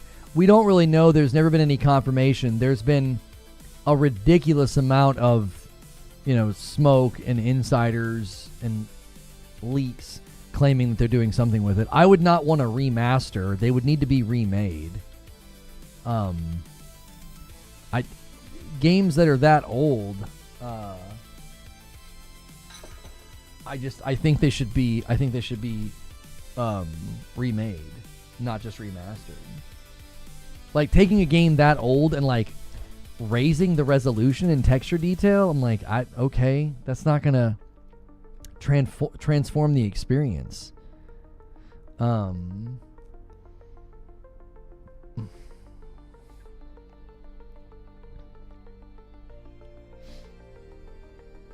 Like what game? The original like God of Wars.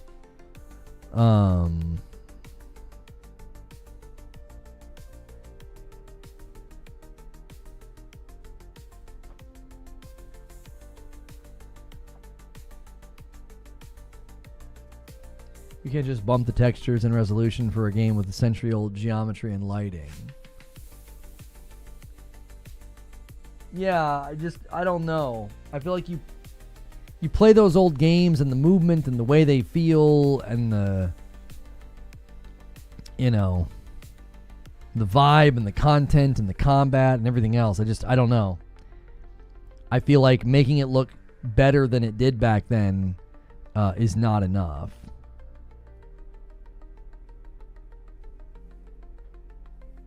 The God of War combat's kind of linear. It was fantastic at the time, but I couldn't play it now after 2018 in Ragnarok.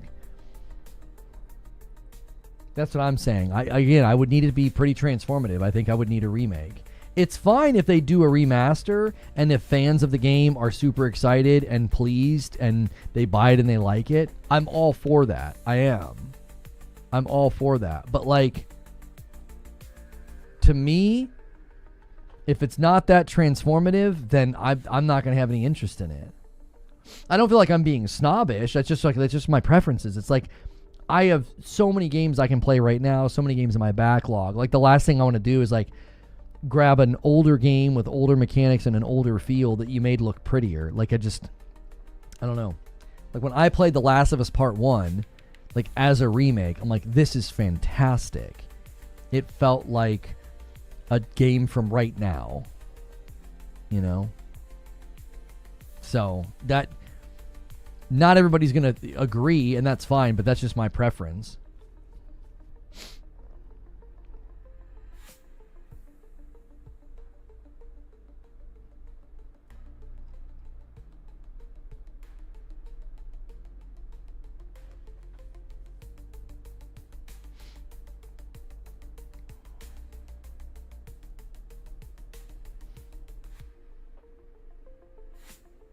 A Camaro from 1985 is pretty cool, but it's lacking a lot of features a modern driver requires.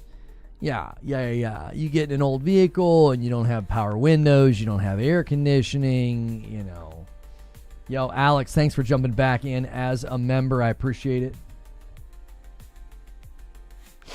No chance of anything big from Nintendo tonight? We're due for, I would think we're due for maybe a mainline Mario. I would think. What was the last mainline Mario? Like Odyssey?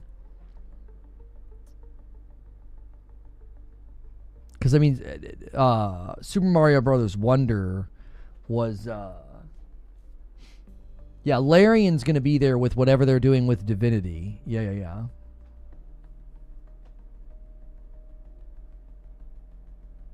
I'm a big fan of the old God of War game, but if they just remaster it, I won't have any interest in playing it again.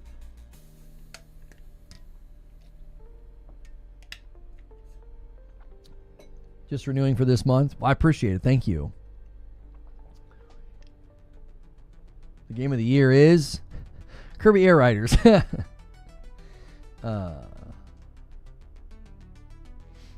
Prototype needs a remake. I saw people speculating that something's going to happen with Prototype. I don't know what it would be at this point. A remake or a restart or...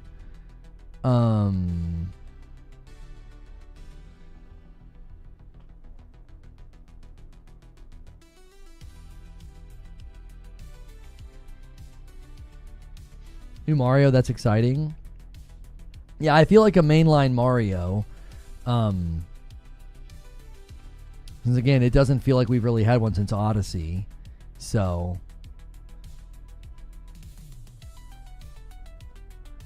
Well, that was kind of Jeff Keighley to respond to Gene Park. Gene Park's dealing with health stuff, and he was kind of expressing, like, he was kind of bemoaning the fact that, like, he can't really be involved and cover it. And Jeff replied and said he was thinking of him. That's really sweet. Yeah, it would be a bummer, you know, to be... Number one, it's a bummer to be dealing with health stuff. Number two, just to, you know, miss out on coverage. Well, look at that. Props to GJX. He got Tommy Earl Jenkins to join him for the intro stream. Man, that is really cool. Tommy Lee Jenkins, man. That's awesome. He's great in Death Stranding. He had a pretty lengthy dance routine in the in Death Stranding 2. The best I can do is repackage the old Mario games again for $80.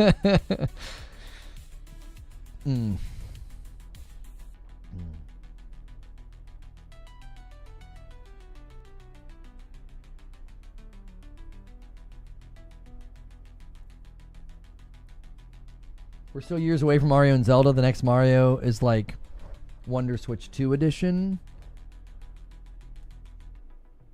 Yeah, I don't know. I mean, when did Odyssey come out?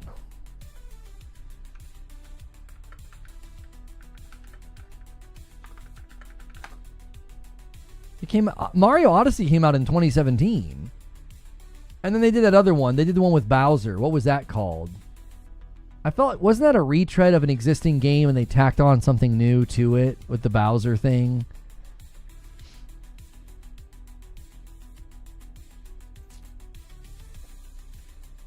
Remember Pandemonium for PS1?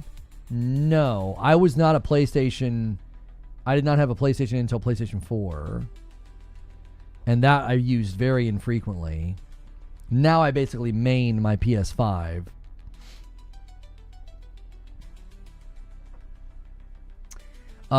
This is pretty cool. Ready to jump into the next dimension with Super Meat Boy. Super Meat Boy 3D demo is out now on Steam in support of the Game Awards. Yeah, like the Bowser's Fury. I felt like they added that onto an existing game. Was it like it was an add-on to Mario's 3D World? Okay, so when did that come out? Mario 3D World Bowser's Fury release date was 2021. It was 4 years ago. Yeah, it might be time to announce a new mainline Mario because if it's coming out next year. AI thinks Batty is an evolution of Bad B. But is that how that was typically used? You could have had a Bad B. I mean, I don't know, actually. I started seeing people say Batty, and I was like, it makes sense to my brain.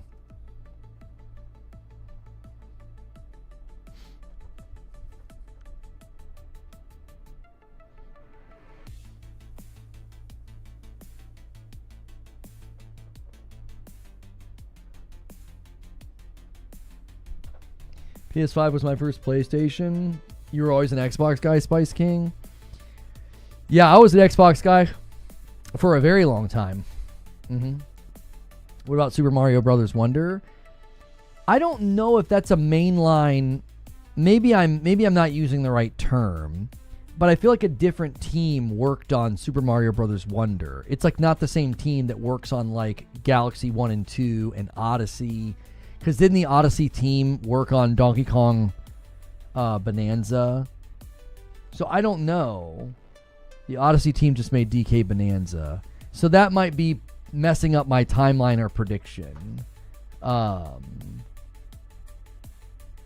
Yeah, because they wouldn't be able to work on it to have it out fast enough. Super Mario Brothers Wonder, I would admit, yeah, okay, it's a mainline Mario, but like when I'm thinking of the mainline Marios, I'm thinking of Galaxy 1 and 2, Odyssey, and then the 3D. Like, I think it's like different teams, isn't it? Like, there's been so many side-scroller Marios that I feel like come out and aren't really...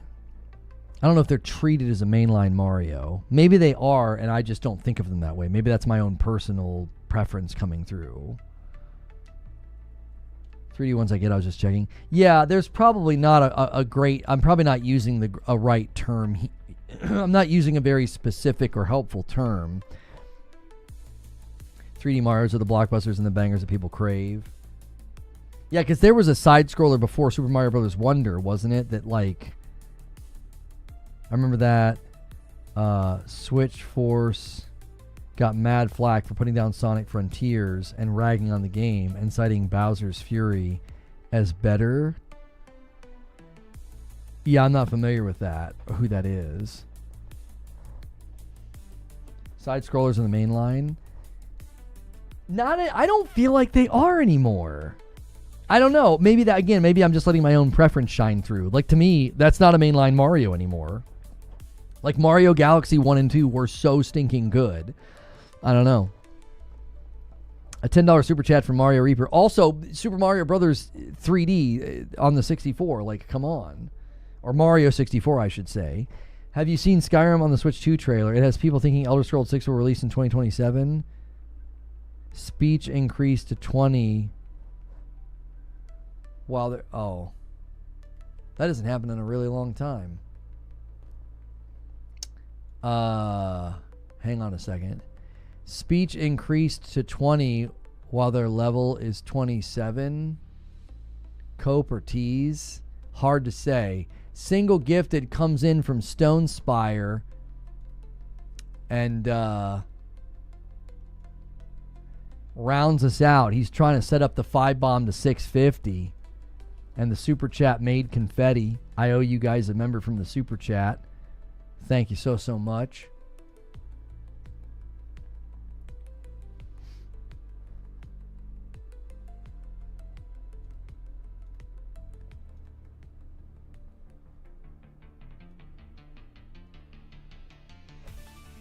Okay.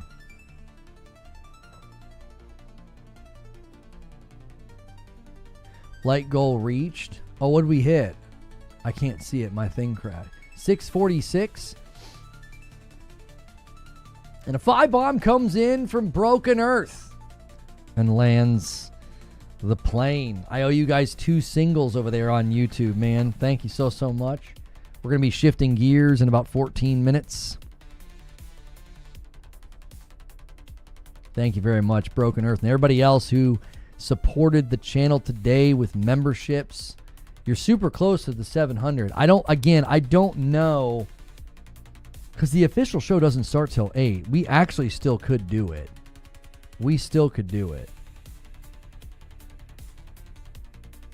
Because there's a 60-minute or less window that I can pay for. It's like you pay extra, and it could be here within the hour. So like we could have it before the show starts if we order it by 7. Who's going to win Game of the Year? What's your hot take? Oh, I don't have a hot take. Expedition 33 is untouchable. In almost every category, it's gonna clean house. I don't feel like that's much of a hot take.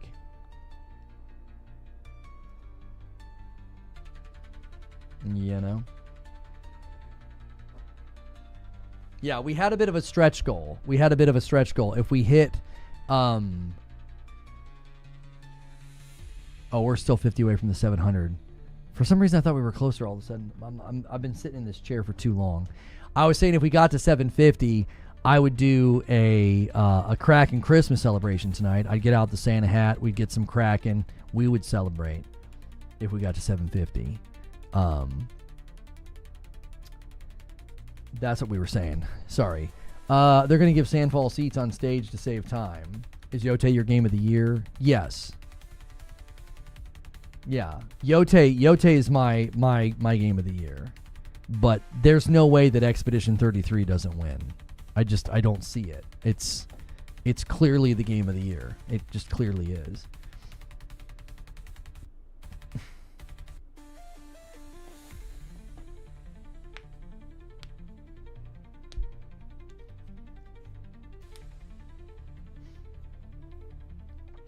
I could not find the plan to play Expedition 33 this year, but judging by the interwebs, I agree it's going to clean up.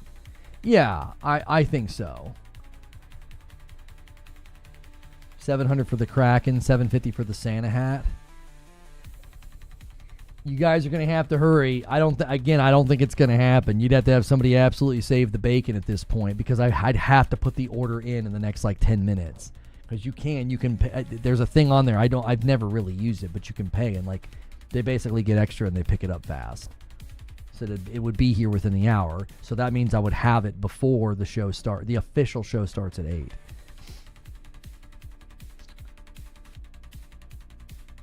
Listen to what Schmidt just wrote. He had so many games to play this time he couldn't make time for the game of the year. Gaming is dead. Show starts at 1 a.m. here. That's rough. That's rough, bro. What is my bit rate doing over here? I haven't refreshed over here on Twitch in so long. Okay, we're still excellent. It looked weird to me. Okay.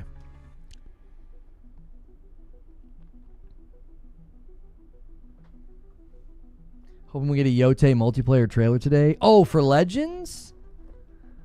Yeah, maybe. Maybe. I don't know if that's what PlayStation's going to use money for, though. That's really expensive for a free update. Yeah. Actually, I'm going to be real with you. I don't think that's going to be there.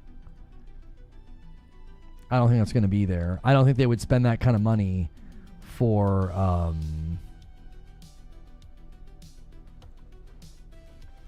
don't think they're going to spend that kind of money for a free update for Ghosts of Yote.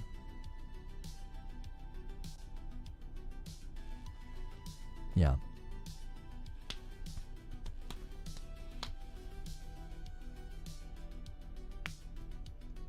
Shows like this, I'm glad I'm on the West Coast. Oh, for sure. You know what I mean? It's like a little bit like 11 o'clock my time. And you'd be like, it's only 8 o'clock. I'll be like old man tired. And you're like, I think I'm going to go play some video games. Oh, golly. It's been a long day. I've been streaming for 9 hours and 42 minutes. Whew. That is, that's a big one. Oh, you guys hit the super chat goal. Let me reset the super chat goal. No, well, there's only 10 minutes left in this stream. We're going to start a new stream here in 10 minutes. I'll set a goal in the new stream. You guys are going to have to help me out when we go to the new stream in 9 minutes. We are going to need to go crazy on the like count and the chat activity. We got to kind of spin that stream up. Like, this thing's been going for a while and it's just slowing down. So we got to spin up the new one. All right. We'll do that in about 8 minutes. Expedition 33 will win basically every category and then get snubbed for best soundtrack. Why do you think it'd be snubbed for best soundtrack? What do you think could beat it? I don't think it'll win for sound design, and I don't think it'll win for RPG. But why do you think it'll get snubbed for soundtrack? Yeah, new stream we want. Like, share. That's right. We got to give that thing some momentum. Do you think Venom will be there? No. No. Insomniac's big thing next is Wolverine. I don't think they would be announcing a Venom right now. Do you like Mighty Keith? I do like Mighty Keith. I think he's super nice, and he actually follows me on Twitter. We'd interacted a handful of times on Twitter. He's always been nice to me. I think his content's very funny.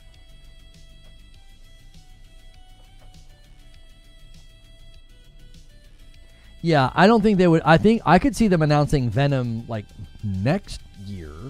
Yo, Jerry bumps the line. That's an Agent of Chaos. Thank you so much, and bumps us to 651. Jerry says, whoa. You don't think it's going to win for Indy? You've been going down the Mighty Keith rabbit hole. It's hilarious. Yeah, his stuff's funny. Which category will Expedition 33 not win? I don't think it'll win for sound design, and I don't think it'll win for RPG. That's just crazy. I think they're going to give it to Blueprints.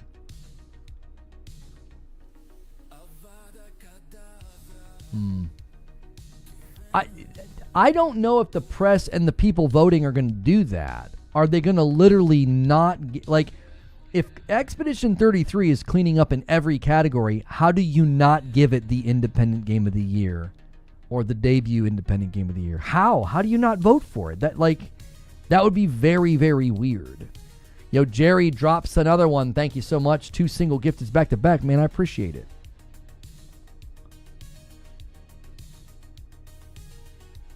Jerry, you keep gifting a member and going, whoa. What are you doing? He's like, whoa. Chat, can we get some whoa? You know? Can we get a little whoa vibes, a little whoa energy going on here? We need some more people to be like Jerry. Let's get some whoa. Let's get some whoa going on.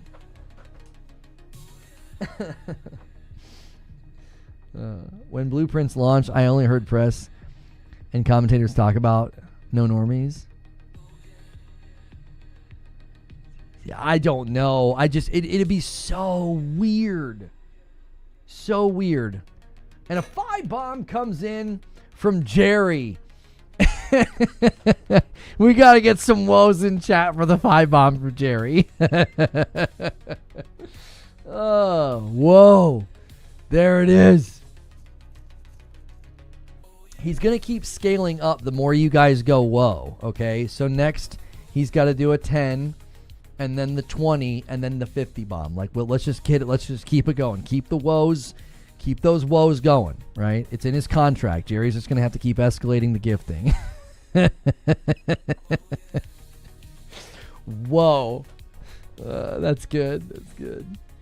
The stream is whoa. I think they're giving soundtrack to Yote, even though I think Expedition 33 soundtrack is better. You think they give it to Yote? I thought Yote's soundtrack was incredible, but it isn't close to Expedition 33, dude. No, I don't think so. I don't think so.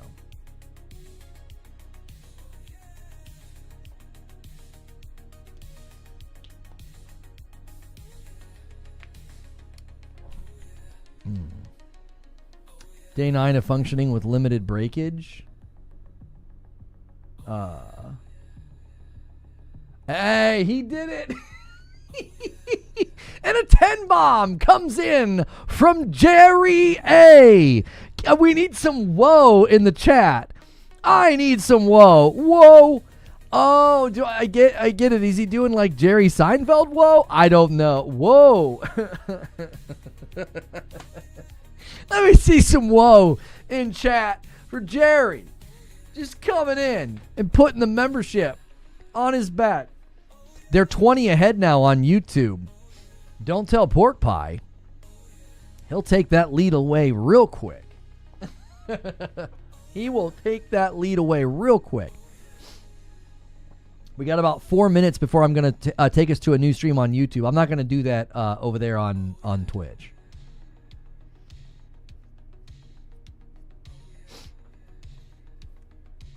Yeah. There it is. Whoa. Yeah, from Blossom. Joey was his character, wasn't it?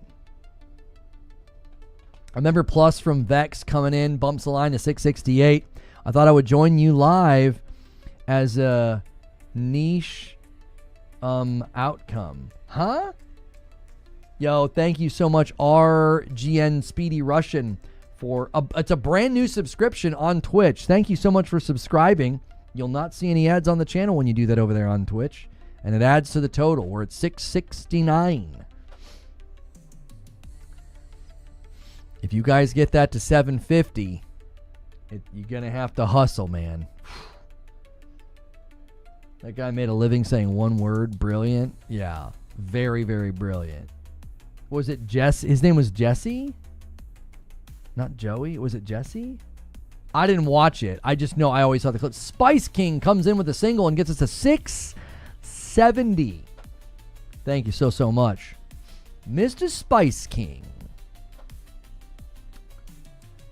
Can I get an Owen Wilson? Wow. Wow.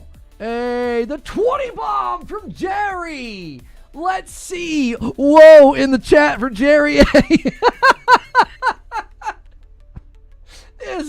He is the man. I love that he came in and just did his own thing, and it became a joke, and now he's crushing it. Change category? Oh, yeah. What category are we supposed to be in? Thank you so much, Jerry A. What is it called? Live events?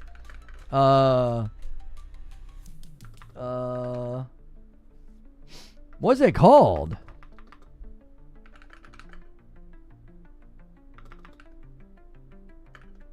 Oh, the Game Awards.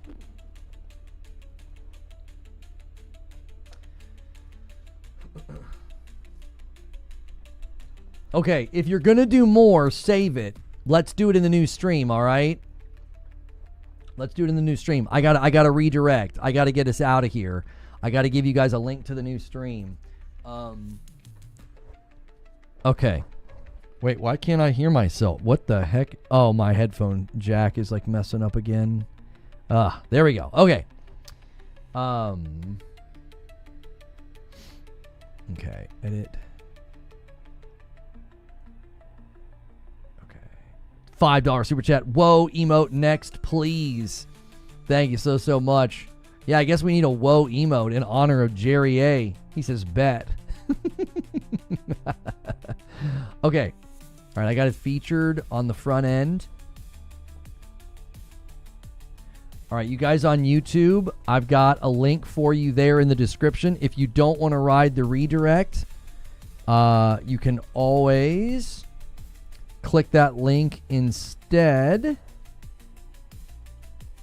And then I'm going to make sure and send a tweet. Thanks for the gift is well, thank you, Bungie5, whoever you are. I don't know if you actually work for Bungie. That would be a little weird.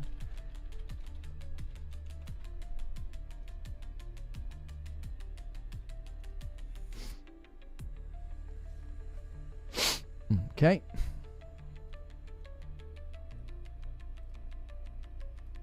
All right, here we go. Make sure and go crazy on that like button when we get over there, boys.